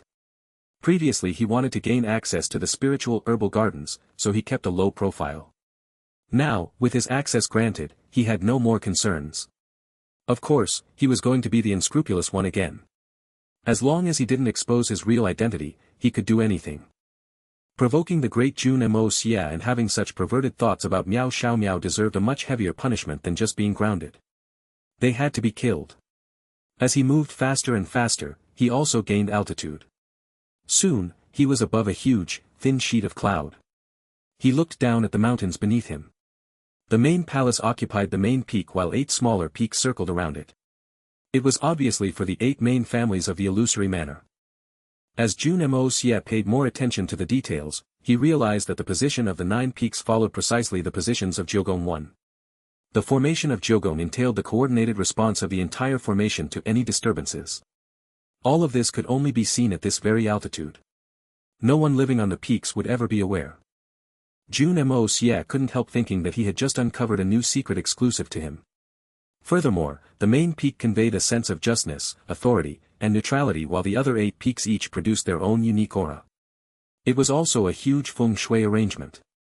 The arrangement ensured the continuity and longevity of the illusory manor as long as the main peak was peaceful and stable. The creation of these configurations was beyond the capability of any human being, but it was too precise to be naturally formed. The only possibility was that a being that had superhuman abilities created it. It could only be the 9 Nether First Young Master. Jun Moxie could not help but exclaim at the dedication and good taste the 9 Nether First Young Master had when he created the illusory manor. Then, it occurred to Jun Moxie that the 7 cities located within the special dimensions of the misty illusory manor also bore their own secrets. Although Jun Moxie had never seen it personally, he was quite certain that the 7 cities must be aligned in a way that formed the Big Dipper or the 7 luminaries too. It would most likely be in the formation of the Big Dipper, so that the main peak would not only be the center of the Jiugong arrangement but also be in the position of Polaris with respect to the 7 cities. No wonder the misty illusory manor is so much more powerful than the 3 holy lands. They are being blessed by feng shui arrangements. Jun Moxie was amused. Smacking his lips with amazement, Jun Moxie observed the 8 mountain peaks seriously. He needed to determine which of these peaks belonged to the Jean family just by their auras.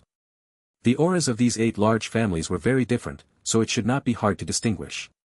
The Jean family could also be said to be the #1 aristocrat family of the misty illusory manor right now, with strong experts. So it should not be difficult to identify them based on feng shui. Jun Moxie narrowed his eyes and checked according to the Hongjun Pagoda's records on feng shui. The most eastern peak should belong to the Meow family. Right now, the Meow family's aura was already weakening obviously. Among the 8 peaks, nearly every peak had a dazzling red light piercing towards the heavens, merging together with the main peak. Only the Meow family's aura was significantly weaker. Quite clearly, in terms of aura, it was far from reaching the standards of the other families. This was something to be expected. The misty illusory manor had always been led by the Meow family.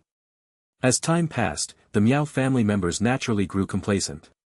But every time the power structure of the misty illusory manor changed, or even within internal positions of the Meow family changed, it would greatly affect their fortune. And by this point, the Meow family's luck could be said to have deteriorated to an extremely dangerous level. If the position of the manor lord changed hands, while the other families would also be affected, they wouldn't be affected that greatly. But for the Meow family, they would exhaust their last bit of fortune, completely losing everything. And it just so happened that the Jean family's current strength was too overpowering. Their intention to usurp the top position was already obvious with a glance. With the large power difference, the Meow family's fortune could easily be seen as they deteriorated with each passing day. Among the 8 peaks, the mountain on the west side was the most powerful, the red light shining from it was the most dazzling. With its strong momentum, it could even affect the most prominent peak, there was a big and arrogant aura bursting from it.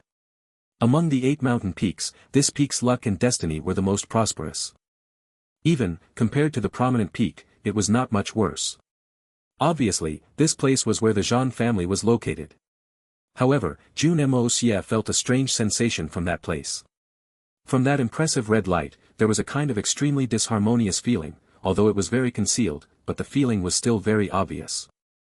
Even after he saw it, he could feel a deep hair-raising feeling from the bottom of his heart. This red light is a little too dominating, as if it wants to directly swallow and usurp the position of the owner, Jun Moxie mused with interest. How can there be such a thing? Even if they're trying to take over everything, it shouldn't be to that extent, truly queer. After sensing the strangeness, young Master Jun flew even higher into the sky to have a better view of the situation. As he rose into the sky, past the clouds and hovered directly above the Jean family's red light of destiny, he finally realized what it was. At the core position of this red light, there was actually an exceedingly powerful aura of Yin evil. It was this bout of Yin Qi sinking down that forcefully intercepted the red light from the Meow family's mountain, suppressing it. Even more ridiculous was that it was using some unknown method to pull the Meow family's luck away, transferring it to the Jean family's side. With the fortune of the 2 most powerful families combined into one, it resulted in such a strange scene. So that's how it is. Jun Moxie furrowed his brows and muttered. It seems that there's someone in the Jean family that knows the change of feng shui. It should be a great master of that field to be able to do something so grand. Assuming this is the case, the Jean family's conspiracy should have at least ran from several generations ago, carried out over an extremely long time. How truly deep and scheming. Jun Moxie snorted coldly. Based on the situation right now, the peace and stability of the misty illusory manor will be advantageous to the Meow family, Jeanqin Fong, and the rest. In that case, I shall eradicate this biggest danger of the misty illusory manor and take the chance to express my gratitude to these people. As he thought till here, Jun Moxie roused his yin-yang escape art to its maximum speed. With a whoosh sound, he instantly shot down like a sharp sword, stabbing towards that copious luck of the Jean family. Regardless of what of tiger or dragon's lair your Jean family is, this daddy is here going to turn your place upside down since I'm here now. If you want to scheme against me, you must endure the rage and vengeance of my wrath. At this time, Zhang Wuyun had just returned and was inside the secret chamber, holding a discussion with their core members. At this moment, inside the entire secret chamber, there were only 6 people in total. 4 of them had never appeared in any of the family's secret meetings before. As for the other 2, they were the patriarch Zhang Wuyun and Zhang Luanhui. As for the other 4, the one sitting in the centermost position was an aged man with skinny limbs and yellowish skin. He seemed like a walking corpse, and there was barely any flesh under his skin. It was as if he was only made up of skin that covered his bones. This person was an ancestor-level character of the Jean family, called Zhan Tianji. He was a legendary character of the misty illusory manor over 3,000 years ago, nicknamed Son of Heaven's Secrets. On his left was a person with ruddy complexion, with an appearance of only around 50, 60 years old. This person had a benevolent and kind countenance, a face filled with a benignant look. Even if he wasn't speaking, he would be looking on with a gentle smile. This was a normal trait of his from birth, and the word smile, Xiao, was even included in his name, Zhang Xiao. At a glance, he seemed exceedingly friendly and approachable. However, this was a fellow with the face of a Buddha and the heart of a snake. A person who hid daggers behind his smiles. Back when he roamed the pugilistic world, he was known as the Smiling Butcher. The fearsomeness of this fellow could be easily imagined. As for the person on the right, his appearance was the exact opposite of Zhang Xiao. His expression was cold and calm, naturally causing others to stay far away from him. This person's eyes were as ferocious as a savage wolf, while his heart was vicious and cold. His name was Zhang Tutu. As for the outermost person, it was a middle-aged man who looked like a merchant. His exuded a wealthy look about him, while his face was plain and mediocre without any distinctive features. He looked like the kind of person that if you tossed into a crowd of people, it would be difficult to find him again. But this person was actually the most terrifying among the four. This person had a shocking record of slaughtering over 3,000 people in the span of a single night. Furthermore, after committing such a massacre, he actually returned home at dawn, without a single shred of killing intent on his body. This person was unsurprisingly named, Earth-Penetrating Hand, Zhan Xiao. If one listened to his name alone, they would think that it was a girl's name. Who would have imagined that such a person was actually the most terrifying one among the four savage murderers? But only such calmness could truly be called terrifying. These four people of the Zhan family were all incredible existences with unfathomable strengths. But here, they could only sit at the side. Even the patriarch Zhan Wuyun could only sit at the side as well. As for the person sitting in the centermost position, it was actually Zhan Luanhui. You've seen that free and natural physique kid today. What are your thoughts? Zhan Luanhui's pale face exuded a strange, devilish feeling under the faint illumination of the light in the secret chamber. Zhan Wuyun sucked in a deep breath and said with a serious look.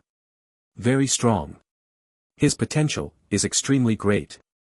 Today, I've witnessed with my own eyes this Mo Jun Ye's breakthrough from Silver Xian to Golden Xian. There's no way to fake this at all. Did a miracle really appear there? Zhan Luanhui's eyes were the color of dead ash when he looked at Zhan Wuyun. Even someone close to him like Zhan Wuyun felt a chill running down his spine. Yes.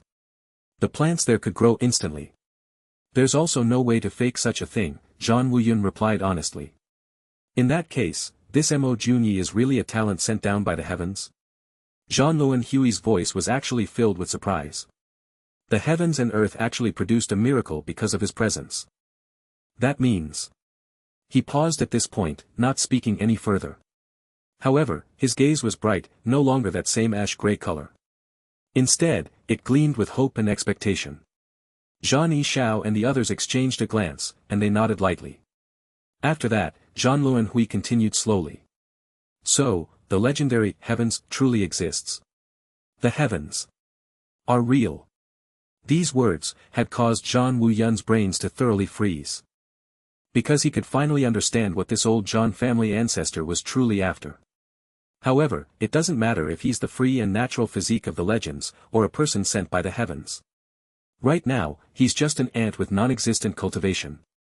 Kiki, the few of us could easily snuff his life out and scatter his soul with but a mere wave of an arm. Wu Yun, what was their reaction when you initiated good intentions towards them? Zhan Luanhui tapped his skinny fingers lightly against the table. Although he had the appearance of a youngster, this action of his was something that only an old man would do. They didn't agree. In fact, that Bai Qi Feng even dug at the scandalous matter of our Zhan family in the past, thoroughly humiliating me.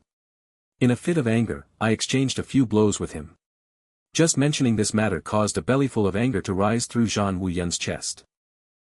They truly think that a single free and natural physique prodigy is enough to decide everything? A chilly light shone in Zhan Luanhui's eyes. Wu Yun, the free and natural physique is a legendary thing of the past 10,000 years. We cannot afford to gamble on it. If he manages to mature, he will be a force that no one can control. Since we cannot use him, we must eradicate him. The future of the misty illusory manor has to be grasped in our Zhan family's hands. Only that way can we access that secret in the main peak of the misty illusory manor and open up the legendary path to heaven. Zhan Luanhui raised his eyes and looked quietly at the faraway space, sighing lightly. A matter that old ancestor, the Nine Nether First Young Master, can achieve. Is it something that us of the later generation cannot emulate? With the same techniques, can we really still not reach the fabled peak of cultivation? Do we really have to destroy this free and natural physique? Zhan Wuyun gasped with surprise. He'd never truly had this thought cross his mind. After all, the fact that the free and natural physique prodigy could grow quickly was not considered a bad thing for the misty illusory manor. Right now, the Zhan family was primed to replace the Meow family as the lord of the misty illusory manor. The free and natural physique prodigy was someone who belonged to the misty illusory manor, so in the future, it would be no different to him belonging to the Zhan family. It should be a good thing that he grows quickly. Why was there a need to destroy him? Wasn't that too much of a waste of a heavenly treasure? You still don't understand? In that case, you've really disappointed me. A disobedient and uncontrollable person, no matter how talented, or how much potential they have, must be quickly eradicated. For the sake of power, even family can turn on each other. Have you not seen enough of them? Moreover, this concerns the control over the entire Misty Illusory Manor. You wish to be the Misty Illusory Manor's Manor Lord, but do you think that others don't have the same ambition?